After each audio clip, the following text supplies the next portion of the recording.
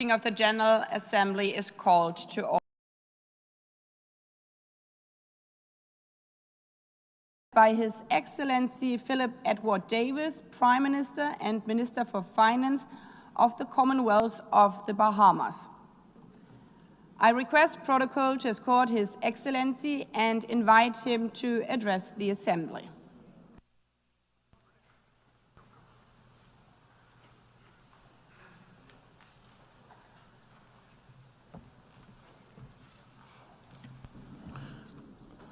Madam President Annalena Baerbock, we offer our warm congratulations on your election to preside over this 80th session of the General Assembly. And we thank your predecessor, His Excellency Phil Yang, for a job well done. Excellencies, delegates, ladies and gentlemen, in celebrating 80 years of the global community coming together in this United Nations, we must remind ourselves of how we got here. The United Nations was not born out of some high-minded ideal or because humanity suddenly decided to promote its collective virtue. No, the UN was created out of the ashes of a period when humanity had almost destroyed itself. The blood-soaked trenches of the First World War, brought about by the rivalries between the great powers of the day, the collapse of the League of Nations, made impotent because of the refusal of the major powers to participate, the despair of the Great Depression, the rise of fascist ambition, which led to the devastation of the Second World War, the terror of atomic weapons. These are the foundation of the United Nations. Over 100 million died, many more driven into poverty. I recite these histories because that is not a world we wish to return to. We are in danger of being doomed to repeat the brutal history lessons. When nations go their separate ways, history teaches us that this disaster eventually follows. When nations stand together, survival and prosperity become possible. With the stench of the atomic firestorms still hovering over Hiroshima and Nagasaki, the world raced to come together in a single body to prevent such things from happening again. The need for nations to unite in a single forum has never been more pressing. This multilateral effort is not a cure-all. Wherever humans live, there will be conflict. But today's crises are far more complex and seemingly more intractable and even more dangerous than 80 years ago. The atomic weapons of the 1940s have proliferated into the nuclear weapons of today, able to wipe out all human life many times over. Diseases now cross oceans in a day, potentially leading to pandemics that can last for years. Cyber attacks can leap borders in a second. Financial contagion can cripple economies in an instant. And climate change, yes, climate change, whose storms and rising seas and fires and floods make no distinction between rich or poor, strong or weak, can devastate us all. No single nation acting on its own can resolve these. Multilateral approaches are not the problem. Multilateral approaches offer the pathways to the solutions. The United Nations is not perfect, but it is the best tool for multilateral action that we have. We workmen should not blame our tools. The flaw is not in the hammer, but in the hand that lets it fall. Your Excellencies, the Commonwealth of the Bahamas is committed to work with members to find solutions. It is why we have offered ourselves as a candidate for a non-permanent seat on the Security Council for the 2032-2033 term. This is not a candidacy just for ourselves. It is for every small state that not only insists that its voice must count, but also knows that we have much to contribute in matters of global peace. For example, we cannot turn away from the agony of the Middle East. The aspirations of the Palestinian people for dignity and self-determination are real. Along with the state of Israel, both peoples have a right to security, sovereignty, and peace. For generations, this conflict has tested the conscience of the world, but resignation is not an option. The vision of two states living side by side in peace and mutual recognition remains the only pathway to justice, stability, and reconciliation. We must not abandon dialogue for despair. The multilateral capabilities and capacity of the UN should not be front and center of this effort. We think that if the organization has structural and institutional weaknesses, then let's fix them. If we think that standards are not evenly applied, that powerful states avoid consequences for aggression or human rights abuses, while weaker states are sanctioned more readily, then let's step up and fix them. The UN is only the sum of its parts. Any lack of effectiveness, any lack of practical impact lies squarely at the feet of member states. The solution is not to abandon it, but to fix it. For countries like the Bahamas, the biggest challenges and crises we face are not of our own making, and yet we are the ones who feel the impacts the most. Our independent Bahamas has never fought a war, and yet conflicts in faraway places cause severe economic shocks, with Bahamians forced to pay higher prices and suffer from unreliable supply chains. Above all, it is the physical changes relating to climate that are causing crises which we are critical, urgent, and existential. Over the past few years, many Bahamian voices have raised the alarm in many international forums about the risk we face from threats of climate change. We do not have the luxury of restarting an esoteric conversation about the causes of climate change. Our living reality means that we simply do not have the time. As I speak to you today, this morning, right now, a tropical storm is moving up our chain of islands. We hope, we pray that we are lucky. But can we remain lucky every season, every single year? We know what we need to do. We need to adapt and to make ourselves more resilient.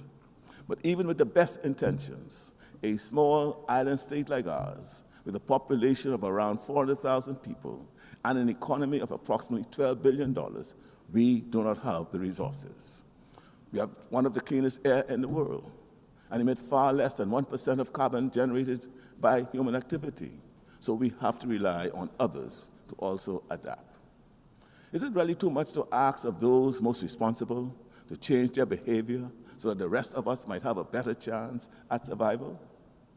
Along with climate change, our closest neighbors also suffer from a number of external threats. Our neighbors in Cuba have suffered for decades under an embargo which has caused suffering without delivering justice. The embargo has punished the ordinary people without changing policy. Friends, engagement, not isolation, is the only way forward.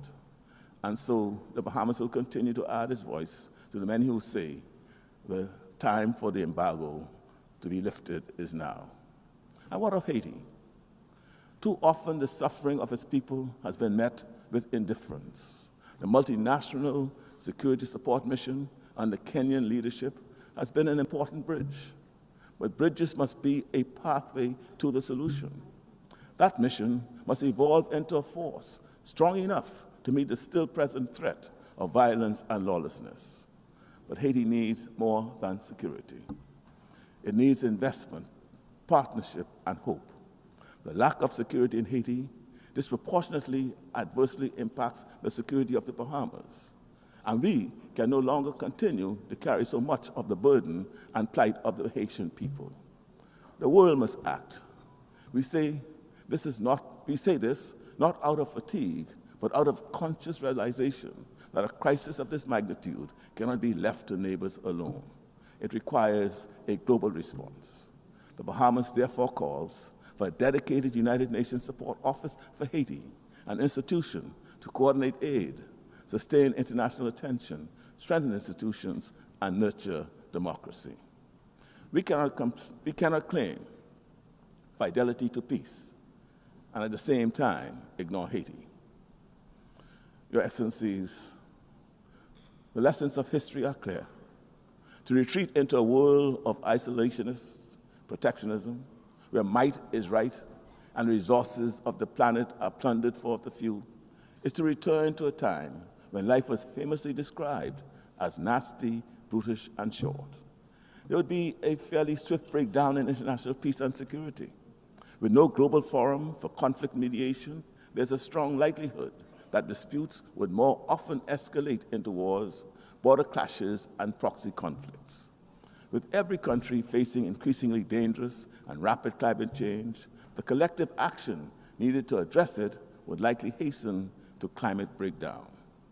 The kind of economic fragmentation that heralded the Great Depression in America in the 1930s would reemerge. Protectionist sanctions and trade barriers, the collapse of supply chains, and resulting higher costs of living around the world would recreate the same conditions that fueled the rise of fascism and the explosion of the Second World War. Is this what we really want? No matter how imperfect, are we really prepared to throw away what we have?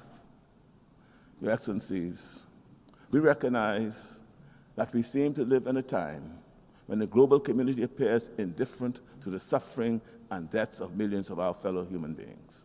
And yet, even in the face of potential climate disaster, today we ask, not for your pity, we not ask for clarity, for charity, we ask simply that you act in your own enlightened self-interest. The security and prosperity of all of us in the region, the hemisphere, and the world are interconnected.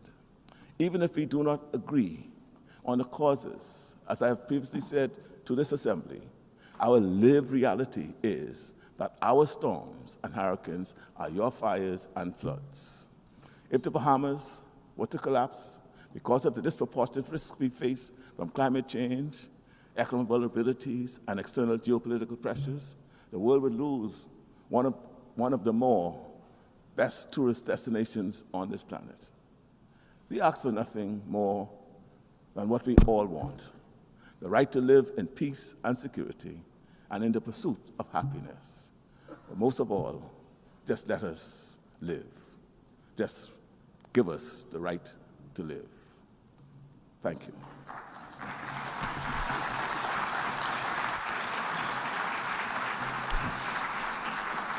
On behalf of the Assembly, I wish to thank the Prime Minister and Minister for Finance of the Commonwealth of the Bahamas.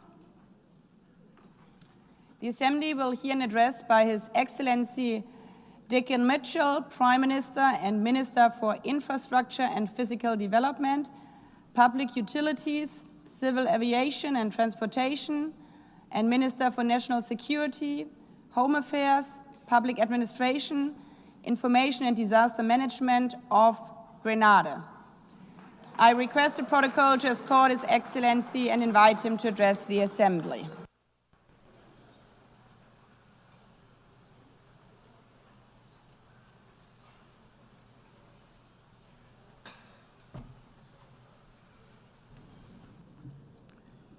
Madam President, members of the Assembly, Excellencies, colleagues, and friends. It is my honor to address this Assembly on behalf of Grenada and as a member of the Caribbean Community, CARICOM. Madam President, I extend my heartfelt congratulations on your election as President of the 80th session of the United Nations General Assembly. We look forward to working with you under the guiding theme of Better Together and to supporting your efforts in advancing peace, sustainable development, and inclusive reform within the United Nations. We meet today in a time of paradox. The headlines tell us of division, instability, and conflict. Yet, never have human beings had such access to innovation, creativity, and opportunity. In one corner of the world, classrooms are reduced to rubble. In another, Laboratories create breakthrough in science and technology that can transform our future. A paradox. In one hemisphere, children walk miles to fetch water from school. In another, children are using artificial intelligence in their lessons. A further paradox. The paradox defines our era. Progress and peril, innovation and instability, hope and hardship coexisting side by side. And so, Madam President, my remarks today are centered on the one force powerful enough to bind these contradictions together. The only force that can turn innovation into inclusion and conflict into cooperation. That force is education. That is a simple yet profound truth. Education is the single greatest social, economic, and creative equalizer that we possess. It transforms circumstances into possibility. It turns the child of a laborer into a leader, the daughter of a seamstress into a scientist, the son of a fisherman into an innovator. This is the heart of my message. Education is not a narrow path to employment. It is a broad road to resilience, to innovation, and to peace. And Madam President, it saves people, not just from economic poverty, but from the poverty of diminished possibility. And so education is a lifeline. I have seen this. I have lived this. And now I am privileged to lead this in and for my country. For me, education was a bridge from limitation to possibility. It was education that carried me from a small hillside village in St. David, Grenada, where my family fetched water from a public standpipe, to this assembly hall today. It was not wealth that brought me here. It was not privilege that brought me here. It was access. Access to teachers who believed in me. Access to opportunities that were modest but life-changing. Access to the chance to learn, even when the path was uncertain. But my story is not unique. It is echoed in the resilience of the Caribbean families who sacrifice for the children's schooling, in the ingenuity of students who make the most of scarce access and even scarcer resources, and in the determination of communities that rebuild schools year after every hurricane. That is the shared story of CARICOM, a story of people who learn to adapt, to innovate, and to persist, always with education as our anchor.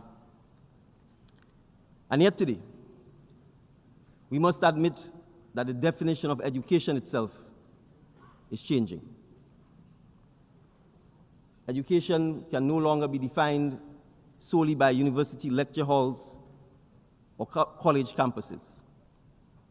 Around the world, young people are shaping their futures in new ways through technical training, vocational education, and digital skills. A certificate in coding can be as powerful as a law degree. A credential in renewable energy can open doors as wide as a medical license. A diploma in advanced manufacturing can transform not only an individual's life or future, but the economic trajectory of an entire community. This broader vision of education is the reality we are embracing in Grenada and across the Caribbean. In Grenada, we have embarked on transformative reforms to strengthen our education system and expand opportunities for all students at all levels.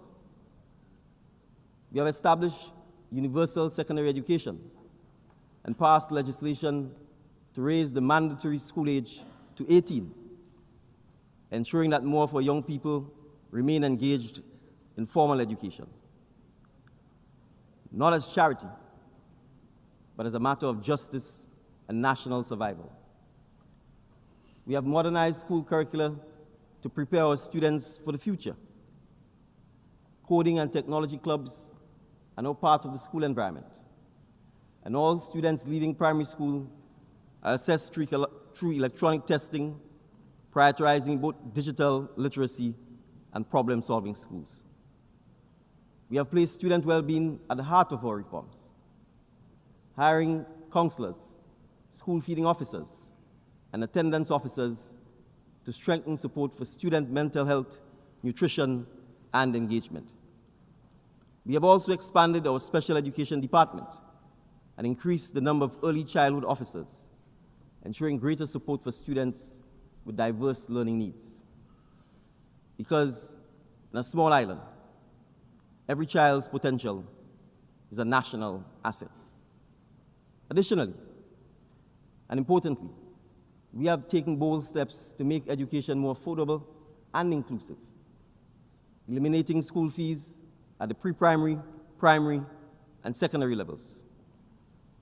Free tuition is now also available at our two main technical and vocational institutions, widening access to post-secondary training and future skills development.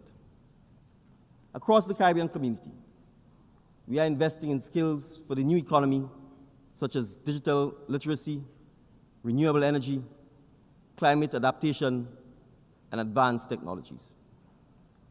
In the case of advanced technologies, we are considering the teaching, understanding, and use of AI and AI-related skills to enhance education access, delivery, and outcome, as we understand that the jobs of tomorrow cannot be met with the skills of yesterday. And through the Caribbean Future Skills Fund, conceived with the Cooperative Republic of Guyana, we are pioneering an endowment model for education, where international contributions are matched by local investment. This ensures that our young people gain not just training, but also a sense of ownership and responsibility. It is education with skin in the game from both donors and recipients. This is not education as an abstract ideal. It is education as a lifeline, as resilience, preparing us to withstand the shocks of climate change and economic volatility. It is education as innovation, equipping us through powerful digital tools to turn necessity into opportunity. And it is education as sovereignty, ensuring that our destiny is not dictated by external forces, but shaped by the skills and creativity of our own people. And so when Grenada, Jamaica, or Dominica rebuilds a school after a hurricane, we are not just rebuilding classrooms. We are rebuilding futures. And so we need partnerships. Education thrives when ideas and systems are shared across borders. Partnerships build better schools, yes, but more importantly, they build better citizens of the world. For small states like mine, partnerships bring the reach and the resources we cannot muster alone. They open doors to technologies and opportunities beyond our shores. For larger states, partnership with us offers something equally valuable: lessons in adaptation and creativity, forged on the front lines of hurricanes, pandemics, and economic shocks. Together, these halves create something greater than either could achieve alone. an education system global in vision, but local in impact. And that is why today I call on donor countries, multilateral institutions, and the private sector, not only to fund, but to co-create, not only to give, but to learn. Because education is not charity, it is collaboration. It is investment in the kind of world we wish to leave behind. But yet, there's conflict, instability, and the attack on education. So, Madam President, we must also speak honestly of the shadows that darken our world today. Wars rage, economies falter, communities fracture, and amid this turbulence, it is children who bear the heaviest burden. When a school is reduced to rubble, when a teacher is silenced, when a family is forced to flee in fear, education becomes the first casualty of the conflict. And when education is taken away, it is not only opportunity that dies, but hope itself. We know all too well what follows: ignorance that breeds division, exploitation that preys on vulnerability, extremism that fills the void, and the cycles of despair that pass from one generation to the next. A child deprived of learning today becomes an adult deprived of dignity tomorrow. And a society deprived of educated citizens becomes a society deprived of peace. And so this is why I say to this assembly today, protecting education in times of conflict must be treated as a pillar of peace building. Just as we rush to shelter the displaced and heal the wounded, we must also safeguard classrooms and teachers. Just as we protect hospitals, so too we must protect schools. Because whether that child is in Palestine, in Haiti, in Sudan, or in Ukraine, their right to learn is as sacred as the right to life itself. A child in Grenada, a child in Canada, or a child in Qatar deserve the same opportunity to unlock knowledge, to connect with teachers and peers, and to shape their future. An attack on education is an attack on all. A commitment to education is a promise we make for all. Madam President, today I urge this assembly, regardless of history or grievance, to come to the table in a shared realization that no child's classroom should be traded for a battlefield, and no young mind should be collateral damage of political disputes. From Guyana and Venezuela to Belize and Guatemala, from Haiti's turmoil to the wars in Israel and Palestine, Sudan, and the Democratic Republic of Congo, we see conflicts that have as another casualty the education of children. All children, not the children of one side or another, but all children. And so I repeat, I urge all parties, regardless of history or grievance, to come to the table in a shared realization that no child's classroom should be traded for a battlefield, and no young mind should be collateral damage of political disputes. And so we must appreciate that dialogue is not weakness. It is, in fact, the highest form of courage. It is the choice to preserve learning, to preserve hope, and to preserve the possibility of peace. Grenada knows from experience that education thrives when nations stand in solidarity. Around the world, partners have trained our teachers, opened the doors of their universities, and strengthened our health and education systems. From the Republic of Cuba to the Kingdom of Morocco, from the People's Republic of China to the United Mexican States and beyond. Such partnerships have given thousands of our students opportunities in medicine, engineering, the sciences, and more, often offered in the spirit of friendship and even in times of difficulty. So it is regrettable that at a time when we should be expanding cooperation, restrictive measures and political divisions continue to weaken international collaboration and punish countries like Cuba that have sought to deliver the promise that education holds. Raynor hopes, for the sake of the Cuban people and for the good of our region, that greater steps will be taken towards Cuba's engagement in the economic and social life of our hemisphere. For small island states, every partnership in education and development is a lifeline. We cannot afford to see those lifelines severed by geopolitics. And so, Madam President, that is why I join my Caribbean colleagues in reaffirming our region as a zone of peace. This principle is not simply a diplomatic phrase. It is a pledge to our people, because conflict undermines development, and peace is the first investment in people.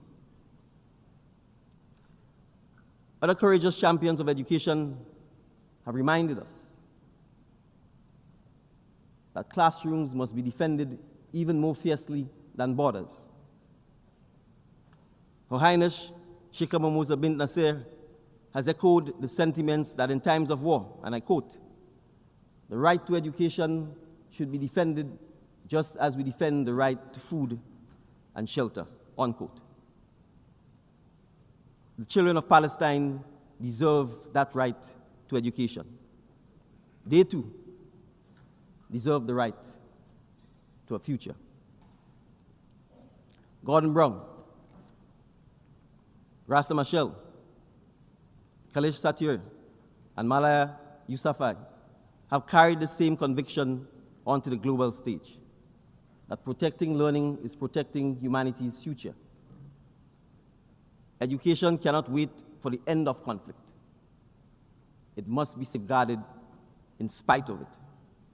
Governments, international organizations, civil society, and the private sector must become partners in this defense.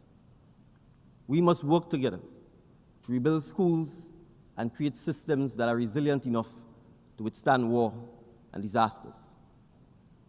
Partnership can be the difference between a child picking up a book and a child picking up a gun, between hope and hopelessness. And so my global call to action,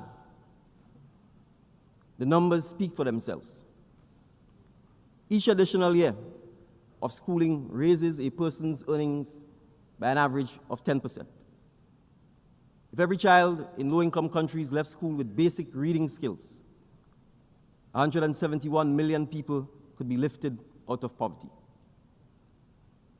If all girls completed secondary school, child marriage would fall by 2/3, and maternal deaths would drop by almost half. And if every adult worldwide had just 2 more years of education, global GDP would grow by trillions of dollars annually. These numbers show that education does not just change the fortunes of individuals, it changes the fortunes of nations. It shapes economies, democracies, and peace itself. But let me be clear. In this era, technology and education without ethics is not enough. We must also teach our young people how to think critically, act ethically, and live responsibly in digital spaces. Education must prepare not only workers for jobs, but also active and responsible citizens. Not only coders of software, but also stewards of truth. Not only innovators of technology, but also guardians of humanity. because we live in an age where misinformation travels faster than facts, and where algorithms can divide as easily as they can connect. In such a world, education must equip the next generation with the wisdom to discern, the courage to question, and the empathy to choose what is right. So let us imagine then a different world, a world where a child at a standpipe in St. David, Grenada, has the same access to knowledge as a child in New York or Tokyo, a world where a child in the rubble of Port-au-Prince can log on to a digital classroom and continue learning despite the chaos around them. A world where a child in a refugee camp, stateless but not hopeless, can study, dream, and prepare for a future beyond the fences that confine them. That vision is within our reach, but it will not come by chance. It will come by the choices we make here together in this assembly and in the partnership we embrace moving forward. And so in concluding, Madam President, colleagues and friends, education is not only a policy, it is a promise that no matter the size of a nation, the color of a passport, or the weight of a child's circumstances, that the door to opportunity remains open. For Grenada and the Caribbean community, education is the antidote to ignorance, the pathway to resilience, and the seed of innovation. It is how we turn survival into sovereignty. It is how we transform vulnerability into vision.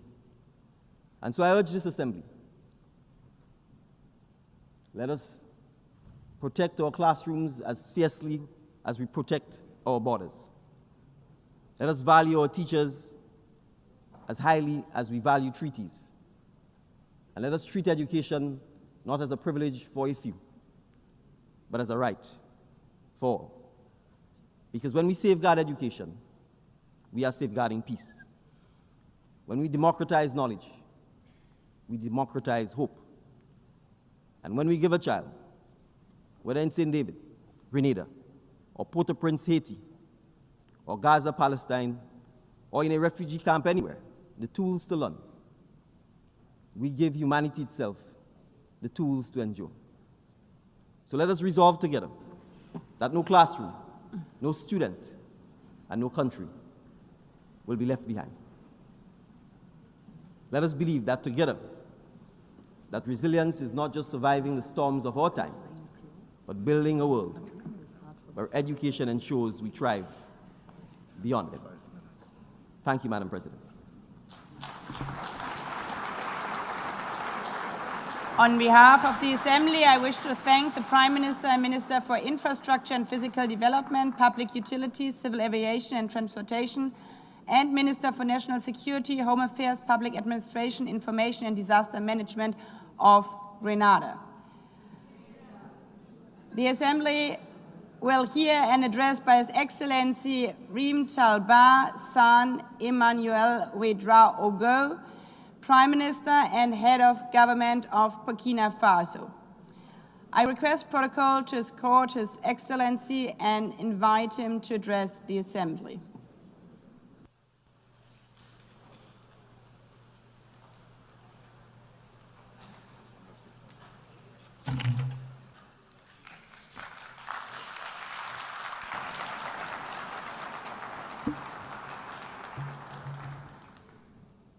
Madame la Présidente, Madam President, Secretary General of the United Nations, Heads of Delegation, distinguished delegates, ladies and gentlemen, it is my great honor and privilege to address you on behalf of President Captain Ibrahim Traoré, President of Burkina Faso, Head of State, during this session, to convey the voice of the dignified, honest people of Burkina Faso. I would therefore like to convey fraternal greetings to you, to all citizens of the world, committed to peace and freedom. Madam President, on behalf of Burkina Faso, I would like warmly to congratulate you upon your election to the presidency of this, the 80th session. Your election bears witness to the trust of the international community in your leadership, your ability to listen to other views, and to dialogue. In Burkina Faso, you will find a sincere, constructive, and committed partner. I would also like to express my gratitude to your predecessor, Mr. Philemon Yang. My gratitude for the high quality and rigor of the work he undertook during the previous session. Madam President, distinguished delegates, ladies and gentlemen, Burkina Faso fully aligns itself with the statement delivered on behalf of the Alliance of Sahel States by the Republic of Mali, together with Niger as well.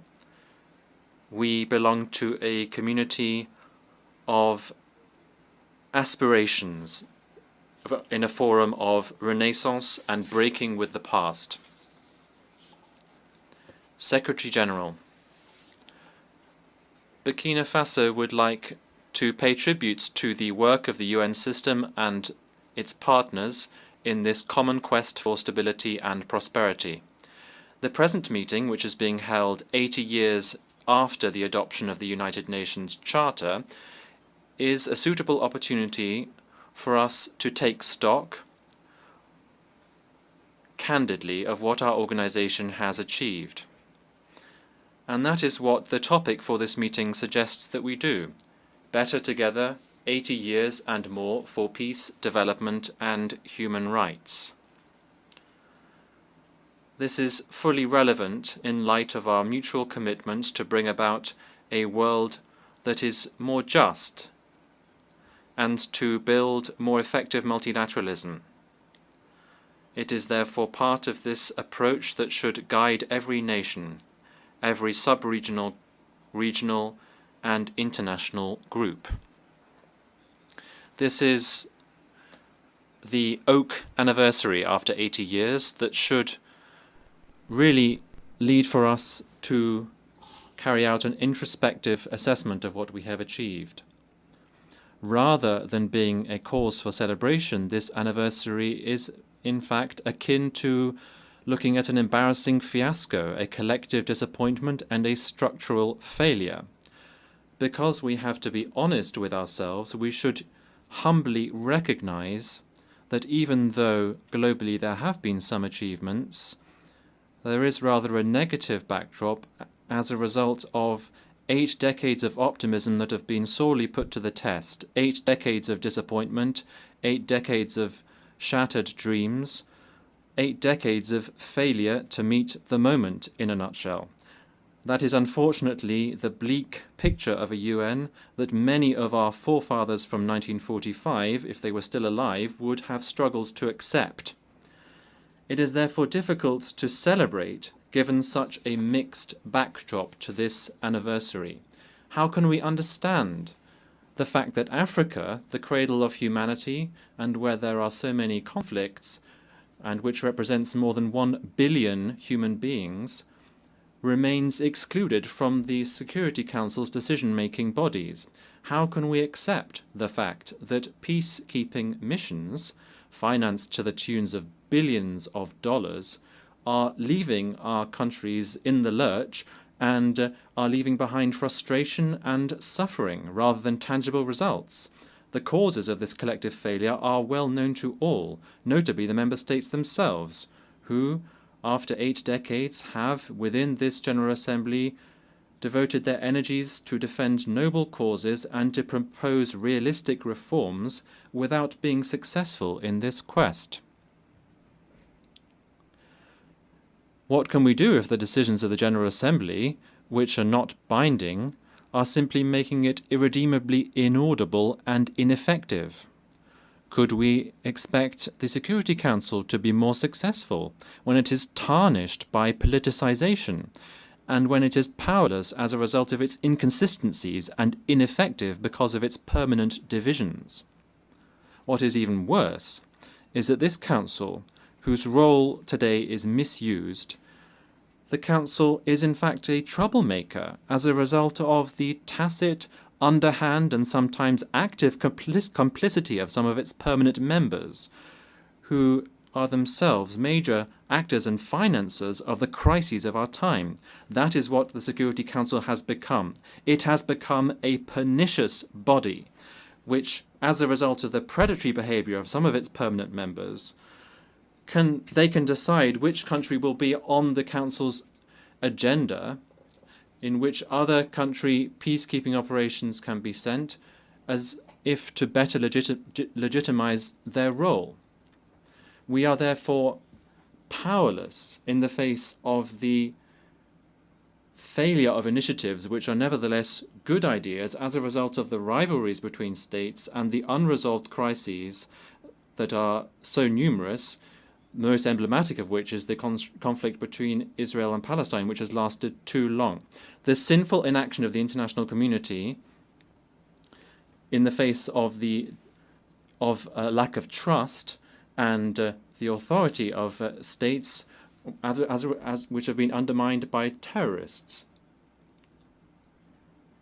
It is time for an awakening and for bold reforms, without which the Security Council will remain an anachronistic institution and will not be able to meet the moment. Ladies and gentlemen, in a world that is changing rapidly as a result of rapid digital change and the persistence of geopolitical tensions, it is critical that we reconsider our economic development strategies. International trade can no longer be conceived through rigid schemas and imbalanced models that have been imposed upon us. Rather, it should be focused on strengthening economic autonomy, local use of resources, and promoting genuine social justice. It has been recognized today that lasting prosperity involves proactive industrialization policies, maximizing the value of raw materials and creating decent jobs, notably for young people. That is why we urgently need to break with the cycle of dependence on the export of raw materials. This is a model that increases our vulnerability and is a permanent brake on our emergence. In Burkina Faso, presidential initiatives bear witness to this determination to build a productive, inclusive, and resilient economy which can bring new horizons for our citizens. That is why my country reaffirms its commitment to building a fairer multilateral trade system based on international solidarity and making the most of scientific progress, technological advancement and innovation, which are genuine levers for shared, lasting development. Madam President, like other nations in the Sahel, my country is going through one of the most testing times in its history. For almost a decade now, Burkina Faso has been attacked by terrorists supported by dark forces. These groups are coveting our resources. They are trying to shatter our sovereignty and impose the law of chaos. But rather than resigning ourselves to this fate, we have chosen to stand up with dignity and resistance under the leadership of our President, Captain Ibrahim Traoré. We decided to take our destiny in our own hands by mobilizing our defense and security forces, supported by volunteers for defending the fatherland, who are genuine heroes, by building up the Patriotic Support Fund, which is fueled by our citizens' voluntary contributions and contributions from our diaspora and friends of our country throughout the world. Since 2023, this fund has collected more than 413 billion CFA francs, which is startling proof of the patriotic spirit and unity of our people. By carrying out historic reforms to achieve food sovereignty, to restore our lands, and to relaunch our agricultural production, and to reduce our dependence on imports. These efforts that our determined people have undertaken are now bearing fruit. More than 72% of our territory has been recovered. Thousands of internally displaced people are going back home. Schools are reopening and social services are now resuming. Burkina Faso is thus showing that a united people can overcome even the toughest challenges. Burkina Faso hereby wishes to reaffirm fully responsibly that its priorities are non-negotiable and that its choices must be respected more than ever before. Mesdames et Messieurs, Ladies and gentlemen, our activities are aligned with the virtues of solidarity and unity.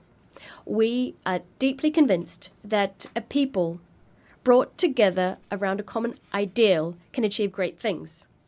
The efforts undertaken by our fellow citizens within the country and in the diaspora, as well as their enthusiastic commitment to the momentum we've created, reaffirm that we've made the right choice, and this under the leadership of Comrade President of Burkina Faso, Ibrahim Traoré. The enthusiasm carried by the Patriotic Support Fund and the presidential initiative Faso Mebo is an excellent illustration of this. Established in 2023 in support of the Action Plan for Stabilization and Development, the Patriotic Support Fund aims to mobilize additional national resources, endogenous resources, so as to build our defense and strategic investment capacity. This fund has secured large-scale backing both within the country and in the diaspora. Madam President, the methodical pursuit of our reforms has meant that today we've made significant headway on economic governance. We have better control over public spending, we've optimized management of the state's human resources, we've streamlined institutional spending, and our debt levels are viable. These efforts can also be seen in a more equitable distribution of our national wealth, ensuring that the vast resources we have in Burkina Faso fully benefit our citizens, benefit our prosperity, instead of flowing to external interests or the representatives thereon within the country. Despite the difficulties inherent in the security and humanitarian crisis, the government has taken action across all sectors of socio-economic development, and this has brought noteworthy successes. Ladies and gentlemen, this is why we are astonished by the condescending stance of certain UN agencies who feel it within their rights to meddle in our national debate using biased narratives which are divorced from the reality on the ground. We unequivocally reject the report entitled Children and Armed Conflict in Burkina Faso, which is peppered with counter-truths and the very title of which demonstrates semantic manipulation. I would like to use this opportunity to commend the courage of our combatants and to pay tribute to military and civilian martyrs who honorably gave their lives in defense of our sovereignty. Madam President, we've always stated that terrorism is being used as a pretext, a convenient pretext, for certain states to pillage African resources. Thus, our countries are being confronted with terrorism. These terrorists being the troops of predatory foreign armies. Some states are no longer hiding this fact. They are publicly proclaiming their support provided to these criminals. A case in point is France.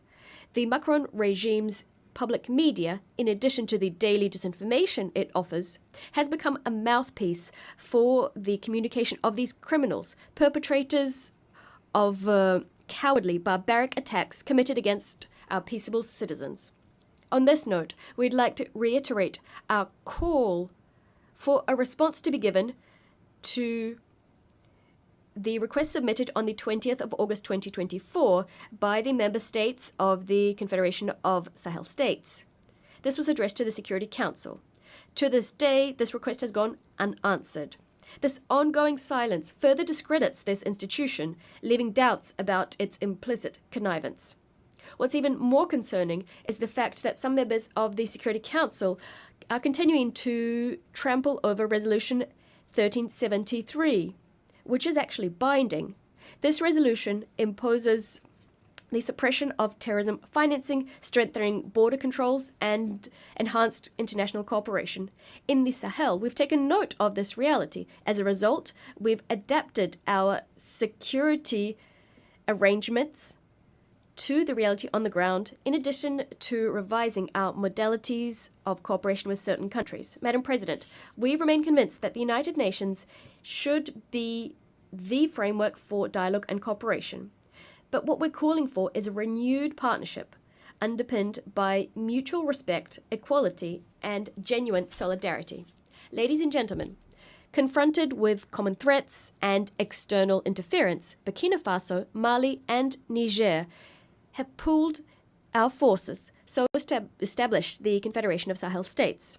The ASS is not a retreat, it's not a way of turning inwards, not at all. It is us asserting that we have the right to determine what happens to us, to pinpoint our own priorities, and to craft regional cooperation that exclusively serves our people.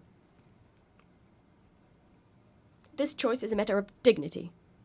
We are refusing a system whereby our countries were all too often used as a territory for the maneuvering by foreign players in pursuit of foreign agendas.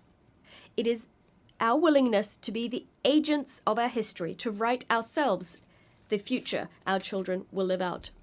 The ASS is in keeping with the fight of Pan-African figures such as Thomas Sankara, Patrice Lumumba, and Kwame Nkrumah.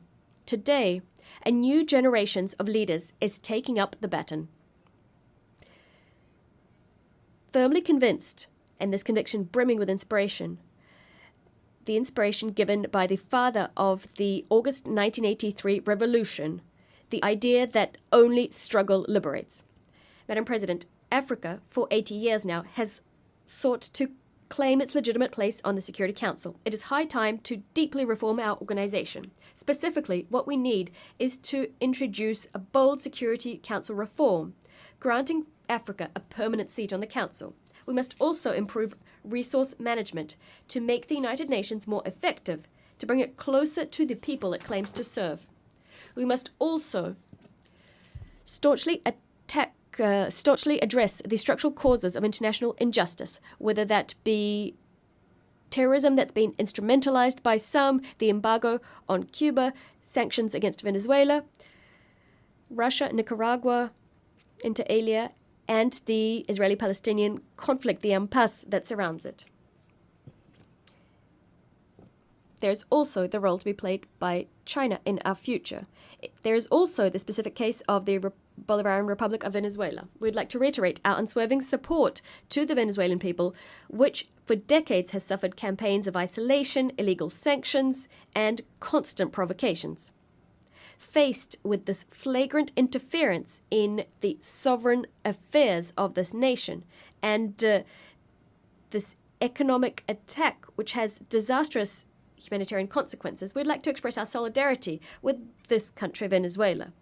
Venezuela, which is resisting with dignity so as to maintain its right to craft its own destiny, free from ultimatums and foreign diktats. We appeal to reason and to diplomacy to end all hostile actions directed against Venezuela. Mr. Secretary General, I would now like to address you. It is high time for our organization to change paradigms, because today the United Nations finds itself in the same situation as the defunct League of Nations. The UN isn't able to make its voice heard, to ensure that its own principles are upheld. It's not capable of ensuring compliance with its decisions and resolutions by the powers that be. It's incapable of ensuring respect for international law, of settling many conflicts, or ensuring that it lives up to the task of addressing current challenges. Mr. Secretary General, you have an excellent opportunity to go down in history by shouldering your responsibilities to enact an in-depth transformation of the United Nations. on which so many hopes were pinned when it was established. You have the support of millions of people the world over to turn the organization into a genuine guarantor of peace and security in our world, instead of an instrument of domination in the hands of whoever is currently the mightiest. Despite the various pressure, despite all the power plays, we know that you have the ingenuity to liberate the organization and to ensure it is up to the task of our common ambition. Madam President, turning to development issues, Burkina Faso applauds the holding of the 4th International Conference on Financing for Development. It is our hope that the conclusions drawn in Seville will contribute to the advent of a financial architecture that's more equitable, which respects the sovereignty of states and support genuine transformation of developing countries. In a similar vein, it's absolutely vital to address the factors which serve as a brake on the full implementation of the Sustainable Development Goals, which are supposed to enact positive transformation in our world under the auspices of the United Nations. Ladies and gentlemen, 80 years after the penning of the UN Charter, our organization has not fulfilled the hopes pinned on it in 1945, far from it. 80 years on, our world brims with injustice and suffering. There are risks of yet another large-scale conflict. They're becoming increasingly palpable. This is a source of concern for the future. But it is not too late to give new impetus to our common home, the impetus it currently lacks. Burkina Faso, true to its Pan-Africanist heritage, would like to reiterate its faith in renewed, fair and equitable multilateralism. We will resolutely defend our sovereignty and our dignity. However, we will also stretch out our hands to all nations enamored of justice, freedom and solidarity. Long live the United Nations organization, a reformed organization, a credible organization. Long live the Confederation of Sahel States. Long live Burkina Faso, a dignified, sovereign country standing firmly on our own 2 feet. Motherland or death, we shall prevail. I thank you.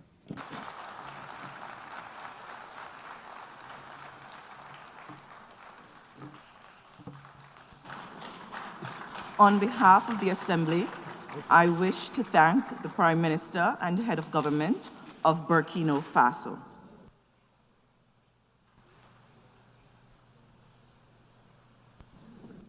The Assembly will hear an address by His Excellency Terence Michael Drew, Prime Minister and Minister for Finance, National Security and Immigration, Health and Social Security of St. Kitts and Nevis. I request protocol to escort His Excellency and invite him to address the Assembly.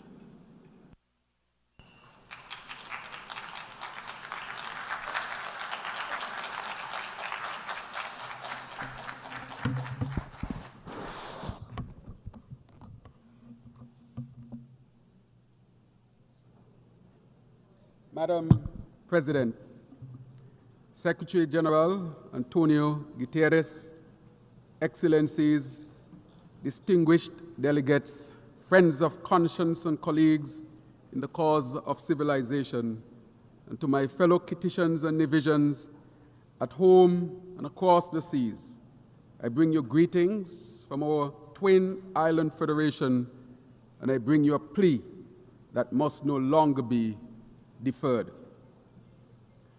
Madam President, for 80 years, this Assembly has been a harbor for hope.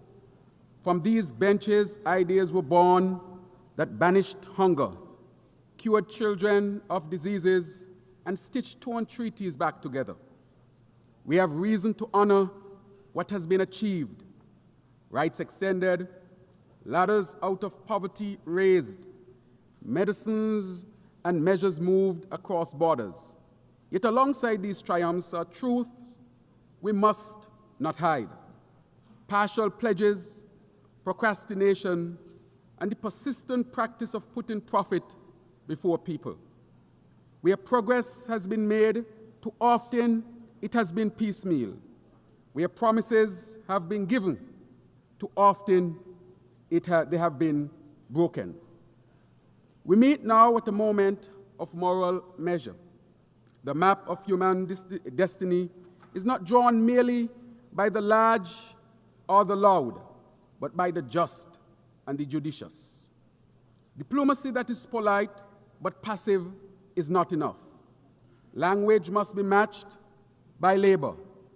Pledges must be partnered by payments, and rhetoric must be redeemed by results.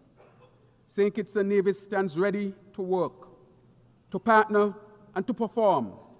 But we ask for the great actors in this global drama a simple thing, and that is to transform your capacity into compassion, change the calculus of comfort for the calculus of climate justice. Madam President, we are people who measure time not by years alone, but by storms.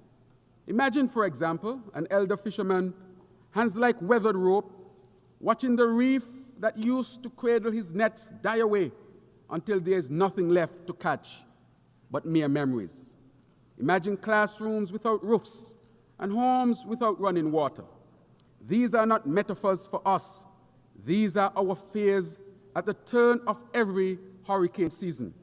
The climate science is stern and the signs are severe. Heat that hangs like a heavy blanket smothers harvests and hardens the soil. Seas that swell swallow beaches where families once played cricket in the sand. Storms that arrive more often, that intensify in hours from Category 1 to Category 5, arrive with total fury and leave devastation in their wake. When a single hurricane can steal away years of a nation's GDP in a single night, the ledger of gross national income becomes a misleading measure of our well-being. This is the anatomy of an injustice. The emissions that warm the planet are poured by the many into an atmosphere owned by no one, and paid for most dearly by the few, by our large ocean states.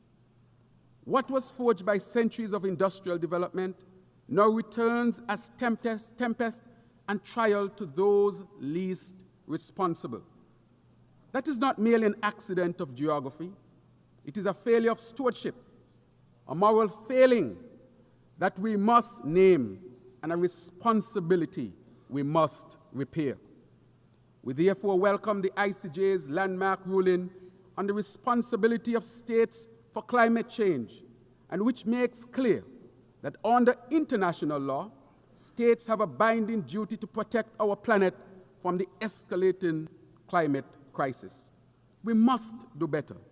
We must cut emissions deeply and quickly, scale finance fairly and urgently, and equip vulnerable nations with the tools to survive and to thrive.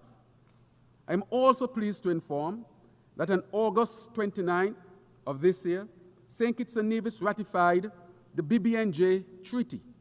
This is a historic achievement for the ocean and for multilateralism. Madam President, St. Kitts and Nevis has chosen to script a different future for survival and growth, one that speaks to balance of care and of durability. We have launched, therefore, the Sustainable Island State Agenda, known as SISA, a deliberate blueprint that sets our course to 2040. SISA is not a slogan. It is a structured mechanism that places people at the center of progress and entwines sustainability with prosperity.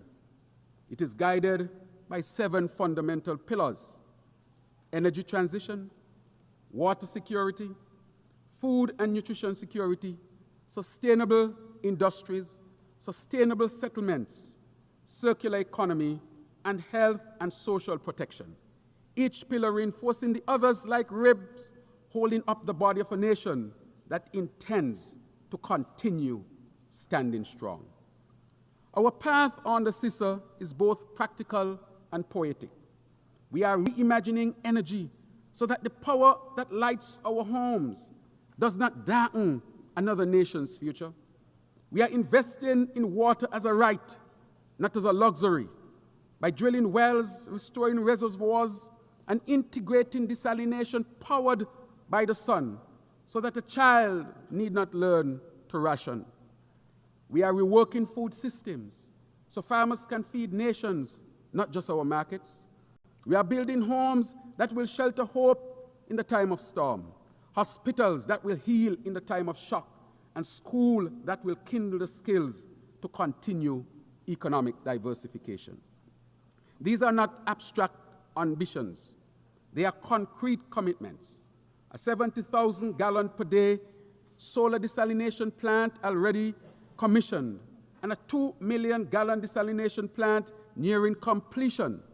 Geothermal drilling in our sister island of Nevis, supported by multilateral finance to power both our islands and beyond.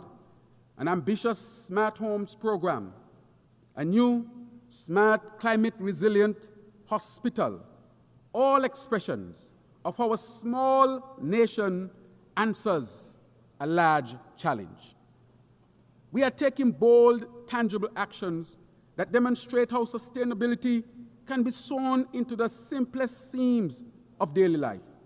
The CISA vision mobilizes resources, aligns ministries, elevates visibility, and, most importantly, invites society into shared responsibility.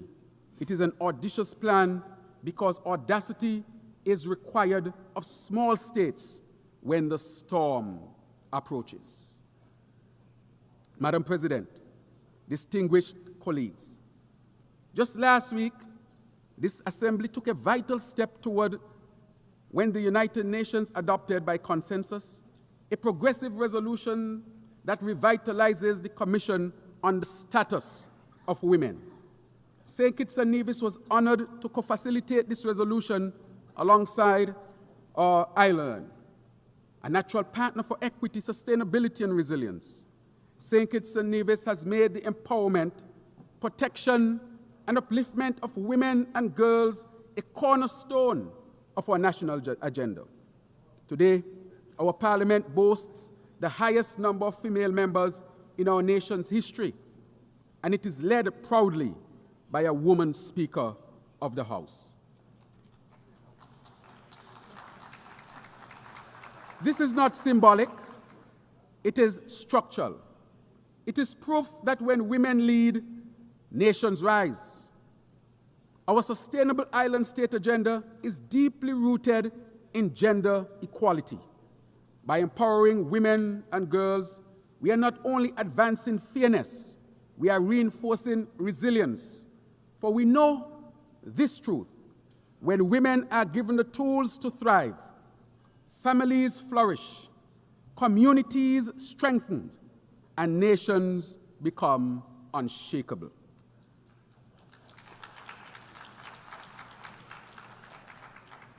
Madam President, the adoption of the Multidimensional Vulnerability Index is a pivotal turning point.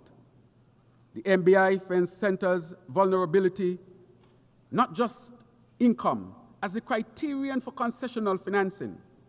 For countries like ours, which may register as high income on the basis of statistical averages, yet can be economically annihilated by a single climatic event. This change is life-saving. Where GDP is a static snapshot, the MVI is a living lens. It sees susceptibility, it weighs shocks, it measures exposure. The MVI can unlock concessional finance for resilience, transform loans into lifelines, and ensure that the reality of risk is not lost in translation. But let us now move from recognition to realization, from the adoption of the MVI to its full institutionalization across the World Bank, across the IMF, across regional development banks. Let us make vulnerability into the architecture, let us bake vulnerability into the architecture of global finance so that resilience is not the exception, but the expectation. Distinguished colleagues, talk of reform must not be timid. The architecture of international finance was largely built in a different century for a different world. That architecture must be remodeled so that it reflects the realities of today: climate risk, transnational inequality, and the asymmetric impacts that fall upon the smallest and the most exposed. St. Kitts and Nevis affirms its staunch support for the Bridgetown Initiative, where our region's clarion call for financial and climate justice. The Bridgetown Initiative offers a practical, principled platform to alter debt dynamics, to reposition credit flows toward green investments, and to operationalize liquidity instruments that protect the vulnerable. We therefore ask this Assembly and our global partners to help convert initiative into instrument and to shift rhetoric into reflowing capital for resilience. The mission of the United Nations, therefore, peace, development, and human rights, is not advanced by preserving an architecture that perpetuates fragility. Reform is justice. Reform is prudence. Reform is protection and equity. Madam President, I want to acknowledge this deep significance of the recent Africa-CARICOM Summit, a historic convening that rekindles bonds severed by the brutality of the transatlantic slave trade and colonization.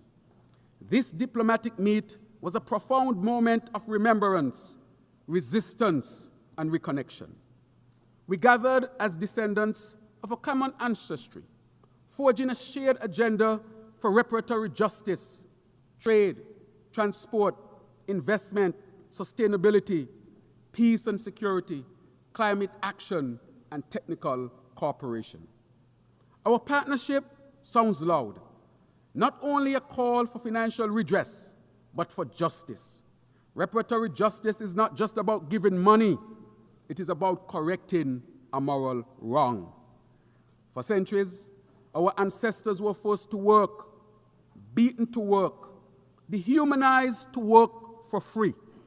Yet when emancipation came, it was not the enslaved who received reparations, but their enslavers.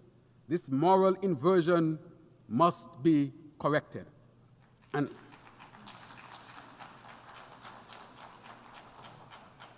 as part of this broader historical reckoning, I also amplify the call for full exoneration of His Honorable, Most Honorable, Marcus Mosiah Garvey, a global icon, Pan-Africanist, and prophet of liberation. And while we welcome the posthumous pardon granted to him, we continue to petition for his full exoneration. Let us correct this error in the record of justice. So today, we stand not in anger, but in resolve. And as Martin Luther King said, the arc of the moral universe is long, but it bends toward justice. With our African brothers and sisters, as a nation and as a region, we will continue to bend that arc toward justice, toward cohesion, and toward a future shaped not by the chains of history, but by the power of solidarity. Madam President, there is a phrase that I hold dear. Peace is not the absence of noise. Peace is the presence of safety. For those of us in the Caribbean, peace is a practical prerequisite for prosperity. Our zone of peace must be more than a slogan pasted on policy papers.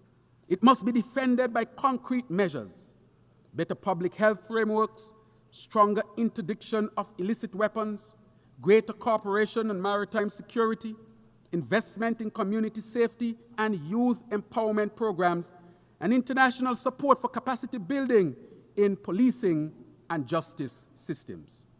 We recognize the serious threats posed by drug trafficking and other transnational crimes. These scourges must be addressed through cooperation, dialogue, respect for sovereignty, and the full respect for the principles of international law. Therefore, we continue to call for measures that encourage peace, stability, and mutual respect.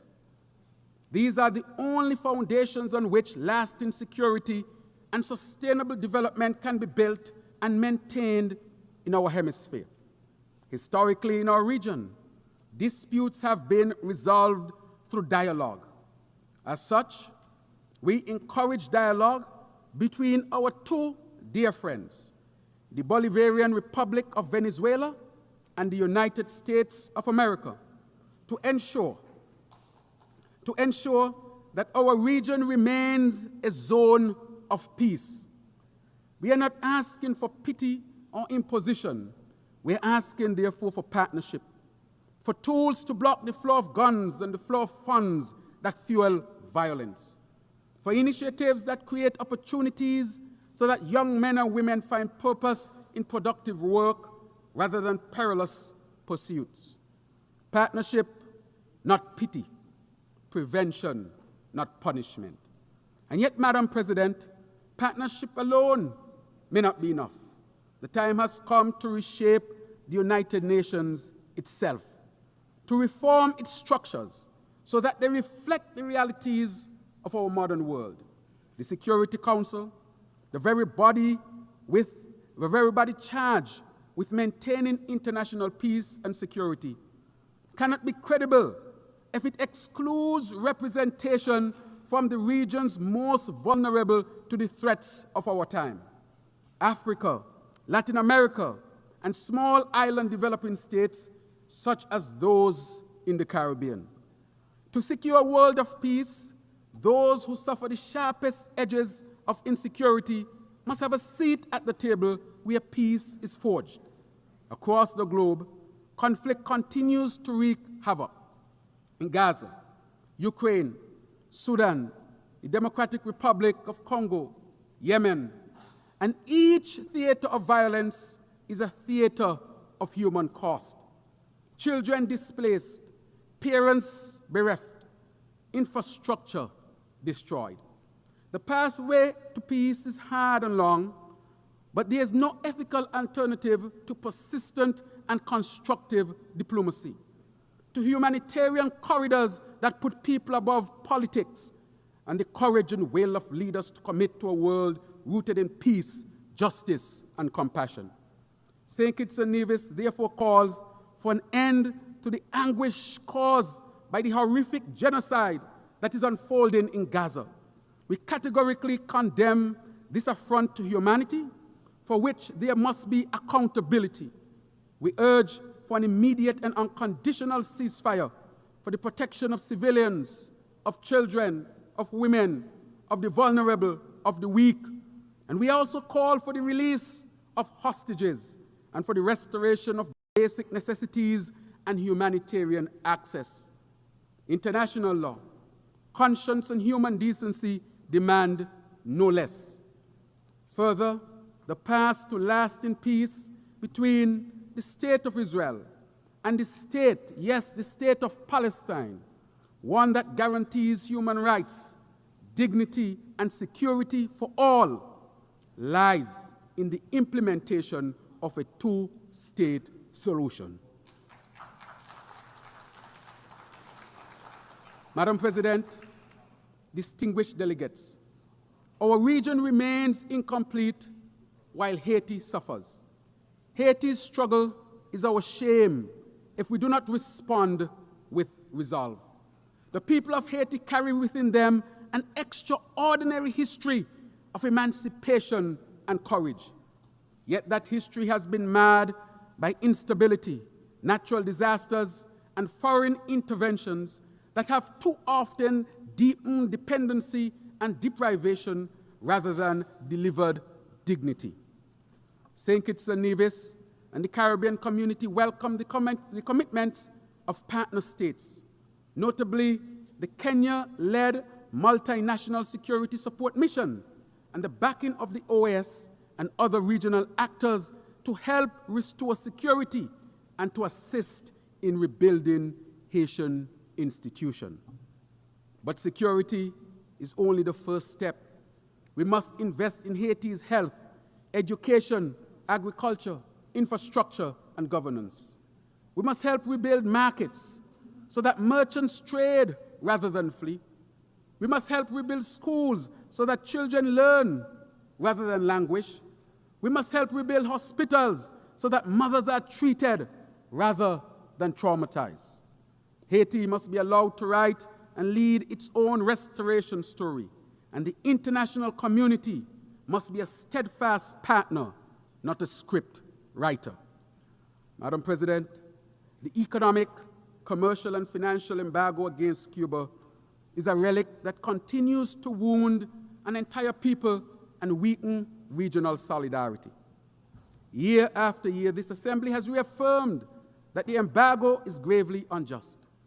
St. Kitts and Nevis joins the Caribbean community in calling for its end and for Cuba's removal from the list of state sponsors of terrorism, which isolates it from commerce and cooperation. Cuba ha sido desde hace mucho tiempo.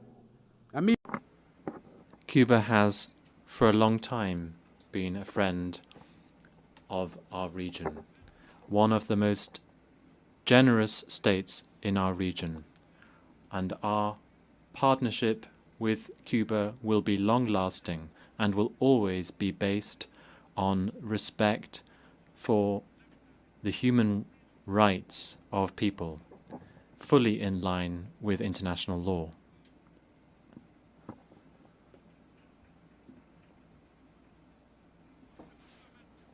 A stronger Cuba, a more sustainable Cuba,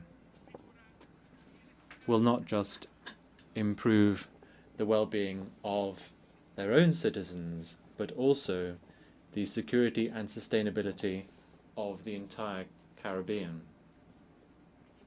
When islands share storms, we must share solutions. The theme of this 80th session, Better Together, asks us to imagine a world in which inclusion is operationalized, excluding Taiwan from agencies where it can and must contribute, such as the World Health Organization and the International Civil Aviation Organization, undermines global capacity for collective problem solving. Taiwan's contributions in public health, technology, and disaster response are not partisan. They are practical. To keep a door closed and cooperation in these domains is to take a risk the world cannot afford. Excellencies, the Taiwan Strait is not merely a lane on a map. It is a lifeline of commerce and human connection. We must urge calm, counsel conversation, and choose this diplomacy of dialogue over the dramatics of discord. Travel, trade, and talks are how we protect the livelihoods of ordinary people, whether in Taipei or the twin islands of our federation. Madam President, I speak to our youth, the wonderful youth of this world, those whose futures will be most shaped by what we do here. Your anger at injustice is justified. Your impatience is prophetic. We need your innovation, your indignation, and your insistence on better governance. Give us your ideas, and we will give you the institutions to implement them. Education must therefore be practical and futuristic. Training in renewable technologies, digital skills, sustainable agriculture, for example, are important. In St. Kitts and Nevis, we have a program for our young people that is called the Aspire Program, meaning achieving success through personal investment, resources, and education, our national effort to invest in our children's future. In this program, every child between the ages of 5 and 18 gets a grant of $1,000, partly to be deposited as savings and partly to buy shares in local companies. So from very young, they are building their financial future a gateway, a pathway to end poverty in our country. This is an example of how we seed hope at the roots. In conclusion, Madam President, distinguished colleagues, when we accept the verse that says, "We shall overcome," we must pair it with the refrain, "We shall act." The triumph of the 20th century was not inevitable. It was the product of people who chose courage over comfort. The triumph of this century will be no less possible if we choose it. This assembly has the capacity to imbue policy with compassion, to turn knowledge into kindness, to render solidarity not as sentiment, but as system. Let us be architects of a world where smallness is not a sentence, but a strength, where islands like ours are recognized as laboratories of resilience rather than limit cases of neglect, where being better together means binding ourselves in common cause, common finance, and common care. May we be brave enough to act, willing enough to partner, and wise enough to ensure that when future generations ask, what did we do at this turning point, their answer will not be they hesitated, but the answer must be they not only acted, but they acted together as a human family. Thank you.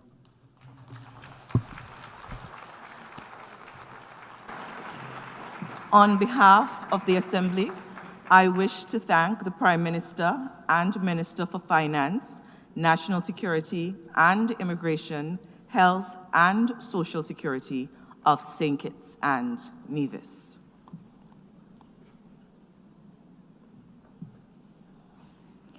The Assembly will hear an address by His Excellency Lamin Zain Ali Mahaman, Prime Minister of the Transition Government and Minister of Economy and Finance of the Republic of Niger.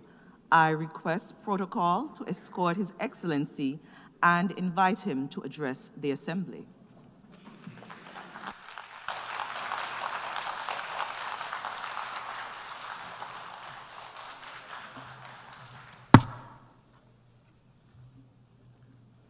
Bismillahir Rahmanir Rahim. Wa sallallahu ala Nabiyil Kareem. Excellences, Excellencies, heads of state and government, heads of delegation, Madam President, ladies and gentlemen. It is a great honor for me to deliver on behalf of the sovereign Nigerian people the greetings and the message of His Excellency Army General Abdurrahman Tiani, President of the Republic of Niger and Head of State. At the outset, Madam President, if I may, I'd like to extend to you our heartfelt congratulations on your election to preside over this 80th session of the United Nations General Assembly. Niger would like to assure you that you have our full support as you fulfill your mission. I also wish to applaud the commitment and leadership of your predecessor who steered the 79th session. Madam President, gentlemen, before getting to the heart of the matter, I would like to say that Niger supports the statement delivered on behalf of the Confederation of Sahel States from this very same rostrum by my brother and friend, His Excellency Abdoulaye Maïga, Prime Minister of Mali, and this yesterday on the 26th of September 2025. He forcefully expressed the aspirations of our alliance and our people, with full respect for our sovereignty, the defense of our interests, and genuine cooperation with all countries enamored of peace and justice. Madam President, ladies and gentlemen, I would like to solemnly express the willingness of the sovereign people of Niger, through their government, our willingness to maintain friendly, cooperative relations with all governments and peoples enamored of peace and justice, and this with respect for the values and principles set forth by the United Nations Charter, as well as our sovereignty and our interests. And how can it be otherwise when we know that throughout our history, the people of Niger and of the Sahel in general, drawing on their vast social and cultural diversity, always drew on their ancestral values to forge secular bonds and to harmoniously coexist amongst themselves and with their neighbors as well. Among the values which underpin our society, our unity, and our common aspirations, there are a number which stand out: inter-ethnic mixing, kinship with humor, respect for otherness, as well as religious tolerance and solidarity, not to mention peace. Throughout our history, we've strengthened mixing between the Hausa, Zama, Pearls, Tuareg, Kanuri, Gumanche, Tubu, Arab, and Buduma people. This mixing meant that we established blood ties and indestructible alliances amongst the people of Niger. Madam President, ladies and gentlemen, as you can clearly see, the Nigerian people, the people of the Sahel, have a long-standing tradition of living together in diversity, solidarity, peace, and cohesion.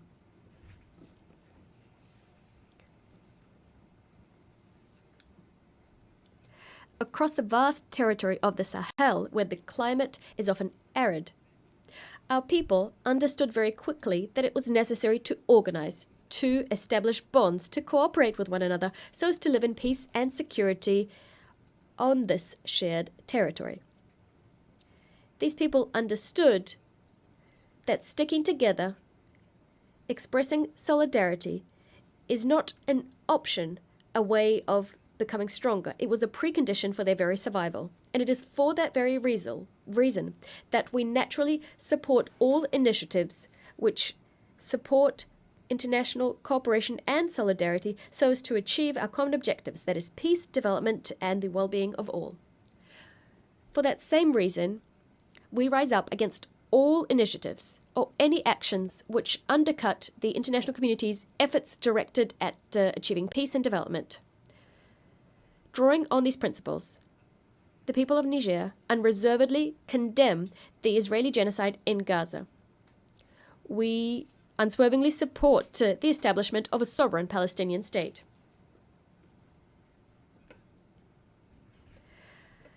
Much like Niger firmly condemns the Israeli aggression against Iran and Qatar, we also rise up against the trivialization of violence in the DRC, in Sudan, and in the Sahel, while the international community looks on indifferent. And in fact, some elements of the international community, some foreign powers are complicit in what's happening in the African continent. Madam President, ladies and gentlemen, actors directly getting involved in conflicts are not the only ones responsible for the insecurity and uncertainty our world faces today. Niger would also like to denounce the inaction of all those who do have the means to act to promote truth and peace. The silence of those who do have a voice, the indifference of those egoists who stand ready to destabilize entire countries or regions in their own interests, the lack of humanism on the part of those who work in underhand ways to sow death in other countries, and the foolishness of those who betray their motherland and their continent. President, ladies and gentlemen, inaction, indifference, complicit silence, as well as subversive and underhand actions to destabilize the situation, violent disinformation campaigns, information wars. This is the reality that my country and the Confederation of Sahel States, the ASS, are facing as we combat imported terrorism backed by sponsors. Niger, in particular, has been living through this since the 26th of July 2023. That is the date when the sovereign people of Niger decided to take destiny into their own hands. We must grasp the complexity of the tragedy unfurling in the Sahel, the challenges it throws up, the ins and outs. This is necessary to understand not only the game various actors are playing, but also the determination of our people and their governments to fight for victory, to tackle this challenge, regardless of the time and the sacrifice this will require.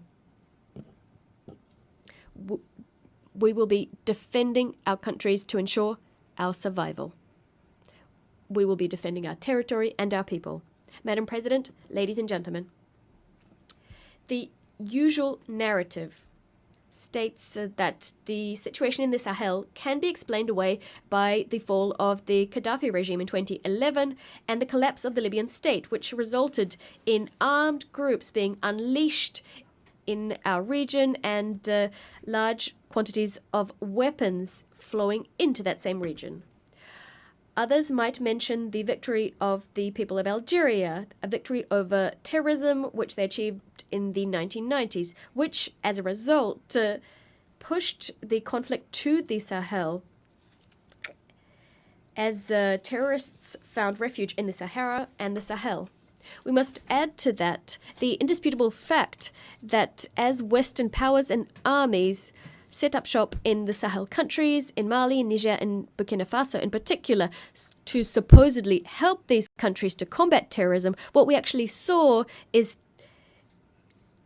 terrorist phenomena in the region expand and intensify. Furthermore, it is also held up as an indisputable truth that the main leaders of these terrorist movements do not come from the Sahel. It's also necessary to underscore that they have vast logistical means, a specific modus operandi, and exhibit blind, unheard-of violence, which is completely foreign to our geographical and cultural space. Indeed, our countries throughout our history have known wars in the name of religion, we've seen rebellions, but we've never seen such bloody, gratuitous, indiscriminate violence on a scale that we're experiencing now. For all of the above reasons, I'm sure you'll agree that this is deliberately imported terrorism that we're facing. Madam President, this is also sponsored terrorism, and this throws up the actual genuine issue of terrorism financing and the destination of all of the resources terrorists have been capturing for over a decade now. How can we understand the fact that terrorists have maintained the war effort over such a long period of time? We must also point out the happy coincidence which saw in Kidal, in Mali, a stronghold for terrorists liberated in the third trimester of 2023, quarter of 2023, at the same time when the French army was leaving the Niger. The government of Niger, much like those of Mali and Burkina Faso, regularly informed international public opinion of the evidence we've collected, evidence of the involvement of a number of foreign powers in the destabilization of the Alliance of Sahel States and of the support they're providing to terrorists. Madam President, ladies and gentlemen, speaking from this rostrum, I'd like to condemn the self-avowed support of France to terrorism in Sahel and in particular in Niger. Indeed, since French troops were cast out from Niger in 2023, as announced, the government of France has established a subversive, underhand plan to destabilize my country. It involves sending intelligence to, training, funding, and equipping terrorists. Unfortunate attempts to create the conditions for inter-ethnic conflicts in Niger and in the Sahel, a disinformation and misinformation campaign to discredit my country, our institutions, our political leaders, and our army. France has also maintained and fueled ongoing political tensions between my country and some of our neighbors. On top of that, we must mention the economic and financial war, an unprecedented war which betrays France's hateful desire to thwart any and all of our development projects by disincentivizing investment and systematically voting against my country in all international financial institutions, whether that be the African Development Bank, the World Bank, or the IMF. Madam President, ladies and gentlemen, what's happening today in our region, in the Sahel, and specifically in Niger, is the result of a number of factors. First, unpaid colonial debts. These debts must be paid off. Our people never forgot the unheard of violence which characterized the colonial occupation. The infamous Voulet Chanoine mission and other military expeditions which stood out because of all the death and the large-scale torture which they unleashed in Terra, in Junju, in Duchi, in Koni, in Tessawa, and in Zinda, and this in a matter of years. In Zinda, as you know, there were even executions. Madam President, ladies and gentlemen, speaking from this august rostrum, my country, Niger, entreats the world's conscience to point out this hostile force which has, since the 19th century, never laid down its arms and which continues to wage total war against my country. Here is evidence of this. In November 2021, in Terra, young demonstrators were assassinated by the French army. The threat of military intervention on the part of ECOWAS has been instrumentalized by France. We must call a spade a spade. The abject terrorism behind which France stands, committing vile crimes in the ASS. For instance, those committed in Fambita on the 21st of March 2025. 44 Muslims were executed in cold blood while they were at Friday prayers. This rostrum also gives me an opportunity to pay a tribute and to think about all of the civilians and the soldiers who gave their lives shot down by the enemy. These crimes remind us of those committed by France in Niger, and this ever since 1899. Crimes which remain an open wound on our collective memory. In the name of human rights, I recall the innocent victims of the Central African Mission. I recall cities and villages which were pillaged and set on fire. I recall the carnage in Junju and Lugu. I recall martyr cities, Korenkalgo, where the population was entirely exterminated. In Beni Nkoni, where over 7,000 people were thrown into mass graves. I'm recalling pregnant women eviscerated, their fetuses left for the vultures to claim. I speak on behalf of raped women and hanged little girls. I speak on behalf of men shot dead and members of the resistance decapitated. On behalf of my country, Niger, I solemnly demand that France shoulders its duty of remembrance, to shoulder its duty of remembrance and to recognize its crimes. To recognize its crimes. On this note, General Chani has established a commission of experts, academics, and scientists to study these dark pages in our history and to rewrite the true history of our country, to set the record straight, to speak the truth, to reclaim ownership of our history, and to give back to our great nation its dignity.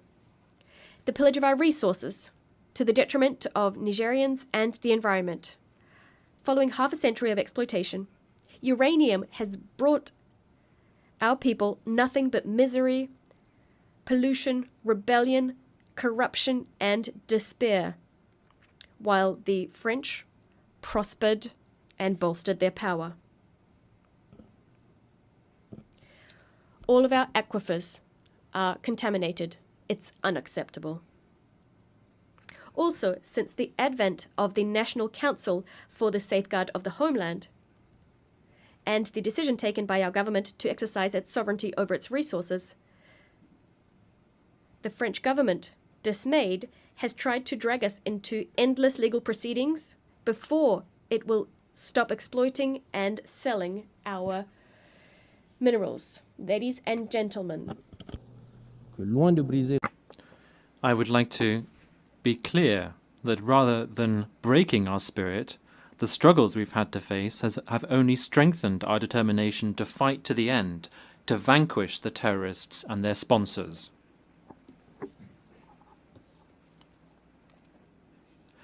We can already take pride in some structural achievements that we have seen. What the people of Niger have been successful in since the 26th of July 2023, with the National Council taking power, is to put our country on a new trajectory, which is a source of great hope. Success means casting away from our country the forces that were hampering our sovereignty and were preventing our forces of defense and security from equipping themselves with the means to fulfill their missions. This is something we have to do. Success also means breaking with all of the unfair conventions, treaties, and laws that were not in the interest of Niger. This is a strong sign for all of those who are accustomed to looting Niger, that now our country will defend its interests unashamedly. Success also means reaffirming our sovereignty over our natural resources, which had all too long been plundered by foreign powers. Success also means uniting our people on questions of national interest. Now all the people of Niger are united. They are focused on safeguarding our country's best interests. They've understood that the battle is a collective matter. That is why we have a new motto, Labusani no in Zama, Zanshinkasane in Hoasa, and Hala Ledi Non in Fulfude. This means this is our business and our business alone. Success also means awakening our patriotism, which had all too long been trampled upon by individuals acting in their personal interests. Now, the people of Niger are proud of their fatherland. Success also means sincere support from the people to the government. People are now fully behind our efforts to put our country on the path to development. This also means that Niger can stand on its own 2 feet, can stand up to and vanquish terrorism, can protect its sovereignty, can invest in the country's future, in a nutshell, can live without the so-called foreign assistance, which has so often in the past been used to threaten and humiliate us. Success also means that for the first time in our country's history, decisions affecting Niger and our people are taken in Niger, by the people of Niger and in the interest of Niger and nowhere else.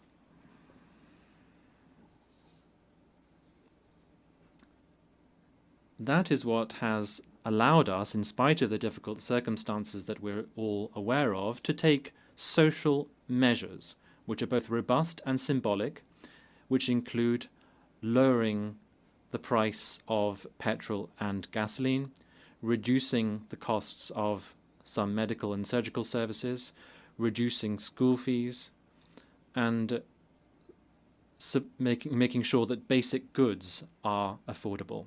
Madam President, ladies and gentlemen, as you can see, Niger is well on the way to a new model of governance. This approach was built upon in the conference that was held, the national conference held in Niamey from the 15th to the 20th of February this year, which brought together all of the forces of the nation.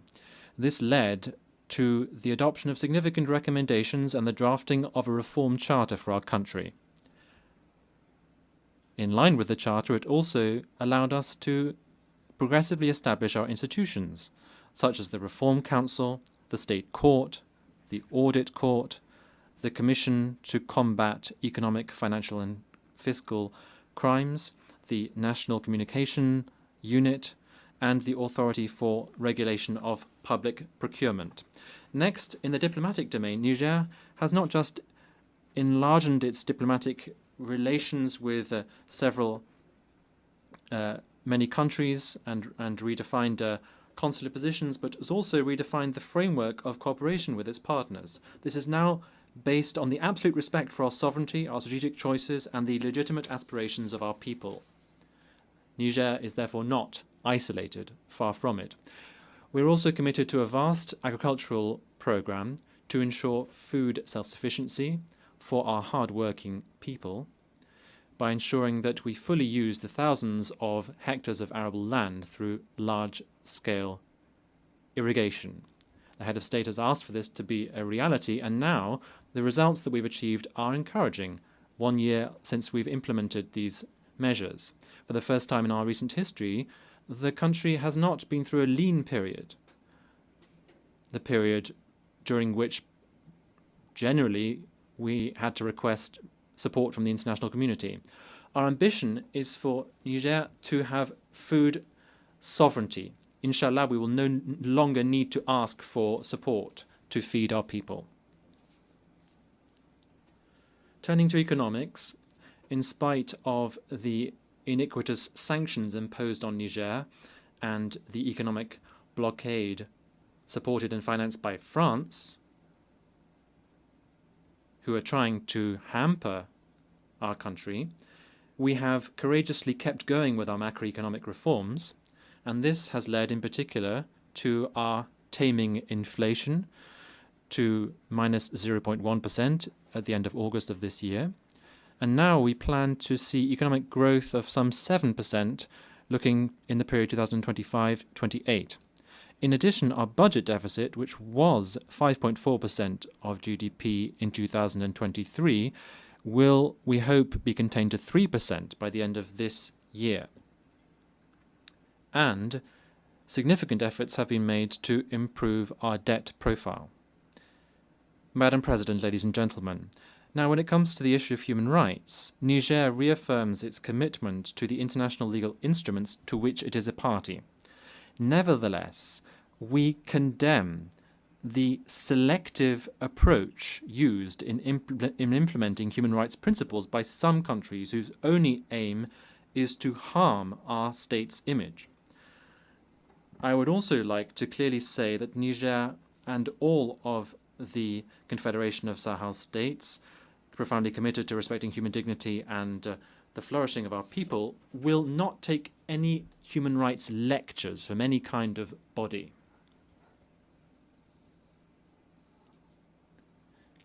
Given the security, diplomatic and development challenges, Burkina Faso, Mali and Niger have taken the historic decision to establish a strategic alliance, which is the Confederation of Sahel states. And the speakers from Burkina Faso and Mali have already mentioned this. This is a context in which we coordinate our policies and we are building our future together with our own ideas to ensure that our diplomacy, which works perfectly well, can lead to specific outcomes so that we can meet the aspirations and needs of our peoples. This forum allows us to coordinate policy and to build our future with our own ideas and our own means, based on ancestral values, in a forum which we hope will soon be rid of all forms of threats. Pour conclure mon propos. In conclusion, I would like to say that Niger is, as a result of its history and geography, facing many challenges. We have to acknowledge that, such as the effects of climate change, droughts, followed by floods, which are making life for our farmers even harder. Many of our young people are still in need, and we're also facing up to the fact that a lot of our wealth has previously been exploited by foreign powers shamelessly. We also have the scourge of terrorism financed by Western powers as a result of one-sided agreements. Terrorism has been plunging our towns into into sorrow, and people have been deprived of their needs. However, Niger, together with the other two countries of the Confederation, are currently enjoying a renaissance, and we are currently on the road to recovery through the leadership of our three heads of state and our determination to take our destiny into our own hand. The recovery in Niger is not a break with the international community. It rather just reaffirms our sovereignty, our dignity, and our inalienable right to choose our partnerships for the well-being of our children. Our absolute priority, therefore, remains security, the fight against terrorism that we are engaged in.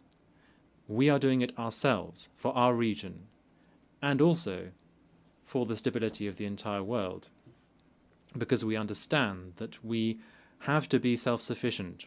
We can't rely on the UN, this powerless UN, which is hampered by the veto of Western powers. The UN has to be reformed. Niger's recovery also means economic progress through the responsible use of our immense varied natural resources. We have decided that these riches must benefit our people first and foremost. We are committed also to honest governance, and we invite international investors who wish to support us in this. It will be a win-win partnership. We also hold out our hand to all countries in the world who believe in a partnership based on mutual respect, justice, and solidarity. This reform also means ensuring food self-sufficiency in our country. Our government is focusing on agroecology and large-scale irrigation, as I have already said. Being self-sufficient remains the watchword of our head of state. Madam President, we still believe in multilateralism as the way to overcome global challenges. However, this must be reformed. It must be more inclusive, and it must be fairer. Africa must have its full place as it is required in international decision-making bodies, including in the Security Council. The voice of our alliance must be heard when peace in the world is discussed. We have our role to play. We must work together to build a more resilient, a fairer, more equal world. A world in which security is not the privilege of just a few powers, but the right of all countries, be they large or small. A world in which every nation's view counts without any kind of discrimination, and where the voices of the people are heard. Ladies and gentlemen, thank you on behalf of my country, Niger. On behalf of the Assembly, I wish to thank the Prime Minister of the Transition Government and Minister of Economy and Finance of the Republic of the Niger. The Assembly will hear an address by His Excellency Sonexay Sifandon, Prime Minister of the Lao People's Democratic Republic. I request protocol to escort His Excellency and invite him to address the Assembly.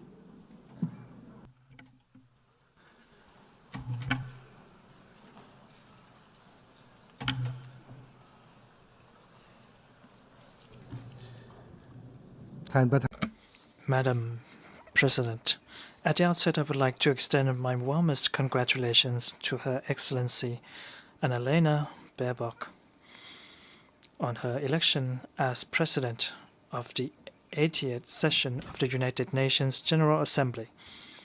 Taking this opportunity, I would like to express my sincere appreciation and would like to offer our full support upon discharging your duties, and also to express my sincere appreciation to His Excellency Philemon Yang for his leadership throughout the 79th session, with significant outcomes achieved in many areas.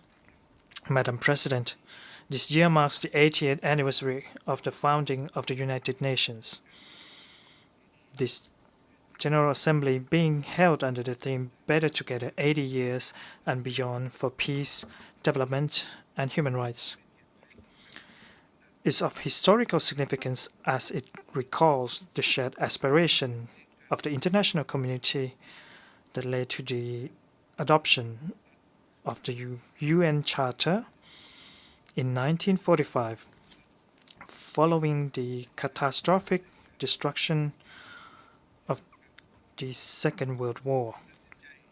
This courageous decision, beyond its historical importance, also reflected the collective determination of all nations in charting out a new direction for safeguarding global peace, anchored in the principles enshrined in the United Nations Charter, including the peaceful settlement of disputes, international cooperation, solidarity, and peaceful coexistence. The Charter established the fundamental principles that have guided all member states in promoting peace and fostering multilateral cooperation over the past 8 decades. Although the world has encountered multifaceted challenges and at times brought us to the brink of destruction, it was through the international community's firm adherence to multilateralism that we were able to overcome these obstacles through the peaceful settlement of disputes, allowing all humanity to live in peace, stability, and prosperity. These achievements underscore the tangible success of the United Nations in fulfilling its given mandate, with the Charter continuing to serve as our guiding compass. Madam President, today our world continues to encounter interrelated and deeply rooted challenges, leading to heightened geographical tensions and rivalry, widening inequality, combined with the lingering impacts of the COVID-19 pandemic. These factors continue to threaten international peace and undermine development progress. In many regions, disputes and armed conflicts continue to persist, inflicting devastating consequences on the people across the globe. Therefore, we must redouble our efforts and exhaust all possible means to collectively address these challenges through dialogue and peaceful settlements, thereby protecting the hard-won gains and preventing further setbacks.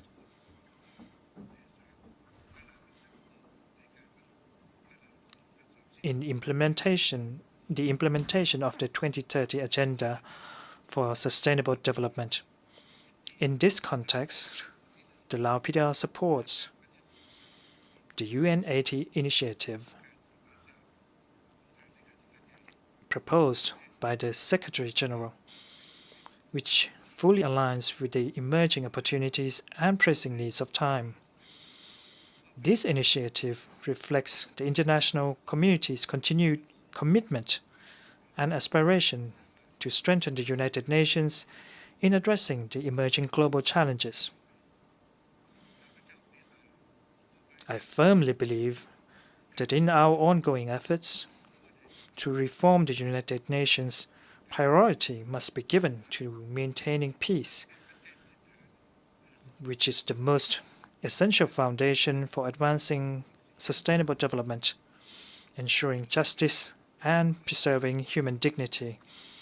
At the same time, we must strive to further enhance the effectiveness of the UN's working methods and mechanisms through comprehensive and inclusive reforms.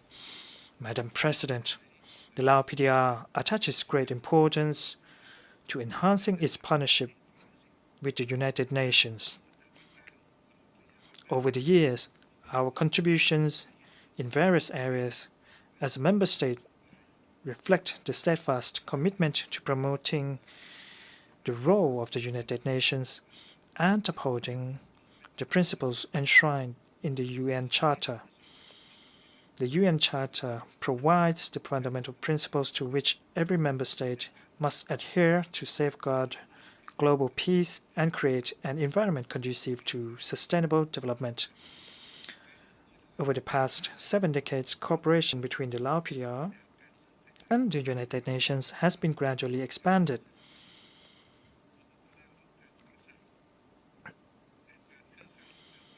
With the UN playing an essential role in supporting the country's socio-economic development. In 2025, this year marks the 70th anniversary of the Lao PDR's membership in the United Nations.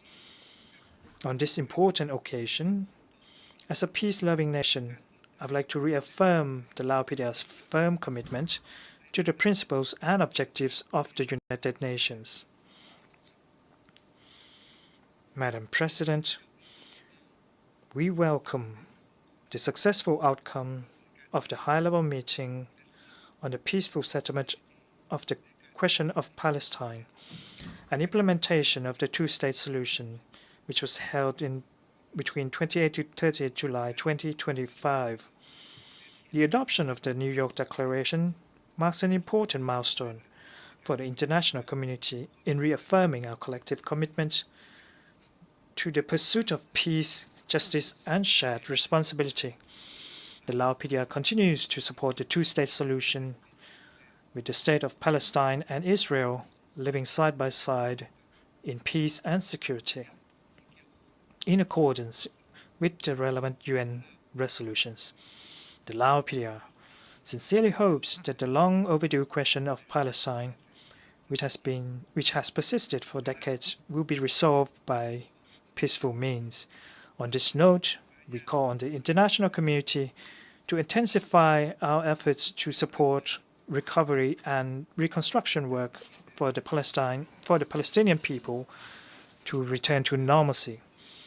Drawing from our own experience, the Lao PDR believes that the war is never the answer, and the only path towards resolving conflicts is through diplomatic means, mutual understanding, respect for sovereignty, and adherence to the principles of international law. The Lao PDR is of the view that unilateral coercive measures is not only contradicting to the United Nations Charter and international law, but also hinders sustainable development and impose unjust suffering on innocent people. We must therefore redouble our efforts to foster enabling environment for peace and development cooperation among all nations. And in this regard, the Lao PDR once again joins the international community in calling for lifting the economic and financial embargo against the Republic of Cuba, including the removal of Cuba from the list of state sponsors of terrorism, and the elimination of all unilateral coercive measures imposed on sovereign countries. Madam President, the midterm review on the implementation of the 2030 agenda has shown that we continue to face numerous challenges. In this regard, the Lao PDR reaffirms its strong determination to implement the SDGs and welcomes the adoption of the Pact for the Future. The renewed commitments aimed at strengthening multilateral cooperation and advancing the key priorities of the United Nations. For the Lao PDR, the SDGs have been fully integrated into the National Development Agenda. We will continue to attain the SDGs through the implementation of our National Socio-Economic Development Plan, which, with consolidated efforts to enhance resilience and better respond to the current circumstances, including climate and environmental challenges, by applying climate-smart technologies. Likewise, we recognize that enhanced international cooperation, as well as access to new technology, innovation, and financial resources remains essential for countries in special situations and the most vulnerable groups. Taking into account its specific development needs and unique circumstances, the Lao PDR has therefore adopted the National SDG 18 entitled Lives Safe from Unexploded Ordnance.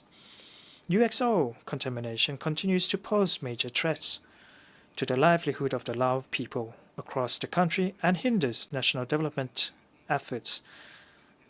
Taking this opportunity, I call upon the international community to increase its support and assistance in addressing the UXO issue, including through the implementation of the International Convention on Cluster Munition, particularly by supporting the Lao PDR's presidency of the Third Review Conference on the Convention on Cluster Munitions in 2026.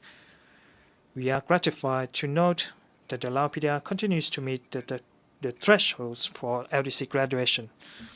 To ensure a smooth and sustainable graduation, we are currently implementing the smooth transition strategy through close consultations and cooperation among the concerned sectors and development partners in view of maintaining a positive momentum in the post-graduation period. Despite numerous challenges faced, the Lao PDR remains firmly committed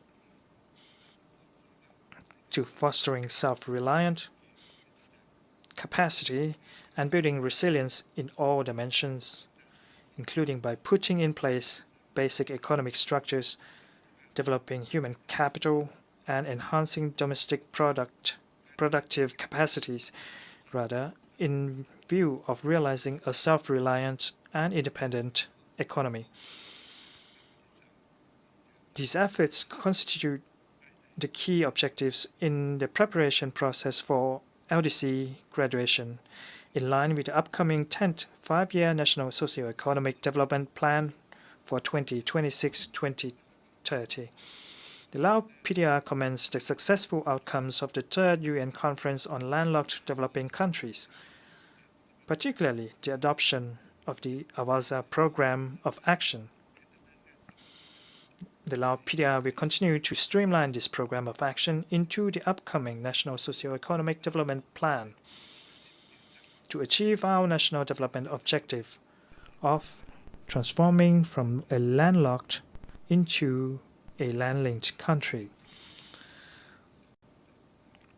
For the Lao PDR, infrastructure development for connectivity has been a top priority. In this connection,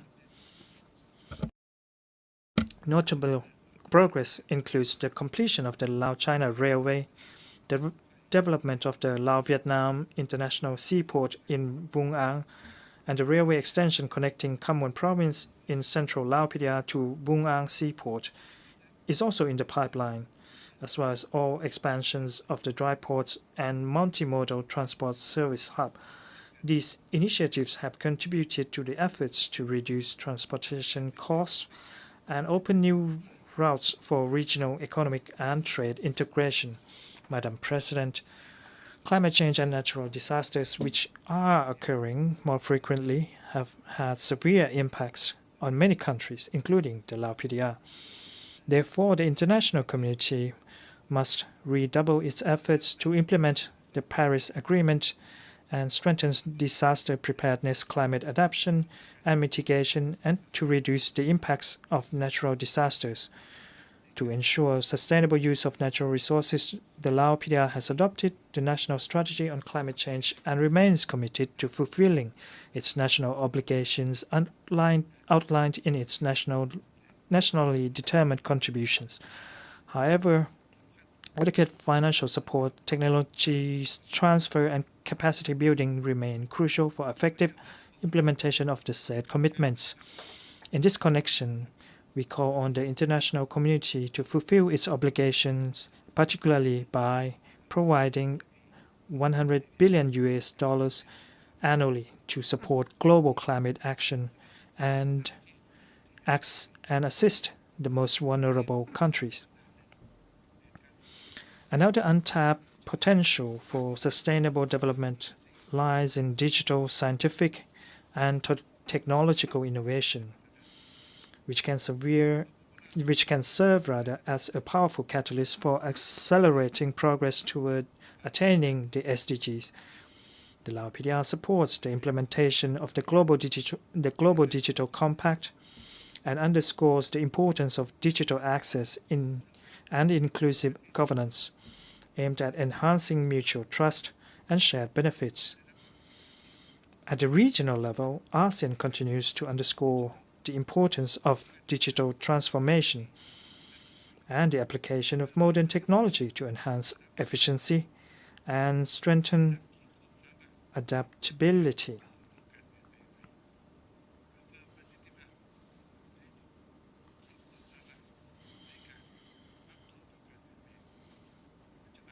At present, ASEAN is accelerating the negotiation process on the Digital Economy Framework Agreement in view of positioning the region as a leading digital economic hub, promoting regional integration, expanding global connectivity, and enhancing the capacity necessary for addressing the emerging challenges of the modern global economy.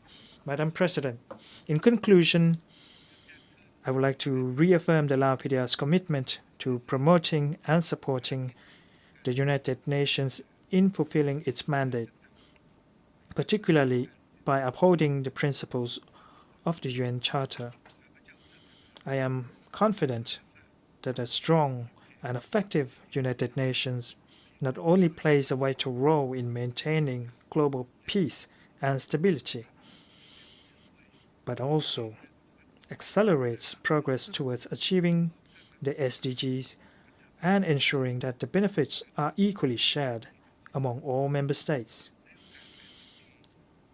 On the occasion of the 80th anniversary of the founding of the United Nations, I am confident that this offers an excellent opportunity for world leaders to discuss and explore all ways and means to safeguard peace and collectively address the challenges facing us today, as well as create a conducive environment in which all humanity can live in peace, security, justice, and prosperity. I thank you.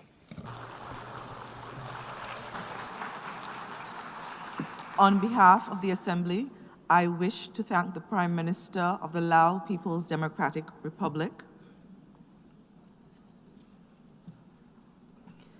the Assembly will hear an address by His Excellency Nicole Pashinyan, Prime Minister of the Republic of Armenia.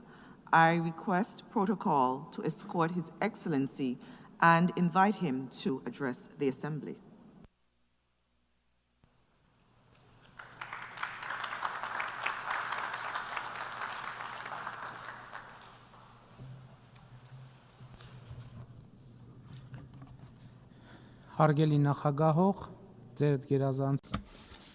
Dear President, Excellencies, dear colleagues, ladies and gentlemen,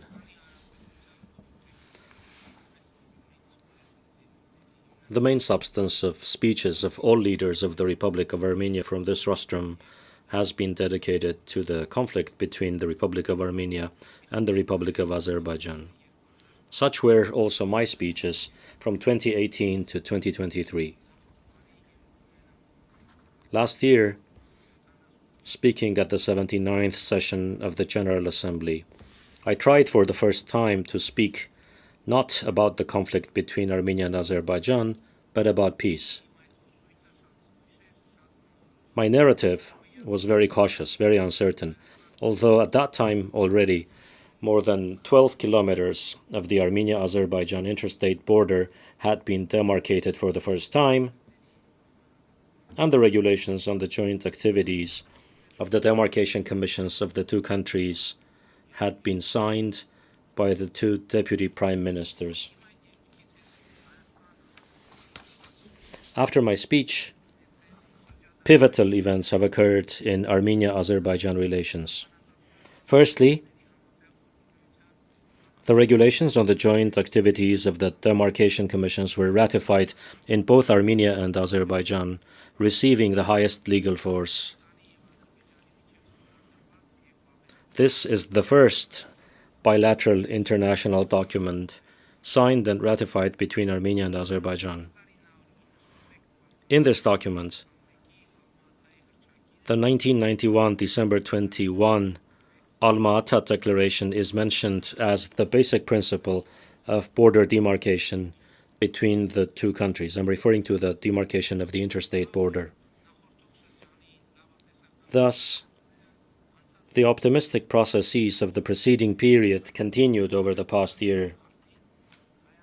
In March of this year, Armenia and Azerbaijan were able to agree upon a draft agreement on establishing peace and interstate relations and to conclude the negotiations on the draft with such a positive outcome.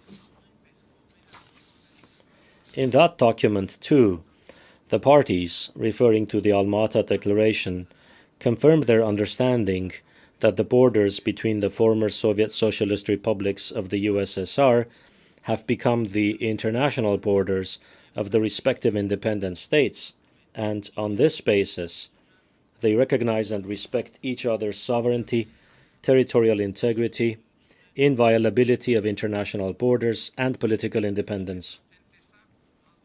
As you have now seen, the reference to the Alma-Ata Declaration means that both countries recognize that the territory of the Republic of Armenia is identical with the territory of the Armenian Soviet Socialist Republic, and the territory of the Republic of Azerbaijan is identical with the territory of the Azerbaijan Soviet Socialist Republic, and the borders encompassing these territories are inviolable. The aforementioned agreement on the establishment of peace and interstate relations between Armenia and Azerbaijan was initialed on August 8 of this year in the U.S. capital, Washington, D.C., at the White House, by the foreign ministers of the two countries, in the presence of the U.S. President, the President of Azerbaijan, and myself. The culmination of the meeting that took place at the White House on August 8 was the declaration that we adopted as a result of the meeting with the President of Azerbaijan, and which was also signed as witness by the U.S. President, Donald Trump. That declaration stated that Armenia and Azerbaijan recognize the need to chart a course for a bright future, not bound by the conflict of the past, consistent with the Charter of the United Nations and the 1991 Almaty Declaration, and that after the conflict that brought immense human suffering, the conditions have finally been created for our nations to fully embark on building good neighborly relations on the basis of the inviolability of international borders and the inadmissibility of the use of force for the acquisition of territory. This reality, which is not and should never be subject to revision, paves the way for closing the chapter of enmity between our two nations. We resolutely reject and exclude any attempt of revenge, now and in the future, reads the declaration. In the same documents, we, the leaders of Armenia and Azerbaijan, reaffirmed the importance of opening communications between our two countries for intrastate, bilateral, and international transportation, for the promotion of peace, stability, and prosperity in the region and its neighborhood on the basis of respect for the sovereignty, territorial integrity, and jurisdiction of the states. These efforts are to include unimpeded connectivity between the main parts of the Republic of Azerbaijan and the Nakhchivan Autonomous Republic through the territory of the Republic of Armenia, with reciprocal benefits for international and intrastate connectivity for the Republic of Armenia. It was also noted that the Republic of Armenia will work with the United States of America and mutually determined third parties to set forth a framework for the Trump Route for International Peace and Prosperity, the TRIP Route connectivity project in the territory of the Republic of Armenia. We confirmed our determination to pursue efforts in good faith to achieve this goal in the most expeditious manner. Distinguished President, ladies and gentlemen, what does all this mean? All this means, and I am happy to report to the entire international community, that peace has been established between the Republic of Armenia and the Republic of Azerbaijan. Ladies and gentlemen, the role of United States President Donald Trump is decisive in this peace process, whose dedication, consistency, and principledness made possible what seemed to be impossible. This is why we agreed with Azerbaijan's President Ilham Aliyev on our joint decision to nominate President Trump for the Nobel Peace Prize, because we have seen through our own example that President Trump is truly committed to the idea of peace. I would also like to emphasize the role of the peoples, governments, and parliaments of Armenia and Azerbaijan, without whose support, of course, it would have been impossible to reach this point. Peace, thus, is established, but peace is not a vacation. It is work, everyday work.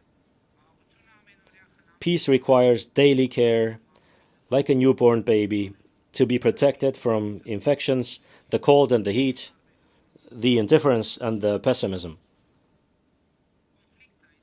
Conflict indeed poses far fewer questions before us, and the options for answers in the case of conflict are not many, while peace brings with it questions, new questions, more questions, questions continuously, and peaceful life is about answering those questions with care and not with disdain.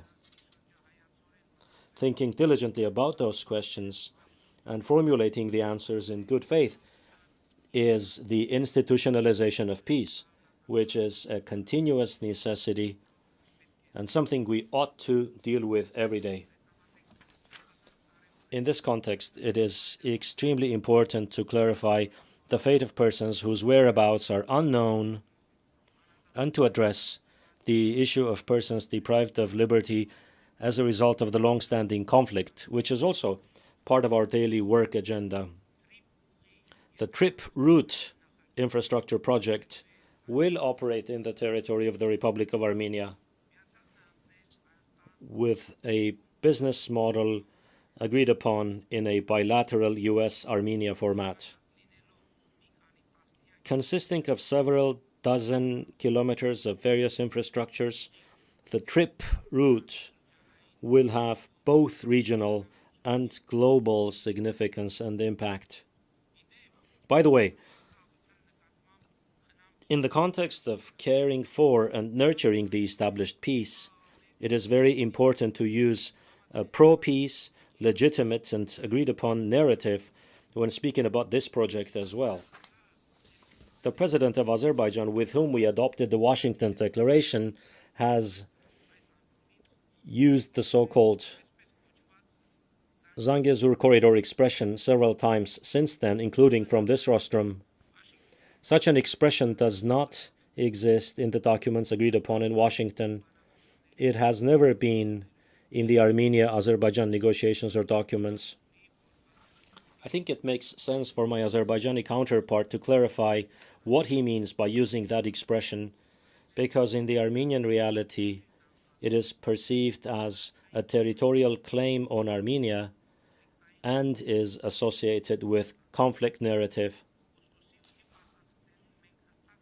In the documents of August 8, we agreed upon clear content and narrative, and it is not possible to understand casting doubt on commitment to those agreements in any way through the narratives I mentioned and or through other narratives expressed from this rostrum, such narratives do not increase people's faith in peace, nor do they stem from the atmosphere of peace and the agreements reached at the highest level. At various rostrums, the President of Azerbaijan speaks about the alleged capitulation of Armenia. To be frank, I do not understand, in the presence of such a huge positive content achieved through joint hard efforts, why engage aggressive subtexts that are not connected with objective reality? Doesn't peace bring enough joy and satisfaction? To me, for example, it does. What also brings me joy is the fact that the Republic of Armenia is a democratic state that is developing at an impressive pace, independent, sovereign, and building its own future today, a state that does not harbor or spread hatred towards its neighbors or towards anyone.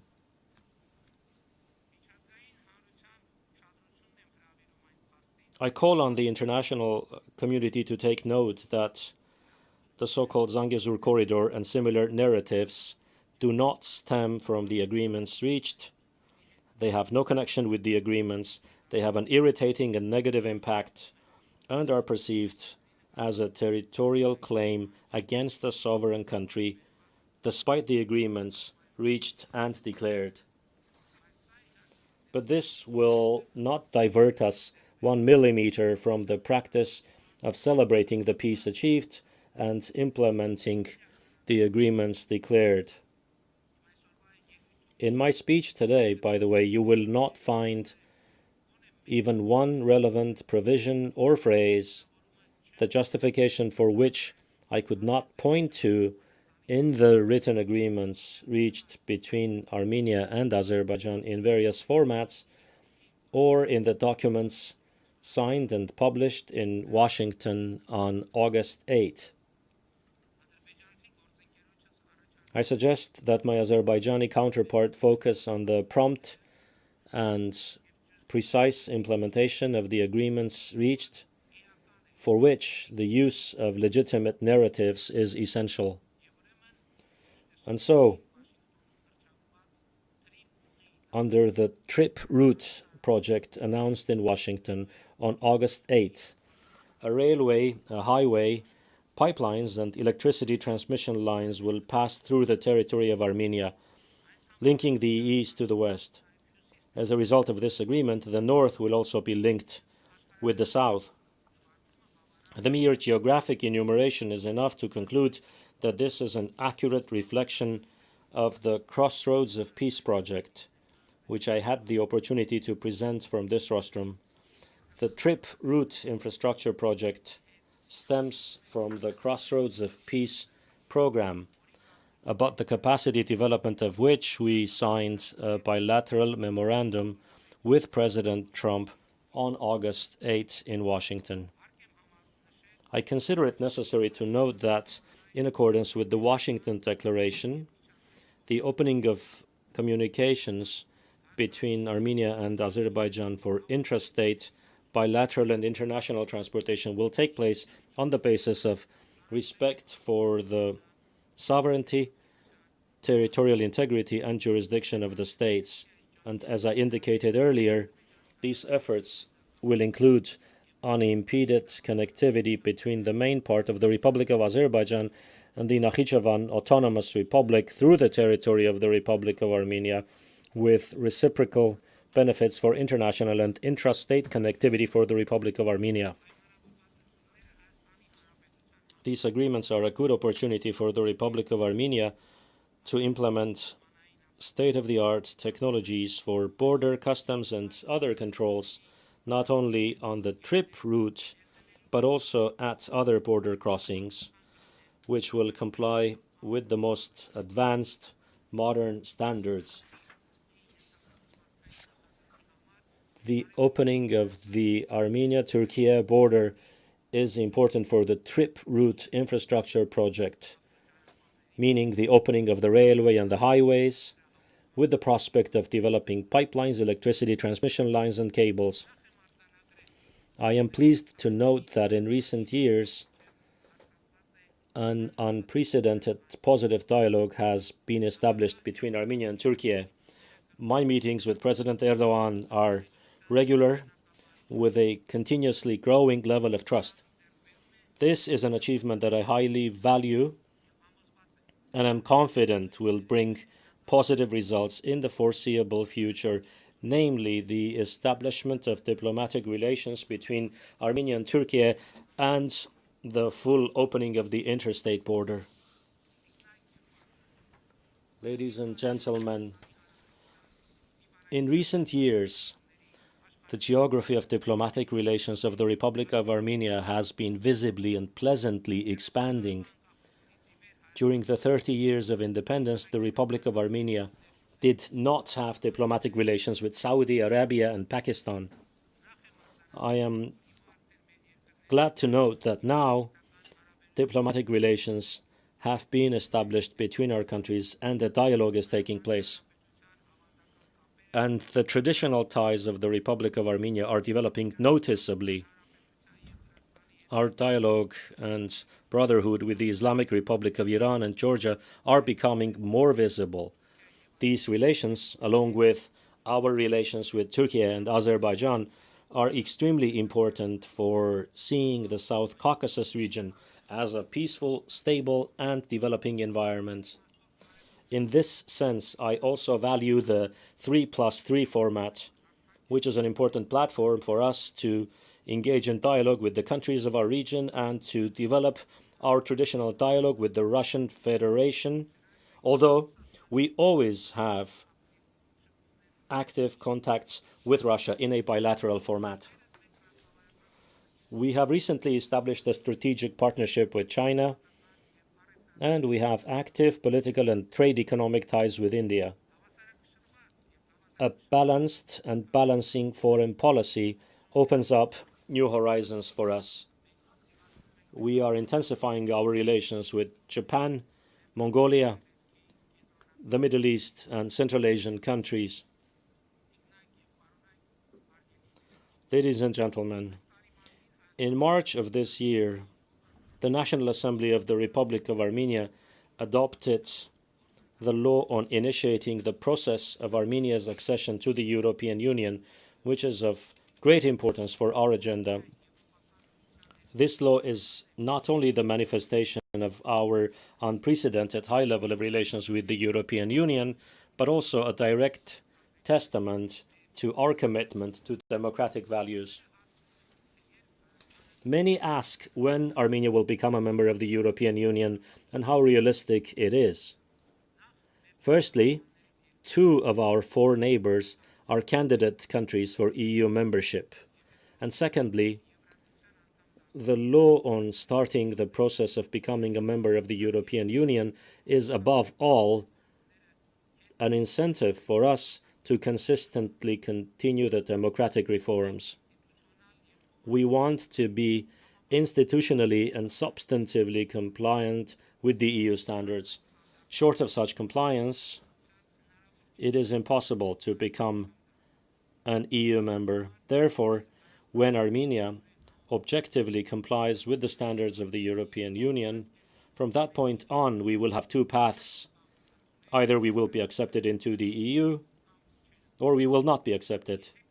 If they accept us, fine. If they do not, we will have accomplished a very important task set before us. Armenia will be a country that complies with the advanced, modern standards. Our aspiration to comply with European Union standards is a matter of not geopolitical, but rather democratic choice, because since the people's nonviolent Velvet Revolution that took place in Armenia in 2018, we have adopted as a matter of strategy democracy, the rule of law, human rights, and an independent judiciary. In order to make our achievements in the field of democracy more institutional and pro-people, we intend to take the next step in the near future. After receiving the people's mandate once again in the 2026 parliamentary elections, we will initiate a nationwide referendum to adopt a new constitution, as a result of which all branches of government and the legal system established in the country will be organically linked to the constitution maker, that is, with the people, making Armenia's statehood long-lasting and people-centered. Ladies and gentlemen, the year 2026 will be unprecedented in terms of the international engagement of the Republic of Armenia. In May, the Republic of Armenia will host the 8th Summit of the European Political Community, and I cordially invite the heads of state and government of all the member states of the community to participate in this crucial event. This summit is a key platform for European political dialogue, the format of which enables us all to act as a large team connected by shared responsibility for Europe's and global harmony. By the way, it was at the first summit of the European Political Community held in Prague on October 6, 2022, where Armenia and Azerbaijan, as a result of a meeting organized by France and the European Union, for the first time agreed to recognize each other's territorial integrity and sovereignty on the basis of the Alma-Ata Declaration. As you see from my text, that agreement has had decisive importance. It is extremely important, and in the matter of reaching these agreements in Prague, I would like to emphasize the special role of French President Emmanuel Macron and his personal efforts. Dear President, Excellencies, dear colleagues, ladies and gentlemen, from October 18 to 30, 2026, Armenia will host the 17th Conference of the Parties to the UN Convention on Biological Diversity, and it is my honor to invite all heads of state and government to participate in that conference in Yerevan. I hope that by then I will have reported at the 81st session of the UN General Assembly that the agreement on peace and the establishment of interstate relations between Armenia and Azerbaijan has been at least signed, the border between Armenia and Turkey has been opened, and the large part of the trip route investment project has been implemented. The Republic of Armenia reaffirms her commitment to the peace agenda and the achieved peace. I am convinced that with close dialogue with Azerbaijan and the support of regional countries and the international community, we will never again deviate from the path of peace. Long live dialogue, long live diplomacy, long live peace. Thank you.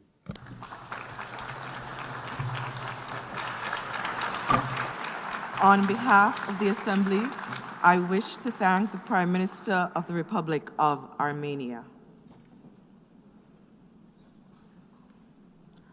I now give the floor to His Excellency Sokan Prak, Deputy Prime Minister, Minister for Foreign Affairs and International Cooperation of Cambodia.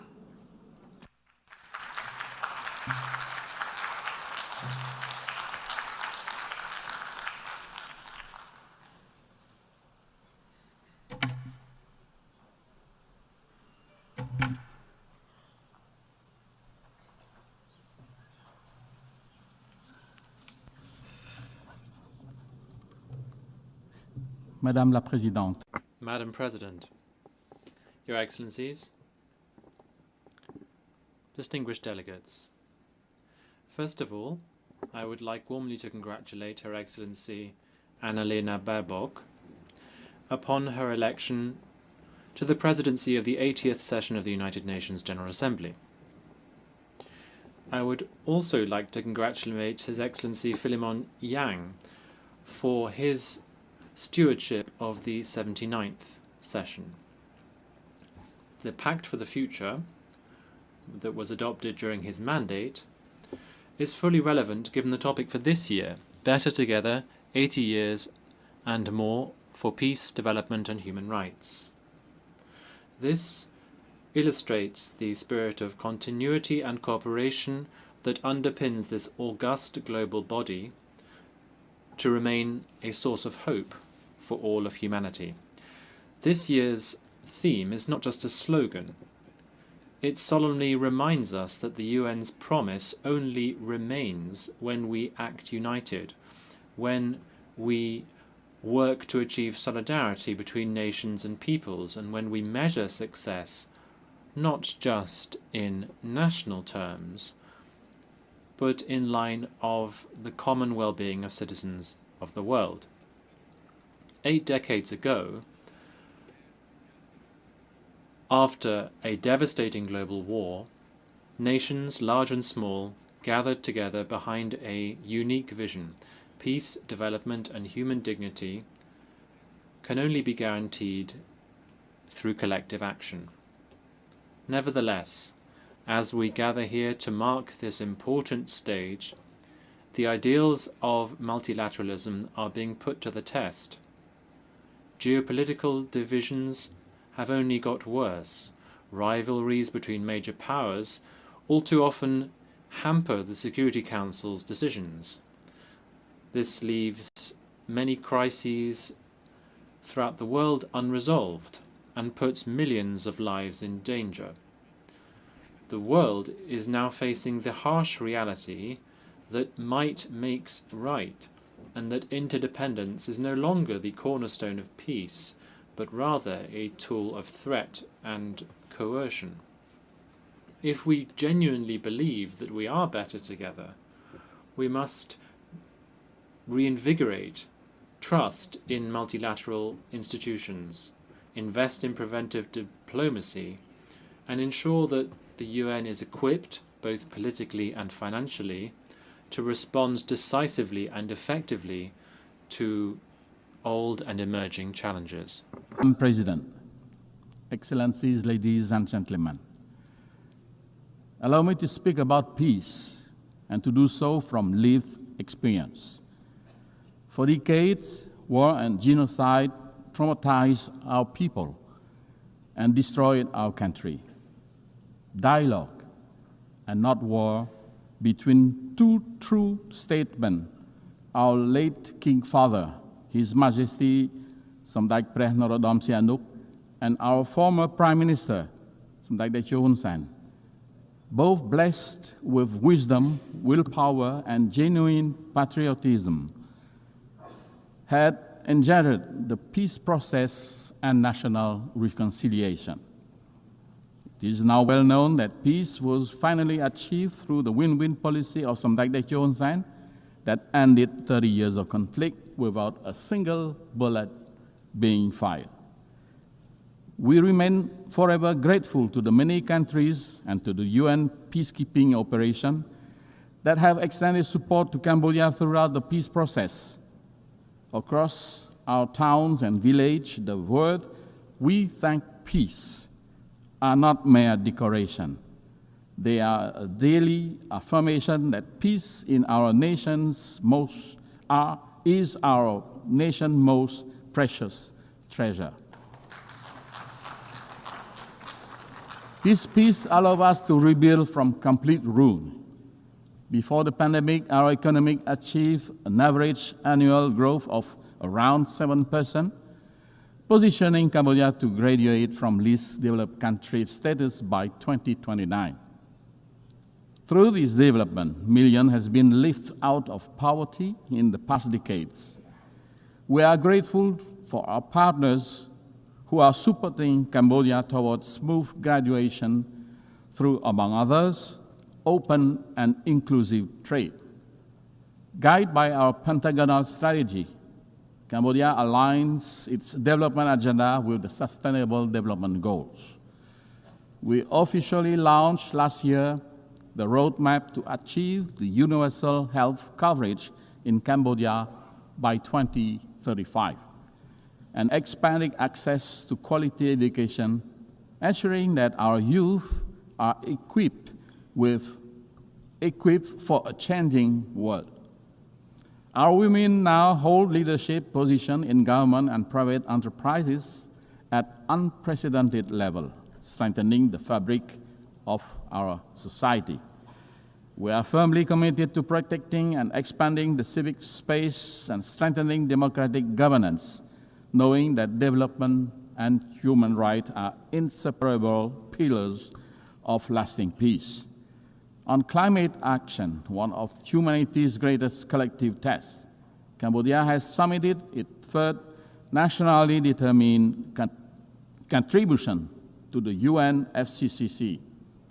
Last June, we signed the agreement on biodiversity beyond national jurisdiction and already deposited our ratification instrument earlier this month.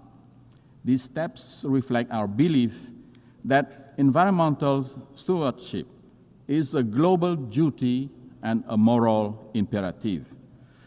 With complete peace at home, Cambodia has been able to offer our humble contribution to peace building and peacekeeping around the world. From a country once hosting UN peacekeeping mission, Cambodia has become a steadfast contributor to global security. Since 2006, we have deployed over 10,000 peacekeepers, more than 800 of them women, to 10 UN missions across the globe. We have protected civilians, clear landmines, and support rebuilding war-torn communities. We are currently an active member of the UN Peacebuilding Commission, helping nations emerging from conflict to build institutions and foster reconciliation. Madam President, Excellencies, ladies and gentlemen, Cambodia's transformation embodies the UNGA 80 theme, namely, countries once in need can now become providers of peace and stability for others. It is therefore deeply painful to inform this august assembly that the hard-won peace that we so profoundly cherish and wholeheartedly share around the world is today threatened in our own home, not by internal division like in the past, but border conflict with a neighbor. We are grateful that a ceasefire brokered by US President Donald Trump effectively halted armed clashes that has caused death, injury, and destruction, and the displacement of hundreds of thousands innocent civilians. Like Armenia and Azerbaijan, Cambodia has nominated President Donald Trump for the Nobel Peace Prize for his crucial role in this important step to peace. However, the ceasefire remains very fragile, despite expressed commitment from both countries on the sincerity to strictly comply with the ceasefire terms, to rebuild trust and restore normalcy, and the positive outcome of following meetings hosted and coordinated by Malaysia, the ASEAN chair. But sincerity is only credible, and trust can only flourish when respect with both the letter and the spirit of the agreement matches with real action on the ground. Sadly, continued unilateral move to impose territorial sovereignty from our neighbor, using forces instead of agreed mechanism, unilateral maps instead of internationally recognized ones that were produced in accordance with treaties that bind the two countries, and countless other actions undermine this trust-building and peace effort. Of great concern is the forced eviction of Cambodian civilians and threat to use national law against them and to evict hundreds more from the lands they have lived in for decades. Such way of territorial control on the segment of the border yet to be demarcated demonstrate a clear disregard, not only for the terms of the ceasefire, but also the mutual agreements on the settlement of border issues. In the process, Cambodia's sovereignty and territorial integrity are violated, and the rights and dignity of many Cambodians infringed. Cambodia has consistently and strictly observed the ceasefire, demonstrating good faith and full transparency in the implementation of its term. We have exercised the utmost restraint, even in the face of repeated incident and provocation. As recently as this morning, there was an unprovoked attack near a sensitive site following an allegation that our force has opened fire first. We firmly reject such accusation. Our troops have not fired first, nor have they returned fire in retaliation to the provocation, underscoring our commitment to peace. Guided by the same spirit that ended our internal conflict near 3 decades ago, Cambodia reaffirms its call for dialogue and the peaceful settlement of all outstanding issues. We urge strict and sincere adherence to the agreed terms of the ceasefire, full respect for bilateral agreements, and observance of international law, including the Charter of both the United Nations and ASEAN. We earnestly seek the continued support and good offices of the ASEAN Chair and Member State, the Secretary General of the United Nations and relevant UN bodies, as well as leaders around the world, to help de-escalate tension, encourage a peaceful resolution, and prevent any further tragedy. Cambodia is a small nation focused on rebuilding our economy and improving the well-being of our people. We pose no threat to the sovereignty of any country. While we will always safeguard our independence, sovereignty, and territorial integrity, the use of force will only remain a last resort. Cambodia will continue every effort to restore trust and normalcy, to promote harmonious coexistence and good neighborly relations, and to transform border areas into zones of peace, friendship, cooperation, and shared prosperity. Madam President, Excellencies, ladies and gentlemen, to honor the founder's vision and meet today's realities, the United Nations itself must adapt. Cambodia support pragmatic, incremental reform that strengthen the UN effectiveness without undermining the Charter. We believe that key priorities include empowering preventive diplomacy and mediation, giving the UN more tools to diffuse crises before they erupt, strengthening the General Assembly, which is the most representative body, by giving its resolution greater follow-up capacity and moral weight, expanding non-permanent Security Council seat to better reflect today's multipolar world and enhance legitimacy of the Council, enhancing peacekeeping and border monitoring missions, especially in dispute areas, so that small states have equal access to mediation and protection. Complementary measures such as funding, technology, and gradual legal adjustment can turn broad reform principles into concrete progress. For countries like Cambodia, the UN's greatest strength is not cohesive force, but its moral authority, legitimacy, and convening power, quality that can shield small nations and sustain peace. As we commemorate 80 years of the United Nations, let us honor the vision of its founders by choosing cooperation over confrontation, dialogue over division, and hope over despair. Cambodia stands ready to work to be better together with all member states, the UN system, and our partners worldwide to ensure that the decades ahead are defined by peace, sustainable development, and the unshakable dignity of every human being. I thank you.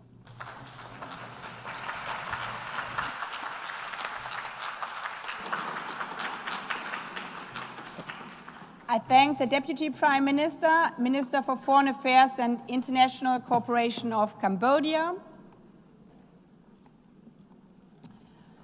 I now give the floor to His Excellency Sergei Lavrov, Minister for Foreign Affairs of the Russian Federation.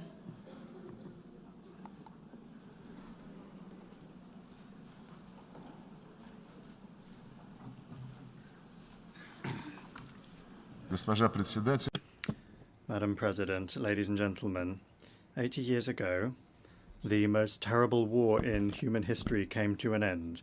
More than 70 million people fell victim to the fighting, famine, and disease. In 1945, the course of world history changed forever. The triumph over German Nazism, under whose banner most of Europe had rallied, and Japanese militarism paved the way for peace, recovery, and prosperity. This year, Moscow and Beijing held celebrations devoted to the 9th of May and 3rd of September holidays to mark the victory in the Great Patriotic War and World War II. The world witnessed grand military parades commemorating the decisive contribution of the peoples of the Soviet Union to the defeat of Nazi Germany and the particular role of the people of China in defeating militaristic Japan. We sacredly honor the memory of our brotherhood in arms with all of our allies who stood on the side of truth in the fight against the forces of evil. One of the enduring outcomes of that war was the creation of the United Nations. The principles of its charter, agreed upon by the founding fathers of our organization, continue to serve as a shining beacon of international cooperation. They embody centuries of experience of the coexistence of states and remain fully relevant in the age of multipolarity. The only thing that remains is for all member states, without exception, to adhere to those principles in full, in their entirety, and as they are interconnected. In practice, however, things look different. Widespread, gross violations of the principle of the sovereign equality of states are undermining faith in justice itself and leading to crises and conflicts. The root of the problem lies in the incessant attempts to divide the world into us and them, into democracy and autocracy, into a blooming garden and a jungle, those who are at the table and those who are on the menu, into the chosen ones who are allowed everything and the rest who for some reason are obliged to serve the interests of the golden billion. We advocate for unquestioning adherence to the principle of equality. It is the guarantee that all countries will be able to take their rightful place in the world order, regardless of their military might, the size of their population, or the size of their territory and economy. The principle of the non-use of force and threat of force has also been repeatedly flouted by the West. The NATO bombing of Yugoslavia, the invasion of Iraq by the US-led coalition, and NATO's military operation for regime change in Libya all ended in tragedy. Today, Israel's illegal use of force against the Palestinians and aggressive actions against Iran, Qatar, Yemen, Lebanon, Syria, and Iraq threaten to blow up the entire Middle East. Russia firmly condemned the attack by Hamas militants on Israeli civilians on the 7th of October 2023. However, there is no justification for the brutal killings of the civilian population of Palestine or for terrorist attacks. There is also no justification for the collective punishment of Palestinians in the Gaza Strip, where Palestinian children are dying from bombing and starvation. Hospitals and schools are being destroyed, and hundreds of thousands of people are being left without shelter. There is no justification for plans to annex the West Bank. we are essentially dealing with an attempt at a kind of coup d'etat aimed at burying UN decisions on the creation of a Palestinian state. Recently, a number of Western governments announced their recognition of the State of Palestine. Moreover, they announced their intention to do so several months ago. The question then arises, why did they wait so long? It seems that they had hoped that soon, by the time the General Assembly session was convened, there would be nothing and no one left to recognize. The situation requires urgent action to prevent such a scenario, which was strongly advocated by the participants at the high-level international conference on Palestine. The strikes on Iranian facilities under IAEA safeguards deserve condemnation, as do the strikes on the capital of Qatar at a time when negotiations with Hamas were being held there with the participation of American mediators, among others. Yesterday, in the Security Council, the West rejected a rational proposal by China and Russia to extend the 2015 agreement on Iran's nuclear program in order to allow time for diplomacy. This has finally exposed the West's policy of sabotaging the pursuit of constructive solutions in the UN Security Council and its desire to extract unilateral concessions from Tehran through blackmail and pressure.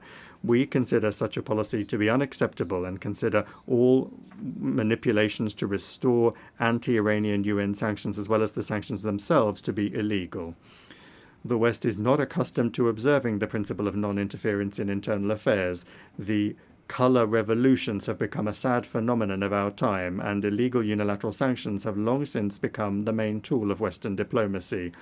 No matter what excuses are used to justify them, the essence of such sanctions is the same: to suppress and intimidate competitors in the global economy and politics.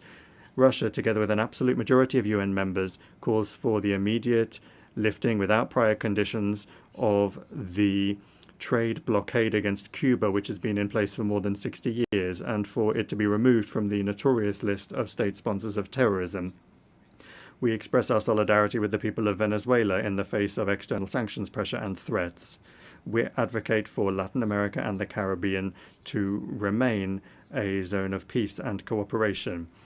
A flagrant example of the undermining of sovereignty and gross interference in internal affairs is the actions of the West in the Balkans, where such a fundamental principle as the need for all UN members to comply with Security Council decisions is being violated. The unilateral recognition of Kosovo's independence, contrary to Resolution 1244, was essentially an attack on Serbia's state structure. Now the West has set a course for the collapse of the statehood of Bosnia and Herzegovina by sabotaging the Dayton peace agreement. In both Kosovo and Bosnia, an attack has been launched on the vital interests of the Serbian people, including the ancestral rights of Serbian Orthodoxy. Similarly, the Kiev regime, which seized power as a result of an anti-constitutional coup organized by the West in 2014, has set a course for the elimination of the canonical Ukrainian Orthodox Church and the legislative eradication of the Russian language in all spheres, in education, culture, and the media. Ukraine is the only country in the world that has legislatively banned the use of the native language of almost half of its population. Arabic is not banned in Israel, and Hebrew is not banned in Arab countries and Iran, but Russian is banned in Ukraine. Let me remind you that Article 1 of the UN Charter states the need for respect for human rights and fundamental freedoms for all, without distinction as to race, sex, language, or religion. Europe remains silent on this issue, obsessed as it is with the utopian goal of inflicting a strategic defeat on Russia. To this end, the Ukrainian regime is permitted to do anything, including terrorist attacks against politicians and journalists, torture, extrajudicial executions, indiscriminate bombings of civilian targets, and reckless sabotage of nuclear power plants. As President Vladimir Putin has repeatedly emphasized, Russia has been and remains open to negotiations on eliminating the root causes of the conflict. Russia's security and its vital interests must be reliably guaranteed. The rights of Russians and Russian-speaking people in the territories that remain under the control of the Kiev regime must be restored in full. On this basis, we are ready to discuss security guarantees for Ukraine. So far, neither Kiev nor its European sponsors seem to realize the gravity of the situation or to be willing to negotiate honestly. The North Atlantic Alliance continues to expand right up to our borders, contrary to assurances given to Soviet leaders to advance not a single inch to the east. Contrary to the commitments made by NATO members at the OSCE to respect the principles of the indivisibility of security and not to strengthen their own security at the expense of others and not to strive for dominance, we repeatedly propose that NATO capitals respect their commitments and agree on legally binding security guarantees.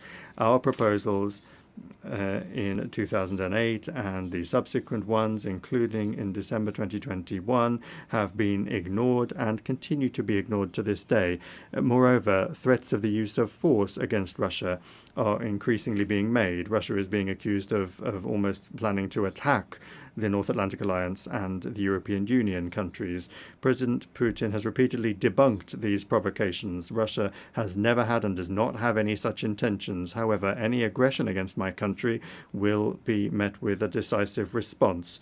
There should be no doubt about this among those in NATO and the EU who not only are telling their voters that war with Russia is inevitable and are forcing them to tighten their belts, but are also openly talking about preparations for an attack on our Kaliningrad Oblast and other Russian territories.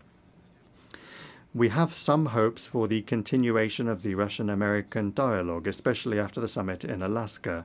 In the approaches of the current US administration, we see a desire not only to contribute to ways to realistically resolve the Ukrainian crisis, but also a desire to develop pragmatic cooperation without adopting an ideological stance. Russia and the US bear a special responsibility for the state of affairs in the world and for avoiding risks that could plunge humanity into a new war. The maintenance of strategic stability is the aim of a new initiative by the Russian Federation that was put forward by President Putin on the 22nd of September. It concerns Russia's readiness to adhere to the central quantitative limits of the New START treaty for 1 year after its expiry on the 5th of February 2026. This is upon the condition that the United States acts similarly and does not take steps that would violate the existing balance of deterrence capabilities.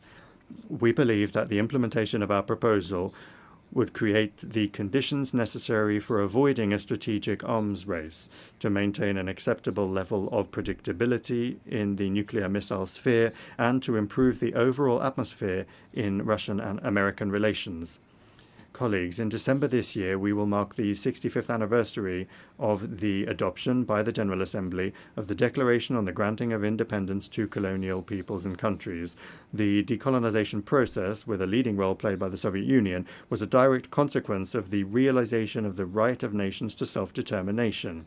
The peoples of Africa and Asia refused to live under the yoke of the colonizers, just as after the coup d'etat in 2014 in Ukraine, Crimea, Donbass, and Novorossiya refused to submit to the Kiev neo-Nazi regime that had illegally seized power. It not only does not represent the interests of the population, but has also unleashed a war against them. In both cases, the principle enshrined in the 1776 Declaration of Independence and subsequently reaffirmed by many American presidents was put into practice. The following principle: governments derive their just powers from the consent of the governed. Neither the colonizers nor the Kiev regime had any consent from the peoples that they sought to rule. This principle was also unanimously reaffirmed in the UN 1970 Declaration, which states explicitly that all must respect the territorial integrity of those countries whose governments represent the entire population living on the territory concerned. Today, Africa and the entire Global South are experiencing a new awakening, striving for complete independence, and the UN must not be indifferent to that. Last December, the General Assembly resolution entitled Eradicating Colonialism in All Its Forms and Manifestations, was adopted. We call for the next step to be a decision to declare the 14th of December the International Day for the Elimination of Colonialism. We welcome the role of the Group of Friends in defense of the UN Charter in consolidating efforts to counter neo-colonial and other discriminatory practices against the global majority, and we invite all independent states to join the membership of that initiative and that group. The current balance of power in the world is radically different from that established 80 years ago. The decolonization process and other major upheavals have changed the political map of the planet. The global majority is loudly asserting its rights. The Shanghai Cooperation Organization and the BRICS play a special role as mechanisms for coordinating the interests of the countries of the Global South and East. The influence of the African Union, CELAC, and other regional associations is growing. These new realities have not yet been adequately reflected in our organization's institutional framework. The issue of Security Council reform is particularly important. Russia calls for its democratization exclusively through the expansion of the representation of Asia, Africa, and Latin America. We support the application of Brazil and India for permanent seats on the Council, while at the same time correcting the historical injustice towards Africa within the parameters that have been agreed by the countries of the continent themselves. Recently, Secretary General Antonio Guterres proposed a comprehensive reform of the UN. We are not opposed to an open discussion of this initiative. The guiding principle should be the UN's return to the fundamental principles enshrined in its charter, which the West for many years has been seeking to replace with its rules-based order. It's important that the work be carried out transparently with the participation and consideration of the interests of all member states. We call on the Secretary-General and all Secretariat staff to strictly adhere to the principles of impartiality and equidistance in accordance with Article 100 of the Charter. Attempts at a palace coup in the Secretariat, its privatization by a small group of countries, must not be allowed. The composition of the Secretariat should reflect the new realities and ensure the fair representation of the countries of the global majority. We look forward to a constructive discussion of the organization's development at a special meeting of the Security Council, which Russia, as president, plans to organize on United Nations Day on the 24th of October. UN reform is only a part of the complex task of transforming the entire system of global governance, including the genuine democratization of the IMF, the World Bank, and the WTO, commensurate with the weight and role of the Global South and East in the world economy, trade, and finance. Discussions of global reforms cannot ignore the fact that the international security situation today is deteriorating. I have already spoken about the reasons for this, and I'll repeat that the main one is the desire to maintain hegemony through military force.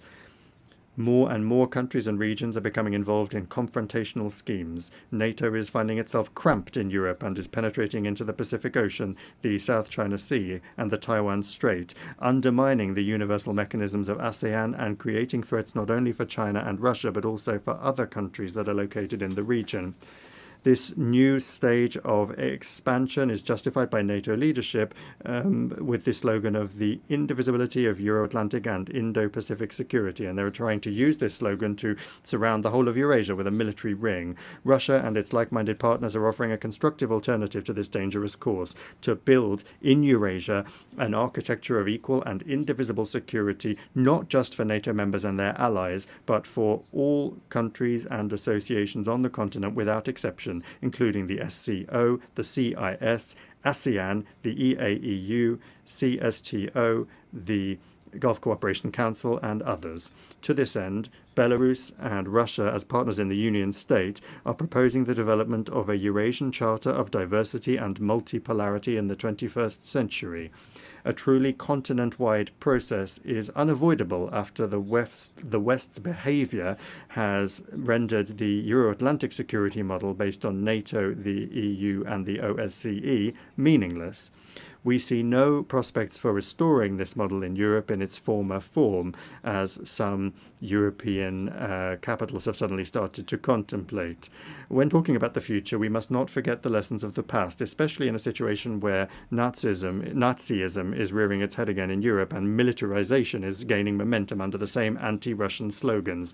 This is all the more alarming given that a number of politicians in power in Brussels and in some capitals of EU and NATO countries are seriously beginning to talk about a third world war as a likely scenario.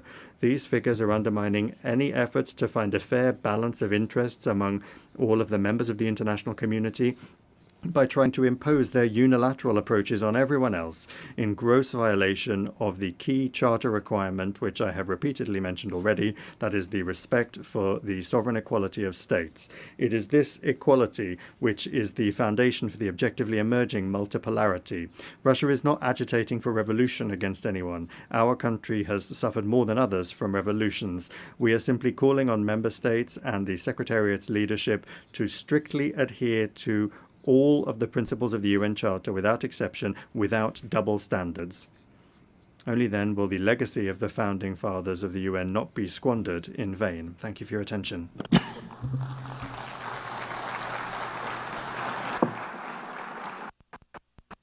behalf of the Assembly, I thank the Minister for Foreign of the Russian Federation. I now give the floor to His Excellency Bruno Eduardo Rodriguez Barrera, Minister for Foreign Affairs of Cuba.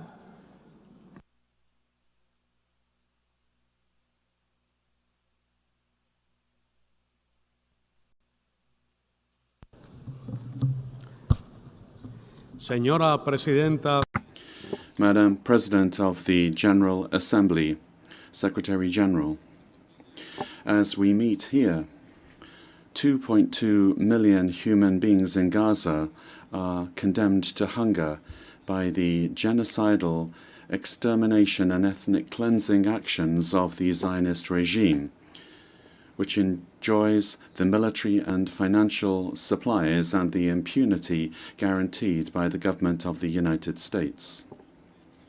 On behalf of the government and people of Cuba, I reiterate our firmest solidarity with the Palestinian people and with their just cause for freedom, independence, and an end to the Zionist occupation.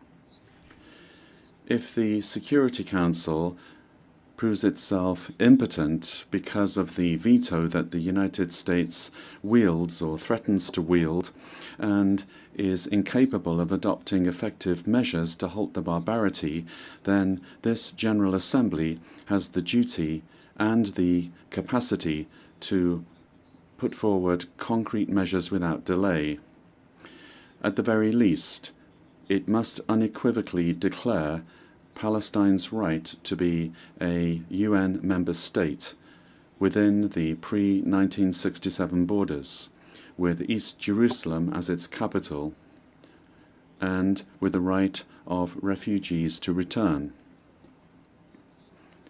11 million people, 3 million of them children, die every year from hunger and associated diseases. The climate crisis is destroying nations and lives, devastating communities and economies.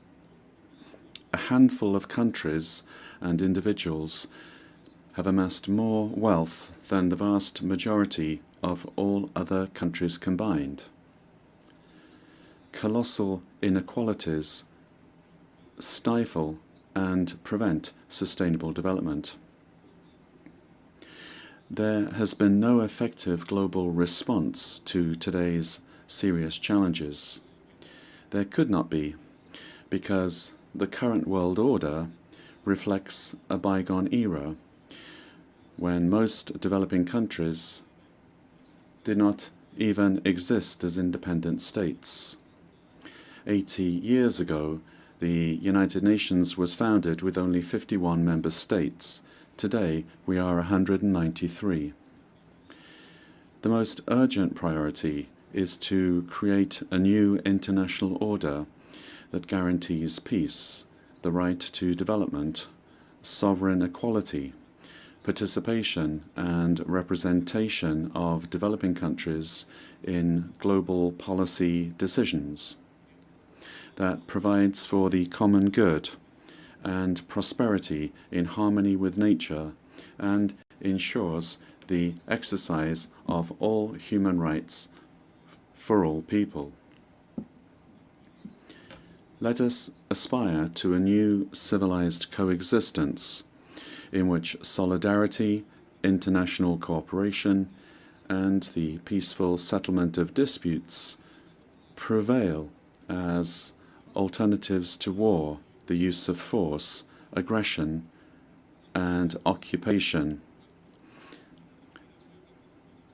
opposed to unipolar domination and hegemonism. An order without blockades or universal coercive measures, based on multilateralism and full respect for the United Nations Charter and international law. Even with its limitations, the United Nations continues to be the most representative body of the international community. We have the duty to protect and strengthen it in its intergovernmental essence, in its democratic foundations that cannot be diluted into generalized agendas subject to arbitrary priorities and rules imposed by the largest funders. What we must do is emphasize the central role of the General Assembly as its most democratic and representative organ. The UN80 initiative, launched by the Secretary-General, must have as its main objective the strengthening of the intergovernmental nature of the United Nations and its capacity to better confront the urgent challenges of the present. We must reject the threatening proposal of a new doctrine that they call peace through strength, which is equivalent to imposing the arbitrary will of US imperialism on everyone through threat, coercion, and aggression. This is a doctrine conceived to satisfy the ambitions of a unipolar power already in decline, which, by the way, serves the interests of big transnational corporations at the cost of sovereign nations and their peoples, and to the cost of the values upon which this organization was founded. In the Caribbean, today we're seeing the looming threat of war, with an extraordinary naval and air deployment of an offensive nature, utterly unjustified, involving missiles, landing and assault craft, and nuclear submarines.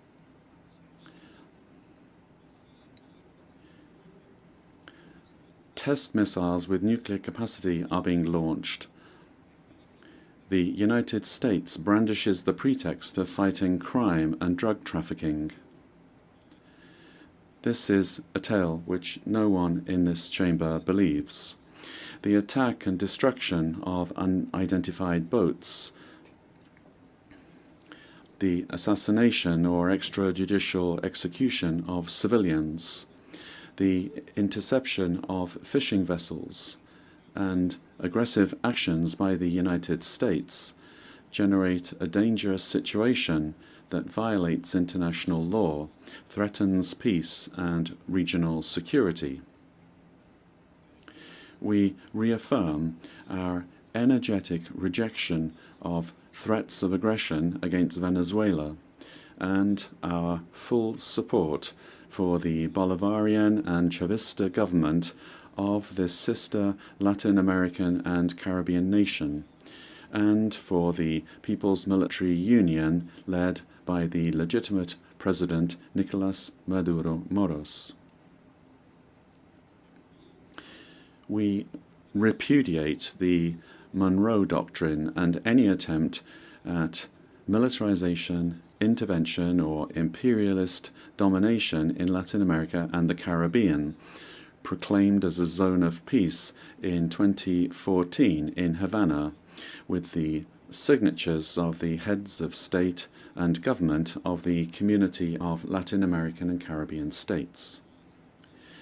The accelerated arms race leads to competition in the field of death and destruction, employing extraordinary financial and material resources that could instead be dedicated to poverty alleviation, development, and cooperation. Meanwhile, most of the meagre goals of the 2030 Agenda will not be met. Commitments of official development assistance are being ignored, and climate financing is decreasing.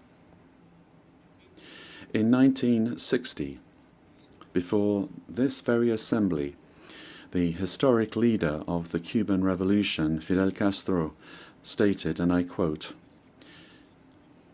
"Eliminate the philosophy of plunder and the philosophy of war will disappear." Madam President, climate change is advancing inexorably and quickly. The first 6 months of this year have been the hottest ever recorded. Last year was already the hottest. From this very podium, science and decades of collective work to protect the planet are now being questioned. If we don't change the unsustainable production and consumption patterns of capitalism and address their root causes, then by 2030 we will surpass the fateful threshold of 1.5 degrees Celsius. The external debt of developing countries, already paid several times over, continues to grow, accumulating astronomical interest as a new form of colonization. What we need to do is implement the commitments undertaken at the 4th International Conference on Financing for Development, with additional resources and a specific multilateral mechanism for debt negotiation. We're suffering the consequences of powerful cultural domination in an era when digital technology increasingly impacts our lives across the board. A few transnationals, almost all of them from the US, impose their operating systems and control the content that is seen, read, and heard, manipulating human behavior. We are suffering from the dictatorship of the algorithm. What we need to do is establish at the UN as soon as possible common norms in order to unlock the transformative potential of new technologies, especially artificial intelligence, for the benefit of all, whilst at the same time mitigating the risks. Beyond the challenges that Cuba faces as a small island developing state, our country suffers from the devastating and accumulated impact of the policy of hostility and economic suffocation that has been imposed by the United States for more than 6 decades. The blockade against Cuba persists and is being tightened to the extreme.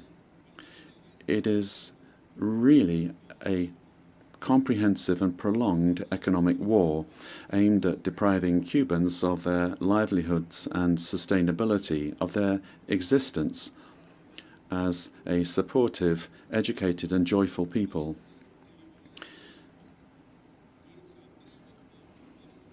Anyone who claims otherwise deliberately lies.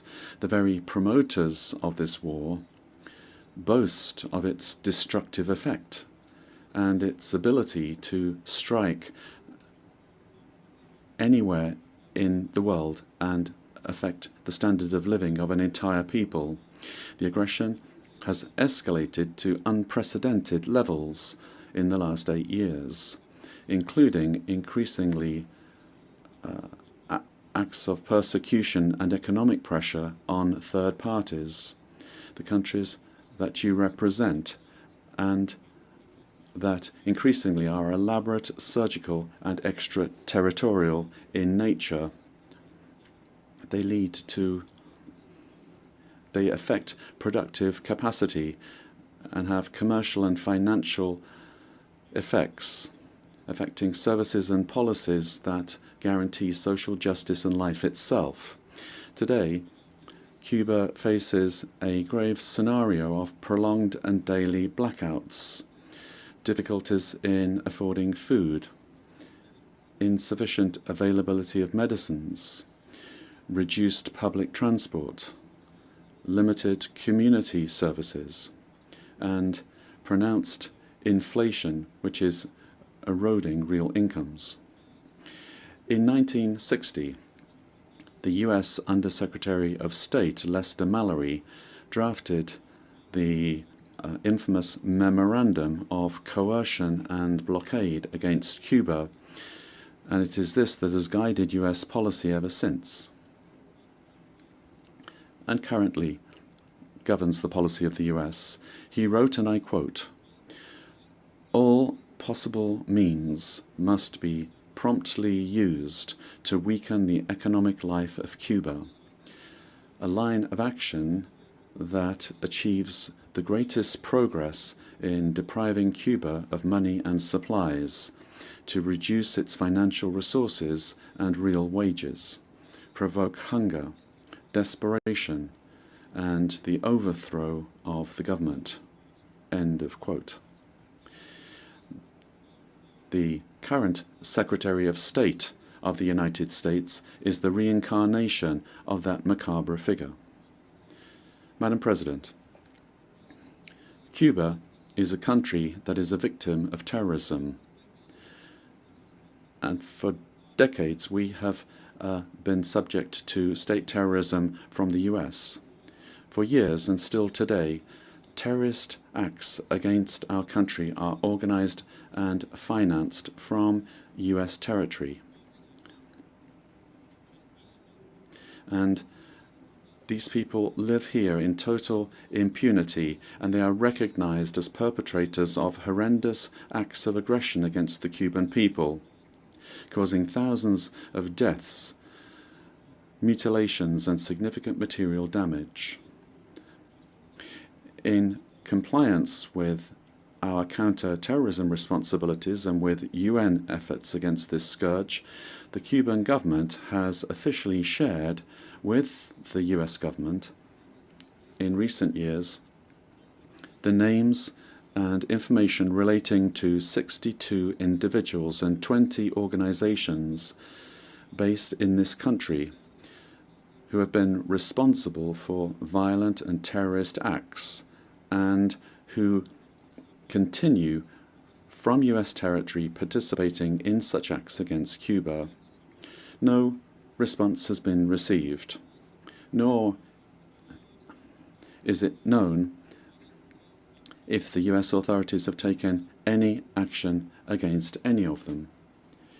It is cynical that the US government, for purposes of political and economic coercion, labels Cuba as a state sponsor of terrorism, a slander not shared by this organization nor by any other of its member states.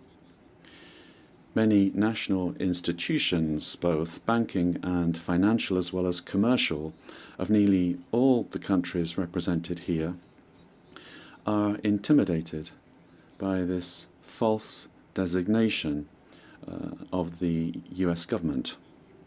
And because of this, their banks very often avoid engaging with Cuban entities, offering us credit, supporting our commercial activity, or channeling our transfers. Added to this, is intimidation against citizens of more than 40 countries, whom the US government threatens with reprisals if they decide by right to visit Cuba. The United States has unleashed a virulent campaign of discreditation and persecution against Cuban Medical Corporation and of harassment and coercion against the authorities of countries that receive it.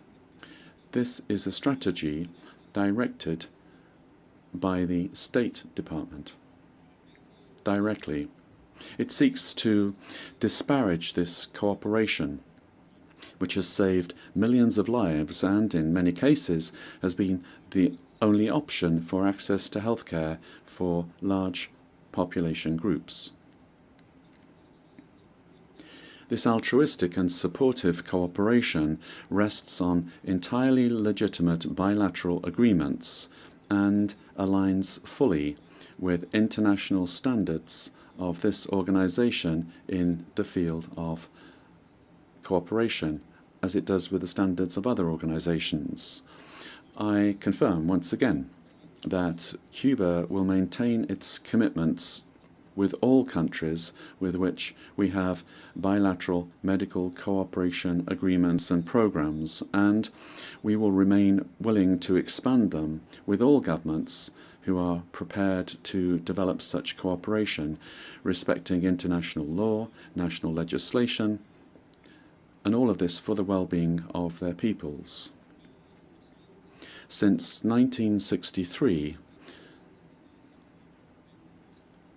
almost going back to that time of Mr. Mallory's declaration, 605,000 doctors from Cuba, doctors and specialists, have carried out in dozens of countries more than 17 million surgeries and brought more than 5 million children into the world. At this moment, over 24,000 health professionals provide services in 56 countries. The aggression against Cuba is reinforced by a powerful machinery of destabilization that, from US territory and with funding from that country's federal budget, mounts an offensive aimed at disturbing public order, promoting acts of violence, disorienting the population, and discrediting our country.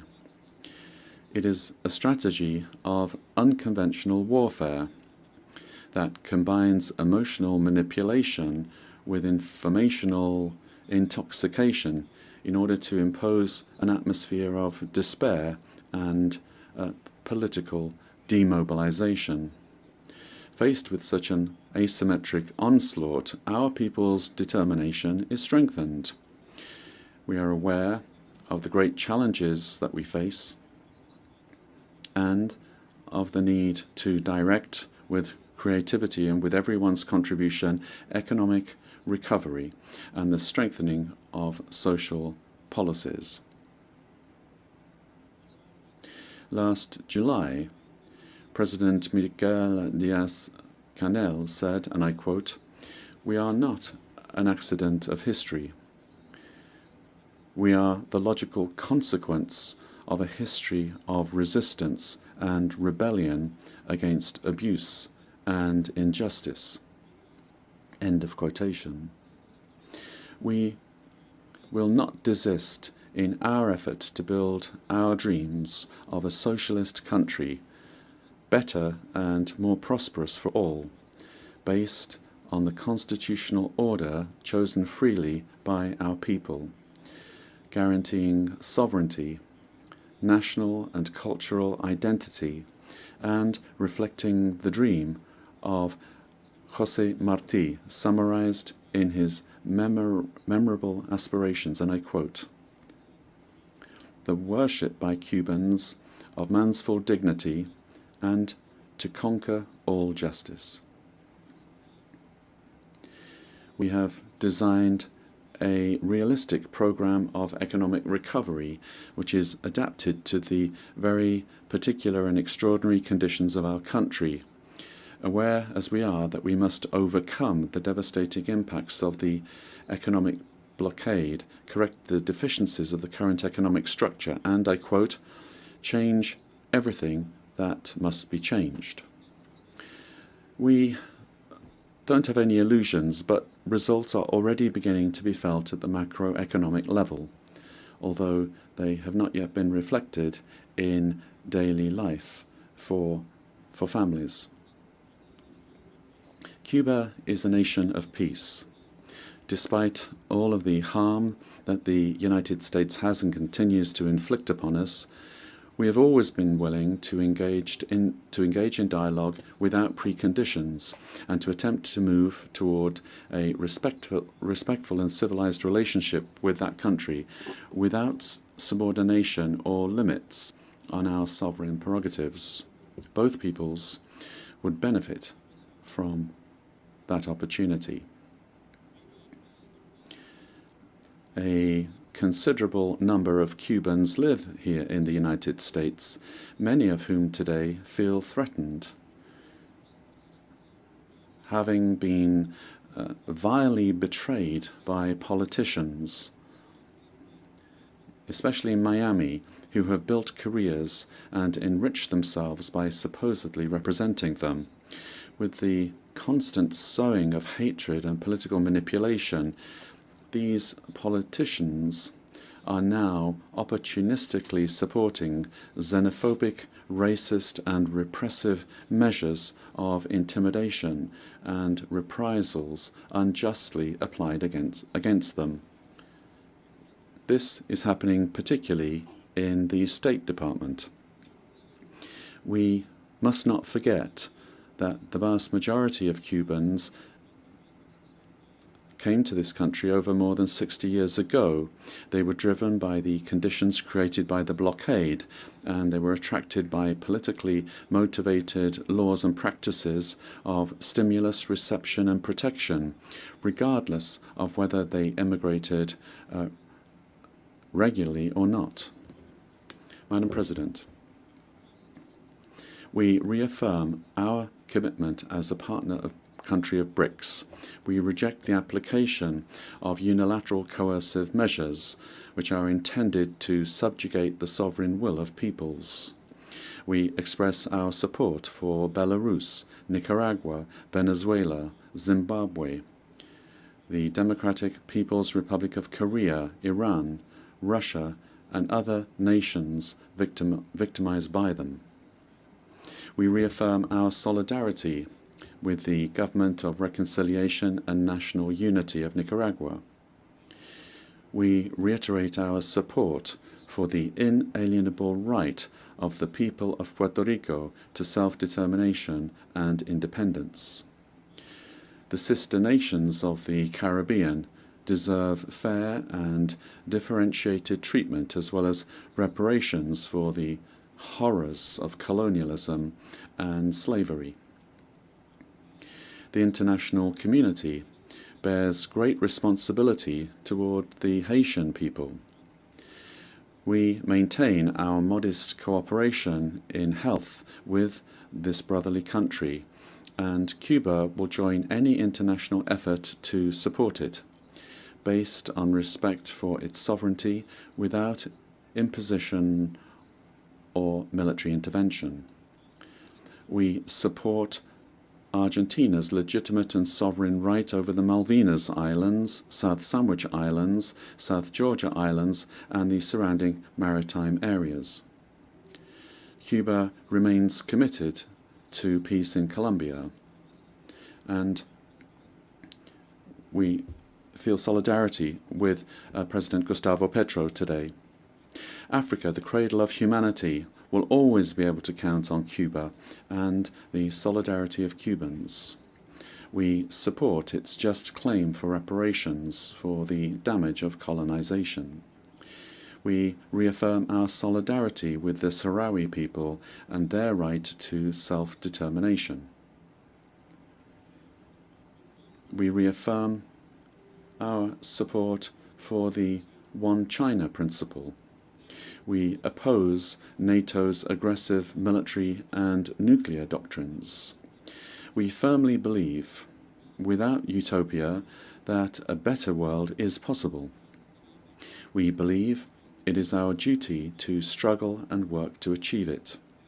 I reiterate the words of President Raúl Castro Ruz, spoken from this podium in September 2015, and I quote, "The international community will always be able to count on Cuba's sincere voice against injustice, inequality, underdevelopment, discrimination, and manipulation, and for the establishment of a more just and equitable international order centered truly on the human being, their dignity and well-being." Thank you very much.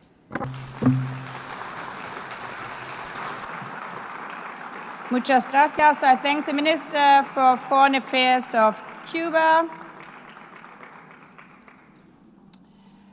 I now give the floor to His Excellency Dato Erwan Pehin Yusuf, Second Minister for Foreign Affairs of Brunei Darussalam.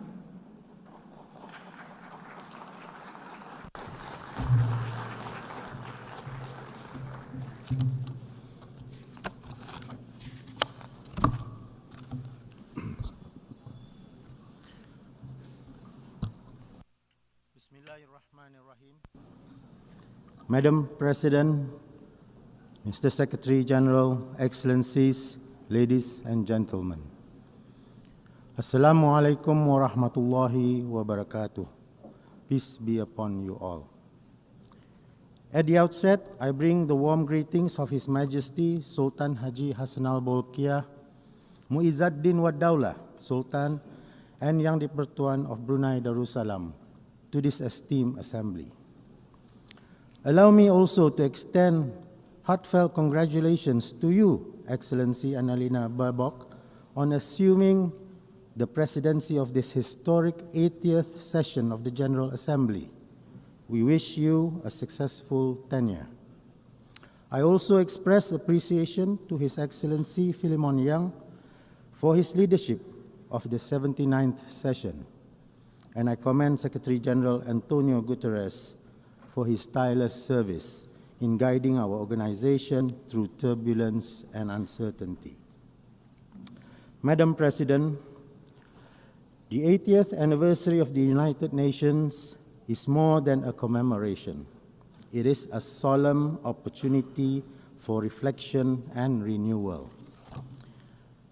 Before 1945, our world was fractured by war and colonial rule. From that devastation, the UN was born. Its charter is not just a legal text, but a moral covenant, a collective vow to save succeeding generations from the scourge of war and to stand against dehumanization of people. For small states like Brunei Darussalam, which regained full independence in 1984, membership in the UN affirmed not only sovereignty, but dignity, equality, and belonging within the family of nations. This is why our commitment to this organization remains unwavering. It is the only forum where every nation, large or small, developed or developing, can stand and speak as equals. Over the course of 8 decades, the UN has delivered remarkable progress. It helped prevent the escalation of conflicts, supervised elections, and restored stability to many parts of the world. It has eradicated smallpox, contained Ebola outbreaks, and delivered hope during the COVID-19 pandemics. It feeds the hungry, educates the children, and protects cultural heritage. The UN has led global climate action, forged development first through the Millennium Development Goals and later the Sustainable Development Goals. It has also helped to shape international law, from the Universal Declaration of Human Rights to the 1982 United Nations Convention on the Law of the Sea, which remains to be the constitution of the oceans. These achievements have inspired Brunei's own journey. We remain committed to nurturing peace and harmony, advancing sustainable development, and pursuing environmental conservation and climate action. Regionally, we work through ASEAN to promote peace, prosperity, and integration.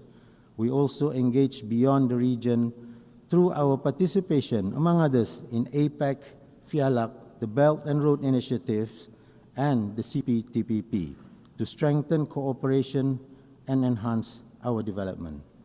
Hosting the ASEAN Center for Climate Change reflects our determination and commitment to turn our climate ambitions into actions.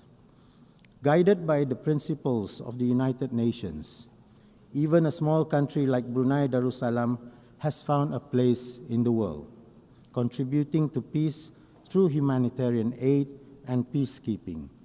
In the past, we supported relief and reconstruction efforts in Aceh following the 2004 Indian Ocean tsunami and participated in peace monitoring in Mindanao. Today, we continue this role through the observer teams led by Malaysia, which were deployed to monitor the ceasefire between Cambodia and Thailand. Additionally, we maintain our long-standing participation in the UN interim forces in Lebanon, where Bruneian women and men serve with dedication. Madam President, what the UN has achieved so far is not a minor feat. They are the very essence of our shared humanity. Yet, we would be dishonest to speak only of successes. The Security Council, the guardian of peace, has too often been paralyzed, restricted by veto, divided by interests, and mute in the face of grave injustice. Nowhere is this failure more glaring, more tragic than in Palestine. The inaction undermines not only the Council's credibility, but the very foundation of the United Nations. It reminds us why reform is not an option, but an urgent necessity. Brunei supports efforts to make the Security Council more representative, transparent, and accountable in its action, and to limit the use of veto towards its eventual elimination. Madam President, 80 years ago, after the horrors of the Second World War, humanity made a vow: never again. Never again to genocide.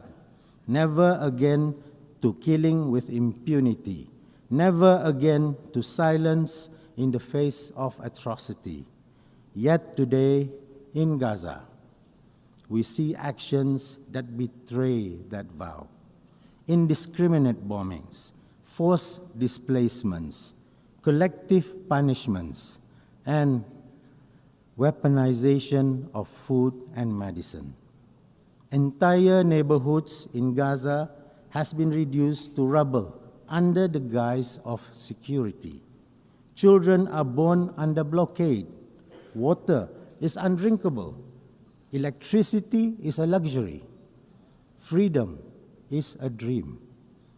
We are told that this is about defense, but when bombs fall on schools, on hospitals, on houses of worships, when humanitarian aid workers, journalists, and medics are killed with impunity, what are they really defending?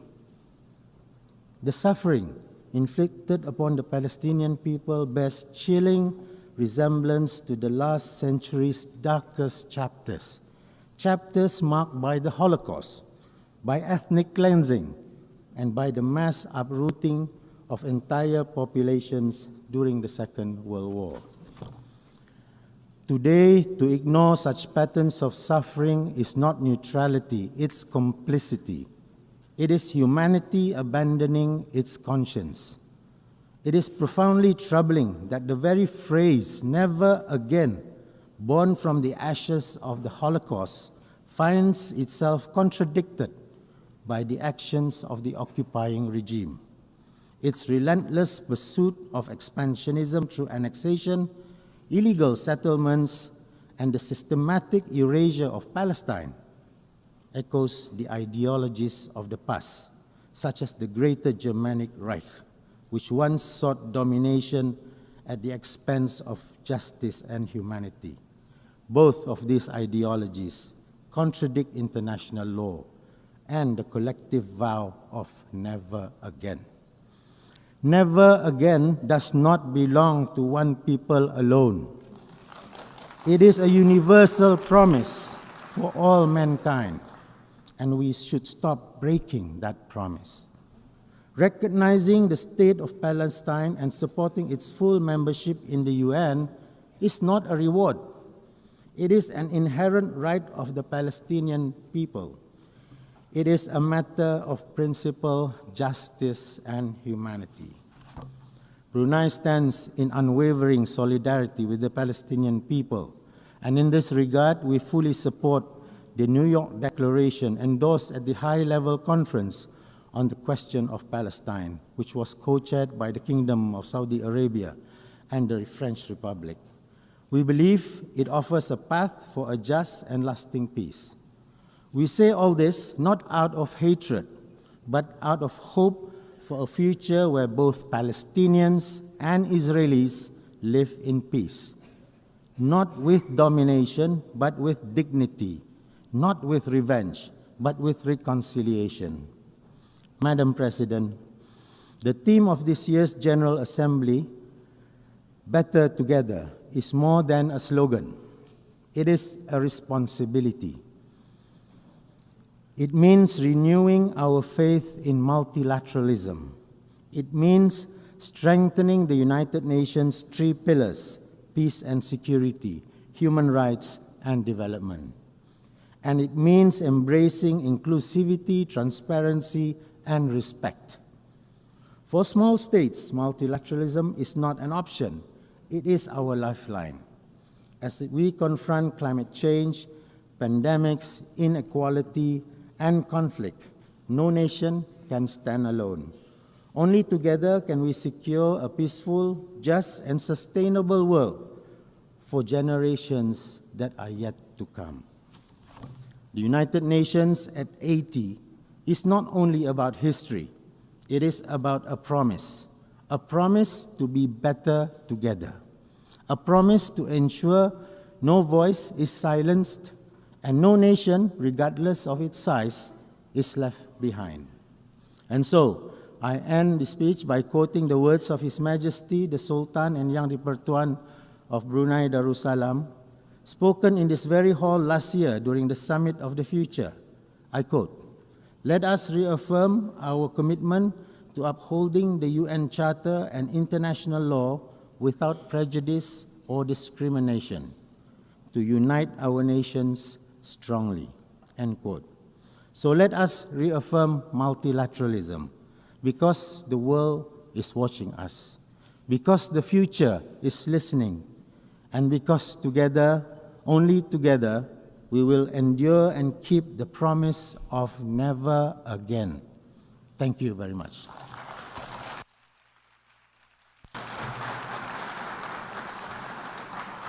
I thank the Second Minister for Foreign Affairs of Brunei Darussalam. I now give the floor to His Excellency Johann Wadefull, Federal Minister for Foreign Affairs of Germany.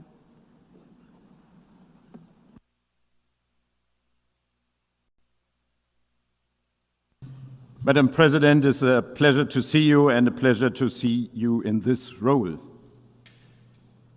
Excellencies, on December 10th, 1932, a friend picked up Albert Einstein and his wife at their house near Berlin. Together they traveled to the German port city of Bremen. Albert and Elsa Einstein boarded a ship to North America.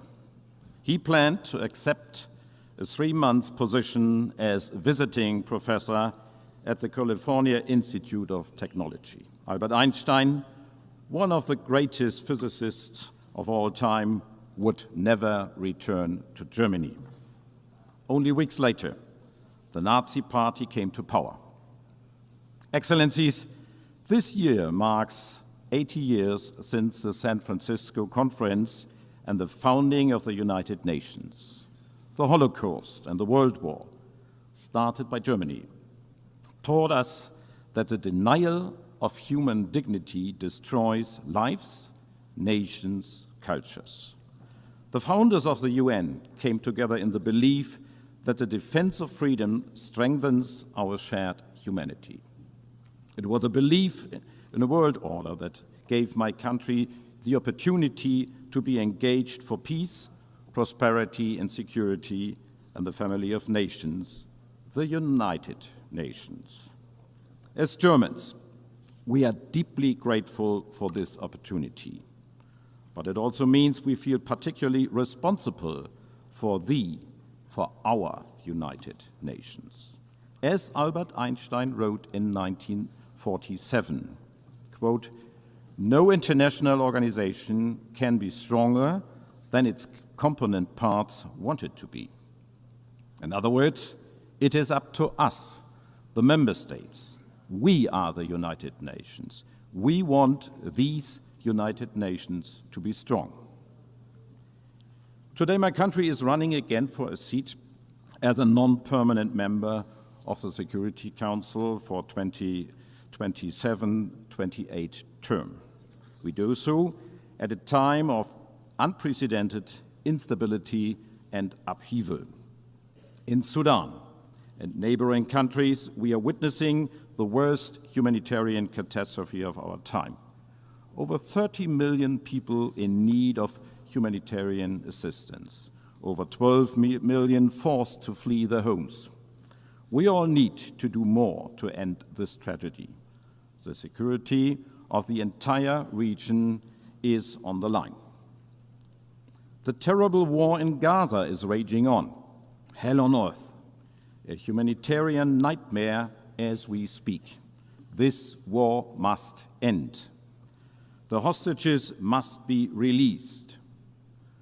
The existence and the security of Israel will always be part of our raison d'etre. There must be a future in peace and in dignity for all in the Middle East. As we have reaffirmed in this hall this week, 2 states for 2 peoples, the only solution. I commend all those who continue to work tirelessly to find a path to peace, notably the United States of America. Excellencies, Iran has created and armed a network of malign proxy forces destabilizing the region. In addition, it has for many years been engaged in a nuclear program which goes far beyond any plausible civilian use. For us, it is imperative. Iran must never acquire a nuclear weapon. Since Iran clearly does not comply with its obligations under the Joint Comprehensive Plan of Action agreed to in 2015, we had no choice but to trigger the snapback of sanctions. Following a clear vote by the Security Council yesterday, sanctions will be effective later today.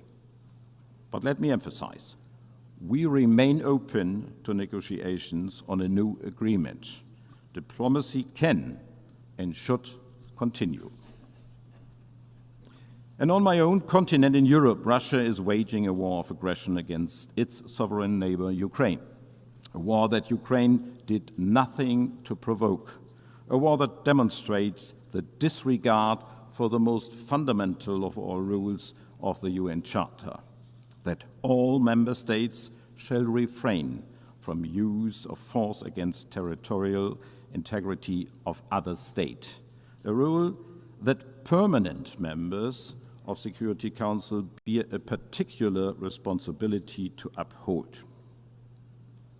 And while our minds are focused on current security and humanitarian crisis, we are aware that they are aggravated by the planetary crisis of pollution, climate change, and biodiversity loss, all of which threaten to bring more instability, more conflicts over resources, more lost lives and livelihoods.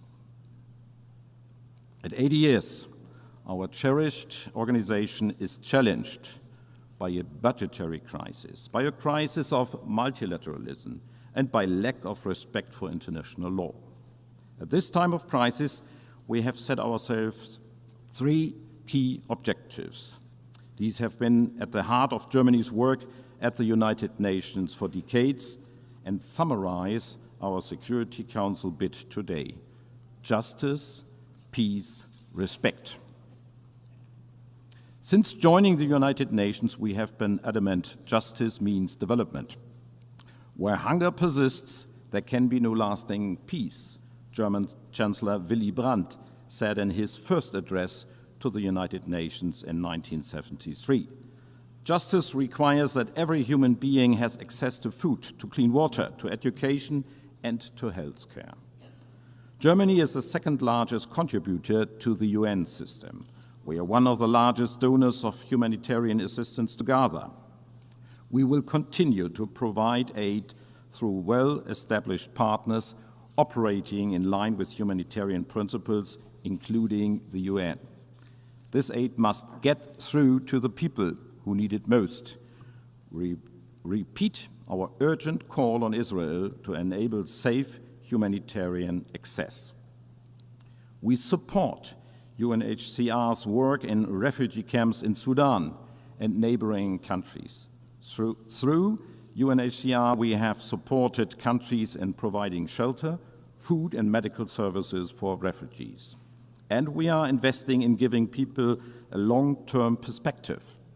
I saw for myself how citizens from Mariupol have been able to find shelter in a hub created by the UNHCR in the city of Dipno, and how displaced people in Bekaa Valley in Lebanon were able to return to their restored communities through the support of UNHCR. The concept of justice also means combating climate change. I myself come from a coastal region in the north of Germany. I know firsthand the risks and the consequences of rising sea levels. And I can assure those whose safety and livelihoods are already endangered by climate change today, we are and we remain by your side. Climate justice means supporting those who are most affected, helping them adapt and address the losses they are already facing. It means significantly reducing emissions globally and keeping the 1.5-degree limit within reach. Germany will be a reliable partner in this. We stand by our target to be climate neutral by 2045. Excellencies, justice, peace, respect. 35 years ago, we made a promise that a reunited Germany would work towards peace and stability. Our contributions to peacekeeping and peace building are proof that we are keeping that promise. German troops, police officers, and personnel have served in 14 peacekeeping missions over the last 3.5 decades. As we speak, the German military is contributing the maritime component of UNIFIL off the shores of Lebanon. German military personnel supports UNMISS and MINURSO. And we are contributing financially to the security of Haiti, where gangs are terrorizing the civilian population, a situation where the UN has an essential role to play for peace and security. We are proud that highly qualified German nationals are making the UN system work and involve in important positions. Germany will continue to provide skilled personnel to the UN system, working for peace, development, and human rights at all levels. We are the largest donor for UN peacebuilding. Germany is chairing the Peacebuilding Commission until January of next year. This is in line with our long-standing commitment to support national peacebuilding and conflict prevention efforts, because we are convinced that resilient civil societies and strong institutions are essential for addressing the root causes of conflict and for building peace in the long run. The Women, Security and Peace agenda provides an essential contribution in that regard. Justice, peace, respect. Respect for the Charter of the United Nations, its fundamental goals and principles that we have all pledged to uphold. It is here in New York, in the halls of the United Nations, that all these nations come together to discuss peaceful solutions to conflicts around the world. This is where we unite. This is us. There is no other place like the United Nations. Excellencies, it is out of respect for international law and human rights that Germany works towards the establishment of a special tribunal for the crimes of aggression against Ukraine.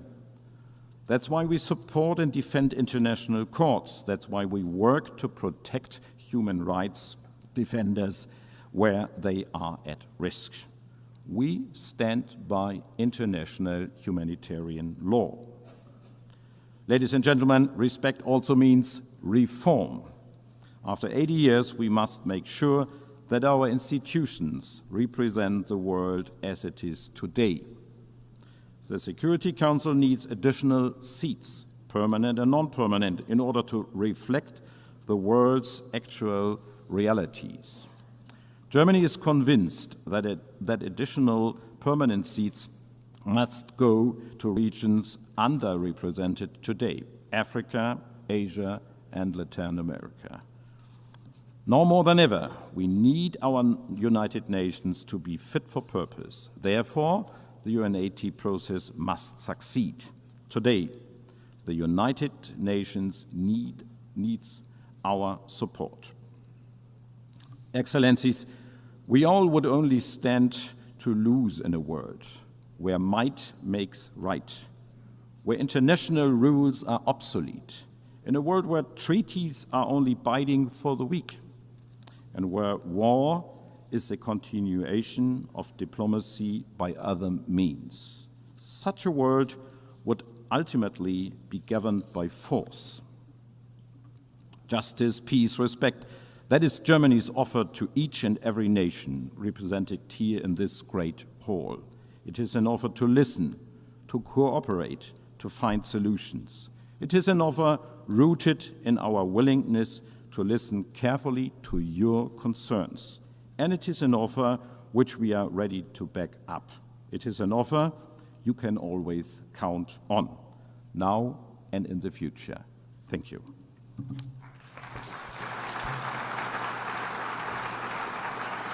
I thank the Federal Minister for Foreign Affairs of Germany. I now give the floor to Her Excellency Thorgerður Katrín Gunnarsdóttir, Minister for Foreign Affairs of Iceland.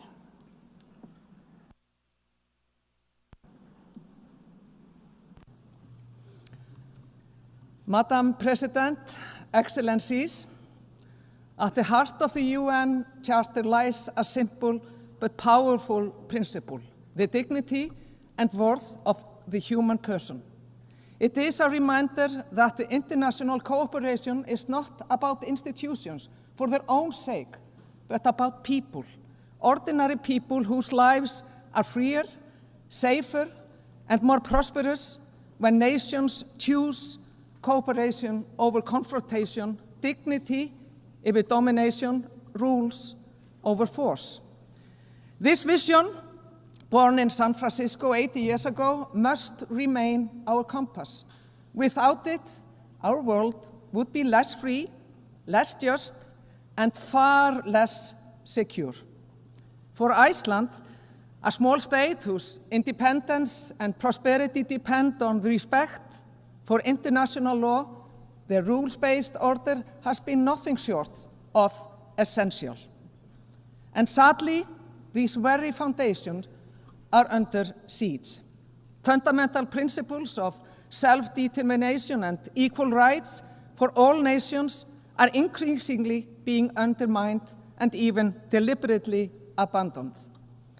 We see paralysis in the Security Councils, contempt for international law, and a disturbing rise in isolationism and big power politics. This, in turn, contributes to a decline in the public's trust in a system that has brought us so much in the past 80 years. This erosion of the rules-based international order is deeply, deeply dangerous. A world not governed by rules will be a world where the strong impose their will and the weaker, they will pay the price. This may appeal to those who possess such power. There are clear indications that it does, but that is a world we cannot and should not accept. Madam President, Russia's full-scale invasion of Ukraine is not only a blatant violation of the UN Charter, it is a direct assault on this organization itself. And the fact that the aggressor sits on the Security Council entrusted with upholding peace is nothing short of obscene. Ukraine is not only bravely fighting for its independence and survival, but also defending the very, very values that the United Nations were founded upon: sovereignty, territorial integrity, and the right of all nations to live in peace and to live in freedom. Unfortunately, despite Ukraine's clear willingness and committed efforts by the United States and Europe, the path to peace has not advanced. As the past few weeks have shown, Russia does not want peace, Instead, the Kremlin accelerates brutal attacks on civilians and critical infrastructure in Ukraine. And meanwhile, Russia's provocations over Estonia, Poland, and Romania should be of concern to all nations. And let us be clear, Russia has no intention of ending this war.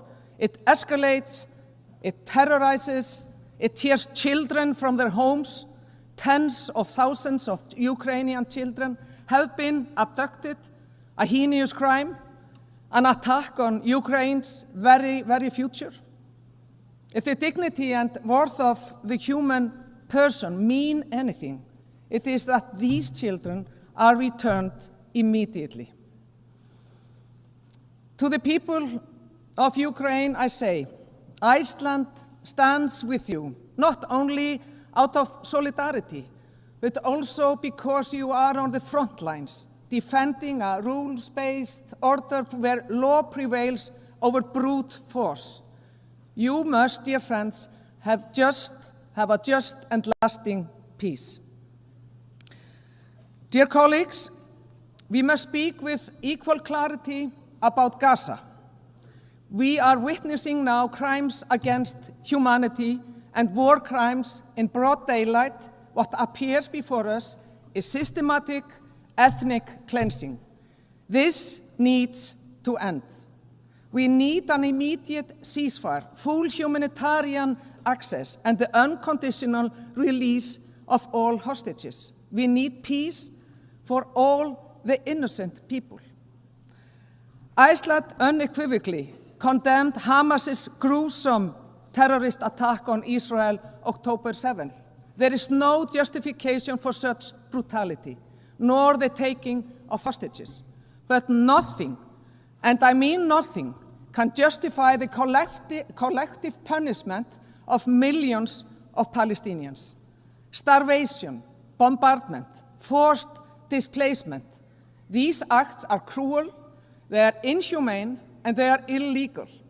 There are children dying every day in Palestine.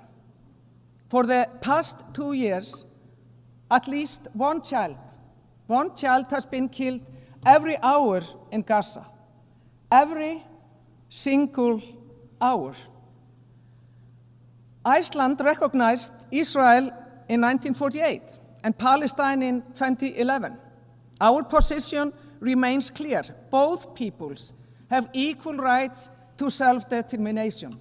Lasting peace depends on it. A two-state solution where Israelis and Palestinians live side by side in peace and mutual recognition remains the only viable path to peace, even if many doubts its feasibility today. If we abandon it, we abandon hope itself. Extremists and spoilers on both sides have long stood in the way of peace. Hamas has no place in the future of Palestine.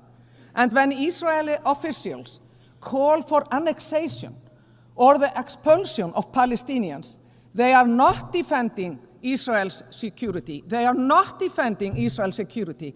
They are calling for violations of international law.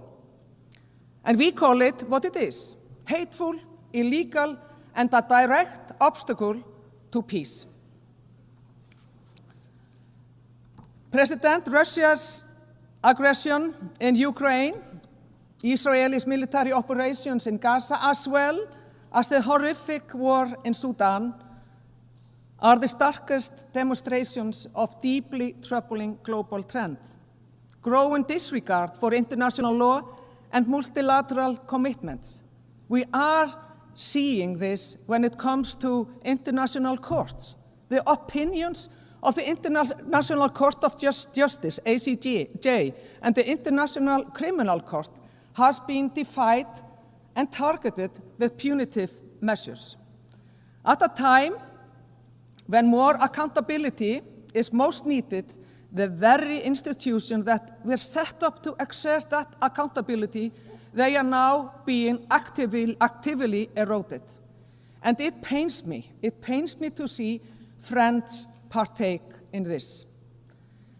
This is especially alarming for small states like my own, whose very existence depends on functioning system of international law and commitments.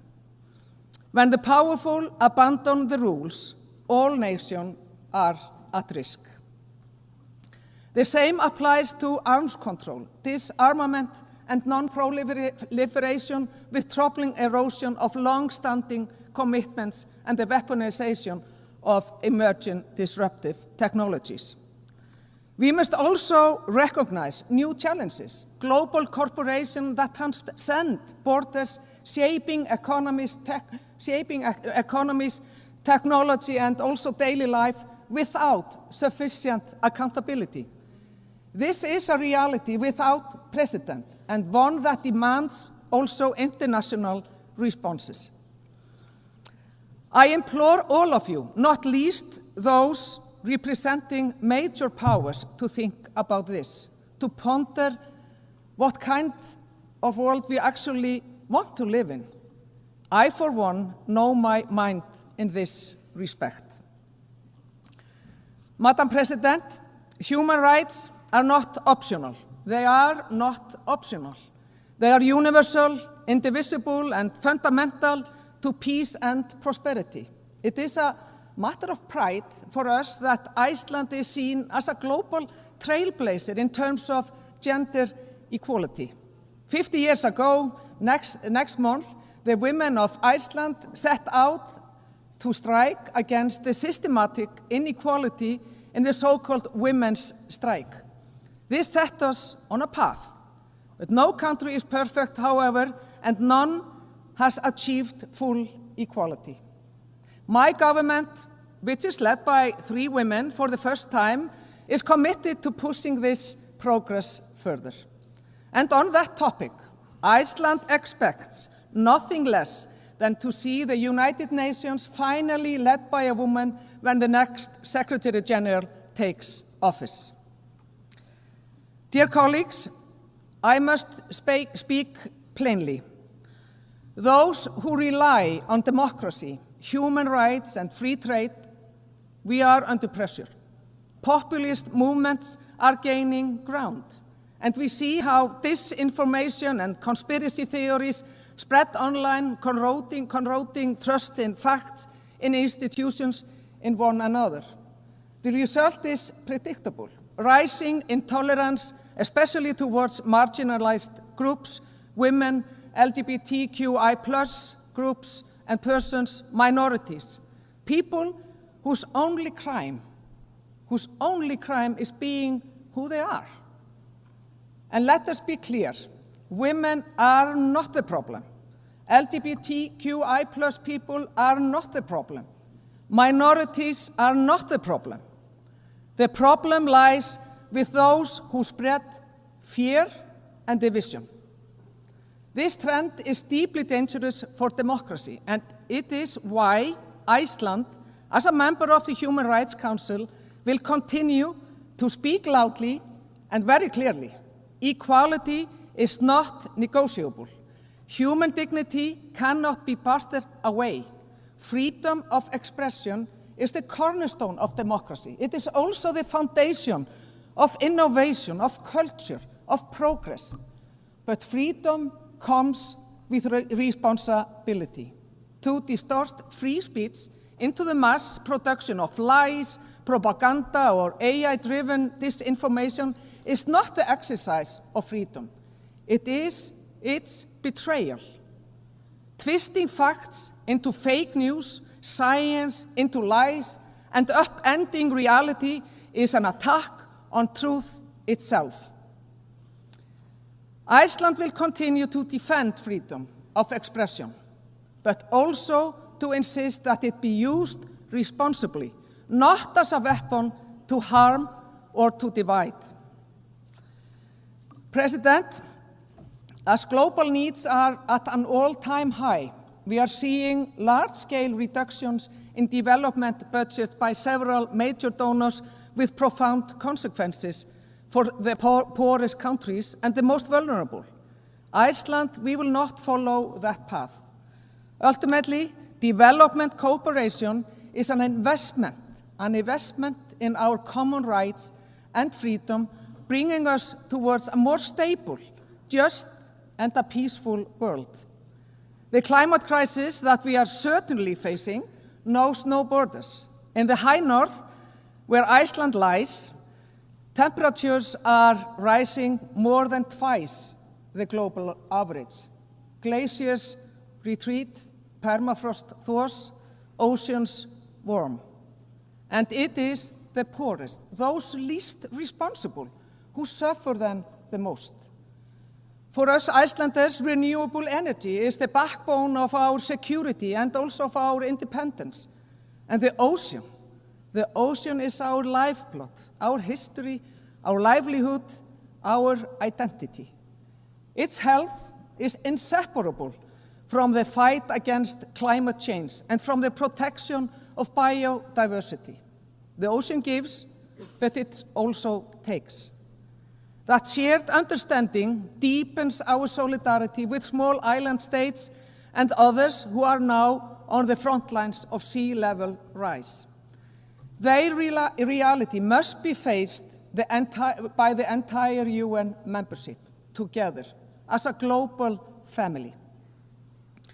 Colleagues, the United Nations is not only about states and structures, it is about people, the people who work tirelessly for these organizations, often under immense pressure and even risking their own lives to uphold its ideals.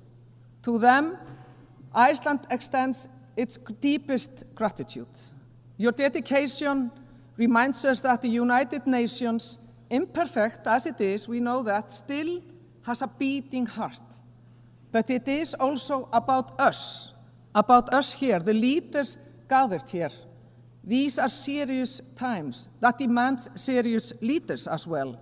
We cannot afford cynicism, short-termism, or the comfort of slogans. We must act with love for our people, with respect for our neighbors, and with wisdom for future generations. This is not naive. This is not naive. It is the essence of responsible leadership, and it is what the world needs from us. President, the undermining the very institutions that have advanced peace, prosperity, and human rights over the past 80 years will only deepen the challenges we face. At this critical moment, it is crucial we reverse course so that we can pass on to the future generations that we may have at times taken for granted. The world needs the United Nations, and we have to be strong as we can be. And yes, we face daunting challenges, but our story as a global community is not only of crisis, not at all. It is also one of progress. Apartheid was abolished. Extreme poverty was cut in half. Treaties were created to protect our skies and to protect our seas. These achievements remind us of what is possible when we act together. For Iceland, the choice is very clear. We will always stand for equality, for respect for international law, and for peace, even when the tide turns against us, even when others wish these values silenced. We will not be silenced. We will keep these values alive because they are the essence of the United Nations, and they are grounded in the dignity and worth of human person. And let us revive the ideals that inspired the founders in San Francisco 80 years ago and draw on that same spirit today. Not for their sake, but for our children's sake. They deserve a world where peace, where justice, dignity, and freedom are not just words on paper, but lived realities. And that is the legacy we must leave them. Thank you so much.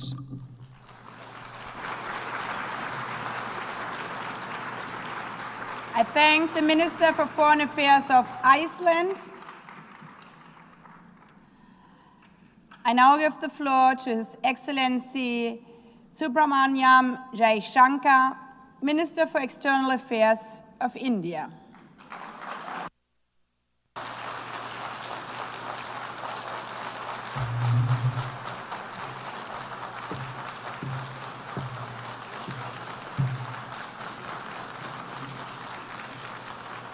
Madam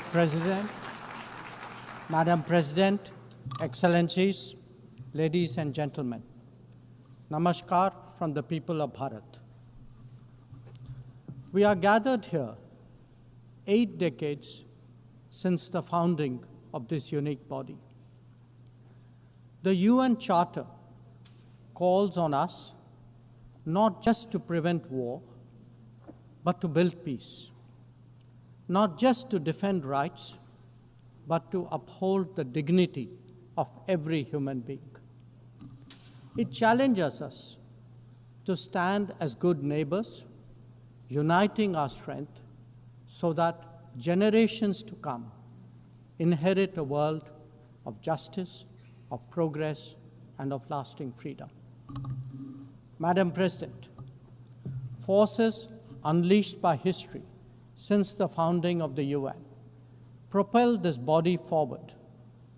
As decolonization advanced, the world began to return to its natural diversity. The membership of the United Nations quadrupled, and the organization's role and remit grew significantly. In the era of globalization, its agenda evolved even further. Development goals took center stage, even as climate change emerged as a shared priority. Trade acquired greater prominence, while food and health access were recognized as essential to global well-being. Where security was concerned, the UN undertook peacekeeping operations and promoted disarmament discussions. As a result, the UN became a natural platform to debate key global issues. Madam President, we must ask ourselves today, how has the UN lived up to expectations? And just look at the state of the world. There are two significant conflicts underway, one in Ukraine and the other in the Middle East, West Asia. Innumerable other hotspots don't even make the news. The slow progress of the SDG Agenda 2030 presents a sorry picture. On climate change, the reality is of recirculated commitments and creative accounting. If climate action itself is questioned, what hope is there for climate justice? When a once-in-a-century pandemic hits us, we saw open discrimination in access to vaccines and to travel. Energy and food security have been the first casualties of conflict and disruption, especially since 2022. Better off societies insulated themselves by having the first call.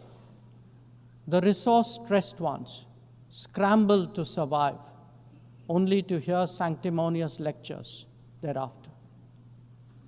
When it came to trade, non-market practices gamed rules and regimes. The resulting concentration exposed the world to leveraging. On top of that, we now see tariff volatility and uncertain market access. As a result, de-risking is a growing compulsion, whether from limited sources of supply or over-dependence on a particular market. Economic concerns have other dimensions as well. Heightened technology control is one. The grip on supply chains and critical minerals is another. The shaping of connectivity is no less sensitive. Protection of key sea lanes has become a challenge. Restricting the evolution of a global workplace is an issue. Each makes a compelling case for more international cooperation, not less. But are we really headed in that direction? And where has the UN actually made a difference? Madam President, as members of the UN, we meet here as sovereign equals. That is not a formalism, but a recognition of the inherent diversity of our world. Understandably, we have different history, traditions, heritage, and culture. For them to coexist, for them to enrich each other, it is imperative that we foster understanding and respect. This will only happen when we resist political interference and economic pressures, when narratives are free of prejudice, when double standards are abjured, and when pluralism is truly appreciated. Madam President, Excellencies, while asserting our rights, we must also firmly face up to threats.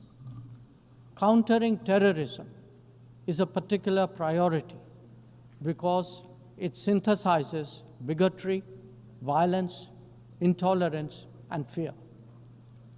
India has confronted this challenge since independence, having a neighbor that is an epicenter of global terrorism. For decades now,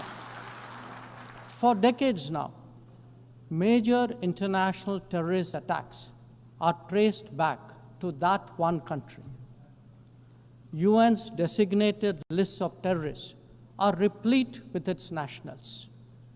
The most recent example of cross-border barbarism was the murder of innocent tourists in Pahalgam in April this year. India exercised its right to defend its people against terrorism and brought its organizers and perpetrators to justice. Because terrorism is a shared threat, Madam President, it is essential that there is much deeper international cooperation. When nations openly declare terrorism a state policy, When terror hubs operate on an industrial scale, when terrorists are publicly glorified, then such actions must be unequivocally condemned.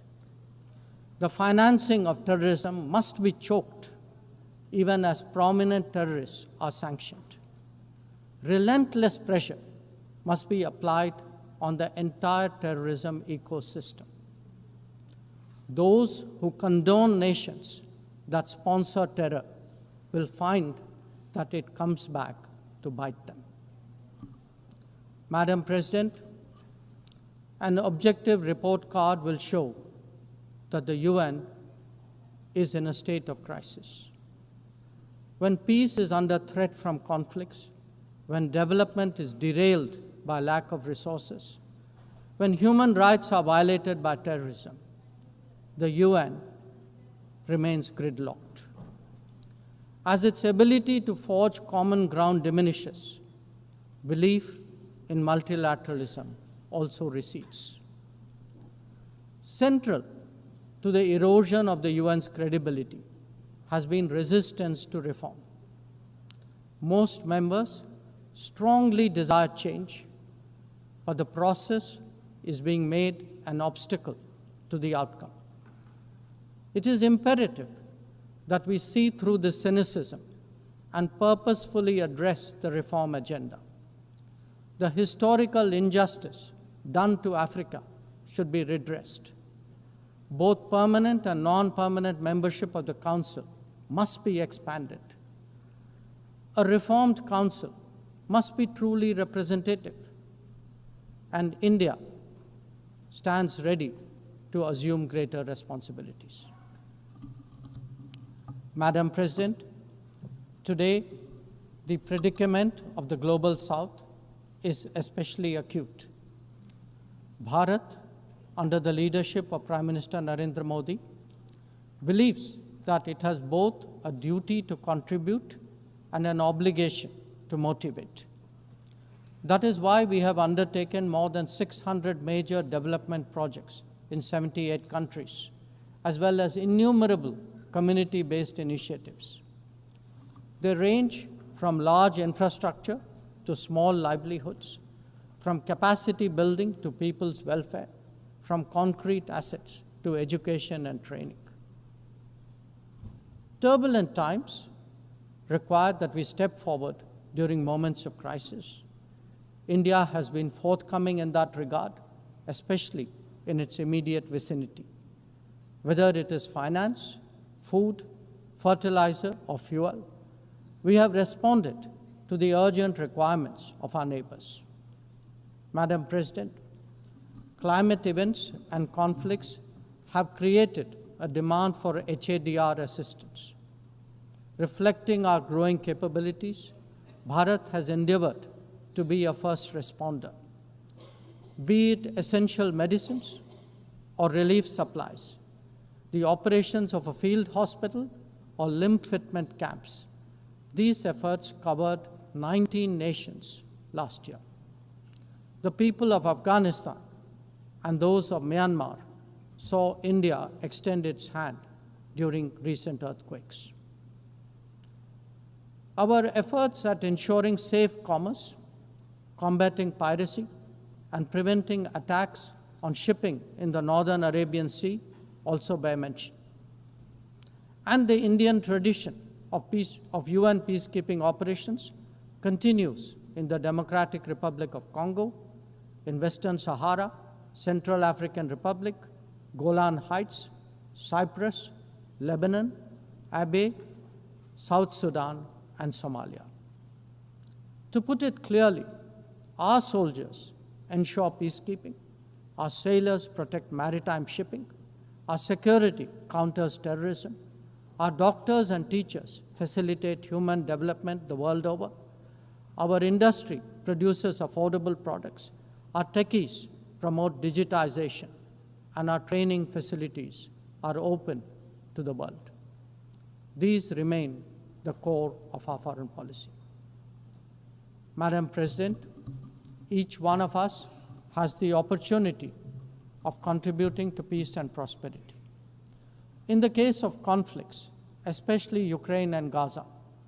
Even those not directly involved have felt its impact. Nations who can engage all sides must step up in the search for solutions.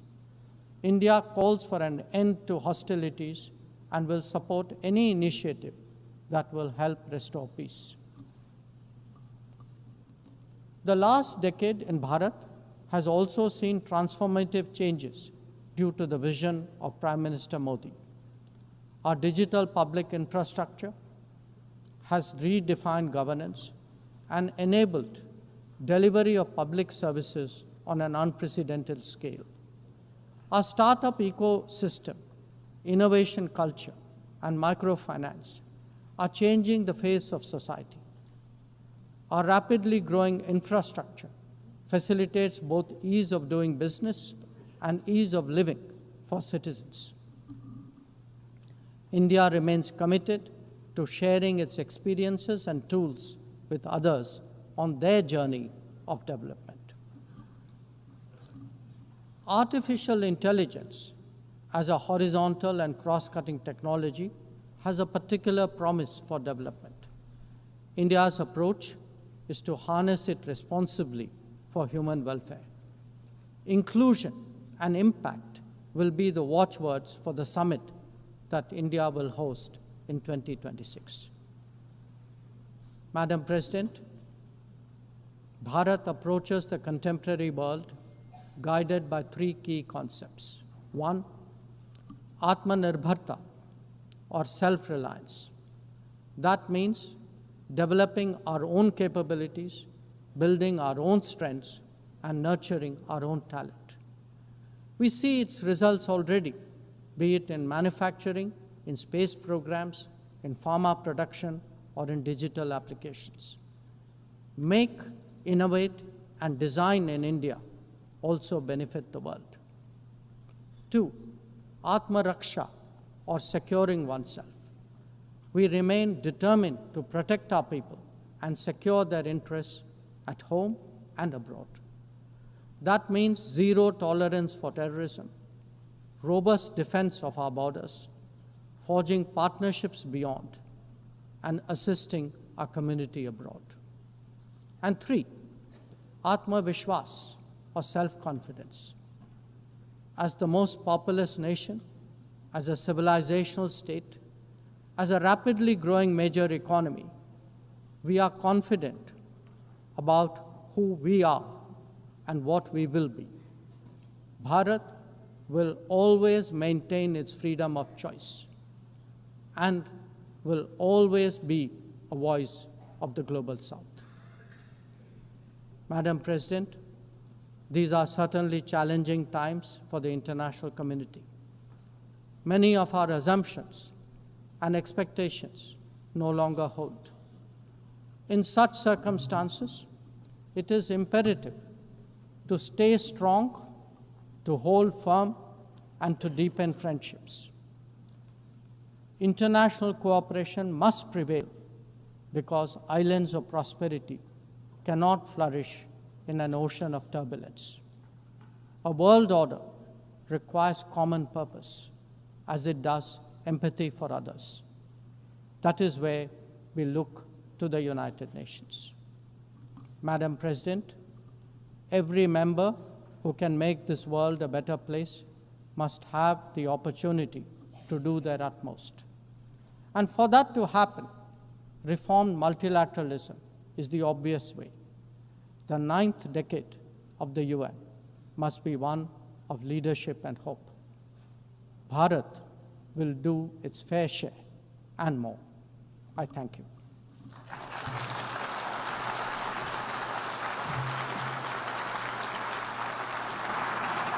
I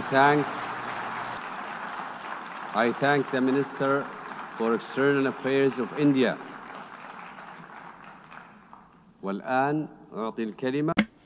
I now give the floor to His Excellency Badr Ahmed Mohammed Abdel Ati, Minister for Foreign Affairs, Immigration and Egyptian Expatriates of Egypt.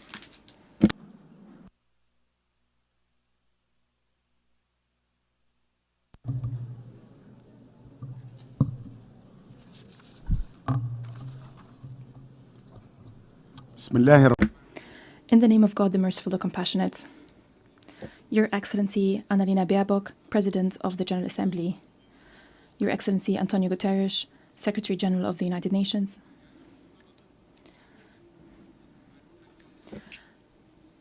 our celebration today of the 80th anniversary of the United Nations was supposed to be an occasion, an opportunity to reflect on the journey of this organization, an opportunity to think of the achievements of the organization in maintaining international peace and security and ensuring prosperity and development for all, and establishing an international order based on international law that are applied by all, that apply to all, to preserve the dignity and rights of all. However, the reality of these international organizations today, 80 years after its establishment, has nothing to do with these noble goals. The multilateral international system is facing challenges. Its pillars are being eroded. It's fluid as a result of crimes being committed in full view of the international community. The international community is standing idly by, is a spectator before the systemic violations of international law that undermined the international system. We're seeing double standards across the board, but especially in the Middle East. The Middle East is at a point of implosion. The bases of stability, peace, and security are absent. There is no noteworthy respect of international legitimacy. Our Palestinian brethren is falling victim to the most heinous Israeli actions. It's a war, a wanton, unjust war waged against defenseless civilians for a sin they did not commit, driven by an extremist ideology that only sees destruction, killing, and systematic starvation, a toxic narrative, an incitement to hatred and violence. The aggression is transpiring without accountability, and it has affected one country of the region after the other. The most latest, what we've seen, is the wanton aggression against brotherly Qatar. Egypt is one of the first to anchor the pillar of peace in the region when President Sadat visited Jerusalem in a historic visit in 1979. Egypt feels concerned and feels responsible at the same time. 2 years following this wanton aggression against Gaza, following the daily violations in the West Bank, the foundations of peace that we have been laying for 75 years are now being threatened. In light of these difficult circumstances, Egypt presents its vision to deal with the situation in the Middle East and the international system as follows. First, we express our appreciation and gratitude to President Donald Trump, which announced his full commitment and his willingness to work with the leaders of the region to end this unjust war against Gaza, according to an integrated, comprehensive vision that stops the bloodshed, that ensures security for all, that restores the foundation to bring back lost trust. Egypt is fully willing and is fully committed to building on the vision by President Trump to restore stability, to end the war, to open a political horizon that paves the way towards the establishment of the Palestinian state, to also release hostages and detainees, and to heal all wounds, the wounds of the orphans, the wounds of the injured, the wounds of the hungry in the Gaza Strip, and put an end to the arrogance of might and to put it aside and to restore hope for tomorrow. Egypt, since the outbreak of this crisis, have done its utmost to reach a ceasefire that is sustainable in Gaza in partnership with brotherly Qatar and the United States of America. We worked on resuming the entry of humanitarian aid without obstacles to address the starvation that is made by Israel, created by Israel. We must restore the basic necessities of life. The entry of humanitarian aid must be a priority for the international community. Together, we all must ensure the provision of humanitarian aid as soon as possible and at scale. And we also must work together to protect civilians. We reiterate that we categorically reject any scenarios to forcibly displace the Palestinian people. This would be a crime of ethnic cleansing. We say this very clearly. Egypt is not and will not be a gate to liquidate the Palestinian cause. We will continue to support the resilience of the defined Palestinian people that is holding on to its national territories. We will never, never be a partner in a new Nakba. Bringing humanitarian tragedies, even more humanitarian tragedies. Egypt also presented a plan for reconstruction and recovery that was accepted at the Arab, Islamic, and international level. We commend the invaluable role of UNRWA, the indispensable role of UNRWA. It is providing valuable support to millions of Palestinian refugees. We also commend the role of the United Nations and its specialized agency. We call upon the countries of the world to provide the necessary and sustainable support to UNRWA. The continued of Israeli occupation, the genocide transpiring today in the Gaza Strip, depriving the Palestinian people of their legitimate rights, most notably the right to establish its independent state along the lines of the 4th of June 1967 with East Jerusalem as its capital. This hollows out any narrative of peace and security in the region. In this regard, we express our full support to the conference on the two-state solution led by the Kingdom of Saudi Arabia and France. We commend the courageous decisions by states that have recently announced that they do recognize the independent Free State of Palestine. Israel cannot be secure when others are not secure. The region cannot see stability without an independent state of Palestine. International resolutions contain the parameters necessary to settle the conflicts of the region. What we need is insight, wisdom, political will, and understanding the lessons of the past. We need foresight. In this context, we warn of the continuation of oppressive policies and irresponsible Israeli practices to close the door on peaceful coexistence and regional cooperation. In light of these challenges, Egypt and Saudi Arabia presented a joint vision for security and cooperation in the region, adopted by the League of Arab States. This would be the foundation for a new vision of a region where all countries enjoy balanced security, comprehensive security. We extend the hand of peace. Don't fail children that look to a bright future, young people that wish to build and restore. Don't fail the elderly that want to live in dignity and peace.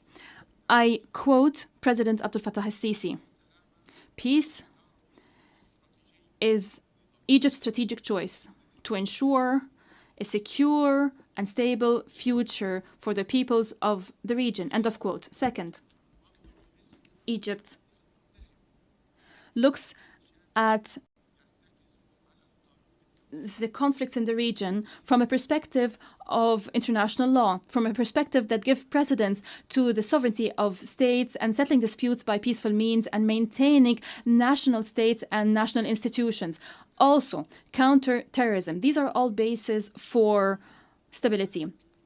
In this context, Egypt stresses the importance of supporting brotherly Sudan that is going through a delicate juncture in its history. All efforts must be made. We strongly support maintaining and preserving the institutions of the Sudanese state, including the Sudanese National Army. We're working in cooperation with the Sovereignty Council and international partners as part of the International Quartet to restore stability, peace and security in the Sudan, based on national Sudanese ownership to fulfill the aspirations of the brotherly Sudanese people. We also firmly support brotherly Libya and its national institutions. Presidential elections, parliamentary elections must be held simultaneously as soon as possible. It is important for all foreign forces and mercenaries and foreign fighters to leave Libya. If we are serious about peace and security in Libya, this would consolidate stability and security and would unite Libyan institutions and allow it to extend its authority over all Libyan territory. The Yemeni crisis must be settled based on international parameters. We must maintain the security of navigation routes along the Red Sea. It is the lifeline of international trade. Egypt is one of the most affected parties from this escalation. We lost more than $9 billion revenues of the Suez Canal as a result of disruptions in international trade going through the Red Sea. The stability, security and territorial integrity of Somalia is part and parcel of the security of the region. We call for making concerted efforts and mobilizing the necessary funding in order to activate the AU mission in Somalia. Egypt intends to contribute to this force with a military and police component. I also must strongly condemn repeated Israeli violations of the sovereignty of Lebanon and Syria. We condemn continued violations of Lebanese and Syrian territories. It is of utmost importance to respect the territorial integrity of Syria and Lebanon. Against this background, in light of these complex regional challenges, Egypt is playing a prominent humanitarian role. We're hosting more than 10 million refugees and displaced persons on our territory. We are providing an environment that respects their dignity, that respects their rights, and that ensures that they receive basic services without discrimination.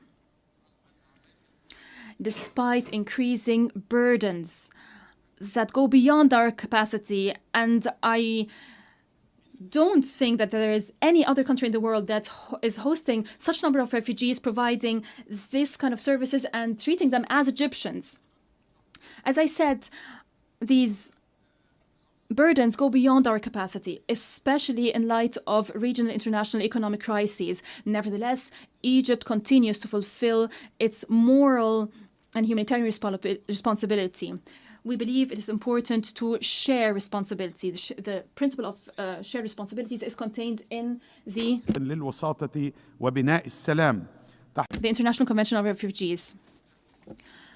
President Abdel Fattah al-Sisi is leading the way to settle disputes. Our region has seen targeting nuclear facilities that are subject to the AIEA Safeguard Agreement, which is inconsistent with international law. Fourth, we believe that cooperation according to international law is the pillar of mutual respect and the only way to ensure joint benefits. Experience has shown that unilateral measures deepen crises and increase gaps. Ethiopia saw that imposing a fait accompli and violating international law as part of its destabilizing policy in the Horn of Africa and the Eastern Nile Basin declared that the dam has been completed and what's happened just has happened. It is delusional, as it believes that Egypt will forget its rights when it comes to the Nile. There's those who pay lip service to international law, but we are ready to resort to justice, to resort to international arbitration. If intentions to actually abide by these mechanisms turn out to be true, if they turn to stalling, if they turn to threatening the fate of people in downstream countries, we will get back our rights and we will not be lax in that journey. International law allows us to protect our existential interests in the Nile Basin. Fifth, we believe that restoring the United Nations and international financial institution is no longer a matter of choice. It's a necessity to ensure a balanced representation in the decision-making bodies at international level.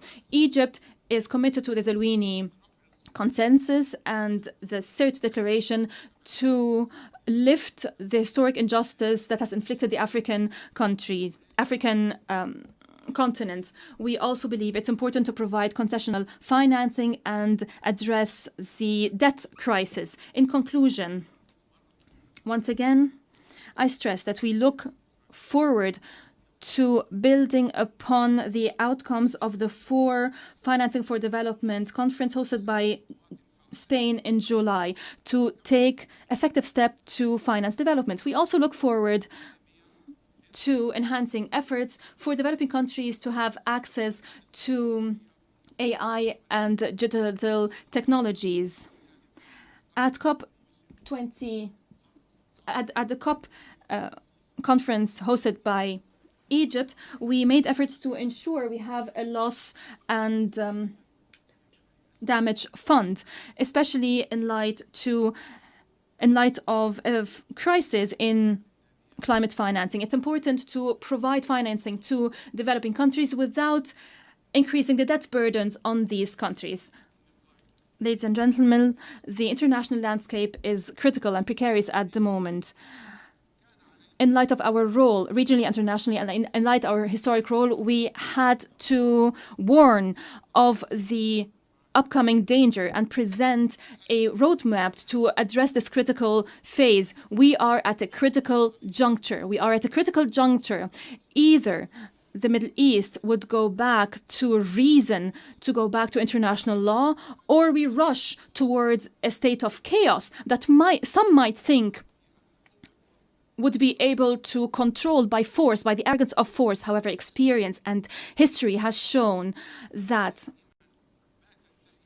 using force would inevitably lead to a disaster, and the first to be affected by that are those who have used force. I stress that Egypt, as a founding member of the United Nations, remains, after 80 years of the existence of this United Nations, we remain committed to international law. We remain committed to enhancing multilateral action, as we recognize that absence of international governance will affect us all. We have a negative impact on us all. There is no alternative to committing to international law and to enhance the implementation of international law. There is no alternative to holding violators of international law accountable. There is no country above the law. There is no country whatever it is that cannot be held to account. All this to maintain international peace and security, to achieve sustainable development, and to promote human rights. In conclusion, I quote President Abdel Fattah el-Sisi: "Peace is not born out of force and bombardment. It's not born out of normalization that peoples reject. Peace is only built on understanding, equity, and justice." I thank you very much.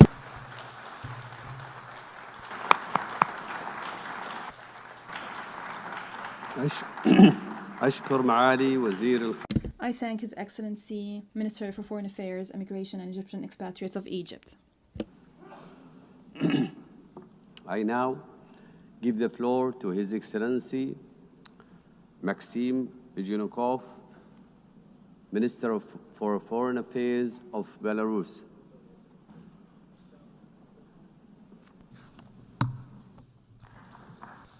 Уважаемый господин президент. Distinguished Mr. President, ladies and gentlemen, the theme of this year's general debate is Better Together, 80 Years and More for Peace, Development and Human Rights. An excellent theme. The key word here is together. So together, let's remember everything and reflect. And I'm confident that we will find the true root causes of the challenges and threats facing the planet today. First, the 80th anniversary of the great victory in the Second World War. 8 decades ago, a bloody and merciless war ended, which was a great tragedy for all of humanity. And only at the cost of millions of lost and broken lives did we overcome this challenge. The contribution of the United States and Great Britain to great victory is obvious, as is that of the Chinese people who threw off the yoke of Japanese militarism. However, the decisive factor was the feat of the Soviet people, a multinational people who fought down to the last drop of blood for their freedom and the freedom of oppressed peoples. Note that they did not hand over the keys to their cities to the conquerors, they did not hide behind pro-Nazi collaborationist regimes, they did not supply the Nazi regime with equipment and soldiers. Back then, 80 years ago, this was obvious. The liberators were greeted with flowers and rejoicing in the capitals of Europe, monuments and memorials were erected in their honor, and streets and cities were named after them. Only 80 years of life have gone by since then, a life of prosperity and peace in Europe, and how everything has changed. The West has developed its own version of the truth about the events of those years. Memories are being erased, monuments demolished, history textbooks rewritten. Once again, we hear Nazi slogans and chants in city streets. This is how the 21st century generation is being raised, a generation that did not see the horrors of that war. They did not even hear about it from their parents. And so they are fueled by the false heroism of their ancestors who in the past had joined Hitler's coalition of nations, dreaming of world domination. If history is being rewritten, then its conclusions are also being rewritten. This calls into question the legitimacy of the post-war world order based on the universal principles of the United Nations. That seems clear. And it seems that they were forced into doing so. The West was forced into doing so for a certain period of time. The collective West was at that time forced to share the burden of responsibility for the fate of the planet with the so-called Soviet bloc, to set aside their thoughts of world domination for a while and to wait, of course, to wait for events to come to pass that would allow everything to be turned on its head. From this rostrum, in the past few days, we have already heard people say that the Holocaust is our shared shame. Why is it our shared shame? Everyone is answerable themselves before history. We, Belarusians, for example, fought Nazism down to the last drop of blood and laid down our lives to do so. We saved Jews at the cost of our own lives. We cannot remain silent about this today. We remember the hundreds of villages burned by the Nazis together with their inhabitants, the millions of Belarusians torn apart and mutilated, and the hundreds of thousands of children and women taken into European slavery. And therefore we understand that preserving memory is important so that history does not repeat itself, so that there are no more national ideologies of racial superiority, where there is no place for entire peoples, so that there are no concentration camps, that terrible invention of the West, and also to make sure that there is no genocide against any people. The Belarusian people have been living in peace now for 80 years, and if you look at our history, that is an incredibly long time to live in peace.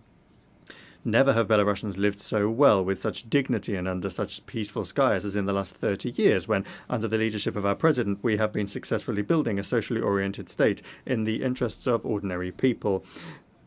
At the same time, we sacredly preserve the memory of the terrible tragedy of the Second World War, and we pass this memory on to younger generations. Why don't many others around us, especially to the west of our border, want to live like this? Well, the answer is simple. The politicians there are blinded by their personal ambitions. They cannot see ordinary people behind those ambitions, even in their own countries. And so it is no surprise that they treat human life with such contempt, as well as that of other peoples, for example, calling on Ukraine to fight down to the last Ukrainian. This year is also significant for the UN, which is celebrating its 80th anniversary. The organization was created by the victors of that bloody war. We remember that Belarus was among the first founders as well. Belarus, a country where 1 in 3 people were killed, tortured or burned. And throughout all these years, the Belarusian delegation has been one of the most reliable supporters of strengthening the foundations of the UN, initiating the most bold, peace-loving and historically hard-won initiatives.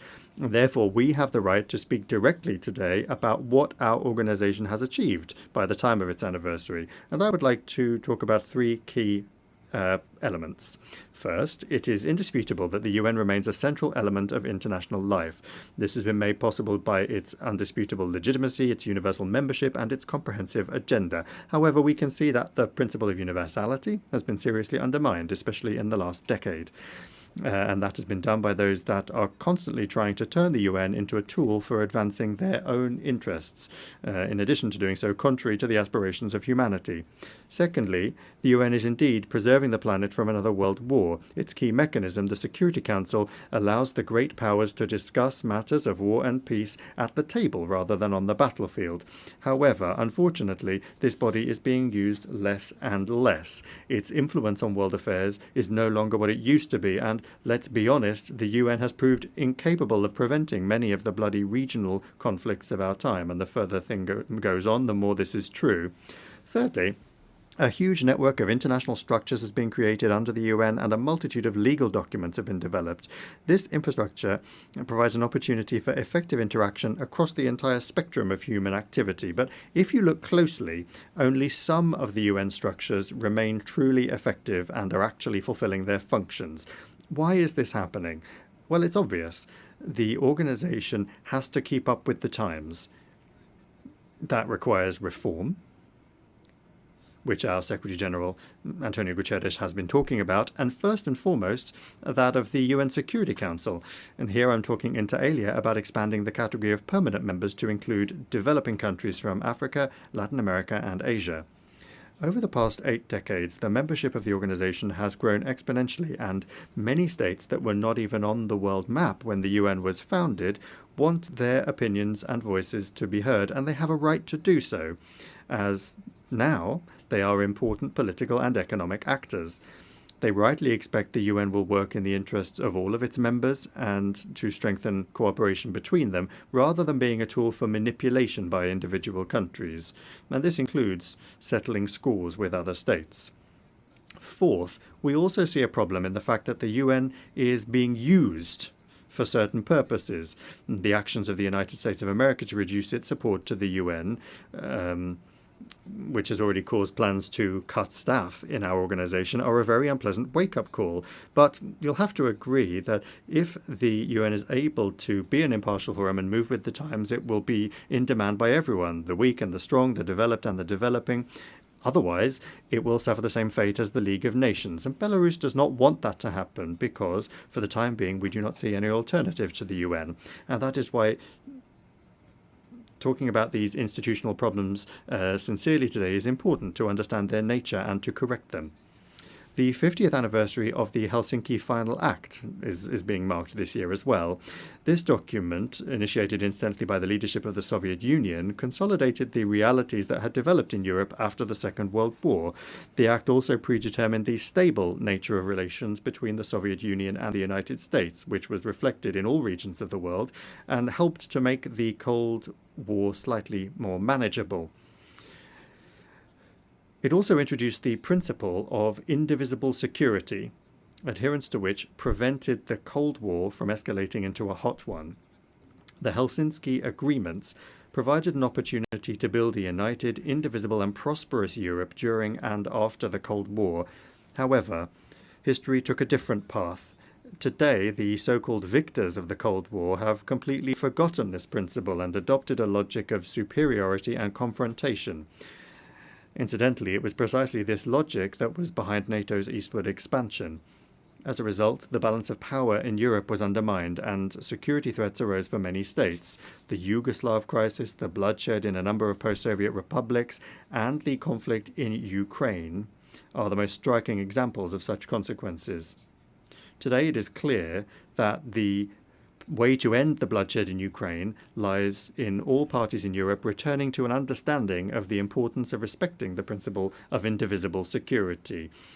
And it's important that one of the main global centers of power, the United States, has finally started to understand the importance of this. Unfortunately, the EU countries aren't doing the same thing. They continue to stoke regional conflict with the firewood of Ukraine. Joint efforts are particularly needed to increase the level of trust between countries, although there are no ready-made solutions at present. But action must be taken, and we, in Belarus, which is at the heart of Europe, understand this perhaps better than anyone else. After all, it was through us that the most tragic wars of modern times have swept through our country every 50 years or so, leaving nothing but memories in their wake. And that is why we cannot delay. Just look at what our European neighbours are doing on the EU's border with Belarus and Russia.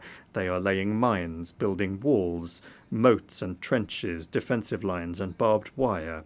They are trying to create a sense among their population of an impending threat from the barbarians to the east, and there have actually already been victims, albeit among NATO countries who are either drowning in bogs or being blown up by their own mines.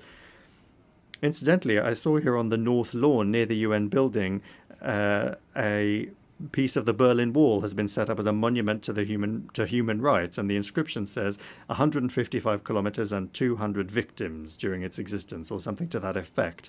Today, a much larger wall, thousands of kilometers long, is being erected on the border between the EU and Russia and Belarus, from Finland down to Poland. And there have already been hundreds of victims along this wall since its construction began.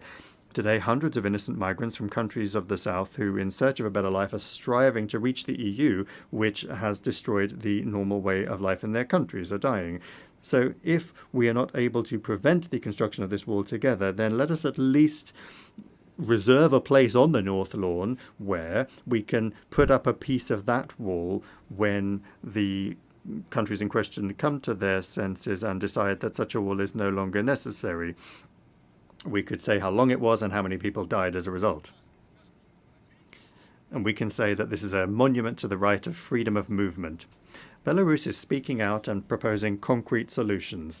In particular, the President of the Republic of Belarus has put forward an initiative to develop a Eurasian Charter of Multipolarity and Diversity in the 21st century, to launch a new paradigm for a Eurasian architecture of equal and indivisible security. I won't talk about this in detail. The Minister of Foreign Affairs of the Russian Federation already spoke about this very well. We then call upon all Eurasian states to join in this process and to show the same responsibility that our predecessors demonstrated half a century ago. There is no alternative to this dialogue. We need to rid ourselves of prejudices and sit down at the negotiating table. Our appeal, of course, also is addressed to the countries of the European Union, which have traditionally been sceptical of any initiatives coming from the East. But I would like to remind them that this East is far from what it was even a decade ago. It is, in essence, the global South, or even the global majority, you could call it, and that is what must be reckoned with. It's time to finally understand that the days of the dictates of the collective West are a thing of the past.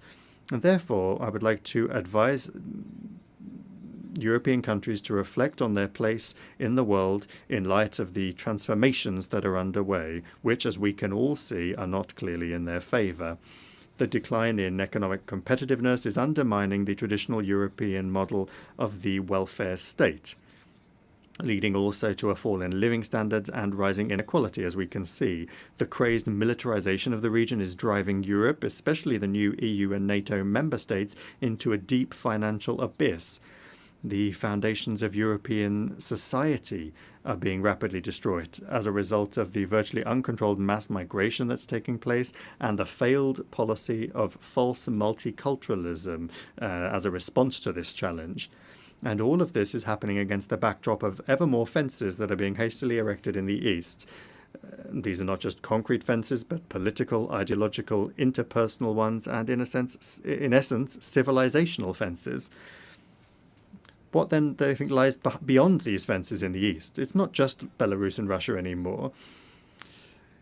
There's also the Indian Ocean, and as our Chinese friends say, a community of shared destiny and shared responsibility for the future of humanity that is stretching all the way to the Pacific horizon that exists there, with the weakening of customs and physical borders, the strengthening of cooperation across the entire spectrum of pressing issues, the development of interpersonal contacts and multifaceted interaction. This is a community where, despite numerous cultural and national differences, people respect each other at the very least and do not impose ideological dogmas and rules of behavior on one another.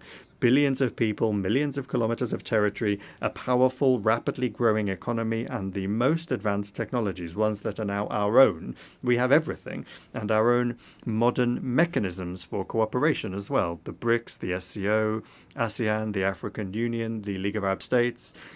Therefore, in essence, all of these political and militaristic shenanigans by the EU on its eastern border and economic sanctions against us, these are all measures of harsh self-isolation that are driving EU countries even deeper into domestic economic and political crisis. And allow me to say again, this is self-isolation.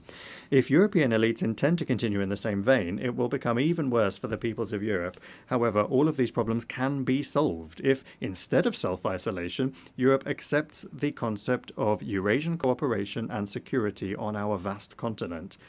And another thing, this year we are marking the quarter century that has passed since, from the rostrum of the General Assembly, one of the greatest hopes and promises in the history of the United Nations were voiced. A full 25 years now separate us from the Millennium Summit, at which the Millennium Development Goals were adopted. At that time, it seemed that with the dawn of a new millennium, we were also entering a new era, one of beneficial globalization and universal prosperity. Where do we find ourselves a quarter of a century later? On the one hand, we have become even more interconnected and interdependent, and this is thanks to technological development, which is constantly changing the concepts of time and space. But on the other hand, multiple fault lines have emerged that completely negate all of the positives. Consider the following figures. In 2000, there were around 50 million displaced persons in the world. Today, there are more than 120 million. More than 1 billion people on the planet still live in multidimensional poverty. Conflicts in Ukraine, Palestine, Syria, post-war syndrome in Afghanistan, Iraq, Libya, and a number of other countries that is preventing the peoples of those countries embarking on the path of recovery. Large-scale military action against sovereign countries outside of any legal framework. Trillions of dollars spent on mindless militarization. This is where we've ended up 25 years on instead of those hopes. Just consider the 6.5 decades of the economic blockade of Cuba, which has also been completely unjustifiably declared a sponsor of terrorism. And in the same vein is the story about some kind of drug threat from Venezuela, which is completely unfounded and unacceptable. Is this really the result that the UN system was striving for 25 years ago? So why did the expectations and hopes of the beginning of the millennium not come true? In this regard, the words of the president of Belarus, spoken at that Millennium Summit, proved prophetic. For many centuries, a small group of states has determined the fate of the world, viewing other nations as peoples as a disenfranchised mass. The past quarter century has shown that many in the West have been unable to abandon their centuries-old mentality. As a result, the West has not become a leader in the process of change, but rather a source of threats and losses. Certain Western elites that are accustomed to living for centuries at the expense of others continue to exhibit a colonial mindset, albeit a modernized one. It's no surprise that even today they continue to display arrogance and power that they exert over developing countries, which was characteristic of colonial times. Our African friends can speak very eloquently about colonial times, and incidentally they're calling for reparations as well for the harm caused by the West. Over the past quarter of a century, then, we have seen the West not working together to solve development problems, but rather imposing democracy and the weaponization of the economy. This policy has spawned many wars, chaos, millions of refugees, created barriers to international trade, undermined global food security, entrenched poverty, hunger, and inequality, and international organizations, chief among them the UN and the WTO, have been sidelined. That is why, in response to these negative trends, the idea of regionalization is becoming popular, and cooperation mechanisms that aren't linked to Western countries, such as, well, as I already mentioned, the BRICS, SCO, ASEAN, CIS, the League of Arab States, and the African Union, they're growing and strengthening. They reflect the interests of the global majority countries. They work on the basis of mutual respect, equality, and consensus, rather than domination and plunder. They essentially are forming a fair multipolar economic architecture for development. And it's only natural then that the Chinese President Xi Jinping has put forward a very timely initiative on global governance, which Belarus fully supports. Mr. President, the words of the great Italian thinker of the past century, Antonio Gramsci, who wrote "From a fascist prison," are more relevant today than ever. The old world is dying, and the new world is struggling to be born. It is indeed paradoxical that even today the new world is being born in agony, because the old world does not want to quietly leave the stage. We're not the ones destroying the old world. The West itself is doing a perfectly fine job of that, but we, the global majority, are trying to build a new one, and I would like to underscore that particularly. It's together. It is the key word from the theme of this General Assembly. We're doing this together with our like-minded partners. Thank you for your attention.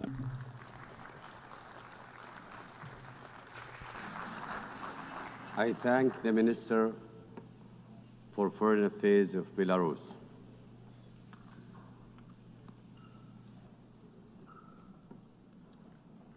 أعطي الكلمة الآن. I give the floor to His Excellency Mohammed Salim Wild Marzouk, Minister for Foreign Affairs, African Cooperation and Mauritanians Abroad of Mauritania.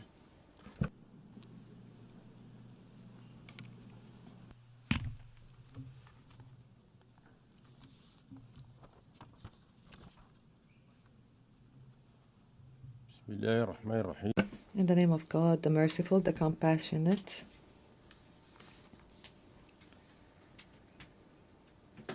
Your Excellency, Mr. President, Your Majesties, Excellencies and Highnesses, His Excellency Antonio Guterres, Secretary General of the UN, Your Excellencies, ladies and gentlemen, may God, peace, mercy, and blessings be upon you.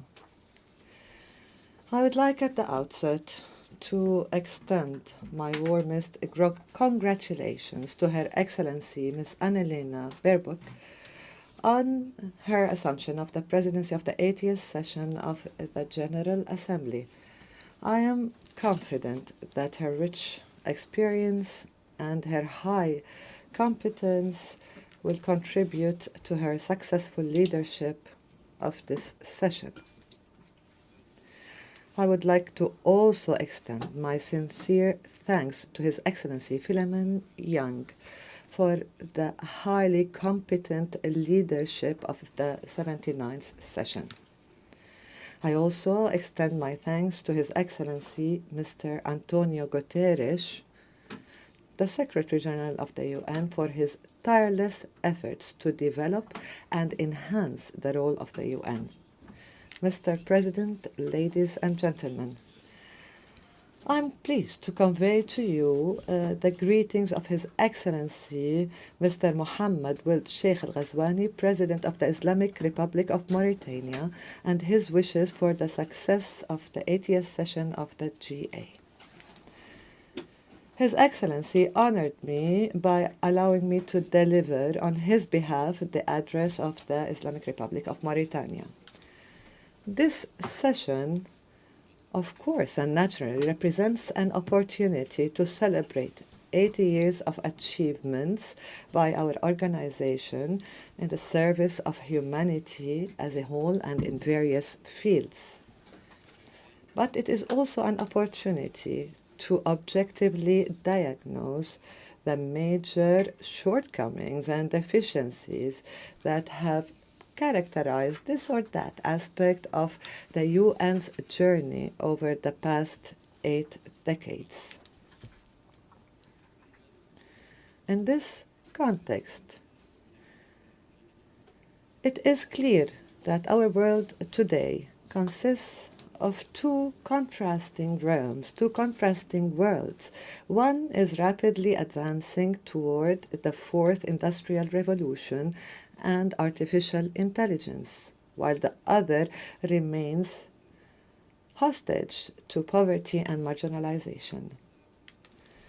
This gap, this ever-widening gap, particularly in view of the current context of growing conflicts and wars, this gap presents a difficult test to humanity.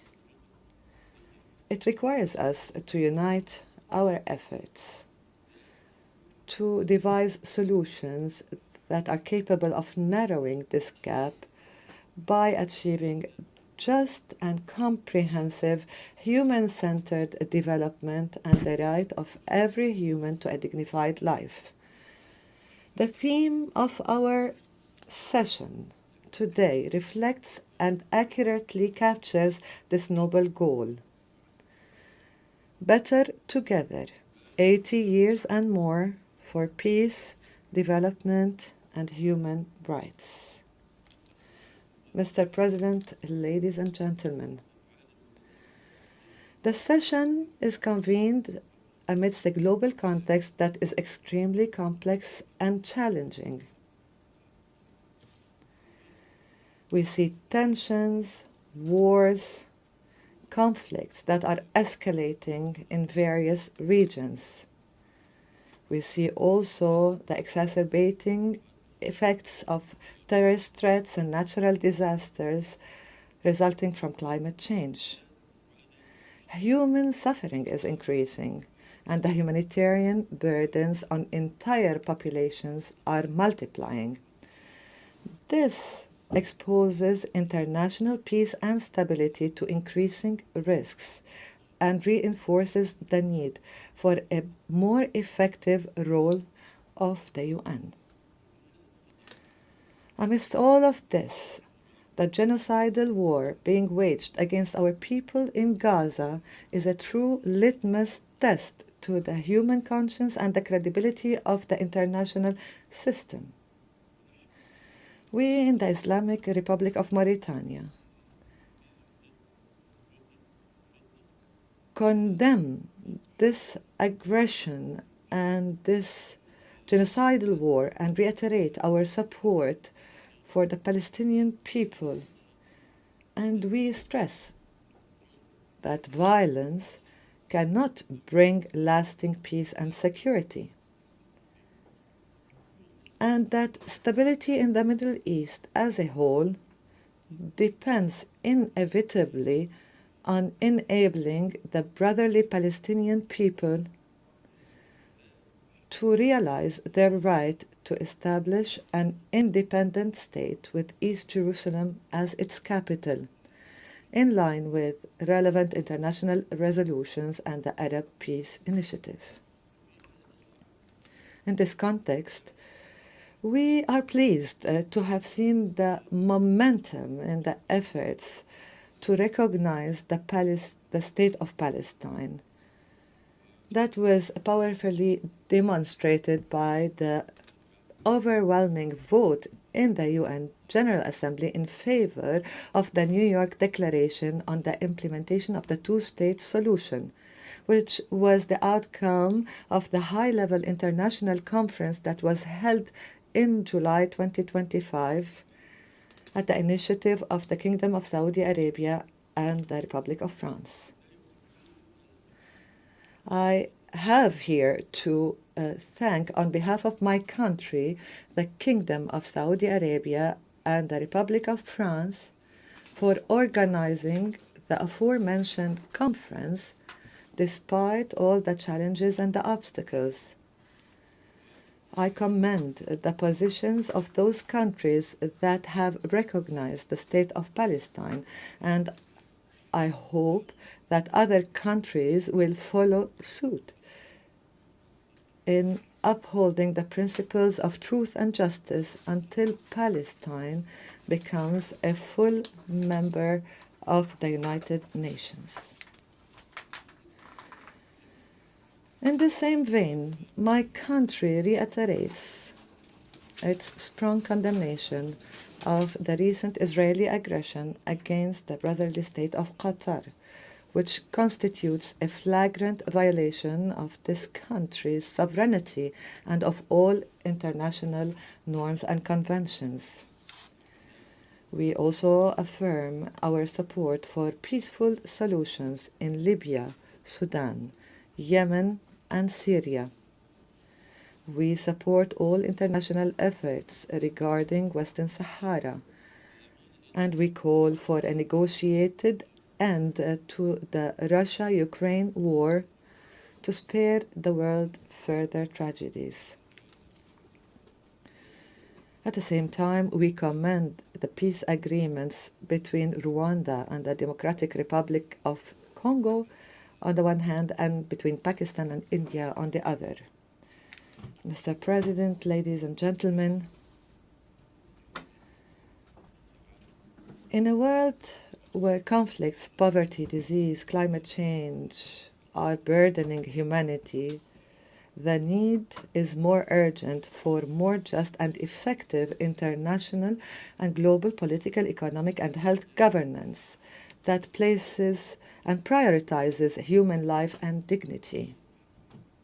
This can only be achieved through a balanced reform that restores confidence in the United Nations and renders the organization more capable of fulfilling its noble purposes and goals of safeguarding peace and security and building a more equitable world.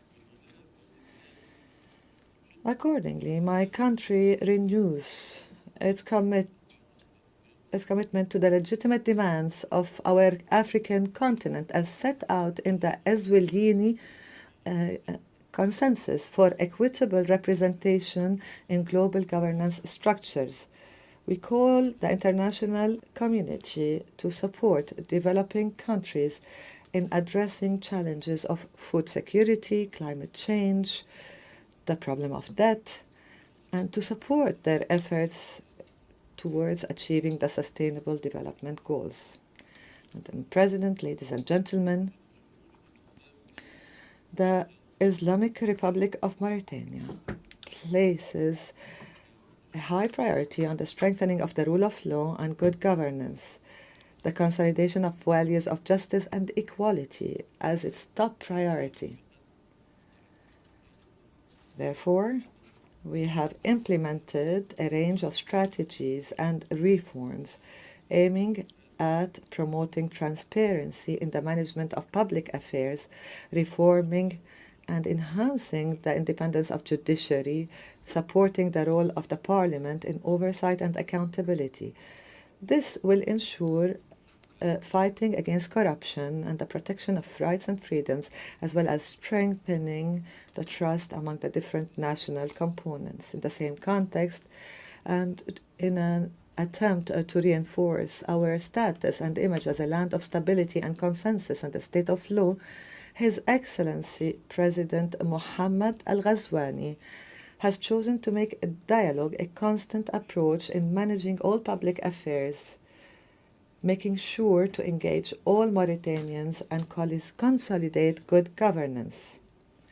In terms of social cohesion, protection of social cohesion, that is, my country is placing development at the service of citizens everywhere through structured programs that embody spatial justice. It is building dams, constructing schools, establishing health centers, providing the foundations for a decent life for thousands of families in villages and cities and rural areas, strengthening national solidarity in full harmony with the process and in parallel with the process of consolidating the rule of law and the foundations of good governance. We have a comprehensive health coverage program that has provided insurance for vulnerable families. The number of beneficiaries increased by 147% between 2019 and 2024, with universal health coverage reaching approximately 21% of the total population. As for human rights, my country has strengthened its human rights frameworks and systems by combating the effects of slavery in all its forms and confronting human trafficking through well-established legal and institutional mechanisms. Mauritania hosts approximately 250,000 refugees from Mali, and we have completed the conciliation of the legal status of more than 150,000 migrants in conditions that fully respect their rights and preserve their dignity. As part of its priority to human development, our country has launched a comprehensive educational reform process with the participation of educational stakeholders. The process aims at developing educational programs, teaching methods, promoting the values of citizenship, in addition to developing vocational training programs to better equip young people for the labor market. Women's role in the public and political life has also been strengthened, improving their access to health services. In the field of combating terrorism and extremism, my country adopts an integrated strategy that combines security measures on the one hand, intellectual and educational approaches on the other, and promotes the values of justice nationally and also in the framework of regional and international cooperation. On the economic front, the country continues to diversify its economy to enhance the ability to create job opportunities and confront crises. We recorded a growth rate of 5% in 2024, while inflation rates are expected to not exceed 2.5%. In terms of energy transition and sustainable development, the country has witnessed the launch of major projects, including a 300 million hybrid renewable energy plant, and the adoption of a green hydrogen law and the signing of major international agreements, in addition to the launch of the World Bank-supported DREAM project. Our efforts continue also to combat desertification and preserve biodiversity, and we look forward to actively participate in the COP30 Climate Summit in Brazil and to advance the fulfillment of international commitments to reduce emissions and finance climate change adaptation. Mr. President, ladies and gentlemen, the Islamic Republic of Mauritania is committed to work on strengthening multilateral cooperation and reform the international political and financial governance system in a manner that strengthens our collective ability to achieve sustainable development. Mauritania will remain faithful to its approach to contribute to the promotion of regional and international peace and security, to diversify and consolidate its partnerships, to address the various challenges facing our country, our continent, and the world as a whole, on a path to achieving a safe and dignified life for all. Thank you for your attention. May peace, mercy, and blessings of God be upon you.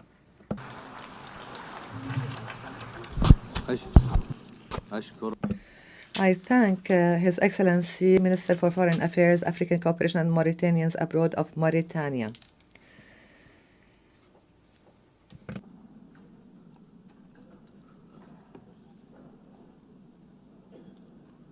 I now give the floor to Her Excellency Auna Silvia Tusoyo, Minister for Foreign Affairs of Romania.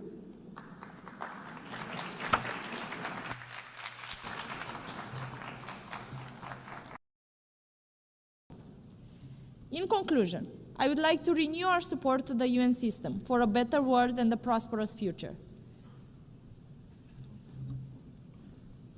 You can count on Romania, and Romania counts on the United Nations. Thank you for your attention.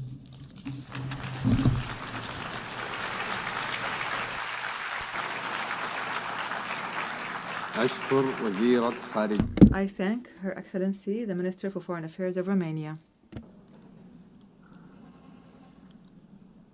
I now give the floor to His Excellency Zehasak Wangiki Tikyu, Minister for Foreign Affairs of Thailand.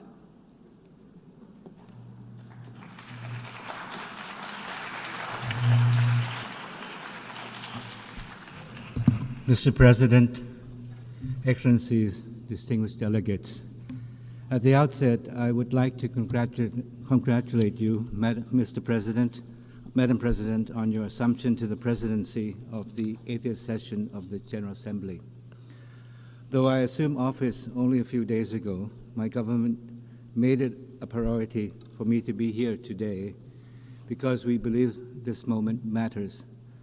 This 80th anniversary of the United Nations comes at a time when the UN is at a crossroad, facing critical challenges. Let me begin by reaffirming Thailand's steadfast commitment to multilateralism. There is no doubt that the world still needs the UN, and the UN needs all of us. For the UN to fulfill its purpose, it must evolve with the changing times. Thailand, too, stands at an important crossroads, facing pressing challenges at home with no time to lose. Our vision reaches beyond our borders to the world at large, for we, like all nations, aspire for a peaceful, just, and inclusive world. It is in this spirit that Thailand stands ready to play a constructive role in shaping a United Nations that is truly fit for purpose, delivering peace, development, and human rights for all. Madam President, this year's general debate theme, Better Together, reminds us that the United Nations is strongest when we act together as one. First, we must unite as one community. 80 years ago, our community of nations adopted the UN Charter with hope for peace. Yet today, we face a world increasingly divided by protectionism, fragmentation, conflicts, and climate change that spares no nation. The war in Ukraine, now in its third year, continues to bring immense suffering and destruction. Likewise, the horrendous suffering in Gaza, where innocent civilians, especially children, are paying the heaviest price, weighs heavily on our collective conscience. It is a stark reminder that when peace is broken, the human cost is borne not only by nations, but by ordinary people whose lives are torn apart. As one community, every nation shares the responsibility to promote global peace and security. And this responsibility must be inclusive. Multilateralism is more effective when women participate fully, whether in peacekeeping, conflict prevention, or humanitarian response. Their voices, leadership strengthen our community and make peace more durable. I am confident that Madam President's election to lead this assembly will inspire us all to advance UN's Women Agenda with greater resolve. Thailand intends to do our part. Our peacekeepers continue to serve around the world, helping to rebuild lives torn apart by conflicts. At home, we have cleared over 99% of mine-contaminated areas under the Anti-Personnel Mine Ban Convention. This is not just about treaty obligations. It is about giving communities back safe land they can live and grow on.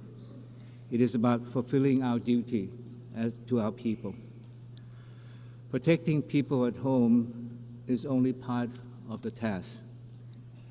We must also respond to transnational challenges like migration, driven by conflict and disasters. A shared test no nation can solve alone. This is a real task for Thailand. For over decades, we have hosted displaced persons from Myanmar. Today, we are giving them greater opportunity to work outside of their temporary shelters so they can live with dignity and contribute to society, to mark our commitment to humanitarian assistance and practical solutions. In the same spirit, Thailand is stepping up our efforts to combat transnational crime, including online scams, as their impacts ripple far and wide. Crimes without borders demands cooperation without borders. The vision of one community must begin close to home. Regions are the building blocks of the global community. In our region, peace and stability also lies at the heart of ASEAN's community building efforts. Yet, challenges exist even in our own neighborhood. The situation in Myanmar remains a grave concern. Thailand has provided humanitarian aid along our borders, and we continue to urge all parties towards dialogue and a viable peace process. This is the foundation for lasting peace in Myanmar. And even among closest neighbors, disputes can arise. Admittedly, the current situation with Cambodia is neither desirable or in the interest of either side. Our peace, stability, prosperity are closely intertwined. We cannot move away from one another. We are part of the same ASEAN family.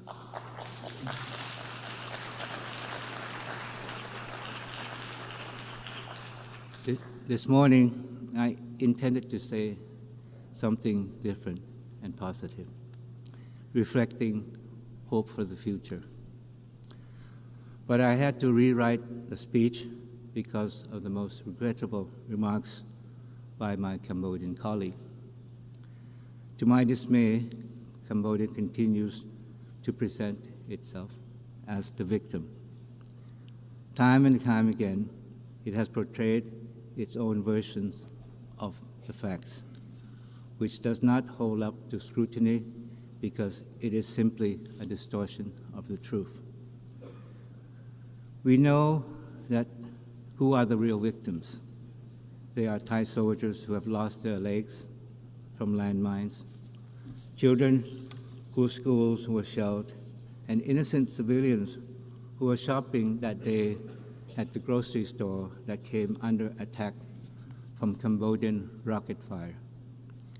Yesterday, I met my Cambodian colleague in the very hall of the United Nations. We talked about peace, dialogue, mutual trust, and confidence. This was emphasized later at the informal four-party consultations organized by the United States. We appreciate President Trump's dedication to peace. But unfortunately, what was said today by the Cambodian side was completely opposite to what was said yesterday at the meeting. It reveals the true intention of Cambodia. These allegations were so far-fetched that they make a mockery of the truth. From the beginning, Cambodia initiated the conflict with the intention to expand a border dispute into a national conflict and to further internationalize it, as was the case again this morning. The villages referred to by my Cambodian colleague earlier are in Thai terror, full stop. In fact, they exist because Thailand made the humanitarian decision to open up our borders in the late 1970s for hundreds of thousands of Cambodians fleeing the civil war in their country to seek shelter in Thailand. We made this decision out of compassion and humanitarian principle. And as a young diplomat, I witnessed the scene myself.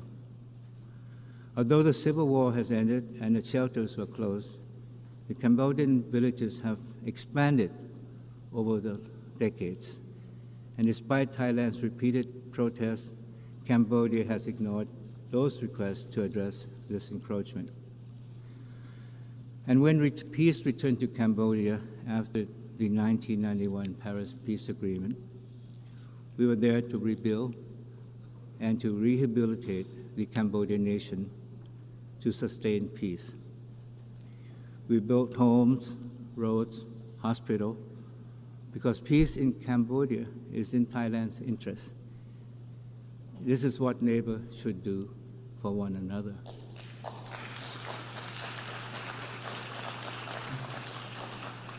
Mr. President, the ceasefire is still fragile. We must make it work. This demands commitment and sincere actions from both sides. Regrettably, Cambodia's continued provocation, including mobilization of civilians into Thai territory and recent firings toward our side, undermine peace and stability along the border. I am referring to a series of incidents since 23rd of September of Cambodia's troop firing at Thai troops stationed along the border. The most recent incident happened just today. Thai troops have also continued to detect surveillance drones intruding into Thai territory on a daily basis across the border areas. These actions constitute a violation of Thai sovereignty and territorial integrity, and the ceasefire agreement reached at the special meeting in Putrajaya, Malaysia, and reaffirmed at the bilateral border committee meeting. Now, let there be no doubt that Thailand has always and will always stand for peace, and we will do everything we can to find a peaceful solution to the current problem with Cambodia. At the same time, Thailand will always stand firm and resolute in the defense of our sovereignty and territorial integrity. We urge Cambodia to work with us in resolving the differences through peaceful dialogue and existing mechanism. Today, our two countries face a defining choice. As a close neighbor and as a friend, we must ask Cambodia which path they wish to take, the path of continued confrontation or the path of peace and cooperation. Thailand chooses the path of peace because we believe that the people of both countries deserve no less. But we really question whether it is the intention of Cambodia to join us in this pursuit for peace. For Thailand, dialogue, trust, and good faith are not just words, they are the way forward. We will continue to uphold these principles in our engagement with partners in ASEAN and beyond, including major powers, in pursuit of sustainable peace and shared prosperity. To speak of one community, Mr. President, is to reaffirm that we are bound by shared principles that everyone is born free and equal in dignity and rights. As a member of the Human Rights Council for 2025-2027 and chair of the Third Committee of the General Assembly, Thailand is committed to promote and protect human rights for all. For us, it is not just about holding a seat at the table. It is about making a real difference in people's lives, the lives of those caught in conflict, those living with disabilities, and those who are often left behind. Advancing the rights of women and girls is also central to this effort. Equal participation and freedom from violence and discrimination are not just human rights, they are the foundation of just and resilient societies. Health is another fundamental right that cannot be overstated.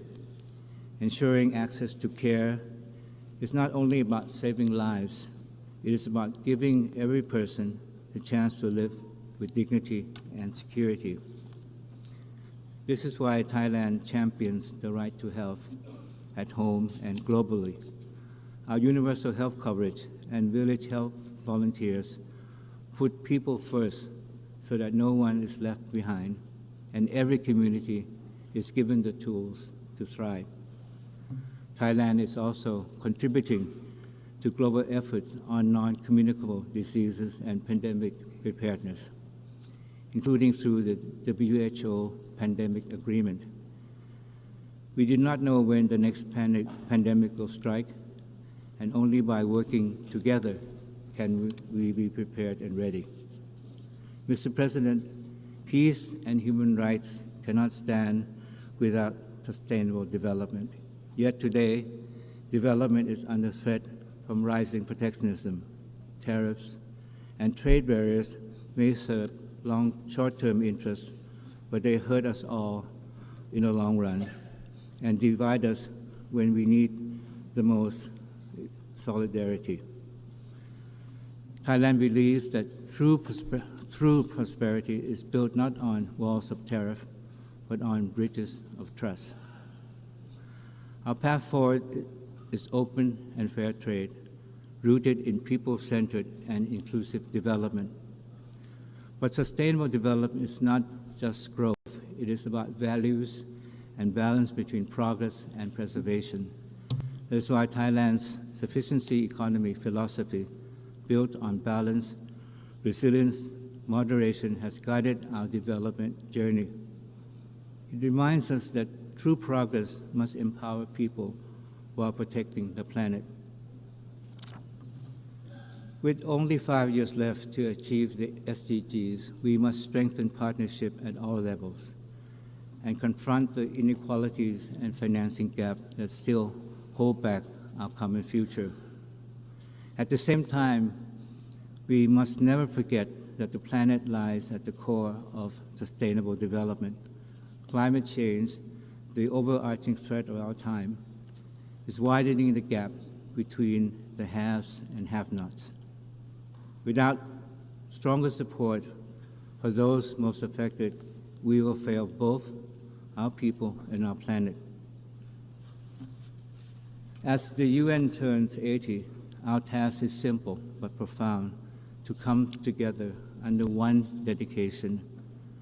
We are all bound by ideals, norms, and principles of the UN Charter. But the world has changed dramatically. Renewing our dedication to multilateralism is no longer optional. But the truth is, the history of the UN is filled with promises made but not kept. Each unfulfilled pledge erodes the credibility and weakens global trust. If the UN is to remain at the heart of multilateralism, we cannot afford to repeat this cycle. That is why the Pact for the Future adopted last year must become a blueprint for action. To deliver meaningful progress, our national actions must match our collective pledges. But for the UN to effectively deliver on its task, it must be equipped with the resources it needs. We must ensure that the UN has the means to achieve the ends it has been mandated to undertake so that the UN can remain a driving force. It has been mandated to undertake so that the UN can remain a driving force for peace and development. Mr. President, as we seek to rebuild, reinvigorate, and reform the UN, we must be guided by the vision of one future. For the UN to guide us into the future, comprehensive reform, including the Security Council, are imperative. The UN must be more representative, transparent, accountable, and also fit for the future, coherent in action, relatable to people, and adaptive to change. That is why Thailand strongly supports the UN 80 initiative. It is not just about closing financial gaps, but a once-in-a-lifetime chance to make the UN reconnect with the people it serves. But as we strengthen the UN, we must recognize its limit. The UN cannot do everything, and multilateralism is bigger than the UN alone. It thrives when rooted in strong regionalism. Regional institutions are the first responder to crisis, builders of trust among neighbors, and the bridge between global commitments and local realities. For Thailand, ASEAN is our home and our center. The upcoming 15th ASEAN UN Summit will show how shared principles become practical cooperation.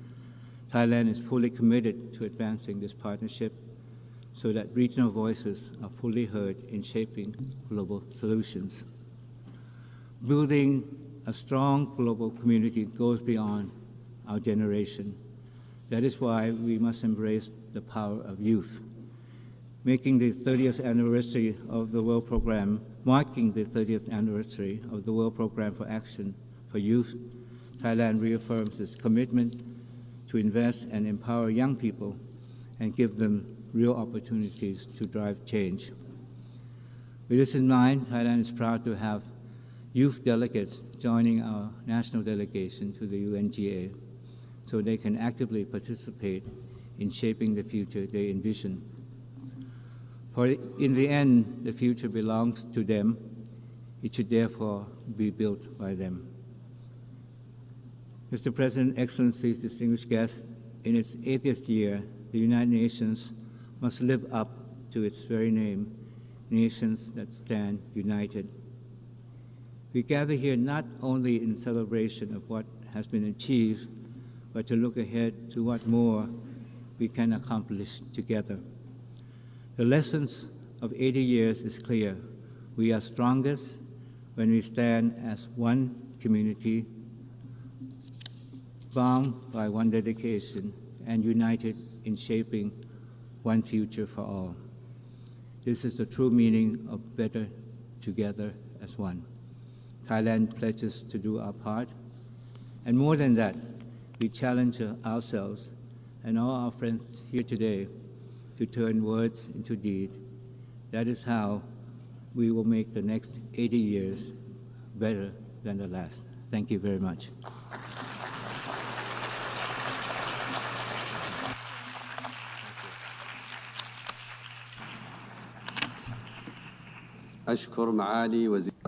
I thank His Excellency Foreign Minister of Thailand. We have thus heard the last speaker during the general debate in this session. The following session will be resumed after adjourning this session. Session adjourned. أعلن افتتاح الجلسة العامة. I call to order the 13th plenary meeting of the General Assembly. The Assembly will continue its consideration of Agenda Item 8 entitled General Debate. I now give the floor to His Excellency Luca Beccari, Minister for Foreign Affairs, Political Affairs, International Economic Cooperation and Digital Transition of San Marino.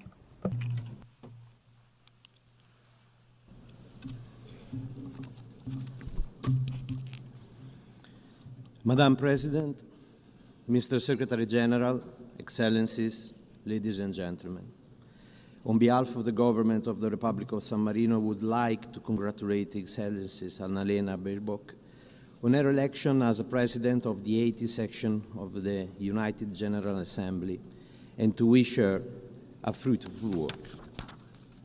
The Republic of San Marino supports the priority of your program and ensure you, Madam President, full cooperation in all works of the General Assembly. I would also like to extend my special thanks to Secretary General Antonio Gutierrez for his energy and determination in leading the United Nations in these difficult and challenging times. Madam President, we are meeting at a moment of profound global transformation.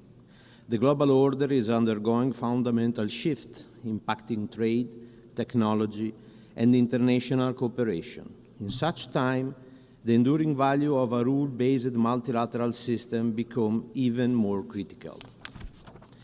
The 80th anniversary of our organization provides an opportunity for the United Nations membership to reflect on the enduring significance and relevance of the Charter of the United Nations.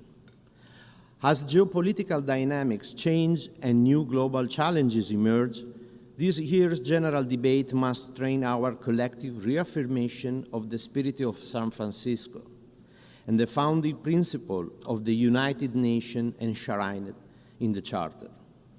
Our meeting in the General Assembly not only honors the legacy of the United Nations, but also regenerate the continued cooperation in the pursuit of a more peaceful, just, and sustainable world.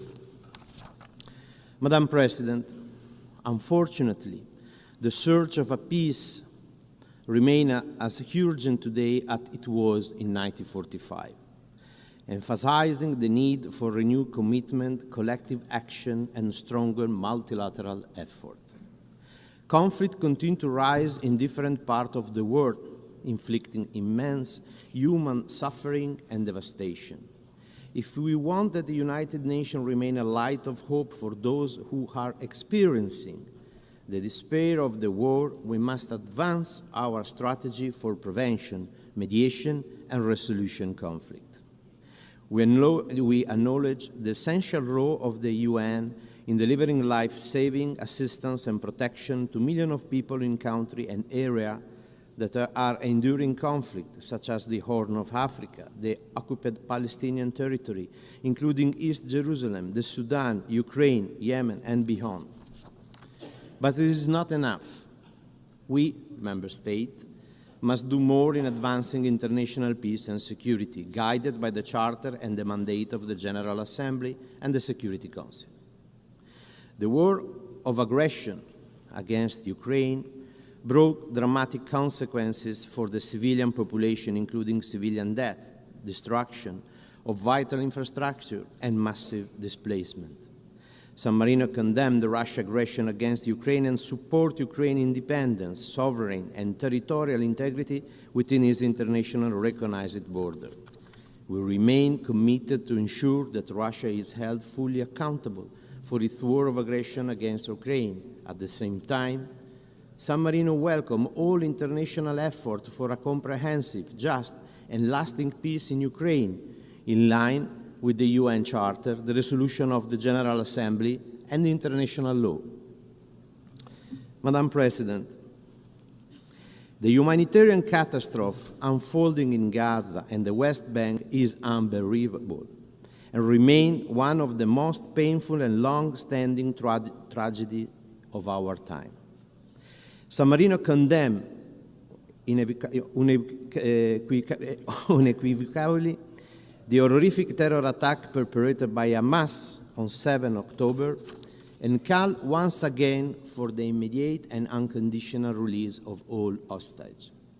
At the same time, we reiterate our call for an immediate and permanent ceasefire and for full, safe, and unhindered humanitarian access to the affected civilian population.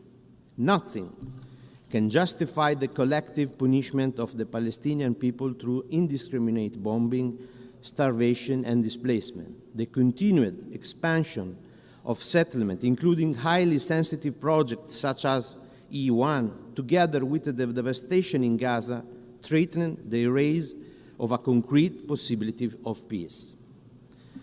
Unless we act with unity and determination, the vision of two people living side by side in dignity and security will be lost. It is in this dark hour that responsibility becomes urgent. On 15 May, our Parliament, with unanimity, mandated government to recognize the state of Palestine within this year.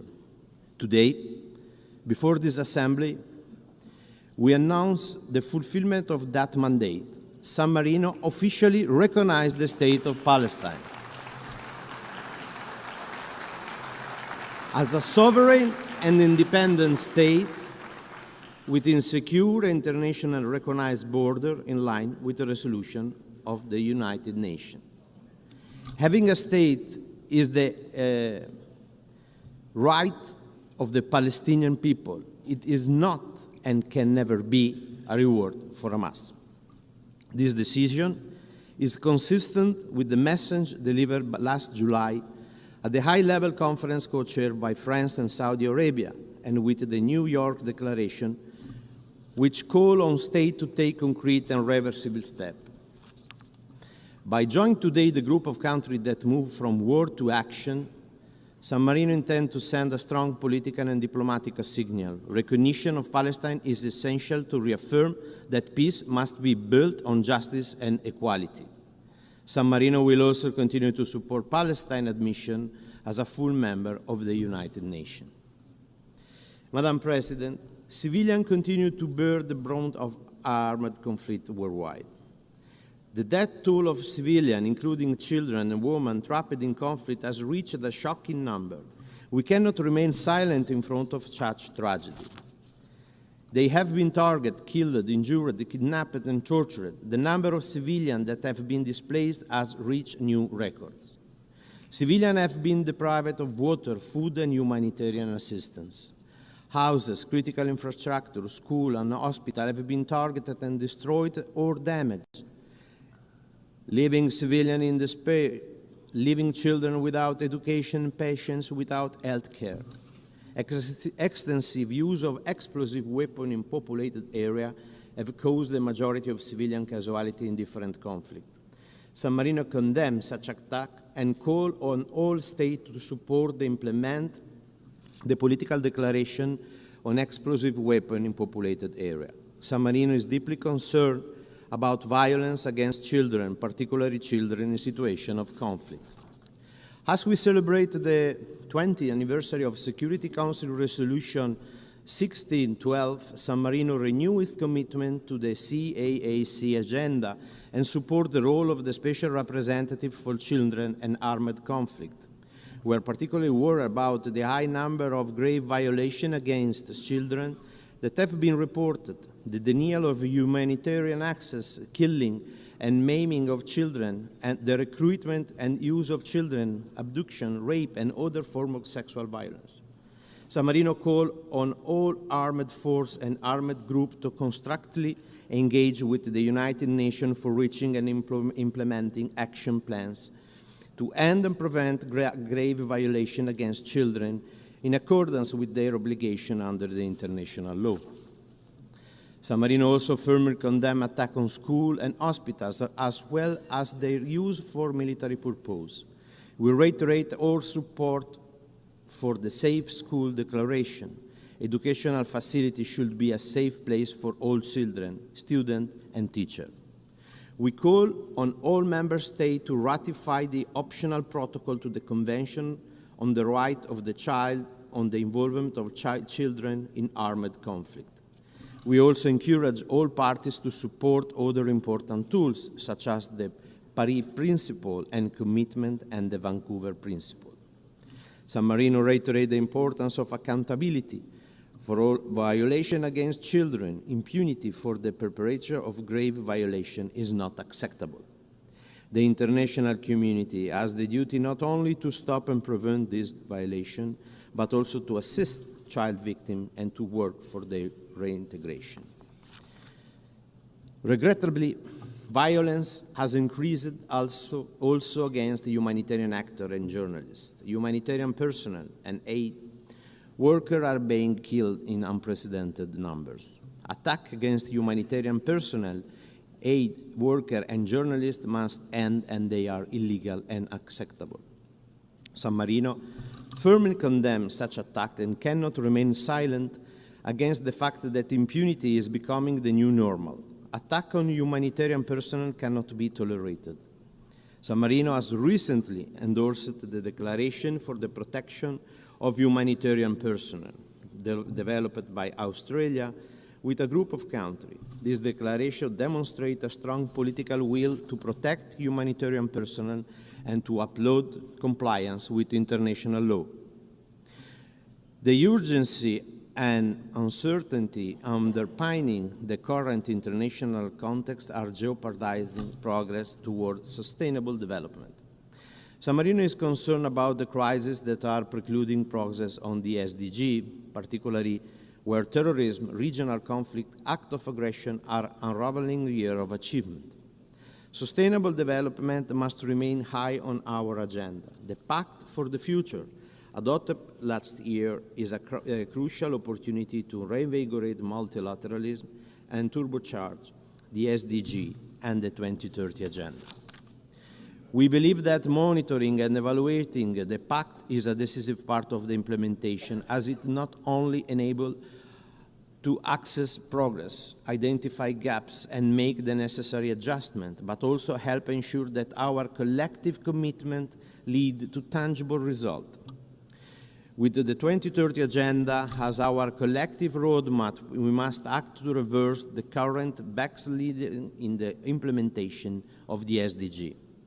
These include enhanced mobilization of financial resources from all sources in order to contribute to eradication of poverty, social inclusion, stronger partnership, and a collective commitment to leave no one behind. Financing for sustainable development remain an essential priority. San Marino welcomed the Sevilla commitment adopted at the 4th International Conference on Financing for Development, concluded in Spain, which promote investment in sustainable development, address the debt crisis afflicting many of the world's poorest countries, and give developing countries a stronger voice in the international financing architecture. We need to strengthen a rule-based and equitable financial system that ensure a more effective and inclusive global economic governance. We are concerned by the multiple interlinked crises that are punishing our world over the brink, especially developing countries. The triple planetary crisis of climate change, biodiversity loss, and pollution must remain at the center of the UN agenda. Climate change and environmental degradation lead to increased instability and conflict, as well as to human suffering, lack of sufficient accessible fresh water, food insecurity, internal displacement, and forced migration. An urgent collective action is required to fully implement the Paris Agreement and keep the 1.5 degree temperature goal within reach. We must accelerate the transition away from fossil fuel and ensure a global, just, and inclusive green energy transition. Halting and reversing biodiversity loss and reducing pollution must remain solid priority of the UN, as healthy ecosystems are vital for achieving the SDG.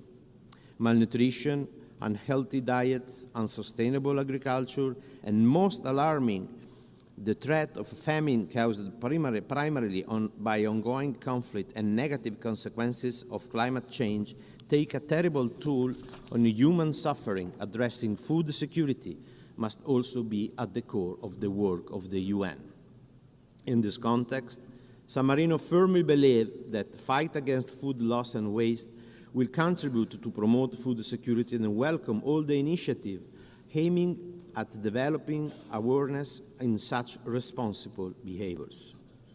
Madam President, since the foundation of the UN, significant progress has been made in advancing the promotion and protection of human rights, but inequality and backsliding persist.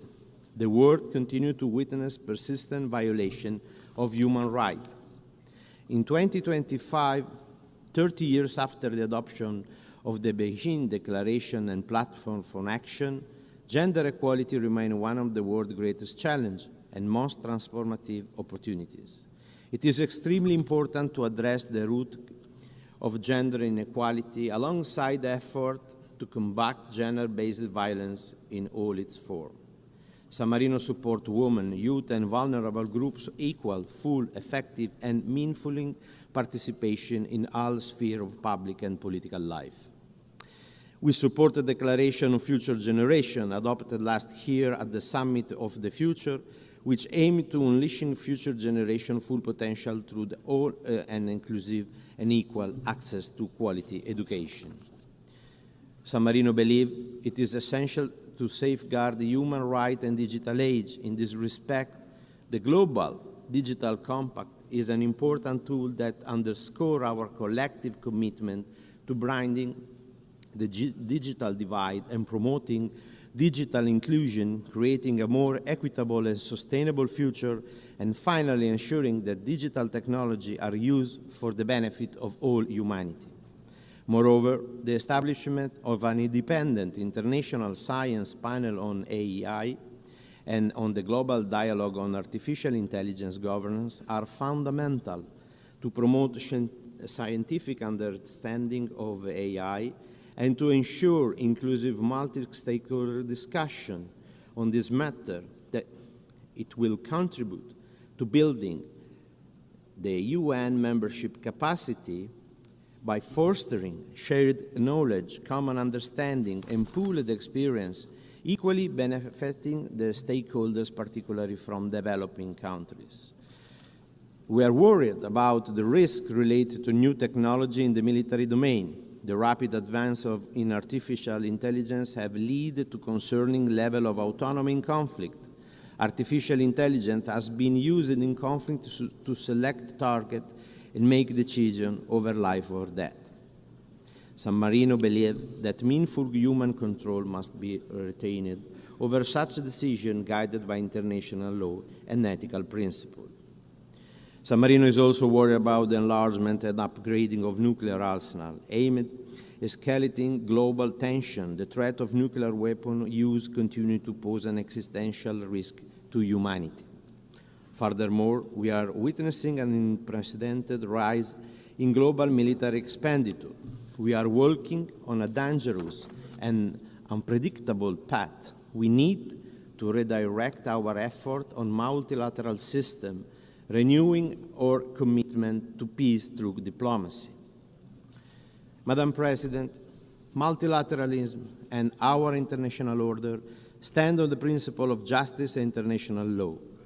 However, in this recent year, we have witnessed a progressive erosion of international law and the rule of law.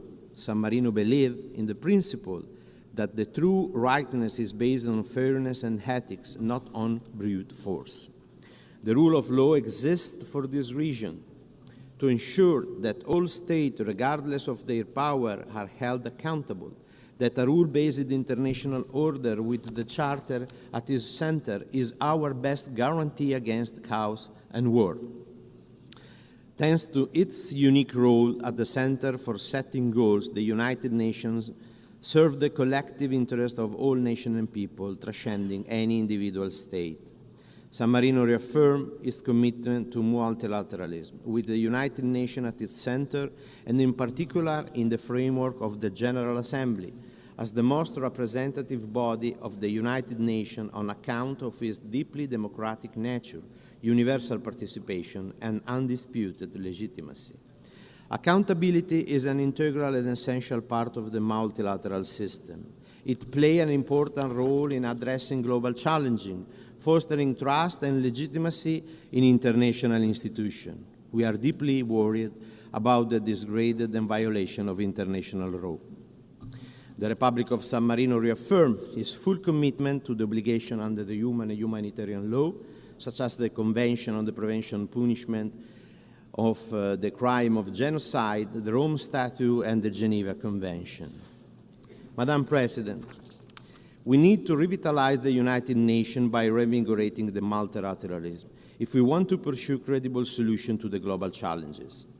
The SDG, the 2030 Agenda, the Pact for the Future, and the Seville Commitment are recent testimonial to our joint commitment and to what multilateralism can deliver. But it's not enough.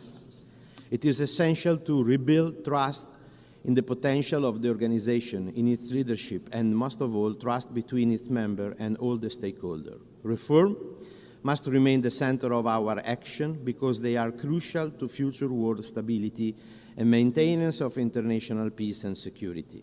The UN 80 initiative, launched last March by Secretary General, must be an inclusive reform process capable to deliver innovative solutions. Its purpose is to make the UN more efficient, integrated, effective, and tackling complex global challenges and adjusted to the financial reality. We believe this reform effort should preserve the integrity and balance of the three UN pillars on an equal basis and continue to primarily support those most in need as well as those affected by crisis, disaster, and armed conflict.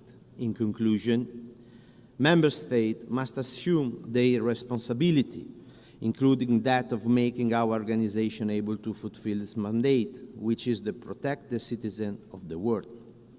It is essential to find new ways of working together and to ensure that multilateral institutions will be able to address the rapid change taking place.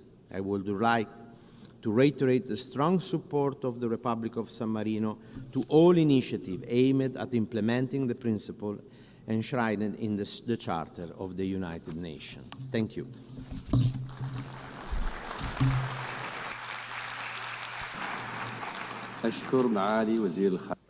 I thank His Excellency, Minister for Foreign Affairs, Political Affairs, International and Economic Cooperation in San Marino.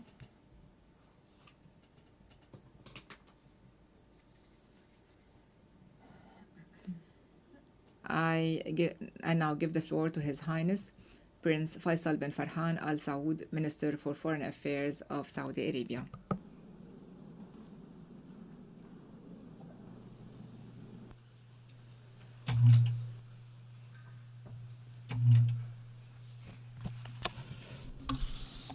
Bismillah ar-Rahman ar-Rahim.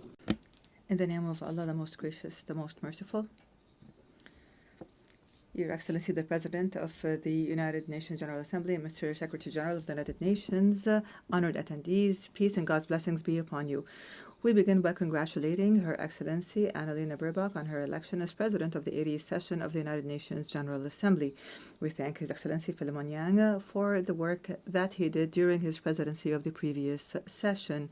We also express our deep appreciation to His Excellency Mr. Antonio Guterres, Secretary General of the United Nations. We thank him for his tireless efforts in upholding the principles and goals of the United Nations Charter. Mr. President, the Kingdom of Saudi Arabia is proud to be a founding member of this organization. It strives to translate the principles of the Charter into a tangible reality by promoting respect for international law, enhancing international peace and security, and supporting multilateral cooperation. This position stems from our deep belief in the importance of the United Nations' role in today's world. Saudi Arabia is committed to the purposes of the United Nations Charter and has responded to humanitarian calls. In doing so, the Kingdom has spared no effort in extending aid and doing so generously. Our country has provided over $141 billion in aid and assistance, benefiting 174 countries. Mr. President, as the organization marks its 80th year, we emphasize the urgent need for it to become more capable and more efficient in keeping pace with developments and finding the necessary approaches to resolve crises and put an end to conflicts, without deviating from its founding objectives, especially in the maintenance of international peace and security, without double standards or selectivity. The suffering of the Palestinian people and the unprecedented humanitarian crisis in Gaza that has officially been classified as a famine by the Integrated Food Security Phase Classification Report, IPC. This runs counter to the principles of the Charter and international law and international humanitarian law. in light of the brutal and unchecked practices of the occupying forces, including starvation, forced displacement, and systematic killing. This is done in complete disregard of the historic and legal rights of the Palestinian people, with an aim to erase their legitimate rights. This crisis makes it imperative upon us all to take serious action and put an end to the aggression and ensure sustainable humanitarian access. Mr. President, it is time to find a just and lasting solution to the Palestinian issue. Military escalation will not achieve peace or security. The continued handling of the question of Palestine outside the frameworks of law and international legitimacy is what prolonged the violence and deepened the suffering. Here, Saudi Arabia stresses the need for the international community to shoulder its responsibilities to put an end to this tragedy and achieve sustainable peace through the two-state solution as the only path that would guarantee the security of all countries in the region. The failure of the international community to take firm action to end the Israeli aggression and violation will only cause further instability and insecurity regionally and globally. Such an action will leave grave consequences and will escalate war crimes and acts of genocide. Saudi Arabia, in cooperation with the Kingdom of Norway and the European Union, launched the International Coalition to Implement the Two-State Solution and co-chaired, along with France, a high-level international conference for the peaceful settlement of the question of Palestine and the implementation of the two-state solution. This conference aims to provide a clear practical path towards the implementation of the two-state solution and an end to occupation and conflict. The Kingdom will continue to exert intensive efforts to establish an independent Palestinian state on the 1967 borders with East Jerusalem as its capital in accordance with international resolutions, the Arab Peace Initiative, and the two-state solution here. The Kingdom commends the international support given to the high-level international conference for the peaceful settlement of the question of Palestine and the implementation of the two-state solution. We welcome the United Nations General Assembly's adoption by an overwhelming majority of the New York Declaration on the peaceful settlement of the question of Palestine, the two-state solution, and the establishment of an independent Palestinian state. We welcome the growing number of countries recognizing the state of Palestine, including France, the UK, Canada, Australia, Portugal, Malta, Belgium, Luxembourg, Monaco, Andorra, and San Marino. Such recognition is an important step towards achieving the two-state solution and bolstering the path towards a just and lasting peace. We call on all states to recognize the state of Palestine and to support the implementation of the two-state solution. This would be in line with international law and will entrench peace and security in the region and the world. Saudi Arabia appreciates the Palestinian Authority's efforts to conduct important reforms. Such efforts require more support from the international community. Mr. President, we affirm our commitment to joint action based on mutual respect and the principles of international law, which boosts mutual confidence and lays the foundations for security, stability, and sustainable development. The Kingdom continues to strengthen ties of good neighborliness, respect for the sovereignty of states, and de-escalation, and contributes to achieving calm as a means to bolster security and stability in the region and the world. In this context, Saudi Arabia strongly condemns the Iranian attack on sisterly Qatar, which runs counter to our work to build ties of good neighborliness. Saudi Arabia condemns in the strongest of terms the continued Israeli aggressions in the region, including the recent blatant attack on sisterly Qatar. We call for international action to stop these violations. We call for international measures to put a stop to Israel's actions and to deter it from such criminal behavior that threatens the region's security and stability. Based on our firm conviction of the importance of regional security and stability and preventing a nuclear arms race in our region, the Kingdom of Saudi Arabia stresses the need to adhere to the non-proliferation regime to achieve a zone free of weapons of mass destruction in the Middle East. With respect to the right of states to the peaceful use of nuclear energies in accordance with international regulations, the Kingdom affirms that the diplomatic track is the way to address the issue of Iran's nuclear program and calls for positive engagement in negotiations and cooperation with the International Atomic Energy Agency. The Kingdom stresses the importance of protecting the security and freedom of navigation in the Red Sea, the Gulf of Aden, and the Strait, as they represent great importance to the global economy and regional international security. The Kingdom calls for strengthening international cooperation to combat terrorism by exchanging information, drying up its sources of financing, and limiting its propaganda campaigns that threaten the security and stability of societies. The Kingdom also warns of the dangers of the military uses of artificial intelligence applications and autonomous weapons, and the need to enact international laws regulating them. The Kingdom commends the positive steps taken by the Syrian Arab Republic to consolidate security and stability, and we welcome the lifting of sanctions off of Syria, which contributes to supporting its government to reconstruct and to promote steps of recovery and integration regionally and internationally. This would also open new horizons for economic cooperation between Syria and the world.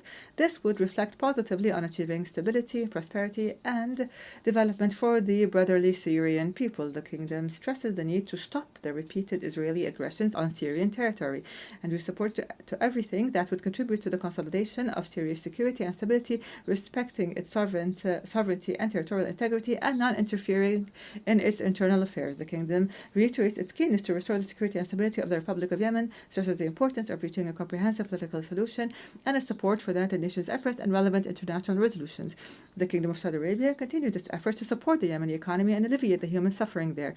The Kingdom of Saudi Arabia is one of the largest donors to the Republic of Yemen. The volume of Saudi relief and development aid to Yemen exceeds $27 million. The Kingdom recently provided economic support to the Central Bank of Yemen in the amount of $500 million to address the budget deficit.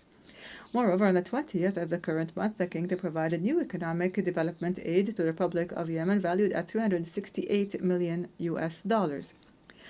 The Kingdom affirms the importance of Sudan's stability and territorial integrity, as well as the safety of its national institutions. We call for intensifying efforts to alleviate humanitarian suffering and end the war, as well as put an end to foreign interference that only feeds and prolongs the conflict. The Kingdom stresses the importance of continuing dialogue through the Jeddah platform leading to a ceasefire and facilitating access of humanitarian aid. We reject any steps outside the framework of state institutions that may harm the unity of Sudan and do not reflect the will of its brotherly people. The Kingdom stands by Lebanon, supports everything that enhances its security and stability, and appreciates the efforts of the Lebanese state to implement the Ta'if Agreement and extend the sovereignty of the state and limit weapons to the Lebanese state and its legitimate institutions, with the need for the withdrawal of the Israeli occupation from all Lebanese territories in implementation of relevant international resolutions.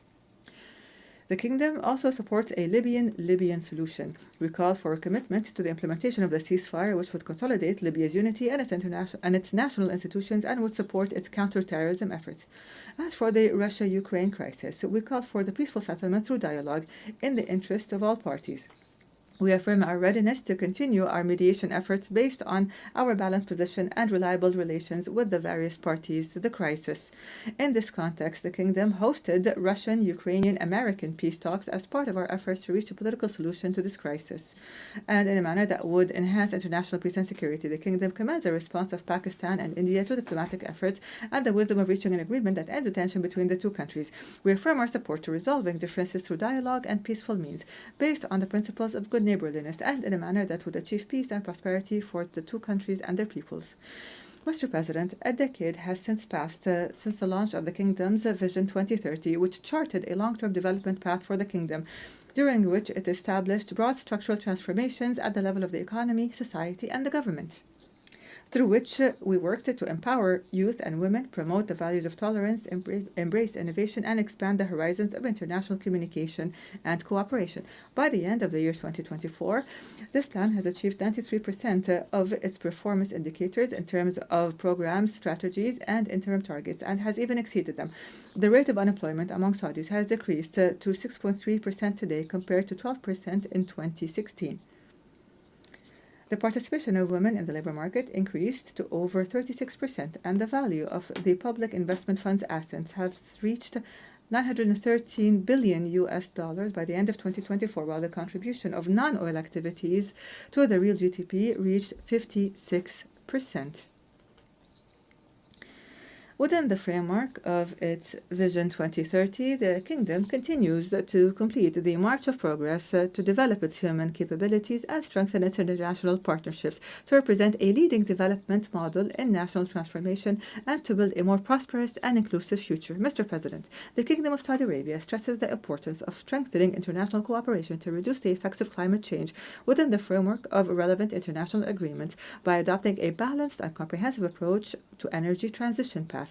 This takes into account the three main pillars required to achieve sustainable development, namely maintaining energy security, providing it at an affordable cost, and maintaining environmental sustainability. In this context, the Kingdom has launched a number of pioneering initiatives based on the circular and balanced carbon economy approach, most notably the Saudi Green Initiative at the national level and the Middle East Green Initiative at the regional and international levels. This reflects the Kingdom's commitment to climate action from a comprehensive perspective that takes into account development and the environment. The Kingdom also emphasizes the importance of not excluding any energy sources and calls for realistic and comprehensive transition paths. In addition to having advanced technologies that have enabled it to be one of the countries with the lowest carbon and methane emissions in oil and gas production, the Kingdom is playing a leading role in investing in hydrocarbon emissions management technologies, especially technologies for carbon capture, utilization, and storage, CCUS, which allows for the efficient use of resources while reducing the environmental impact, thus contributing to the protection of the global climate system. In the same context, the Kingdom is investing in all innovative technologies that contribute to reducing and addressing greenhouse gas emissions, including the expansion of renewable energy projects, increasing energy efficiency, and the production of clean hydrogen, including green hydrogen, along with nature-based solutions such as large-scale afforestation and the protection of terrestrial and marine ecosystems, confirming the Kingdom's commitment to sustainable development and achieving a balance between development and the climate. Mr. President, as part of the Kingdom of Saudi Arabia's commitment to ensuring the sustainability of water resources and making them available to all, His Royal Highness Prince Mohammed bin Salman bin Abdul Aziz Al Saud, Crown Prince and Prime Minister, announced the establishment of the Global Water Organization based in Riyadh with the aim of developing international cooperation to address water challenges in an integrated manner through the exchange of experiences and the promotion of empowerment, innovation, and research and development. This would contribute to putting water issues at the top of the international agenda. The Kingdom has provided more than $6 billion of funding to countries on 4 continents to support their water projects. The Kingdom looks forward to contributing to the achievement of the Sustainable Development Goals aimed at ensuring water availability and achieving a comprehensive impact that paves the way for a safe and sustainable water future for all. Mr. President, within the framework of environmental protection and combating desertification and drought, the Kingdom has more than quadrupled the area of protected areas so that it currently exceeds 80% of the Kingdom's area, and we aim to reach the 30% mark by 2030. The Kingdom has also adopted a new waste management system to exclude 90% of the waste through recycling and the utilization of waste, which would contribute to the protection of terrestrial and marine environments and the reduction of plastic pollution. The Kingdom has also launched a Saudi Green Initiative to rehabilitate 40 million hectares of degraded land, and the Middle East Green Initiative, which was joined by 30 Arab, Asian, and African countries to strengthen joint efforts to rehabilitate 200 million hectares of degraded lands. The Kingdom hosted the 16th Conference of the Parties to the United Nations Convention to Combat Desertification, COP16, with the participation of more than 170 countries and about 90,000 participants from representatives of international organizations, scientific institutions, civil society associations, and the private sector.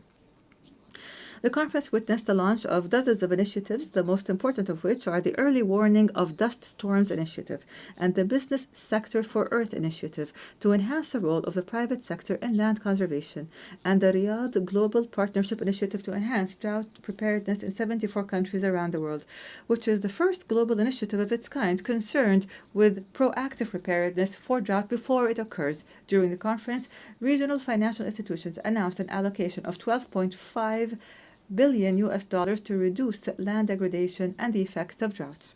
In conclusion, Mr. President, the Kingdom believes that we have no choice but to work hard and responsibly with our partners in the international community to consolidate the principles of mutual respect and strengthen the rules of international law in a way that contributes to building trust between countries and would avoid the scourge of conflict for future generations. We believe that the path to a more stable and prosperous world passes through sincere cooperation and constructive dialogue and joint action for the security and sustainable peace for all. May God, peace and blessings be upon you.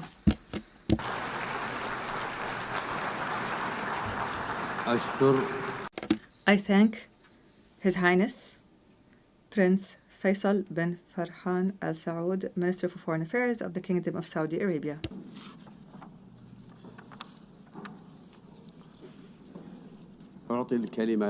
I now give the floor to His Excellency Vivian Balakrishnan, Minister for Foreign Affairs of Singapore.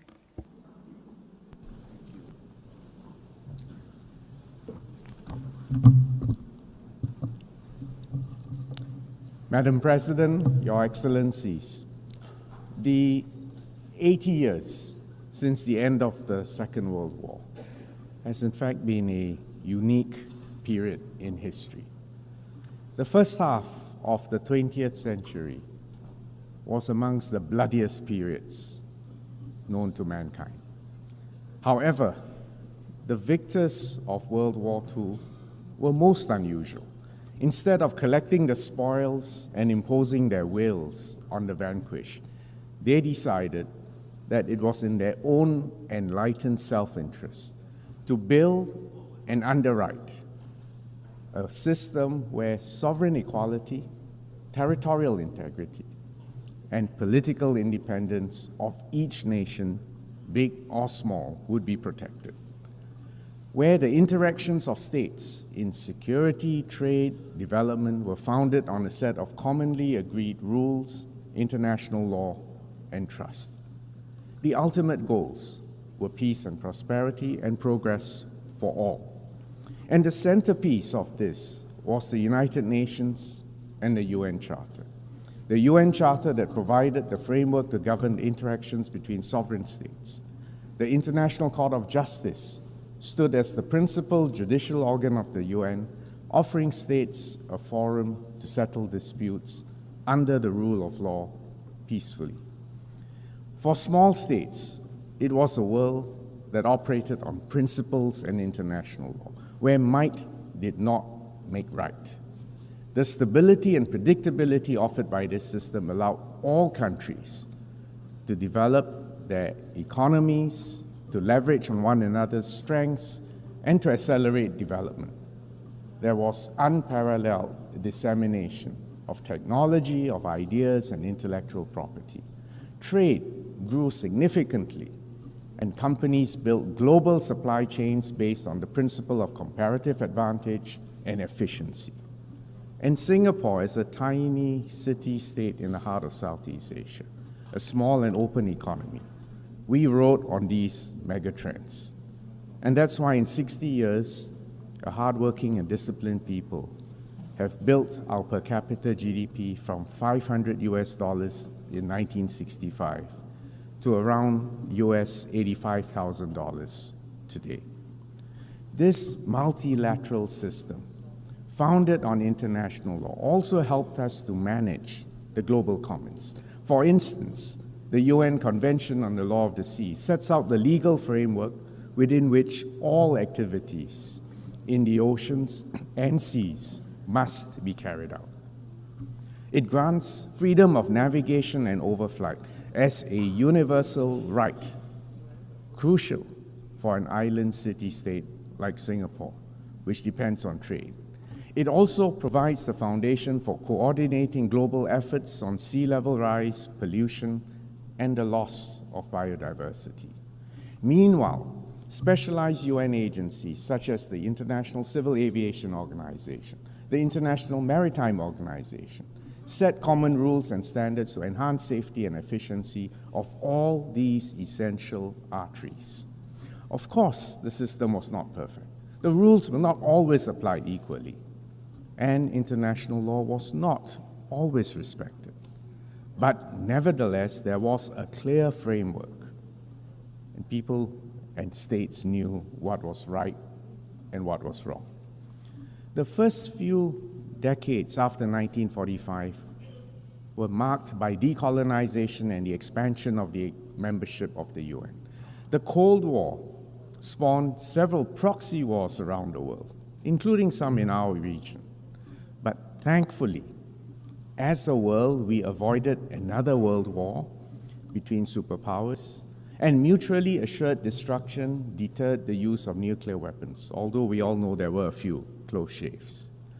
For small, newly independent states, and especially for those of us who are able to achieve national cohesion and effective governance, in fact, the last 80 years on the whole, was a favorable period of peace, prosperity, and progress. Madam President, Excellencies, however, the post-World War order that I've just described has come to an end. The current distribution of economic weight, of technological sophistication and military strength today is very different from the world of 1945. And it is obvious that the UN and the other international organizations have not evolved to keep up with the times. Add another factor. The primary underwriters of the old world order have now decided to take a more transactional, a narrower view of their national interests, and are less willing to provide public goods. And the sharper strategic contest between superpowers has also made them less able to cooperate, less able to underwrite, less able to manage the global commons. Consequently, today the world has become more turbulent, more uncertain, and in some places more violent. The erosion of respect for the principles of the UN Charter, the egregious violations of international law and of international humanitarian law have unfortunately become more common, as have violations of sovereignty and territorial integrity. The current wars which we all witness in the Middle East, in Ukraine, and parts of Africa reflect this tragedy. In all conflict zones, too many innocent lives are lost, preventable famines occur, and impunity abounds. The humanitarian situation in Gaza is dire and shocking.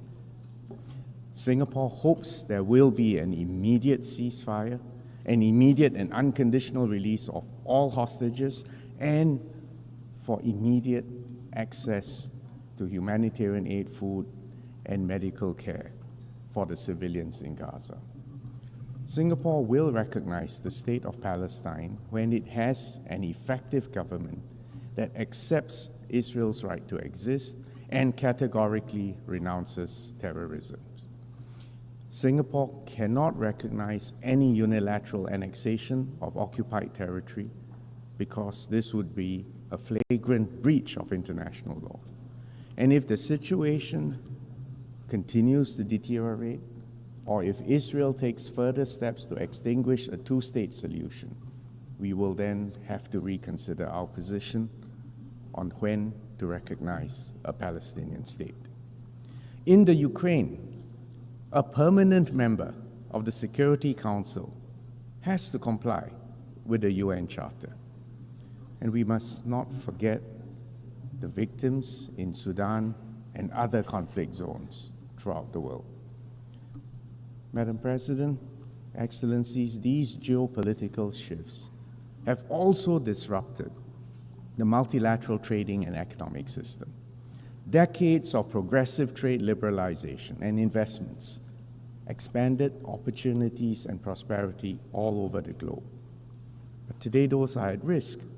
The tariffs, the export controls are being used as levers to secure unilateral advantage, including sometimes to address non-trade related issues. The repudiation of the principle of most favored nation. This is a principle which is a cornerstone of the WTO and GATT systems, erodes a transparent, rules-based multilateral system and giving way to a system where trade agreements approximate bilateral arm wrestling matches. And it's obvious that this will be to the detriment of small and trade-dependent states everywhere. In such a fragmented world, we risk compounding the tragedy of the commons because collective action for long-term good becomes even more elusive.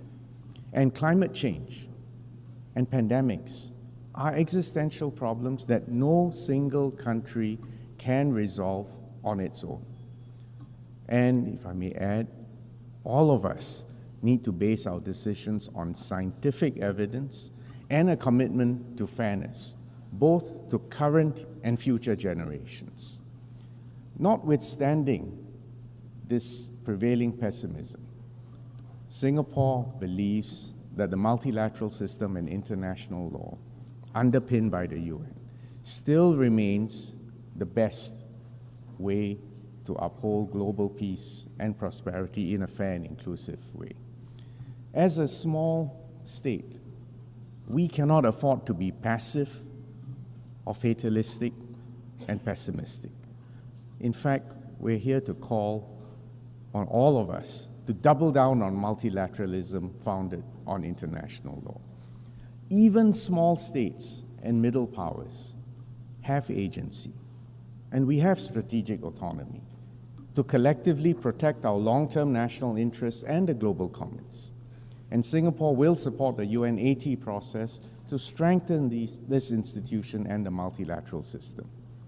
The good news is that actually the multilateral system still works. And let me cite a few success stories. The BBNJ treaty agreement will enter into force on the 17th of January 2026. Earlier this week, we exceeded the 60 ratifications necessary to bring it into force. It is a legally binding treaty to conserve and to sustainably use marine biodiversity beyond national jurisdiction. And we congratulate Ambassador for International Law, Rina Lee from Singapore, who presided over these very difficult negotiations that led ultimately to a consensus, and I emphasize the word consensus adoption of the historic BBNJ agreement in June 2023. In July, to cite another example, we achieved consensus on the final report of the open-ended working group on cybersecurity, which strengthened the normative framework for responsible state behavior in cybersecurity. We also agreed to establish the global mechanism on cybersecurity as a permanent home for this work at the UN. Mr. Berhan Ghafor, our PR of Singapore to the UN, had the honor and the burden of chairing this open-ended working group over the past 5 years. To give you a third example, in 2024, 2 World Intellectual Property Organization treaties on IP and the genetic resources and the associated traditional knowledge and the Riyadh Design Law Treaty were concluded under the leadership of Mr. Darren Tang. These 3 examples demonstrate that even in these fractious times, it is possible to come together to manage our global commons and to achieve agreement and consensus. Now, this does not mean that we will always reach agreement on every issue, but it is vital that the UN remains an arena for continued dialogue and discussions so that compromises can be reached, solutions can be found for even the most hotly contested issues. The key to the multilateral system for small states is international law. And on this note, I'm proud to share that Singapore will nominate Ambassador Rina Lee as a candidate for the International Court of Justice, which is the principal judicial organ of the UN. Our nomination underscores Singapore's deep commitment to upholding international law and support for the ICJ.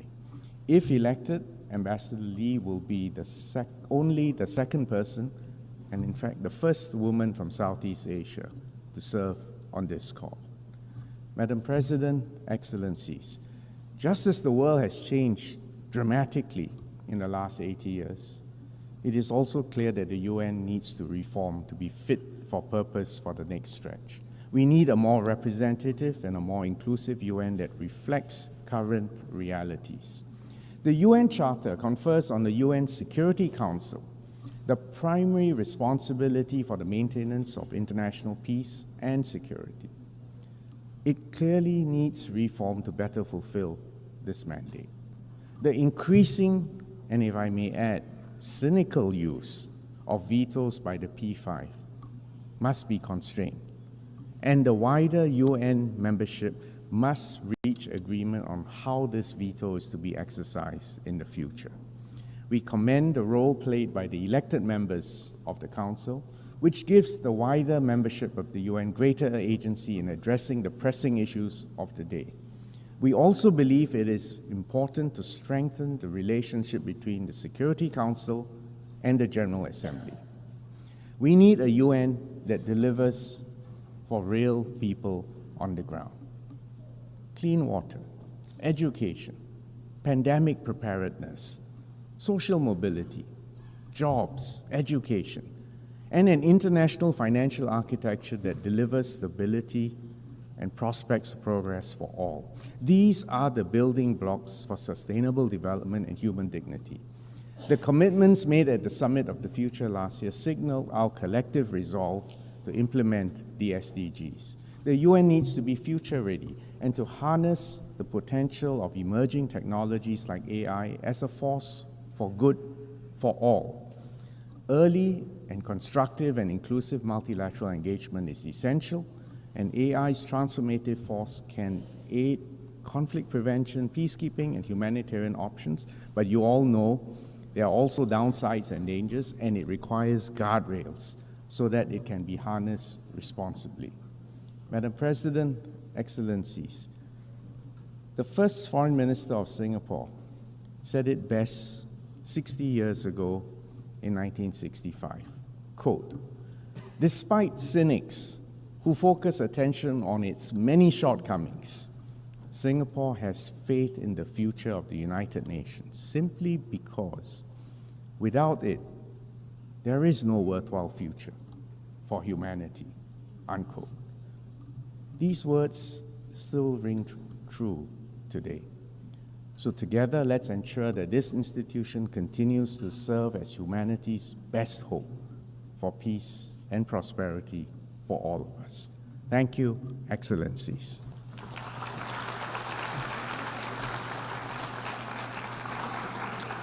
I thank the Minister for Foreign Affairs of Singapore.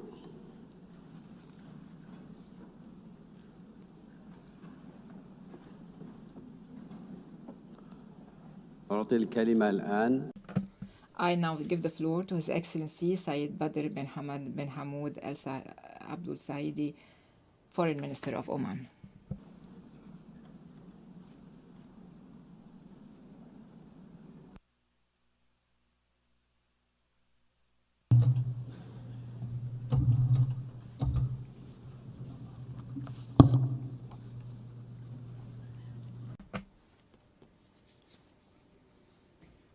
Your Excellency, President of the 80th session of the General Assembly, distinguished heads and members of delegations, esteemed participants. The international community is today confronted with a broad spectrum of critical issues that weigh heavily on the human conscience. They require genuine cooperation and collective responsibility to be addressed effectively. The Sultanate of Oman has repeatedly expressed its vision and clear positions on these matters. Foremost among them, the climate crisis and the imperative of transitioning to clean energy sources, in addition to the call for seizing emerging opportunities in trade and sustainable development. However, there remains another human and political issue, deeply painful and enduring, that must take precedence in our deliberations and decisions. And that is the Palestinian question. For too long, this conflict has persisted, the suffering has grown unbearable, and the time has come to end the occupation, to undo the injustice, and to restore the legitimate rights of the Palestinian people through the implementation of the two-state solution, which is the only just and viable path toward a lasting and comprehensive peace that ends decades of conflict and deprivation. The Sultanate of Oman is convinced that just peace is a fundamental pillar for sustainable security, stability, and development. From this perspective, the establishment of an independent Palestinian state with East Jerusalem as its capital must be at the forefront of strategic priorities to bring about a just and lasting peace in the Middle East. Therefore, the recognition of the State of Palestine is the most crucial step in this critical phase of the history of the Palestinian cause. The Sultanate of Oman expresses its deep appreciation to the governments that have taken this step, a step that reinforces respect for international law and aligns with the Charter of the United Nations and Universal Declaration of Human Rights. Recognizing Palestine also reflects the international community's commitment to this two-state solution as outlined in UN resolutions and the outcomes of the Two-State Solution Conference and the New York Declaration under the auspices of the United Nations. Distinguished heads and members of delegations, esteemed delegates, the Sultanate of Oman remains firmly committed to its consistent policy of working toward peace and security in the region. It has a record of notable initiatives and achievements in this regard. It continues to engage constructively with all parties and partners in pursuit of this noble goal for the benefit of all. Today, we celebrate 80 years since the establishment of the United Nations, this global institution that embodies our collective commitment to working together for peace and to settle conflicts through dialogue and peaceful and legal means. Yet, Israel continues to disregard international appeals, refusing to engage in a serious dialogue that would lead to a just and comprehensive solution. Its continued use of force and disregard for reason threaten the credibility of the international system. Therefore, it is our shared responsibility to intensify our efforts and to apply effective pressure to bring Israel to the negotiating table, and to make it clear that the path to peace cannot be forged through dictation or the imposition of a fait accompli, but rather through mutual understanding and respect for international law and the rights of peoples. My country, the Sultanate of Oman, calls upon the international community to adopt measures that limit the Israeli government's ability to continue its policies of genocide, destruction, and illegal occupation of the Palestinian territories, and its ongoing policies of starvation and blockade against the Palestinian people and the obstruction of humanitarian assistance. From this very podium, we call for a global peaceful campaign to lift the blockade and undo the injustice imposed on the Palestinian people and to secure their freedom through the establishment of an independent and sovereign Palestinian state. Esteemed delegates, drawing on its principled stances and principles of supporting peace and regional stability, and on its categorical rejection of any violation of state sovereignty.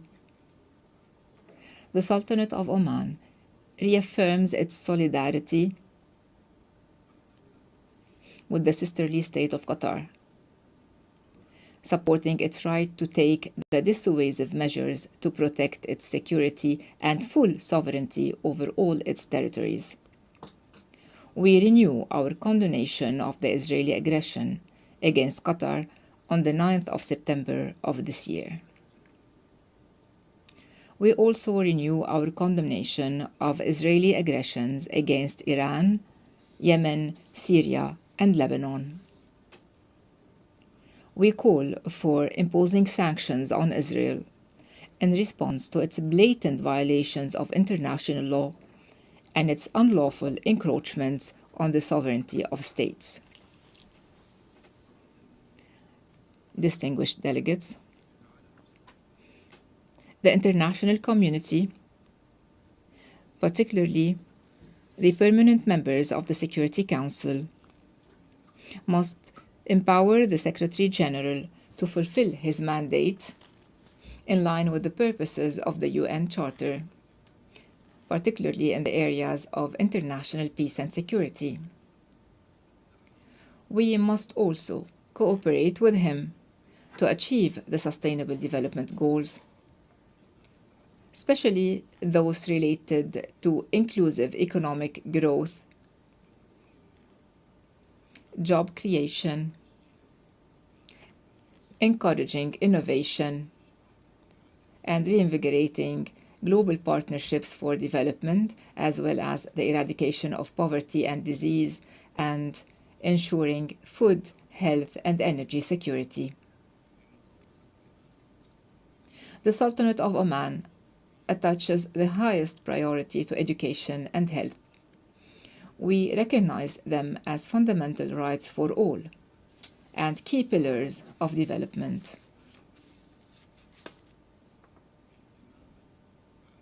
We also place high importance on digital transformation, artificial intelligence applications, innovation, industrial development, and strengthening social protection, justice, and job security. Moreover, Oman remains steadfast in its commitment to youth empowerment through education and knowledge. We acknowledge youth as the driving force behind development and innovation and the knowledge-based economy. We continue to work on creating and diversifying opportunities to allow youth to harness their skills and actively contribute to building the future. Esteemed participants, the world today is undergoing one of the most complex and difficult periods in modern history, marked by unprecedented convergence of global political, economic, and humanitarian crises.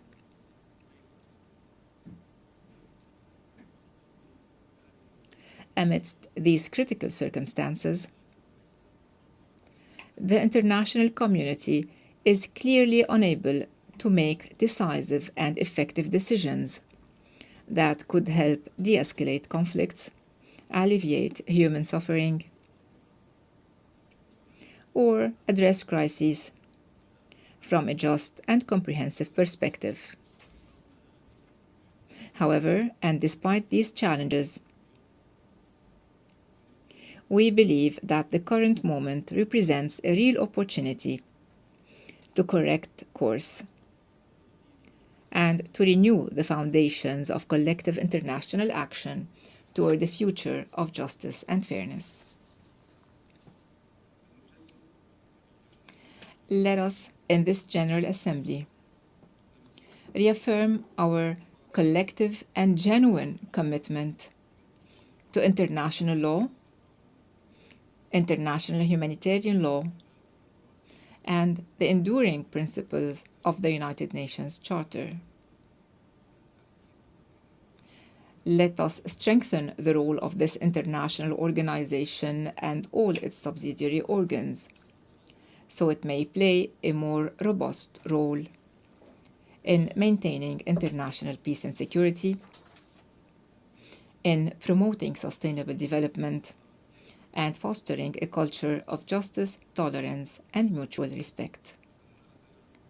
This is the path toward realizing the aspirations of peoples for freedom, prosperity, and a just, stable, and prosperous future. Thank you for your attention. Peace, mercy, and God's blessings be upon you. I thank the Foreign Minister of Oman. Now I give the floor to His Excellency Mr. Mohammed Hassan, Minister of Foreign Affairs of Malaysia.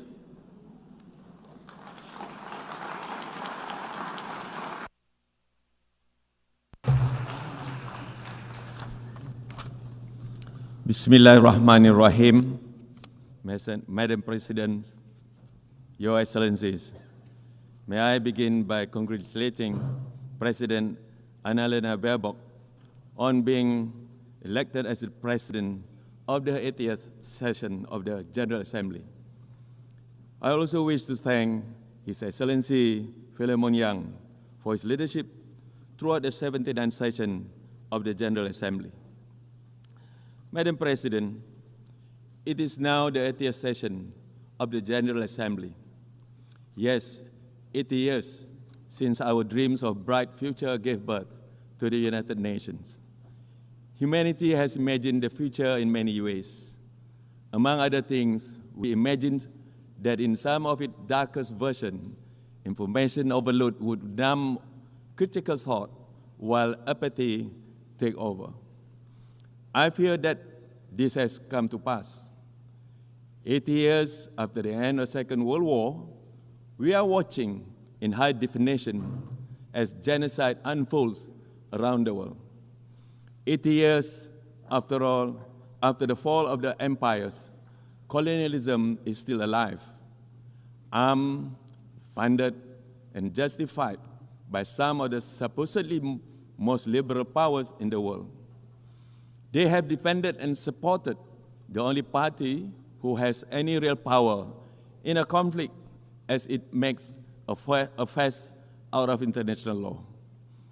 As we approach the 80th anniversary of the United Nations, Madam President, I suppose I should say, congratulations. But today, that word rings hollow. Should we congratulate ourselves on our inability to bring an end to the occupation of Palestine? Or should we congratulate ourselves for allowing a rogue state to undermine our charter and our efforts? In Gaza, the clock is ticking, the bombs are falling, and the light is fading. We have failed at least 70,000 people.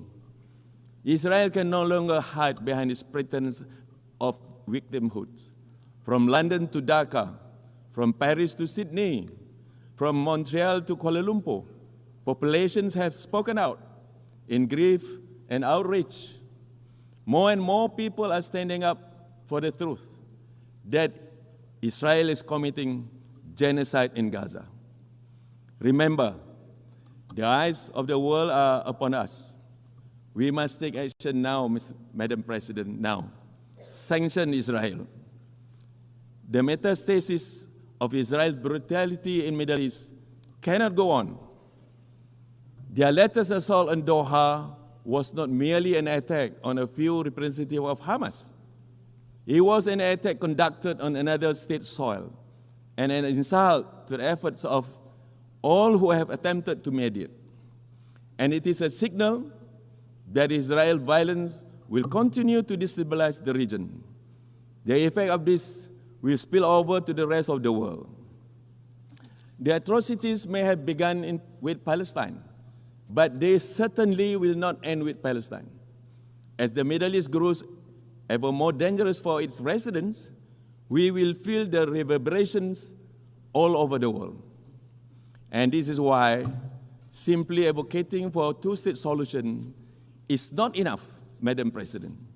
Malaysia will agree to any measures of the support for the Palestinian people, including the New York Declaration. But let us be clear. Let us be clear, there are only three real answers to this conflict. Number one, to take concrete action against the occupying force. Two, to lend our long-term support to the development of a self-governing Palestinian state. And number three, to reform the United Nations and ensure that such a travesty of justice never happen again. Madam President, repeated failures of the Security Council to fulfill the will of General Assembly must be met with strong resistance.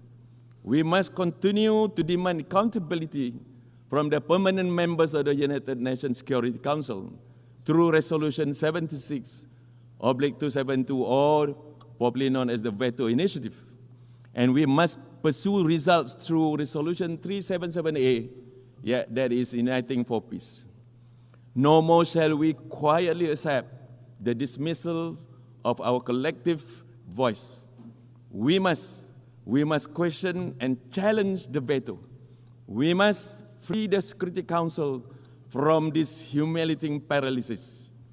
And we must keep the United Nations a relevant and effective international organization and global guardian of peace.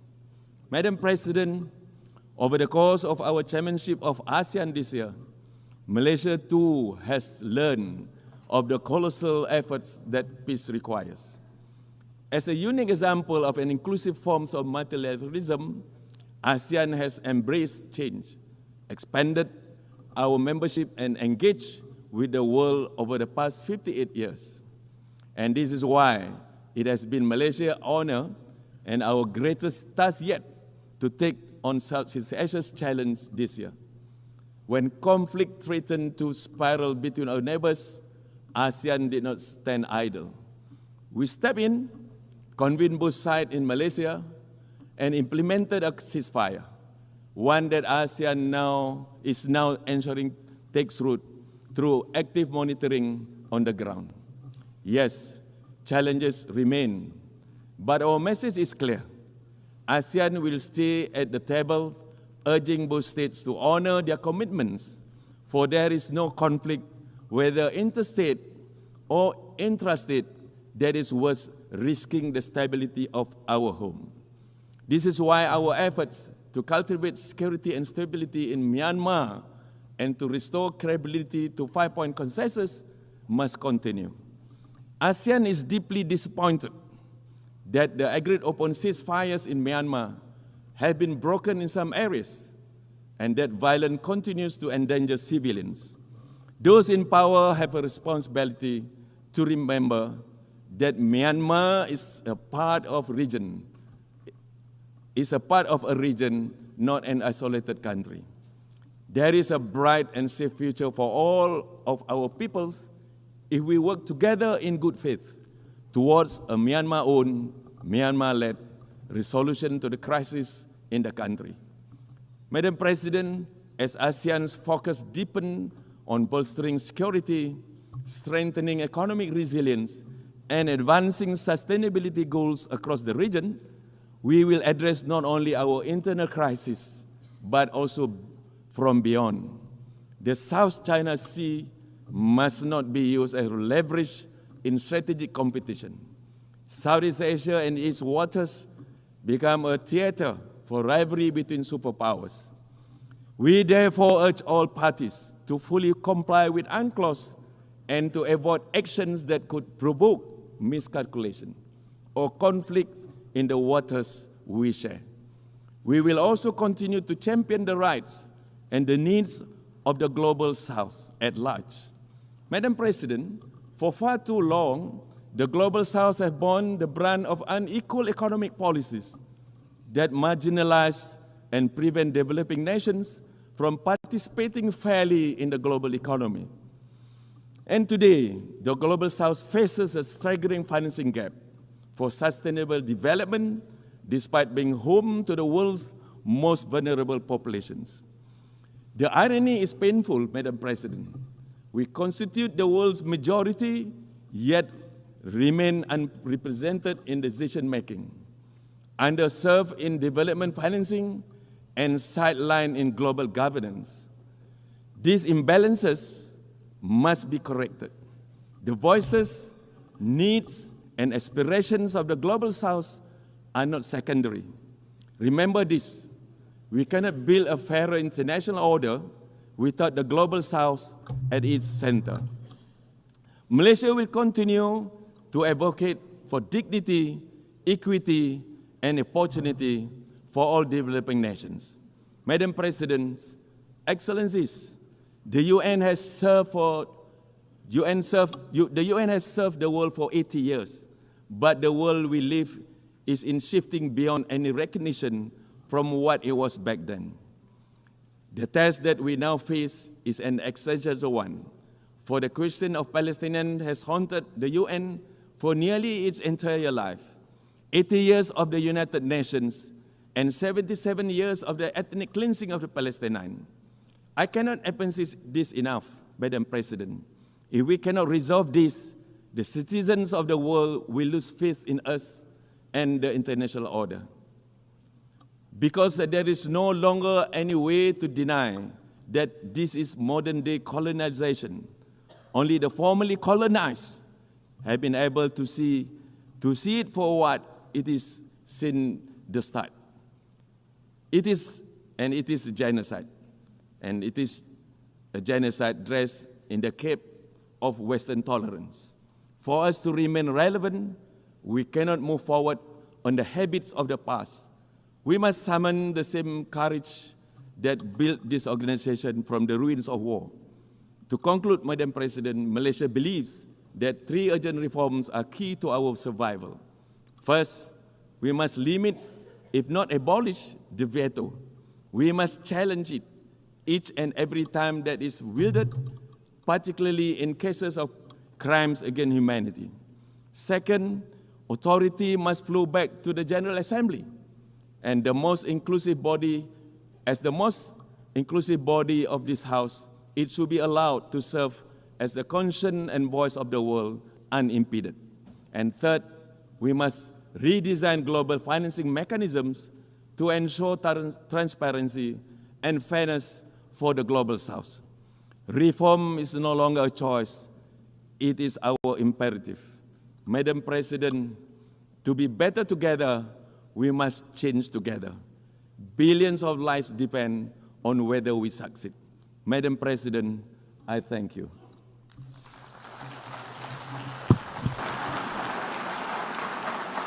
I thank the Minister of Foreign Affairs of Malaysia. Now I give the floor to His Excellency Muhammad Ali Nafti, Minister of Foreign Affairs, Migration and Tunisians Abroad of Tunisia.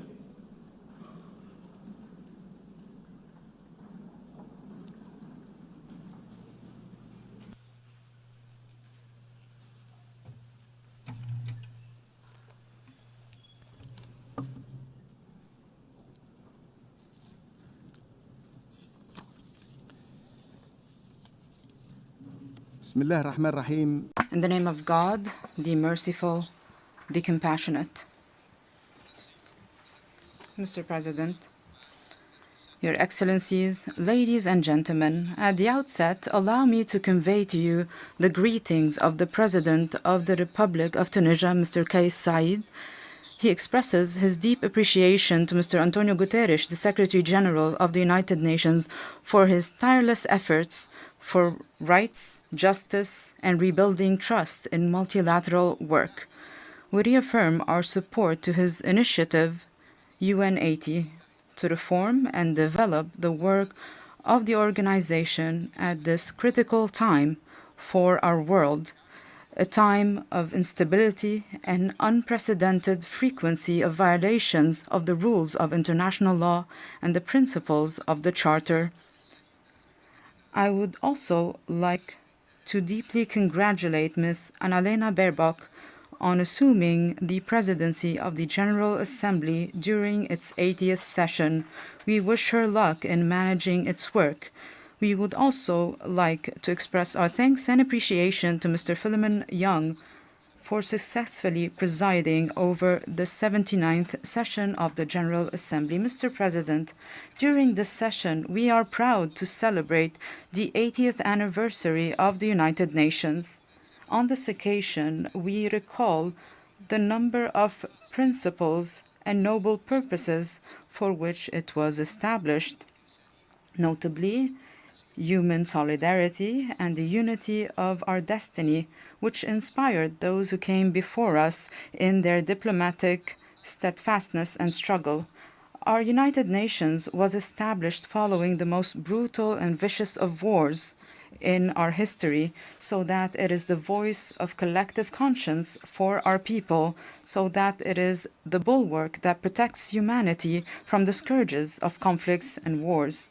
Today, we truly need to strengthen this common home so that it can be the light that guides us towards security, peace, and human dignity, so that it remains a home for international legitimacy and a platform for dialogue, negotiations, and reconciliation, so that we can build a more secure, just, and stable and peaceful world, a world that is committed to our global values. Let us learn from the lessons of the past.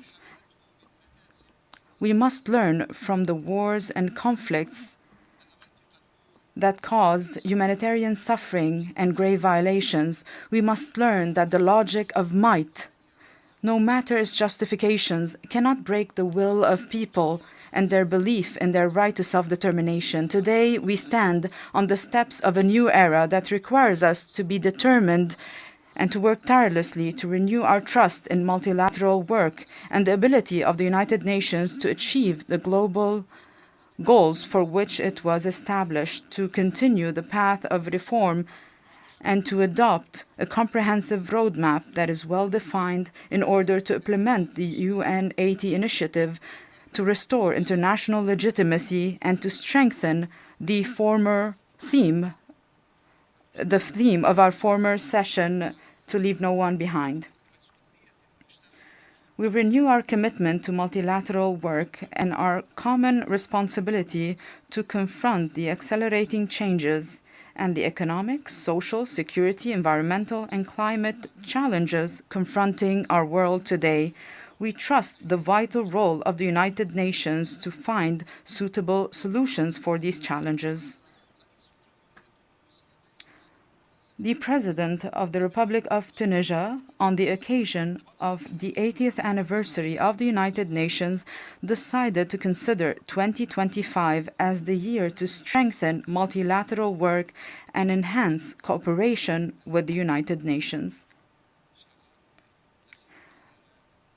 This is the theme that is guiding Tunisian diplomacy. We have organized a number of events at the International Diplomatic Academy in Tunis in coordination with specialized UN agencies on a number of topics in line with the outcomes of the Summit for the Future for 2024, and these topics include security, development, science, technology, and culture. Mr. President, we believe in the ability of our organization and its agencies to remain steadfast before the deep changes confronting our world. We believe that it can give hope and optimism for future generations, for a better future.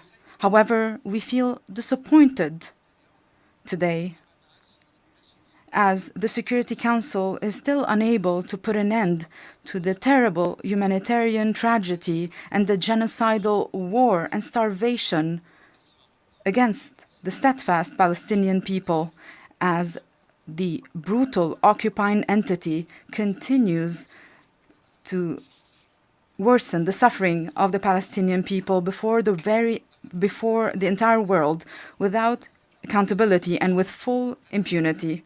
It is evident today that the crimes of the occupation aims to liquidate the Palestinian question and prevent the Palestinian people from enjoying their right to resistance and maintaining their entire territory. Tunisia deplores from this rostrum the announcement of the occupying entity that it intends to reoccupy the Gaza Strip fully and to force the Palestinian people to abandon their land. How can we strengthen the rule of law and give precedence to the UN Charter and its principles at a time when the state of Palestine still has not acquired full membership? Although UN resolutions have ratified decades ago Palestine's right to independence and full sovereignty and self-determination without any foreign interference. At a time when the occupying entity maintains its membership at the United Nations, despite its systemic, continuous, and uninterrupted violations of the rules of international law, and despite its attacks against the work of the United Nations and its specialized agencies and immunities in the occupied Palestinian territory. We value the wave of international recognition of the State of Palestine, with 150 states recognizing the State of Palestine. We do hope that this will support its full membership at the United Nations without delay or hesitation. We recall that the State of Palestine is a state pursuant to international law. When states recognize the State of Palestine, this does not create this right. It only supports and highlights this right.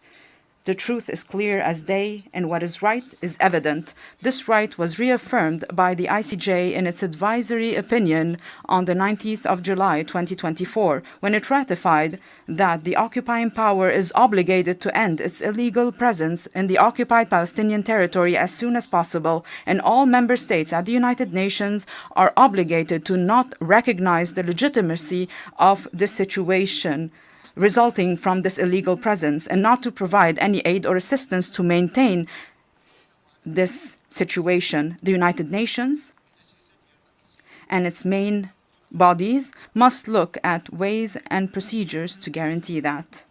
From this rostrum, we call on the international community to shoulder its responsibility immediately to lift the blockade on Gaza Strip and all the Palestinian territory, and to put an end to the starvation, and to guarantee an effective delivery of assistance and to secure those requiring assistance. We also call on the Security Council to immediately interfere to put an end to the repeated violations against a number of countries in the region: Syria, Lebanon, Iran, and lately Qatar. My country has called for that recently during the Emergency Islamic Arab Summit in Doha, because we believe that the Islamic Arab security is indivisible.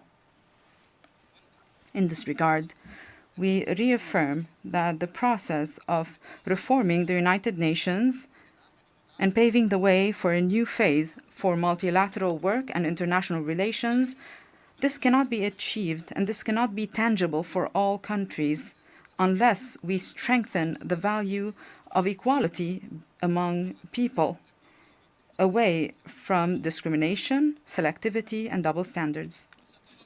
Tunisia will remain committed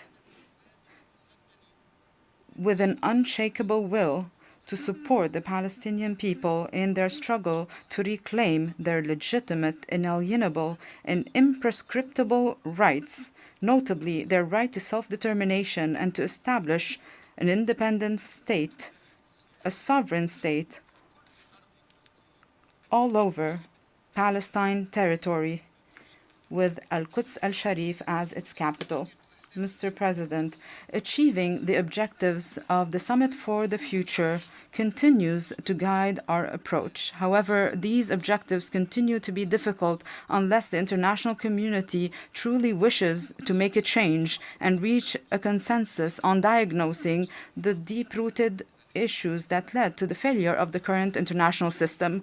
We cannot confront the current and emerging global challenges if we do not rebuild international relations based on solidarity, constructive cooperation, justice, mutual respect, and the non-interference in the affairs of others, and respect for national sovereignty.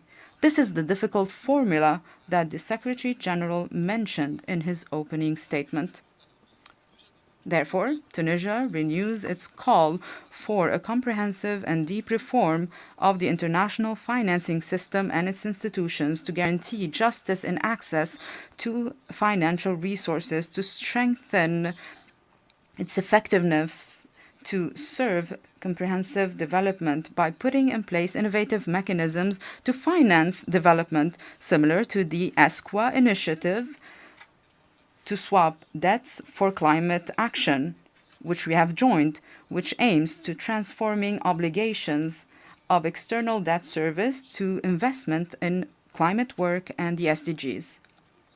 Tunisia reaffirms the importance of making every possible effort to recover stolen and smuggled funds and assets to strengthen international justice and guarantee people's right to development and good governance. My country believes that this is a sovereign, imprescriptible right.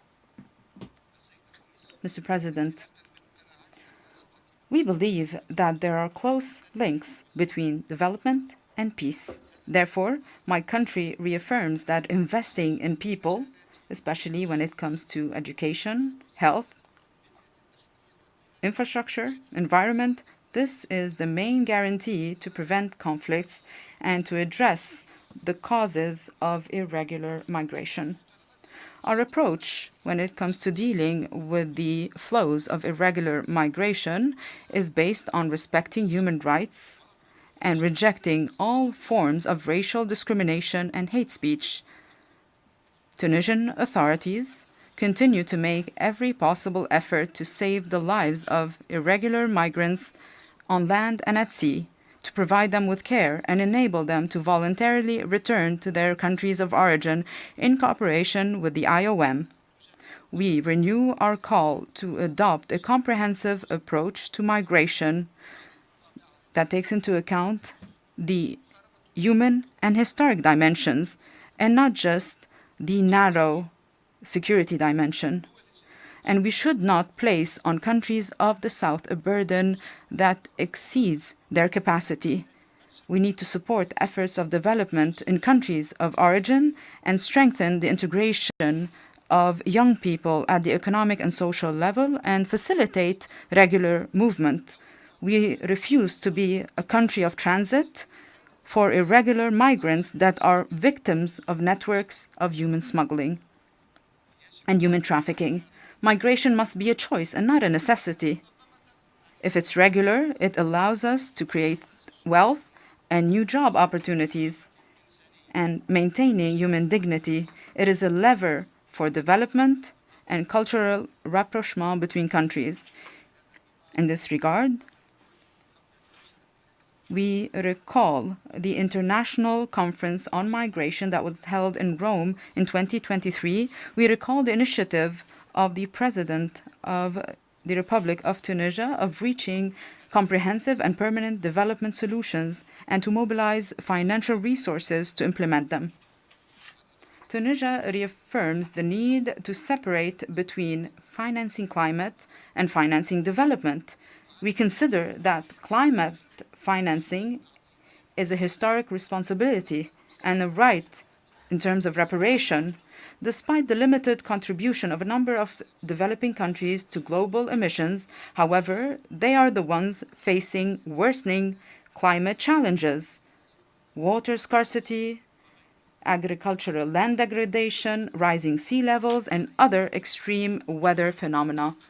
Therefore, Tunisia calls on meeting the international pledge to mobilize $300 billion annually and to allocate a percentage of this amount to programs of adaptation, while providing mechanisms to access these resources by facilitating technical and financial conditions and to activate the Loss and Damage Fund as an effective and fair compensation mechanism. My country reaffirms that the right to development is an indivisible, essential right based on the principles of justice, equality, and social and international solidarity. We reaffirm that achieving this right requires an international environment that allows the transfer of technology and facilitates access to concessionary financing and strengthening partnerships between the North and the South. Tunisia is on the path of reform. This was launched in 2021 to strengthen a genuine democracy that guarantees rights and freedoms for all our citizens and meets the aspirations of the Tunisian people to address economic and social challenges. We are relying first on our own ability and our human capital by diversifying partnerships on the basis of mutual benefits in order to serve the interest of the Tunisian people and maintain the independence of the Tunisian decision. We reaffirm our commitment to the values of human rights and public and individual freedoms pursuant to the Constitution of July 25, 2022, and based on our international obligations and the respect of our national sovereignty and independence of our decision and the choices of our people. We reaffirm the importance of strengthening the comprehensive nature of human rights, including economic, climate, social, science, and cultural rights, notably the natural right to development. We also believe that the social dimension is important in order to achieve development, to build a coherent and cohesive society. We support the participation of young people in our policies and in solutions because we believe that we must listen to young people. We must take full advantage of their capacity, for they are able to change our reality towards the better. Tunisia will also continue to support the legislative and strategic frameworks for an economic integration of women to make sure that women participate in the public sphere and guarantee that they have access to equal opportunities, and we are combating all forms of violence and discrimination against women. Tunisia reaffirms its commitment to the agenda of women, peace and security and the agenda of young people, peace and security, because we believe that the participation of women and young people in conflict prevention, in addressing crises and building peace is a necessary condition to achieve a just and permanent peace and a comprehensive development. Mr. President, we also believe that there are close ties between the Tunisian and Libyan peoples. We reaffirm our firm and principled position that supports the free choices of the Libyan people. We believe that the situation within Libya is a purely internal affair and not an international affair. The solution can only be Libyan-led without any interference. The Libyan people is a sovereign people and is the only one entitled to put in place solutions with the support of the United Nations. In this regard, we also call for maintaining the sovereignty, independence, and unity of Syria. We reject any violations to its territorial integrity. Furthermore, we believe that we need concerted UN and international efforts to find a political settlement for the situation in Yemen, to end the suffering of the Yemeni people and achieve peace and security in Yemen. We also call on Sudanese parties to choose dialogue and a peaceful resolution of this crisis to restore security and stability and put an end to the suffering of the Sudanese people from the scourges of war and division.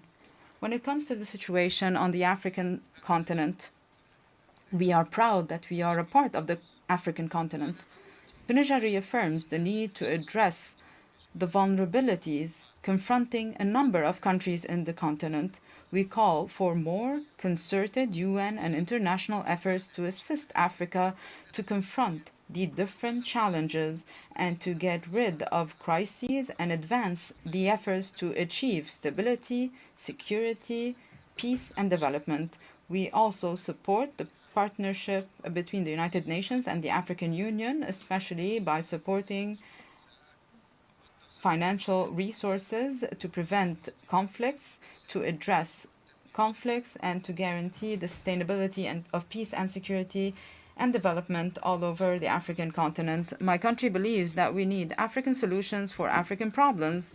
This should be our approach to achieve our goal of silencing the guns by 2030. We also renew our call for financial and logistic support from the United Nations to peacekeeping operations, and we also need continued cooperation and coordination between UN and regional entities within a participatory approach that prioritizes the security and stability of Africa, the Africa we want.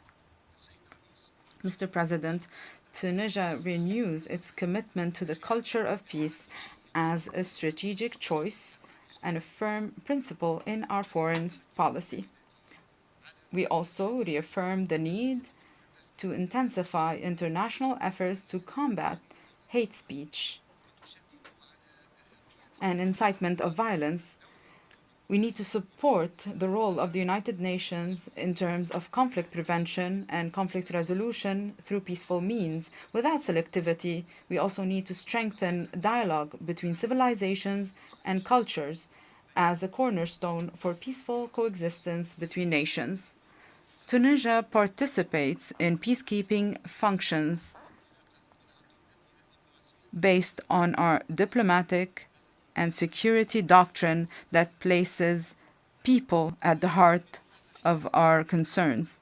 We believe that protecting civilians is a moral obligation and not just an international obligation. Since the first years of our independence, and although our national army was newly formed, Tunisia was one of the first countries that contributed to peacekeeping operations. Today, it is participating in 4 peacekeeping operations. This reflects the trust of the international community in the qualifications and discipline of Tunisian troops and their commitment to the principles of the United Nations.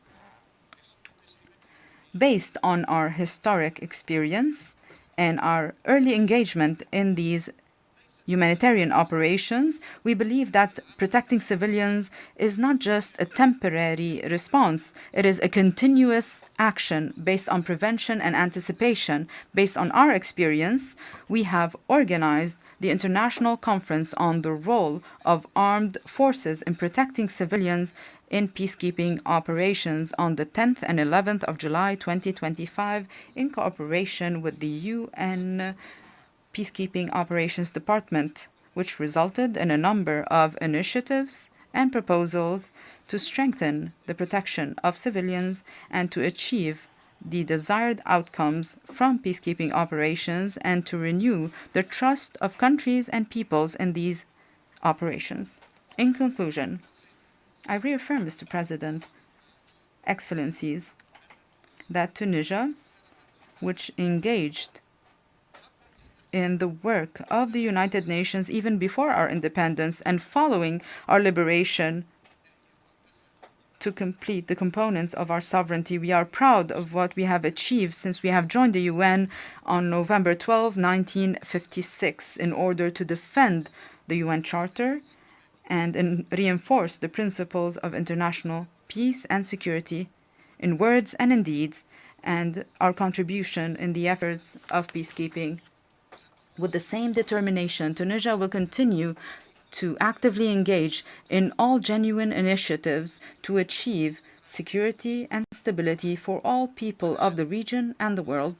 We remain hopeful that we will be able to build together a future that carries opportunities that meet the aspirations and the hopes of our people and future generations. May the peace, mercy, and blessings of God be upon you. I thank you for your attention.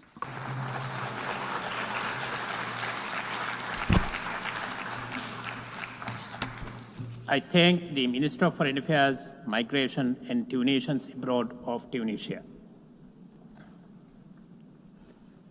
Now I give the floor to His Excellency Abdullah Khalil, Minister of Foreign Affairs of the Maldives.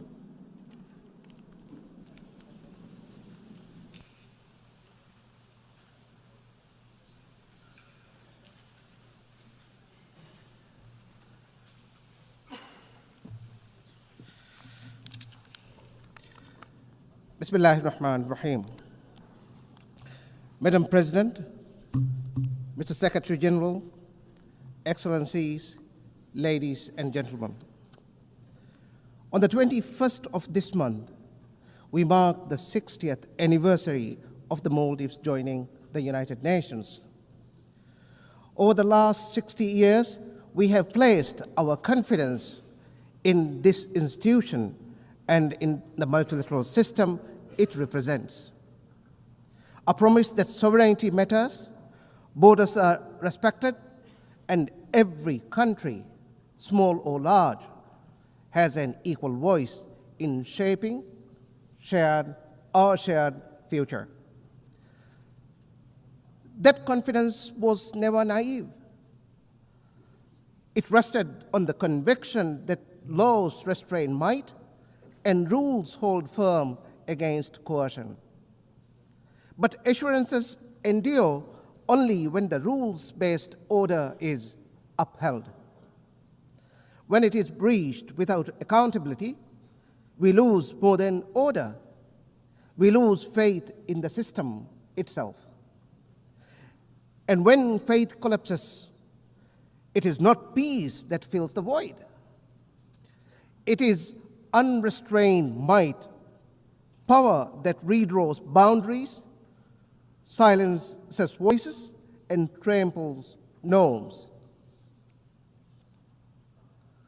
This is the erosion we confront. Three fault lines in the global order. First, the taboo against conquest. For many decades, the rule that borders cannot be changed by force underwrote peace. That foundation is cracking. Every breach, once allowed, becomes precedent. And precedent invites repetition. Second, respect for sovereignty and territorial integrity. These are not slogans, but the ground rules for peace, development, and dignity. But today, powerful aggressors treat them as optional. Third, multilateralism. The doctrine that shared challenges require shared solutions. That doctrine is under siege. When institutions are bypassed, when vetoes paralyze, when laws are applied selectively, confidence unravels, and with it, the system itself. We see erosion everywhere. In Palestine, especially Gaza, Israel's ongoing genocide has killed more than 66,000 civilians, more than half of them women and children. In the West Bank, settler violence intensifies, trying to force more Palestinians out and annex more land. Israel has willfully, shamelessly, and repeatedly violated international law. It has defied hundreds of resolutions of the Security Council and this very assembly. It has rejected the decisions of the International Court of Justice and sanctioned the International Criminal Court. People killed while begging for food. Mothers holding lifeless babies. Children staring blankly at the ruins of their homes and their future. These are the images that you simply cannot forget and move past. And the sheer hypocrisy is, this genocide is sustained by weapons and money from the very countries that claim to defend human rights. The same countries that helped define the very norms and laws being broken. By their actions, they refuse to see Palestinians as equal human beings, deserving of life, dignity, and freedom.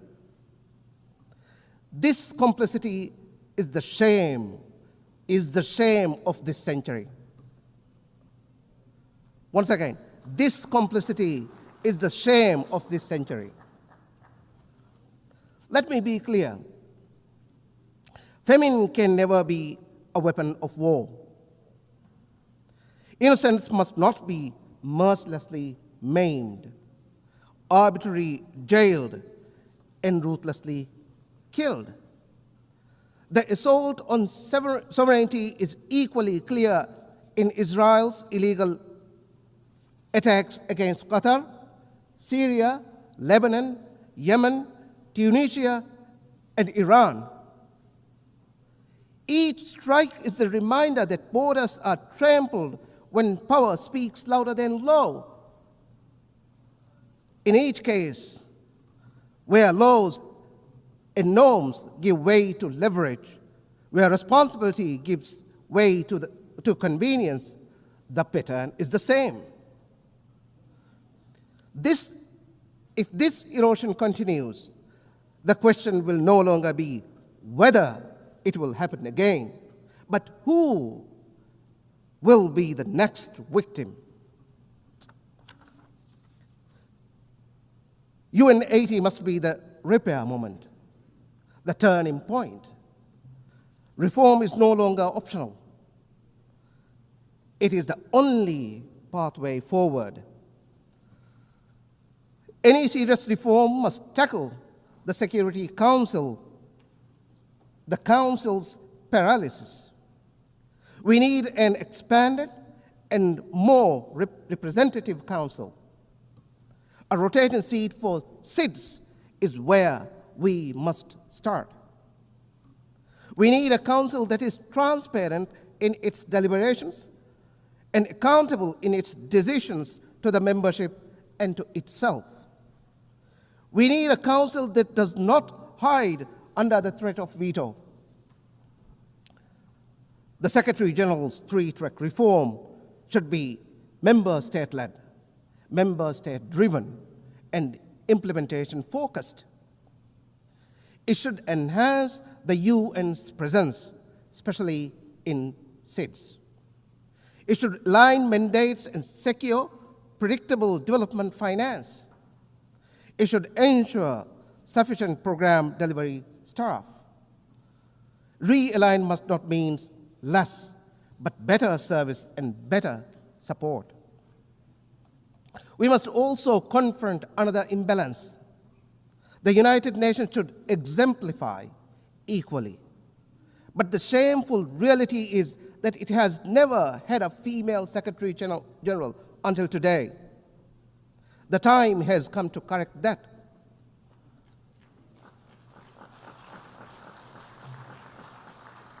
Reform is not only about structures, it is about credibility.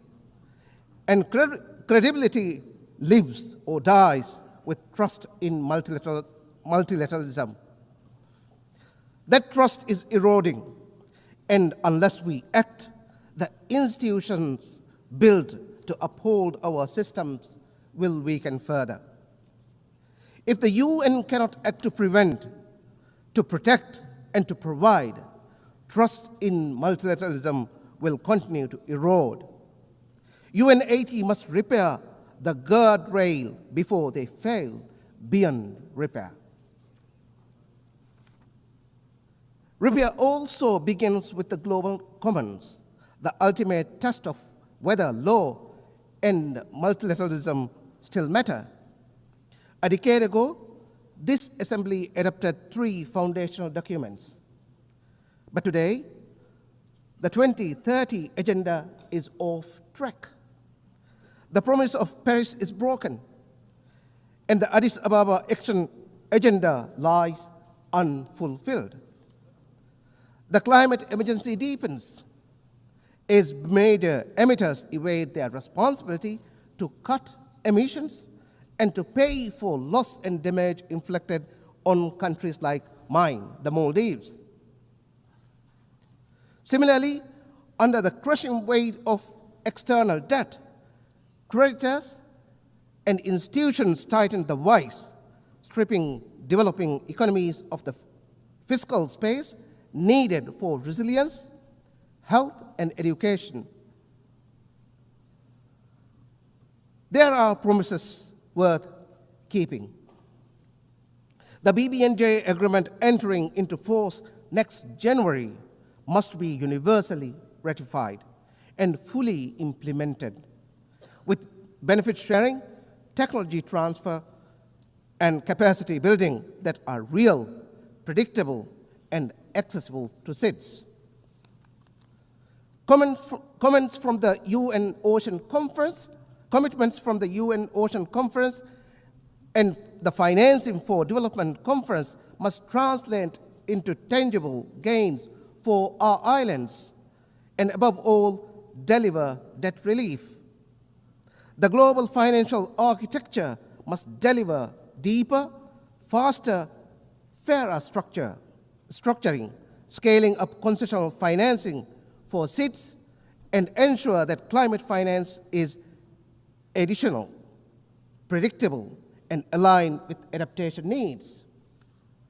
We do not need to look far for solutions. The Antigua and Barbuda agenda provides the roadmap for SIDS to achieve resilient prosperity. But it requires building economic resilience, scaling up climate action and support, accelerating biodiversity protection, conserving and sustainably using the ocean, and mainstreaming disaster risk reduction. The upcoming World Social Summit in Doha must renew the social contract. A clean, healthy, and sustainable environment, decent work, universal social protection, and inclusion are not privileges, they are rights. Human rights must never be wielded as tools for political or diplomatic leverage. They must be a means to relieve suffering and support communities.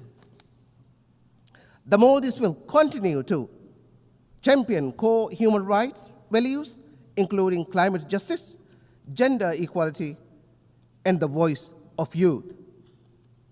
We will continue to be a voice for small island developing states, too often excluded, unheard, and ignored. We advocate for reform abroad by taking responsibility at home. Maldives 2.0 is our blueprint for change. It is reshaping governance, digitalizing services, and building an inclusive, future-ready economy, so every child on every island has the same chance to thrive. Health is central. We have banned vaping devices, e-cigarettes, and tobacco for the next generation. We are bringing NCD treatment into communities, expanding mental health care, and preparing for the realities of an aging population. Young people are at the heart of our choices. We are broadening access to skills and vocational training, opening new pathways to work, and creating space for them to build the future they imagine. Sustainability anchors our development. Ocean accounts now guide how we protect biodiversity, while our third NDC commits us to generating 1/3 of our electricity from renewable sources. Innovation drives resilience. President Dr. Moise has positioned the Maldives as a hub for investment and ideas. The Maldives International Financial Center will be the cornerstone, supported by competitive tax and regulatory incentives under our special economic zone framework. Geography is an asset we are determined to use. By investing in maritime logistics and trade gateways, we are placing the Maldives at the crossroad of global exchange. And inclusion remains our promise.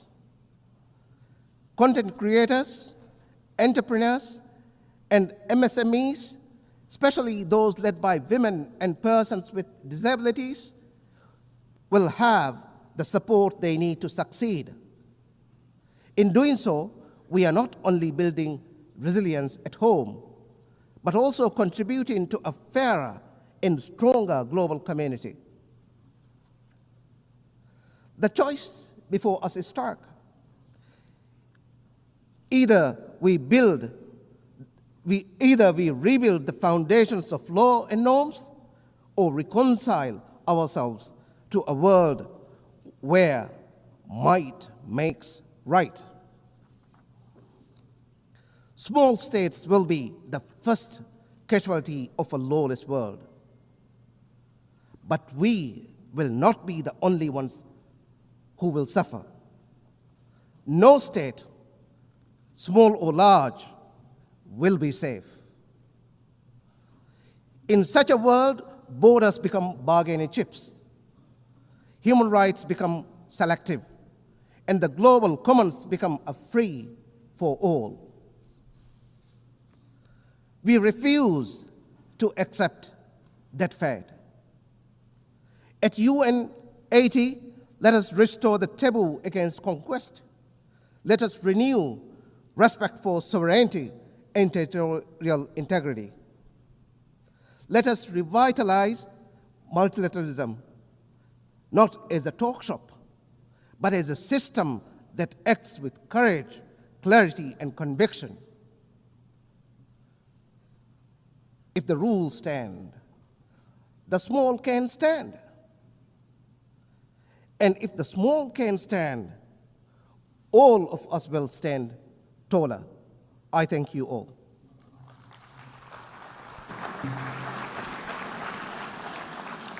I thank the Minister of Foreign Affairs of the Maldives. Now I give the floor to Minister of Foreign Affairs, Minister of State and Secretary General of Presidency of Guinea, His Excellency Amara Kamara.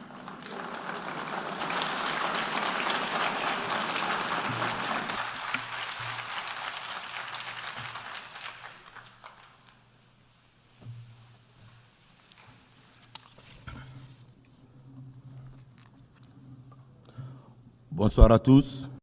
Good evening to all. Madam President,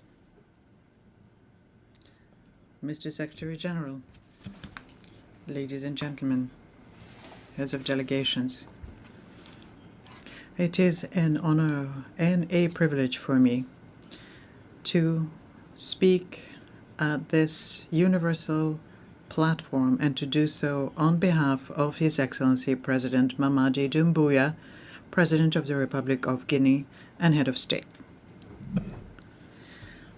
On this solemn occasion, he has entrusted me with conveying his warm congratulations to Ms. Annalena Baerbock. Congratulations on her brilliant election as President of the 80th session of the United Nations General Assembly, and to assure her of the Republic of Guinea's full support during her mandate. We also salute the ongoing efforts of Mr. Antonio Guterres for global peace, and we pay tribute to Mr. Philemon Young. We thank him for his remarkable work accomplished during the 79th session. Guinea,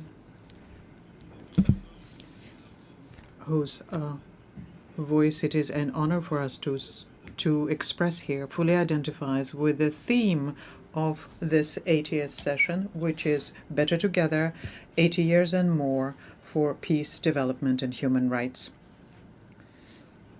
In our national context, this theme resonates particularly deeply. Better together through refounding.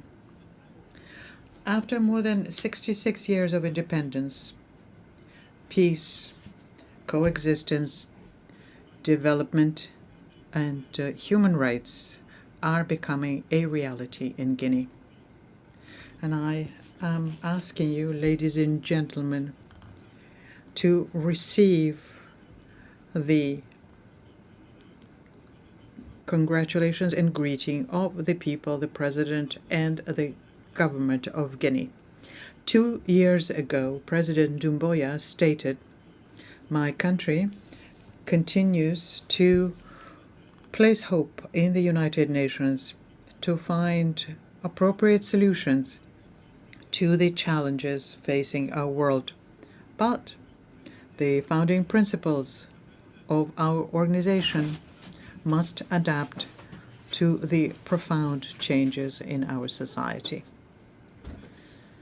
This hope, unfortunately, is increasingly giving way to concern. It is becoming increasingly clear that the world is in turmoil and no continent is spared.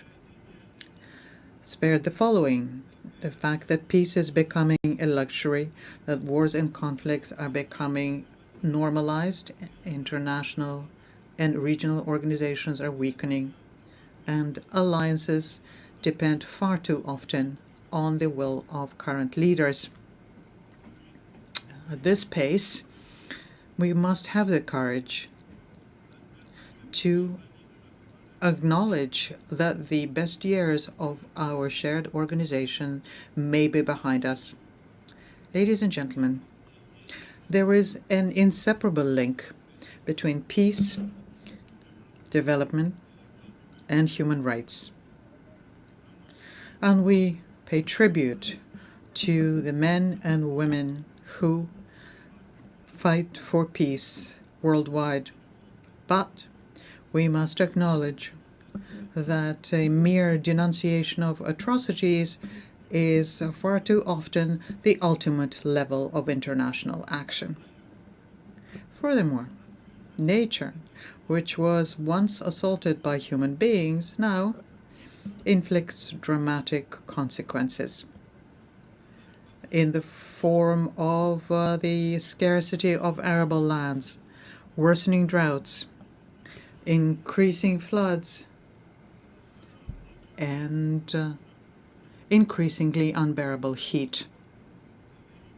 These realities must prompt deep reflection on our part.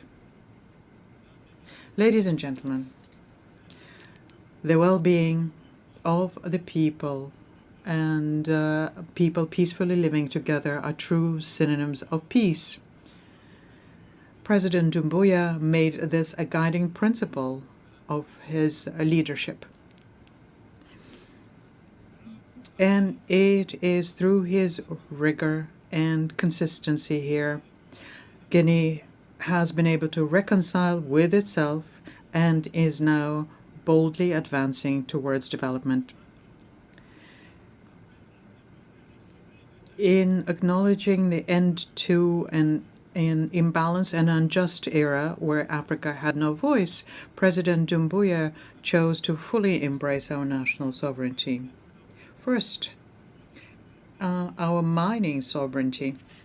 And this was done by revoking several permits which were not in compliance with our laws, in particular with Guinea's mining code. And then our intellectual property. And this was done by transforming the education system we have and by promoting excellence.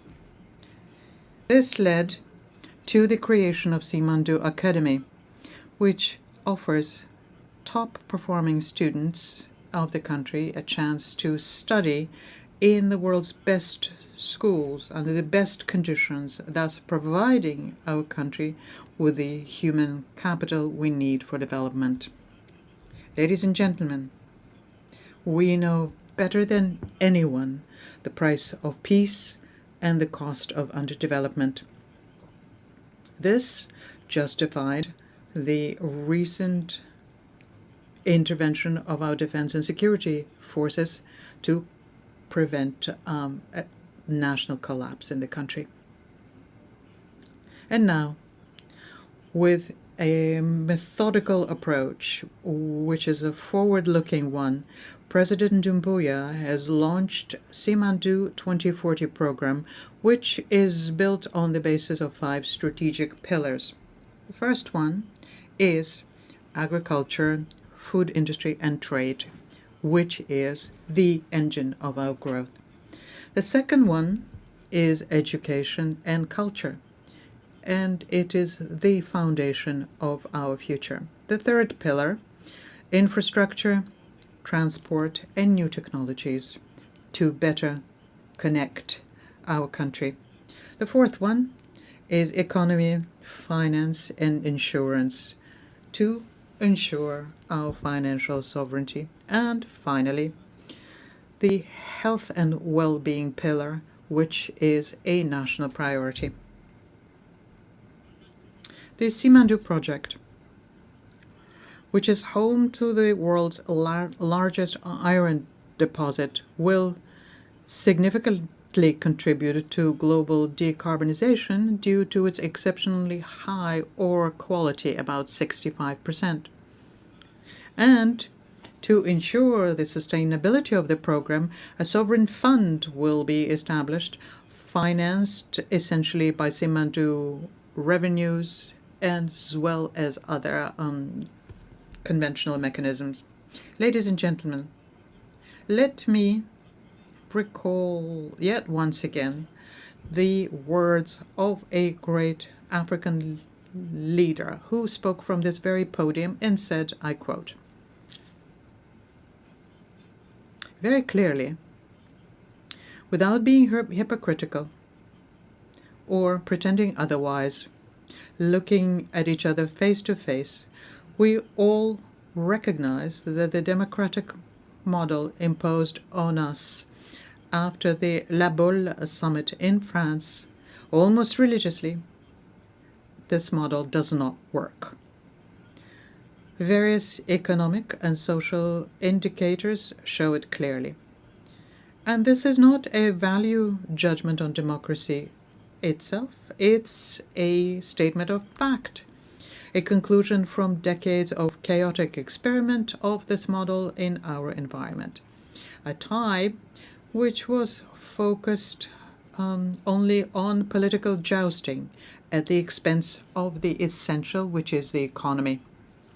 I quoted the President Doumbouya.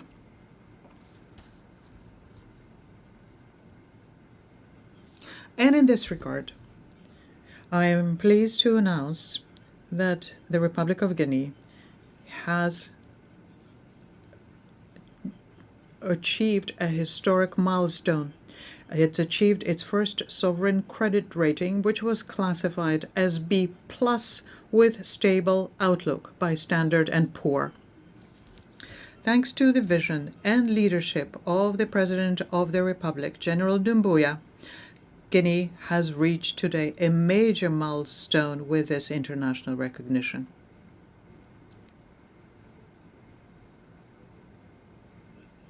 This rating now places the Republic of Guinea as the second largest economy in French-speaking West Africa and opening access to more favorable and competitive international capital markets. For Guinea, respect for human rights means recognizing the inherent dignity of every person and applying the principles and standards that protect these rights as defined by the Universal Declaration of Human Rights. Unfortunately, its application throughout the world remains inconsistent according to regions, actors, contexts, and interests. Ladies and gentlemen, President Doumbouya has asked us to reaffirm here his sincere commitment to the theme of this session. He places the highest importance to peace, development, and human rights. Madam President, we wanted to provide our country with a constitution that reflects and unites us, and we thus initiated a process of consultation and inclusivity. It took a long time, but it was necessary given our history, and we are proud to announce from this podium that the constitutional draft submitted to the people of Guinea by referendum has been adopted by a large majority.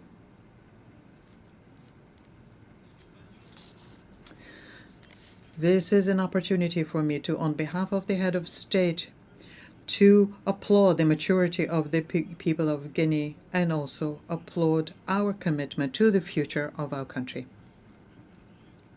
As of yesterday, 26 September 2025, following its promulgation by the head of state, Guinea now has a constitution marking its long-awaited return to the constitutional order, much awaited by our people and the international community. I thank you for your kind attention.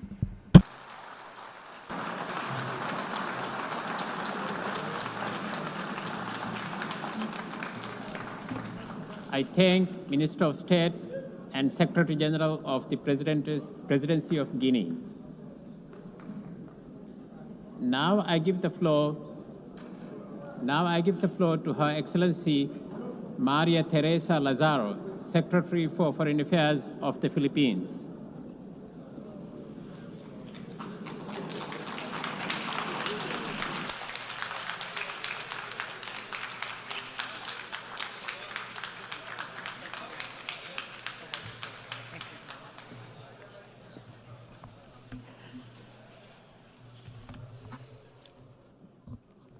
Mr. President, Excellencies, ladies and gentlemen, at the closing of the San Francisco Conference in 1945, Filipino General Carlos P. Romulo declared the UN Charter as an achievement for all humanity.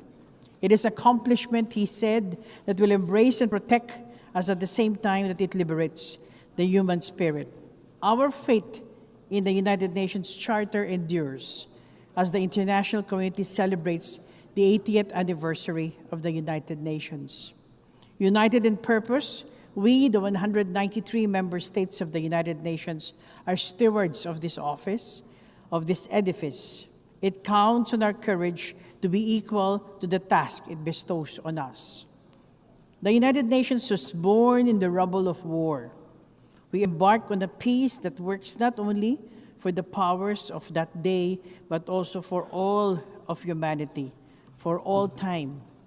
We forge through the Charter a covenant of just and equitable peace. Yet today, we ponder on the triumphs of this shared journey amidst the jolting clamor for peace and humanity under the very circumstances for which the United Nations was conceived. We must end the suffering of millions who live in starvation and fear in Gaza. Ceasefires must hold. Humanitarian access must be restored without restrictions. Children, women, and innocent civilians must be saved from further violence. Healing must begin. The two-state solution is the only viable diplomatic solution for sustainable peace. We must end the conflict in Ukraine. A just peace is only possible with respect for Ukraine's sovereignty, independence, unity, and territorial integrity. We must double down to address humanitarian crises around the world, looking at their roots and investing in durable solutions. We must protect and assist displaced populations in Sudan, Syria, Afghanistan, the Democratic Republic of the Congo, the Sahel region, of the Rohingyas, and in many other parts of the world. This June, the Secretary General reported that over 40,000 cases of violations against children in armed conflict, the highest recorded in 30 years. This is unconscionable. We owe our children peace. Excellencies, distinguished delegates, as UN founders recognized that peace was the antidote to fragility and uncertainty after the war, this time's call on the United Nations, particularly the Security Council, to make bold decisions. We must forge new pathways for international peace and security. This is a challenge that the Philippines is ready to rise up to as we seek a non-permanent seat in the Security Council for the term 2027-2028. We look ahead to the solemn honor of serving this body. The Philippines is committed to contribute to the Security Council in a manner that takes into account the views and concerns of the general UN membership and other principal organs of the United Nations. We recognize the weight of the responsibility of the Security Council. When it acts for the interest of humanity, it is a fulcrum of change, a force for good, and a bastion of hope for populations trapped in hopeless situations. We seek to be part of it to help advance the cause of global peace with the depth of experience earned from our struggles for peace. In the Philippines, we know that beyond stopping hostilities,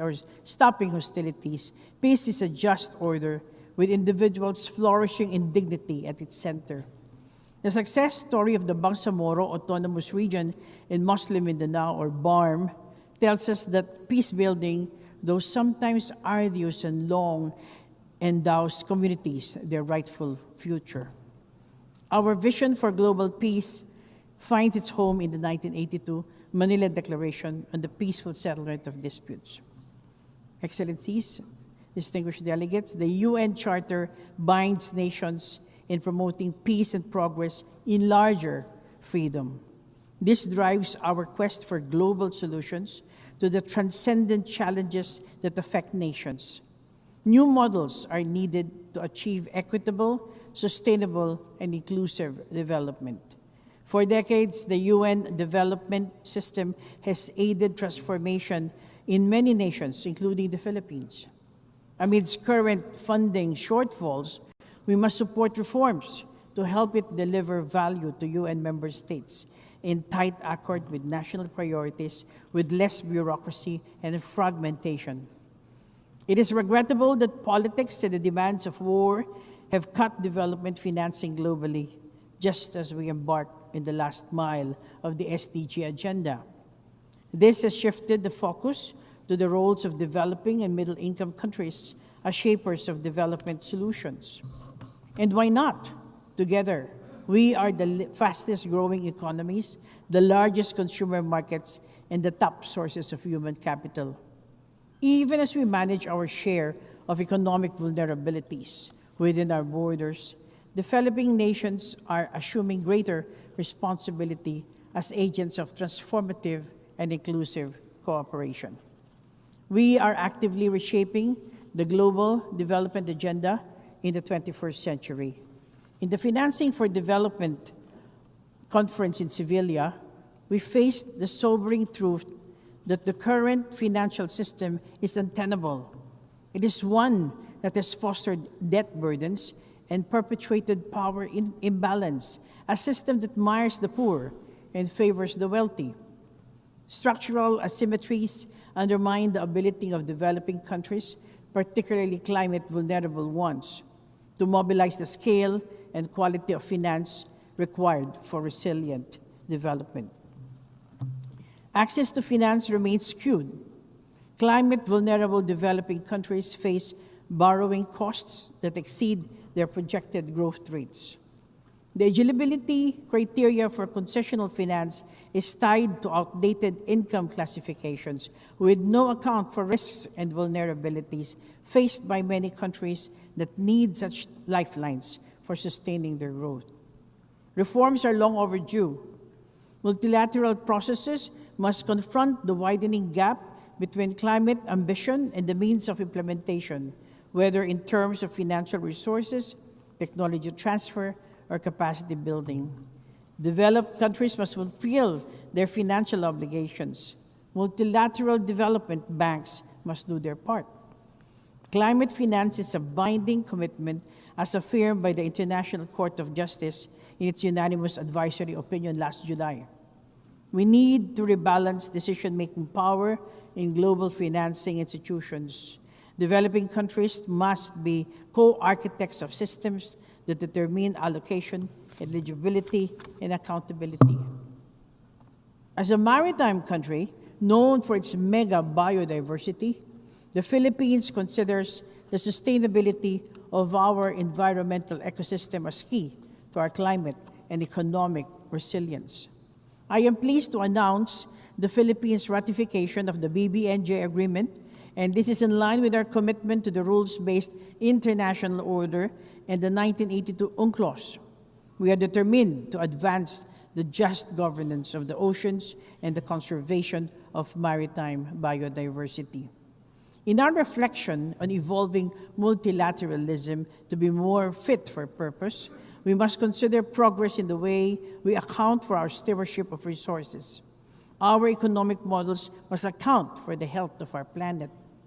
We must measure our success in promoting development in larger freedom in our accountability to every nation and every person of the community. Societies thrive in diversity and inclusion. Ladies and gentlemen, we stand in the midst of a global revolution of people, of economies, and of technologies. Migration straddles these changes. The movement of people across borders sustains growth in countries of origin, transit, and destination alike.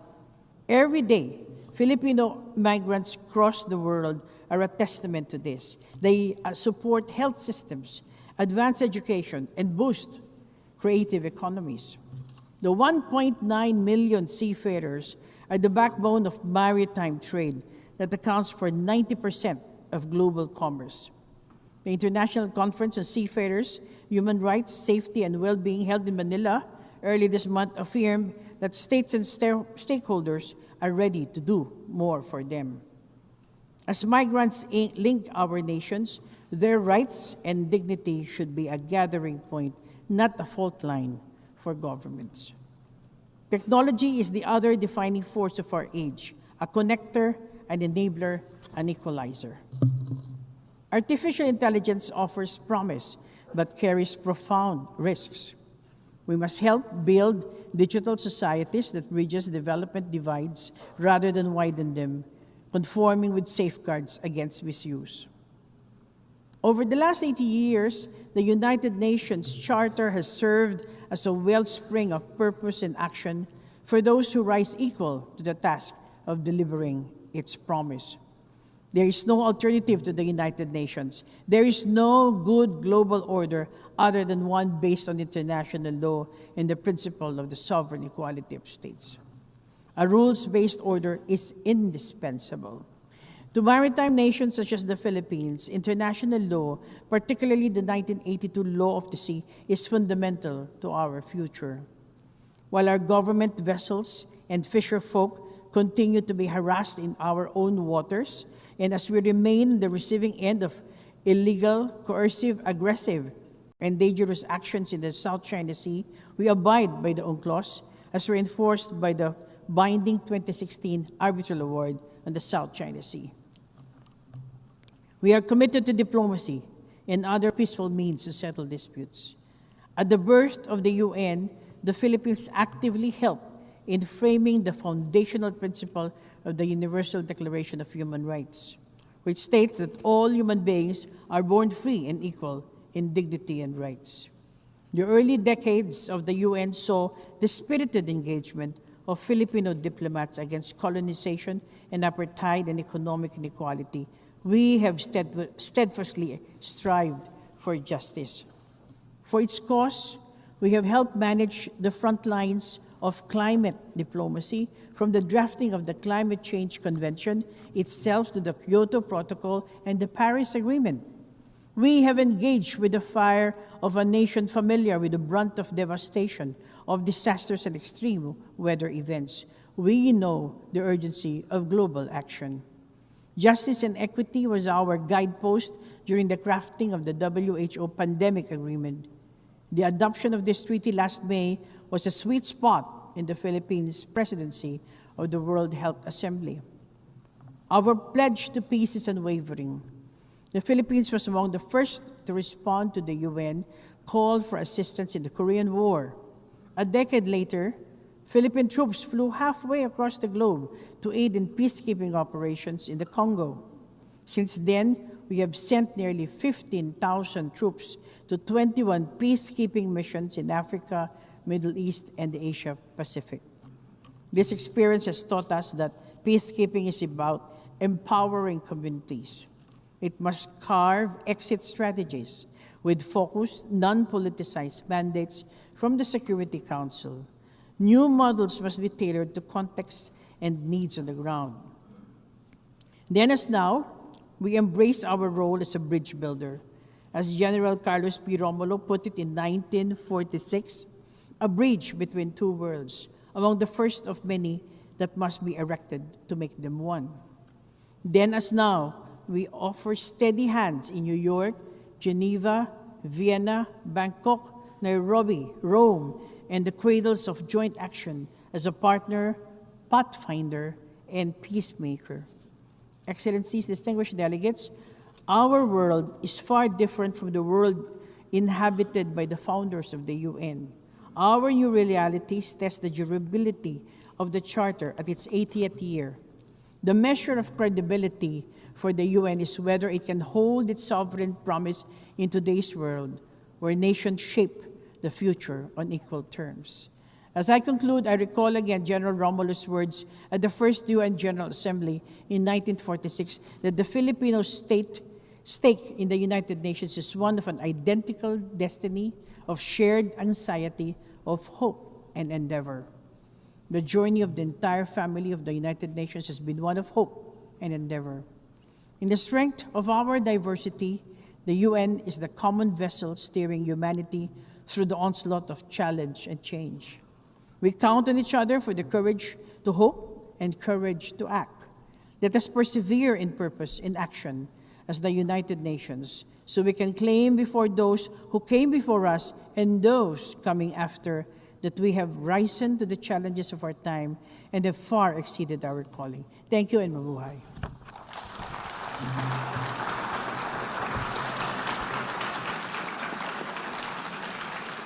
I thank the Secretary for Foreign Affairs of the Philippines.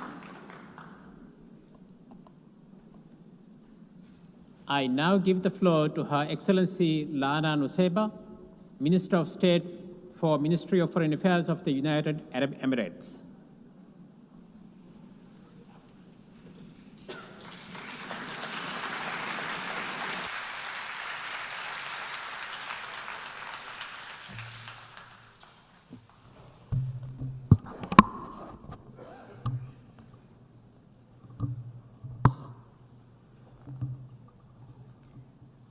السيد الرئيس.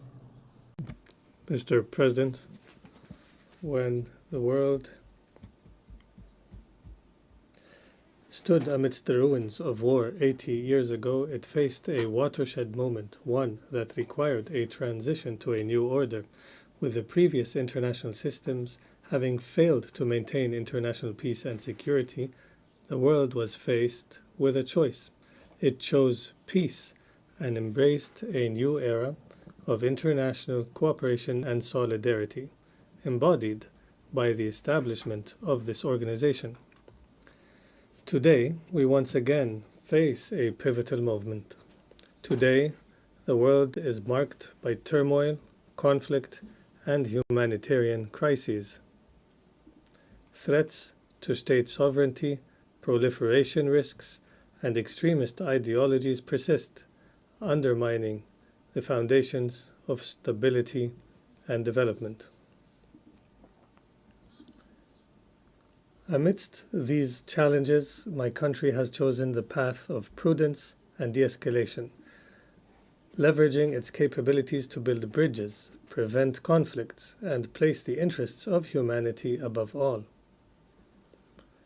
We have sought to strengthen the mechanisms for international cooperation and multilateralism, as well as the norms and principles of the UN Charter and international law. In doing so, the UAE promotes the principles of good neighborliness and respect for sovereignty of states to create opportunities and advance progress in every field. My country has also championed genuine humanitarian diplomacy aimed at preserving the dignity of individuals in the most difficult circumstances. We have sought to bridge divides, facilitating the exchange of thousands of prisoners between Russia and Ukraine, hosting peace talks between Azerbaijan and Armenia, and undertaking efforts to de-escalate tensions in South Asia and beyond. In the face of these global challenges, the United Arab Emirates remains committed to diplomacy, peaceful solutions, and dialogue. Our aim is not simply to manage conflicts, but to resolve them sustainably. The urgent need for this approach is clear around the world, whether in the Gaza Strip, Ukraine, Sudan, Yemen, Libya, or the Sahel. Many of the crises around us have been exacerbated by extremist ideologies, hate speech, and incitement. That is why we are leading efforts to advance the tolerance, peace, and security agenda, to uphold the values enshrined in the UN Charter, and to break cycles of conflict. There is no doubt that what we are witnessing today in the Palestinian-Israeli conflicts is not only a result of, but serves extremists and warmongers' efforts who seek to undermine the path to a peaceful resolution. Nothing can justify targeting tens of thousands of civilians or besieging them or starving them and forcibly displacing them, nor can anything excuse the pursuit of unacceptable expansionist ambitions, including the threat of annexing the West Bank. Similarly, there is no justification for the taking of hostages or the targeting of civilians in conflict. We emphasize the need to protect the hostages as per international humanitarian law. This situation also cannot serve as an excuse to attack countries in the region. Israel's treacherous and reprehensible attack against the state of Qatar constituted a flagrant violation of its territorial integrity and of the security of the Arabian Gulf region, as well as a breach of the most fundamental principles of international law. Aggression will not bring stability to the region. My country has always believed in the centrality of the two-state solution and the realization of an independent, sovereign Palestinian state with East Jerusalem as its capital, living side by side with the state of Israel in security, peace, and prosperity. This is the fundamental requirement for achieving a permanent, just, and comprehensive solution to the issue, with a Palestinian state capable of fulfilling the aspiration of the Palestinian people, restricting the use of weapons, and ensuring security, stability, and the rule of law, with no place for terrorists and extremist groups. My country also welcomes the growing recognition of the State of Palestine. We invite others to follow this approach as an investment in a better future for the region. Our first and most urgent demands remain an immediate and permanent ceasefire in Gaza, ending the siege on Gaza, releasing the hostages and detainees, and urgent, unhindered delivery of humanitarian aid at scale. The UAE continues its role as the largest donor of aid to Gaza, mobilizing all its relations, resources, and capabilities to this end. We will continue to deliver aid to the most in need despite the restrictions and obstacles. As part of our commitment to prioritizing diplomatic solutions and justice in the international system, my country continues to place the dispute of the three occupied Emirati islands in the Arabian Gulf, Greater Tomb, Lesser Tomb, and Abu Musa, at the forefront of our national priorities.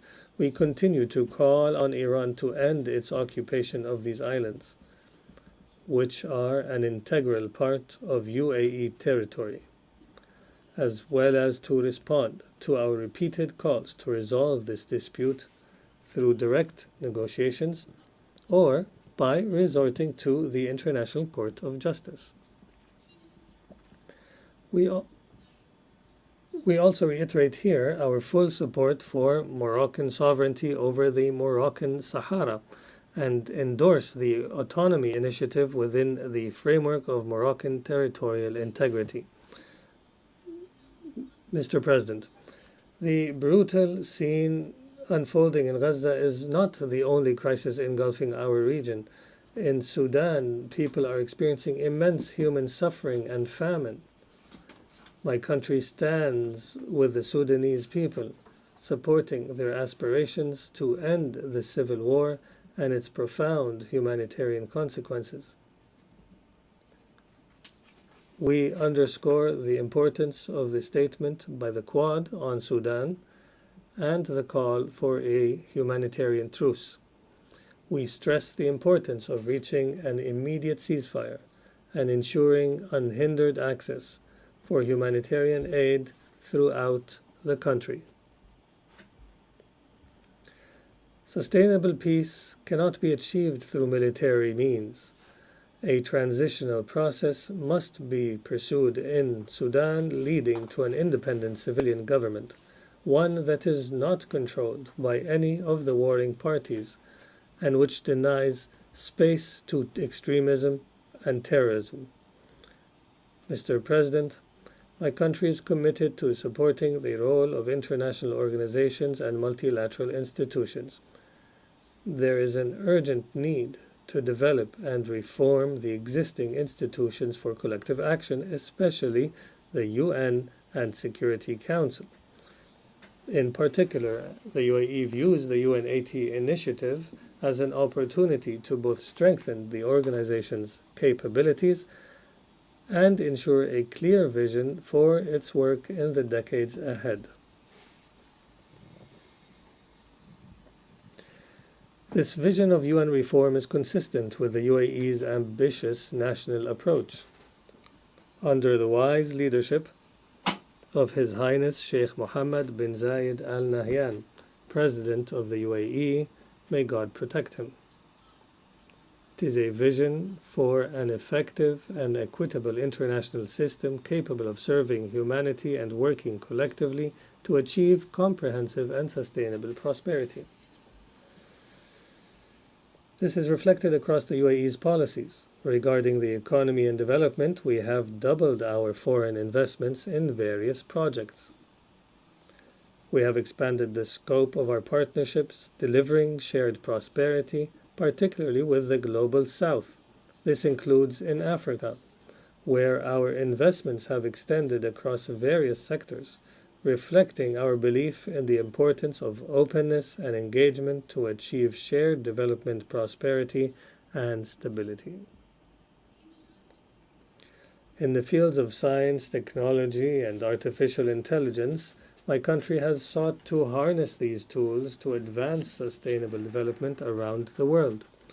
We support countries to build their technological capacities while respecting their national values and priorities and ensuring the responsible and ethical use of these technologies in accordance with international law. As for our ongoing efforts to protect the planet, the UAE is accelerating its investments in international climate action, supporting innovative solutions to achieve an orderly and responsible transition and to promote clean energy. My country affirms its full commitment to implementing the outcomes of the UAE consensus from COP28 held in Dubai in 2023. My country is also investing heavily in addressing the challenges of water scarcity, including through the Mohammed bin Zayed Water Initiative, which supports the development and application of pioneering technology to promote sustainable access to this important resource.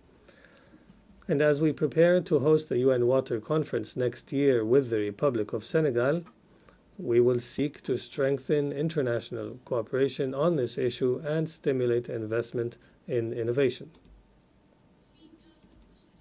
And in all our projects and initiatives, we seek to promote the full, equal, and meaningful participation of women as essential partners in society.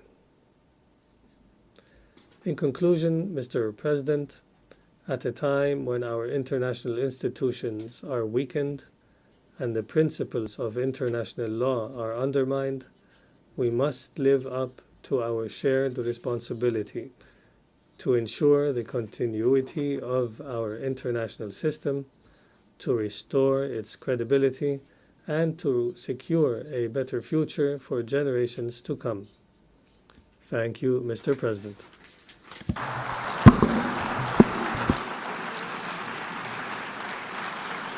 I thank the Minister of State for Ministry of Foreign Affairs of the United Arab Emirates.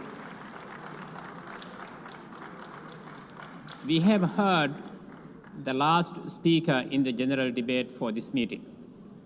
We will continue the general debate on Monday, 29 September at 9 a.m. in this hall. The exercise of right of reply has been requested. May I remind members that statements in the exercise of right of reply are limited to 10 minutes for the first intervention and 5 minutes for the second intervention, and should be made by delegations from their seat. I call on the representative of Ethiopia.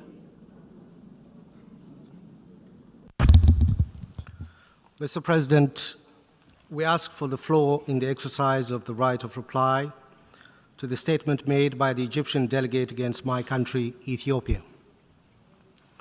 The unfounded claims we heard here today are also communicated to the Security Council.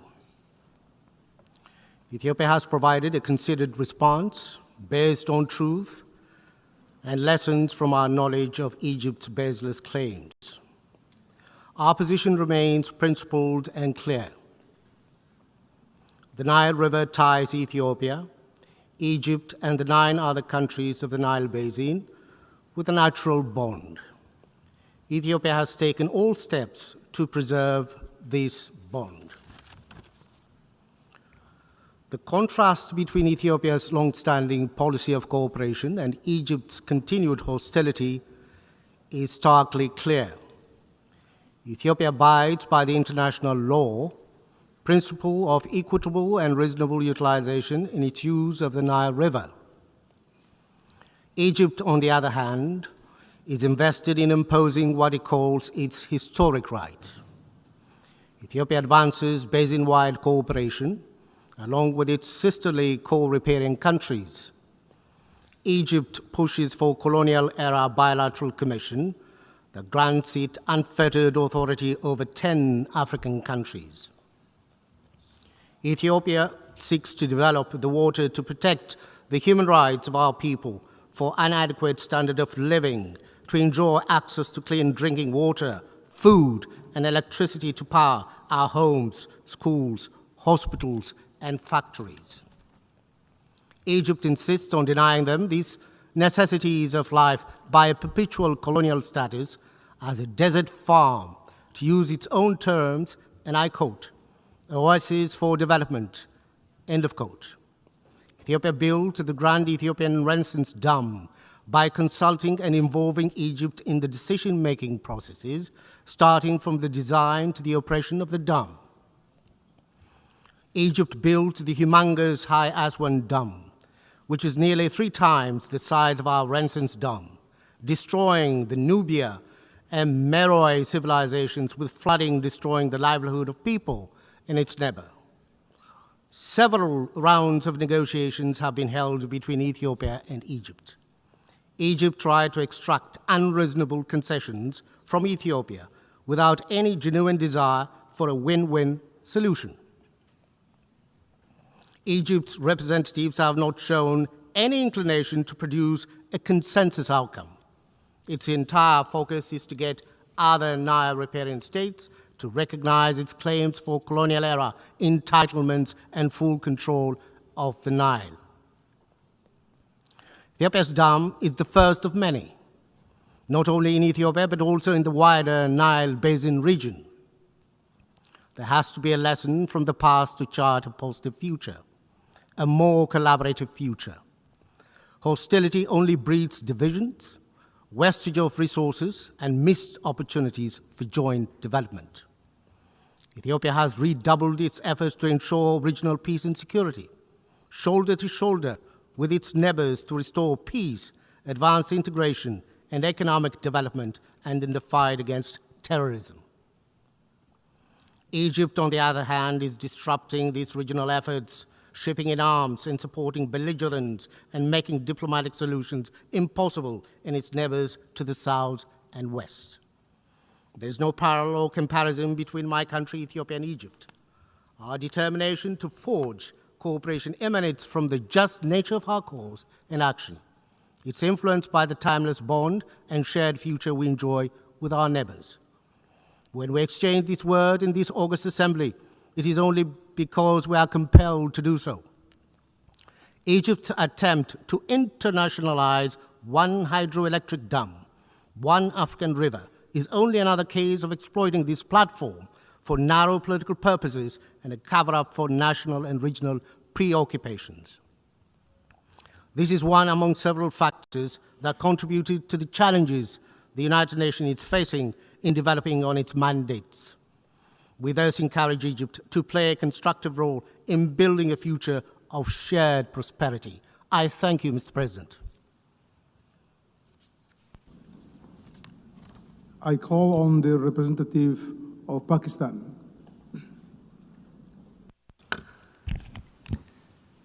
Mr. President, today we heard the familiar rhetoric from one member state. What was said was predictable. An attempt to malign Pakistan, relying on rhetoric and disinformation, yet as always, completely devoid of facts. So let me state those facts clearly. Mr. President, Pakistan has sacrificed over 90,000 lives in fighting terrorism. Its sacrifices are recognized globally. We are one of the strongest pillars in leading global efforts for combating terrorism, as also highlighted by my Prime Minister at this forum.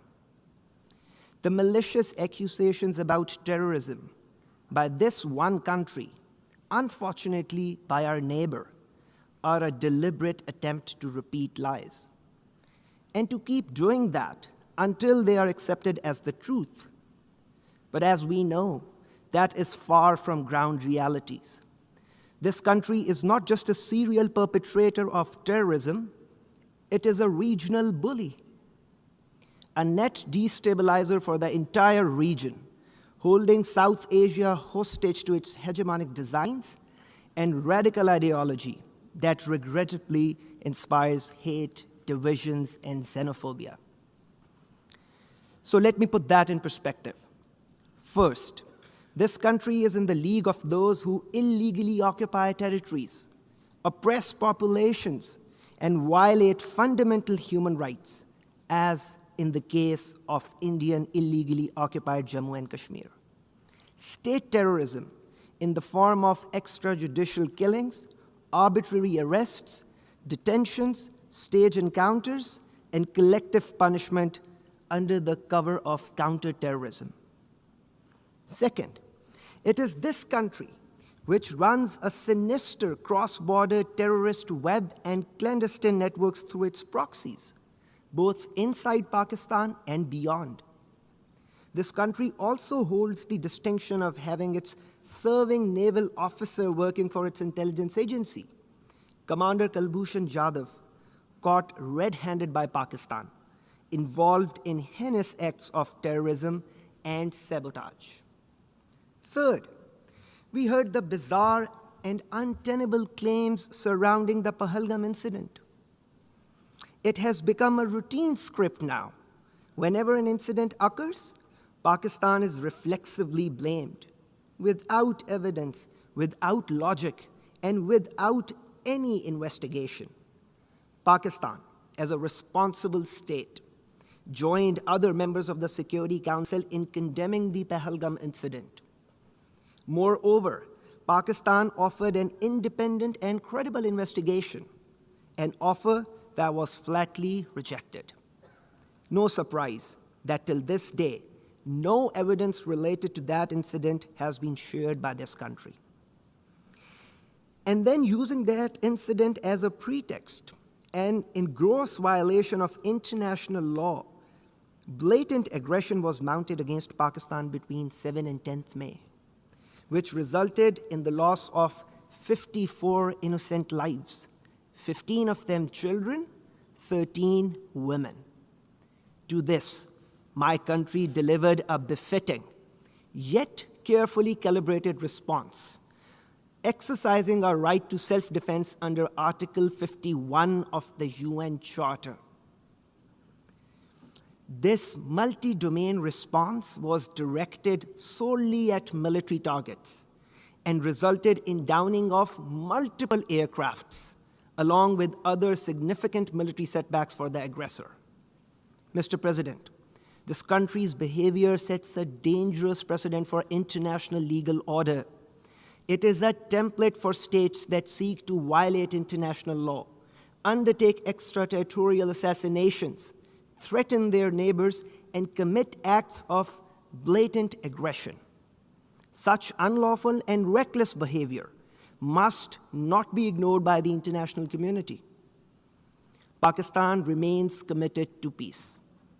More than 1.9 billion people of South Asia, a quarter of the world's population, deserve prosperity and stability.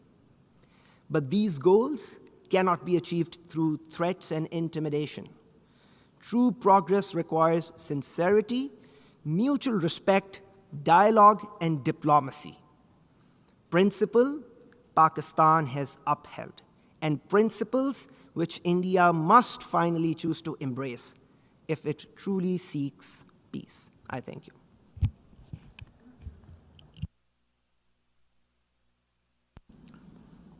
I call on the representative of Islamic Republic of Iran.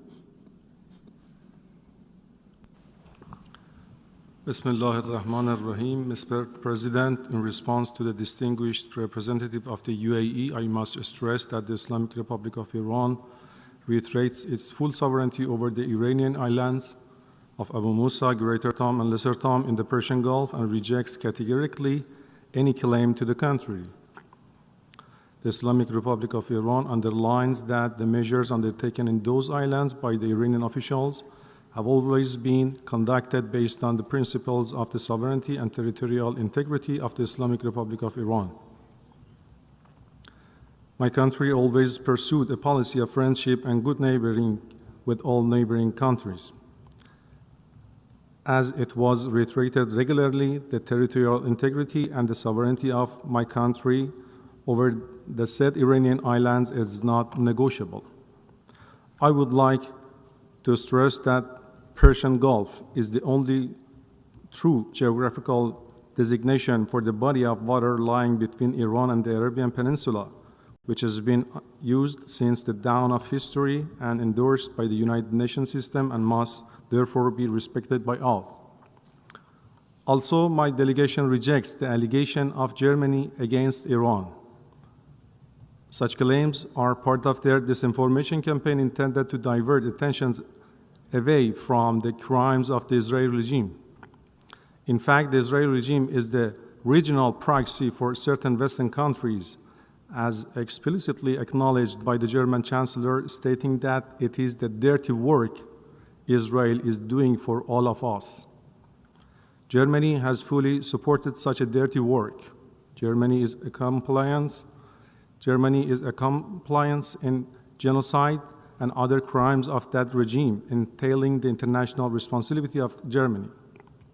Moreover, while Germany has openly backed Israel's aggression against Iranian safeguarded nuclear facilities and also is a significant non-performance of its obligation under JCPOA and Resolution 2231, it is not in any position to lecture us here.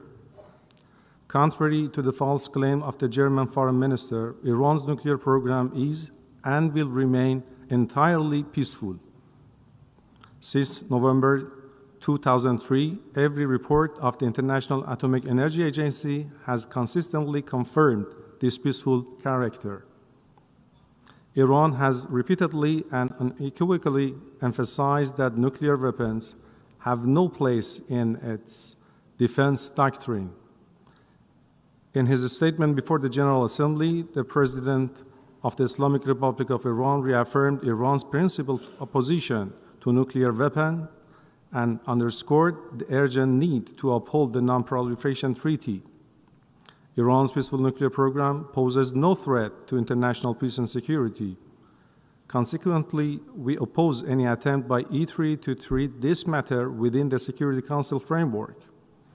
It is unjustified, lacks a legal foundation, and serves no constructive purpose. On several occasions, including informal communication to the Security Council and the Secretary General, the Islamic Republic of Iran has made it clear that the notification submitted by France, Germany, and the United Kingdom, the so-called E3, to trigger the snapback mechanism is legally and procedurally defective and therefore null and void. The E3, Germany included, took this action while themselves refusing to comply with their own binding obligation under the JCPOA and Resolution 2231. Not only did they deliberately undermine the Resolution 2231 by demanding arrangements beyond its scope, but they also went so far as to advocate and justify military aggression against Iran's safeguarded nuclear facilities. Accordingly, any attempt to revive terminated resolutions is devoid of legal basis and stands politically and morally indefensible. Issues related to Iran's nuclear program have already been comprehensively addressed and settled within the framework of JCPOA and Resolution 2231. The government and the people of the Islamic Republic of Iran remain determined to exercise their inalienable right to nuclear technology for exclusively peaceful purposes and to build upon their own scientific progress in advancing various civilian applications for that technology. At the same time, as the only nation in recent history to have suffered the use of weapons of mass destruction, Iran categorically rejects the development, possession, or use of such inhuman weapons on both ideological and strategic grounds. I thank you, Mr. President. I call on the representative of China. Thank you, President. In response to the remarks made by some countries, China hereby exercises its right of reply.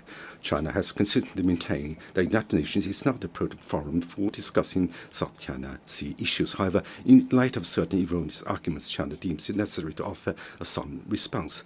China's position on South China Sea arbitration case has been consistently clear.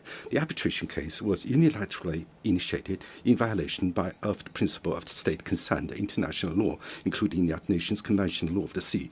The arbitral tribunal in South China Sea case exercised its jurisdiction ultra vires and rendered an award in disregard of law. Its ruling is illegal and null and void. China neither accepts nor recognizes the ruling, nor does it accept any claims or actions based on it. China's territorial sovereignty and maritime rights and interests in the South China Sea remain unaffected by this ruling under any circumstances. The so-called ruling is an active example of international law and is by no means part of it. China's law enforcement activities in safeguarding its rights in maritime areas under its jurisdiction is beyond reproach.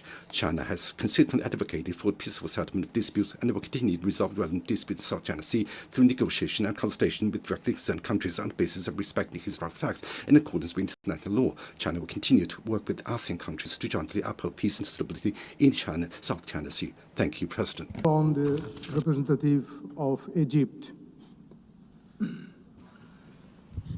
Thank you, Mr. Chair, for giving Egypt the floor in order to exercise the right of reply against the allegations by the Ethiopian delegation.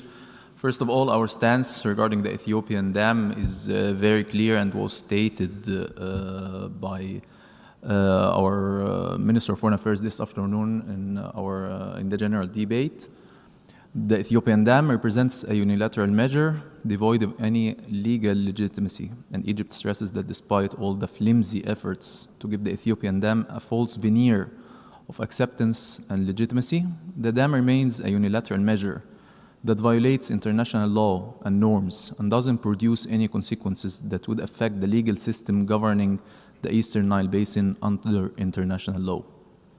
Furthermore, the recent Ethiopian actions represent a new violation, adding to a long list of Ethiopian violations of international law, including disregard for the presidential statement issued by the Security Council on September 15, 2021.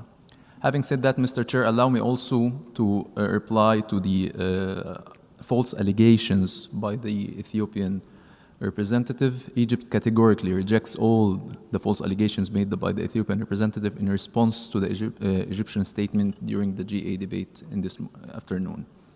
The Ethiopian side must first reflect and look at itself if it wants to identify those who are truly undermining stability, peace, and security on the continent. Ethiopia is the one that signed a memorandum of understanding that threatens the unity and sovereignty of Somalia, a sister African state, by recognizing a secession of its territorial integrity. A state that repeatedly attacks the Sudanese Fashaqa and illicitly exploits its resources. This is Ethiopia, not Egypt. A state whose forces were rooted out of UNISFA peacekeeping mission. This is Ethiopia, not Egypt. A state that waged a war against Eritrea and sieged it for years and still threatens it by a new war to achieve its delusions of access to sea. This is Ethiopia, not Egypt. A state that operates forces in Somalia outside the AU banner. This is Ethiopia, not Egypt. Ethiopia, which violates the established rules of international law and disregards the established African principle of sanctity of borders, believes it can control the Nile waters and deprive the downstream countries, Egypt and Sudan, of their historical right to the river's waters. Ethiopia must stop immersing itself in illusions of power and control and realize that its false accusations are nothing but fabrications and delusions stemming from a troubled internal situation that seeks to export its internal problems and create imaginary enemies for domestic consumption. Stable and civilized Egypt rises above this abhorrent approach. We call on Ethiopia to exercise wisdom, cease threatening its neighbors, and refrain from any measures that destabilize the continent. We call on Ethiopia to return to the African family as a pillar of peace and stability in the region, not as a threat or underminer. I thank you, Mr. Chair. I call on the representative of India. I thank you, Mr. President. It is telling that a neighbor who was not named chose to nevertheless respond and admit their long-standing practice of cross-border terrorism. Pakistan's reputation speaks for itself. Its fingerprints are so visible in terrorism across so many geographies. It's a menace not only to its neighbors, but to the entire world. No arguments or untruths can ever whitewash the crimes of terrorists done. I thank you, Mr. President. I call on the representative of United Arab Emirates. شكرا سيد الرئيس. Thank you, President. After listening to the right of reply of the Islamic Republic of Iran, I would like to note the following. The UAE believes that Greater Tomb, Lesser Tomb, and Abu Musab are in the Arabian Gulf, and they belong to the UAE and are occupied by Iran. Therefore, Iran is an occupying force occupying these islands. Any Iranian claims to the contrary will not change reality. It's unacceptable for Iran to claim that this is an internal Iranian issue. The UAE categorically reiterates that these are an integral part of the territory of the UAE. We categorically reject the ongoing Iranian occupation of the 3 UAE islands. The UAE has always called on Iran to resort to international law and the Charter of the United Nations in order to resolve this dispute through bilateral negotiations or by resorting to the ICJ. The UAE enjoys good relations and positive cooperation with Iran. We look forward to expanding our cooperation and bilateral relations, but the issue of the 3 UAE islands will remain a bone of contention until we find a peaceful settlement acceptable to both in accordance with international law and principles of good neighborliness. Thank you. I call on the representative of the Philippines. Mr. President, I wish to refer to the statement of China referring to the 2016 Arbitral Award, which is binding to all parties and final. The award was an affirmation of the dispute resolution mechanisms of the 1982 United Nations Convention on the Law of the Sea, or UNCLOS. It authoritatively ruled that the claim of historic rights to resources within the seas falling within the 9-dash line had no basis in law and is without legal effect. It upholds the Philippine sovereign rights and jurisdiction in its exclusive economic zone. It affirms that certain actions within the Philippine exclusive economic zones violated and continue to be violated the sovereign rights of the Philippines and are thus unlawful. That large-scale reclamation and construction of artificial islands causes severe environmental harm in violation of international conventions, and that large-scale harvesting of endangered marine species damages the marine ecosystem. We firmly reject attempts to undermine it. At the same time, we welcome the growing international support for the award. We therefore strongly urge China to respect and implement the 2016 Arbitral Award. Thank you, Mr. President. I now call on the representative of Ethiopia for a second intervention.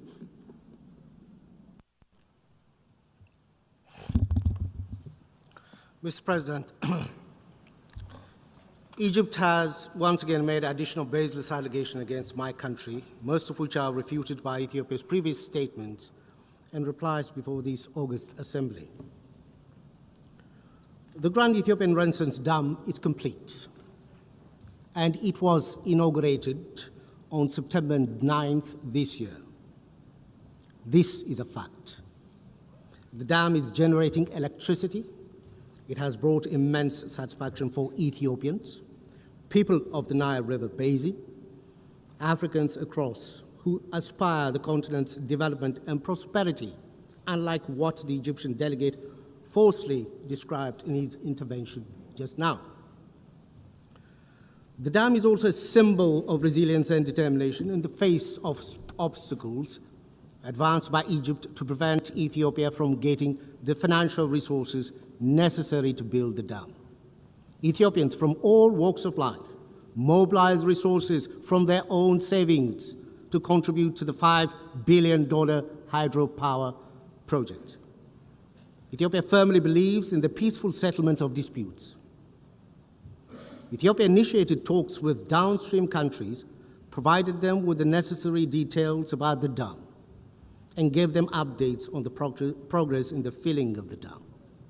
It signed the agreement on the Declaration of Principles on the dam project to agree on guidelines and rules on the first filling and annual operation of the dam. Ethiopia's conduct, in fact, reversed the age of unilateralism in the Nile River Basin that has been advanced by Egypt. Our efforts to find a mutually agreeable solution have been stymied by Egypt all the way. Egypt has hardly negotiated in good faith.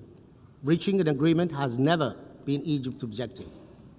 If it had been interested in collaborative approach, it would have joined the agreement on the Nile River Basin Cooperative Framework, which came into force on 13th October 2024.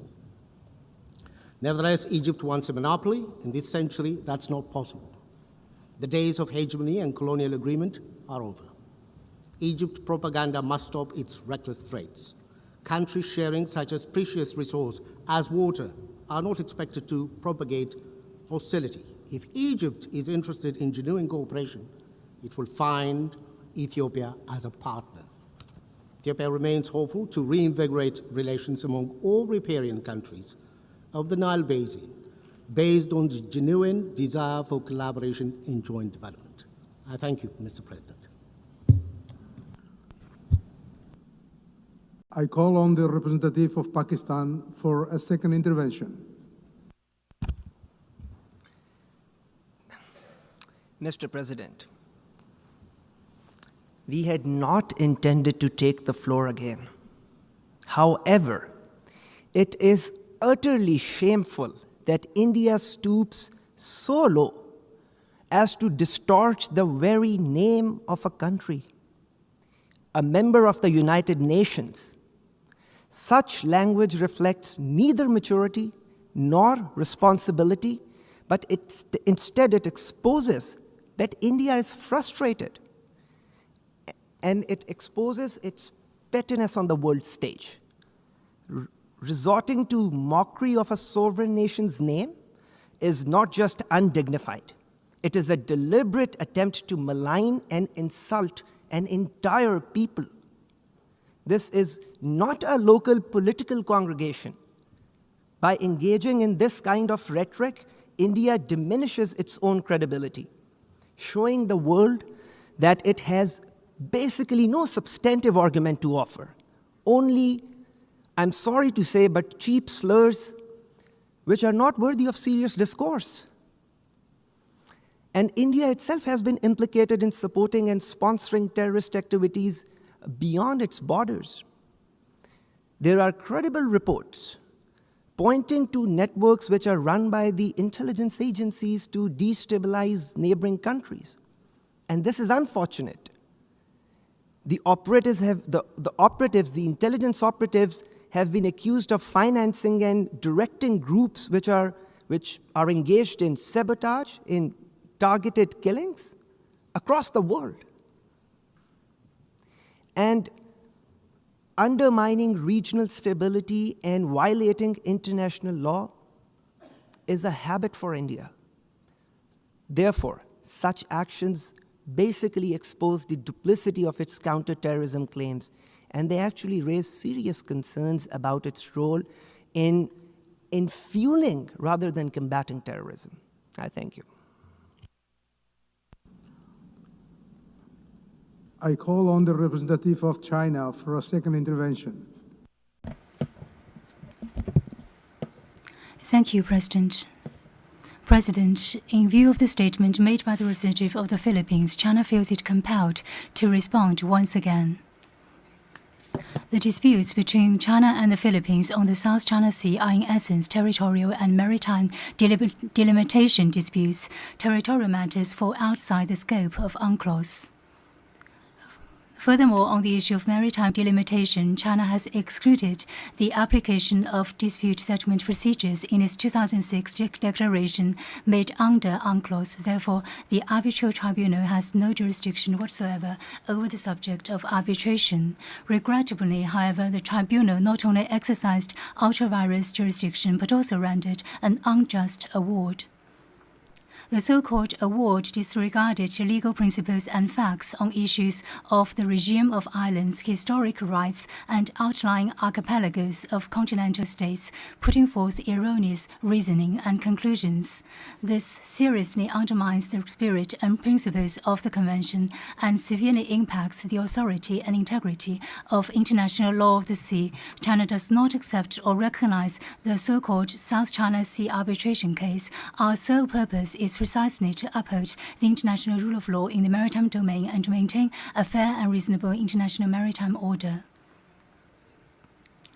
China carries out peaceful and constructive activities on its own territories. This is a just right of a sovereign country. This is not the so-called artificial island reef. China places high importance on the protection of South China Sea's environment. Philippines illegal military fleet in the island means that Philippines is the biggest destroyer of the South China Sea ecosystem. Philippines has repeatedly accused China. The sole purpose is to hide its fact of reneging on its promise and distorting the facts. We ask now Philippine colleagues to return to the correct path of resolving the South China Sea issue based on dialogue, instead of playing up the South China Sea issue on the multilateral platform. This will not facilitate the settlement of the dispute, but rather this will escalate the tensions and leading to enhanced mistrust. I thank you, President.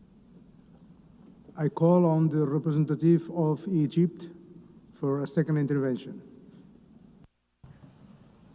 Thank you, Mr. Chair, once again for giving Egypt the floor. Mr. Chair, we are not willing to dwell more on the continued fallacies posed by the Ethiopian delegation. However, we are going to reiterate our position and stance. We affirm Egypt's firm position of rejecting all unilateral Ethiopian measures on the Nile River and not accepting them or their consequences for the existential interests of the peoples of the downstream countries, Egypt and Sudan. Ethiopia is adopting intransigent positions seeking to impose a fait accompli driven by a political agenda, not development needs, to mobilize the Ethiopian interior against an imaginary enemy under the pretext of false claims about sovereignty over the Nile River, which represents the shared property of its riparian states. Since the unilateral launch of the Ethiopian Dam project and over the past years, Egypt has exercised the utmost restraint and chosen to resort to diplomacy and international organizations, including the United Nations. This is not due to an inability to defend our existential interests, but rather stems from Egypt's firm conviction in the importance of strengthening cooperation and achieving common interests among the peoples of the Nile Basin countries, in accordance with the international law, and in a manner that serves development interests and takes into account the concerns of downstream countries. And hereby, Mr. Chair, we continue to maintain the right to reply to the illegal Ethiopian unilateral measure by all the necessary means enshrined in the international law and the UN Charter. I thank you, Mr. Chair. I call on the representative of the Philippines for a second intervention.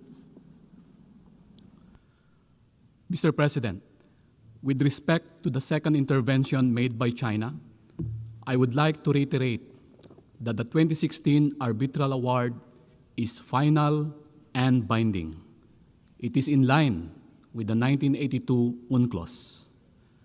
This evening, our Secretary of Foreign Affairs emphasized that to maritime nations such as the Philippines, international law, particularly the 1982 UNCLOS, is fundamental to our future. While our government vessels and fisher folk continue to be harassed in our own waters, and as we remain on the receiving end of illegal, coercive, aggressive, and dangerous actions in the South China Sea, we abide by the UNCLOS as reinforced by the binding 2016 arbitral award on the South China Sea. We are also committed to diplomacy and to the peaceful means of settling international disputes under the Charter of the United Nations as reinforced by the 1982 Manila Declaration. Again, we strongly urge China to respect and implement the 2016 arbitral award on the South China Sea. Thank you, Mr. President.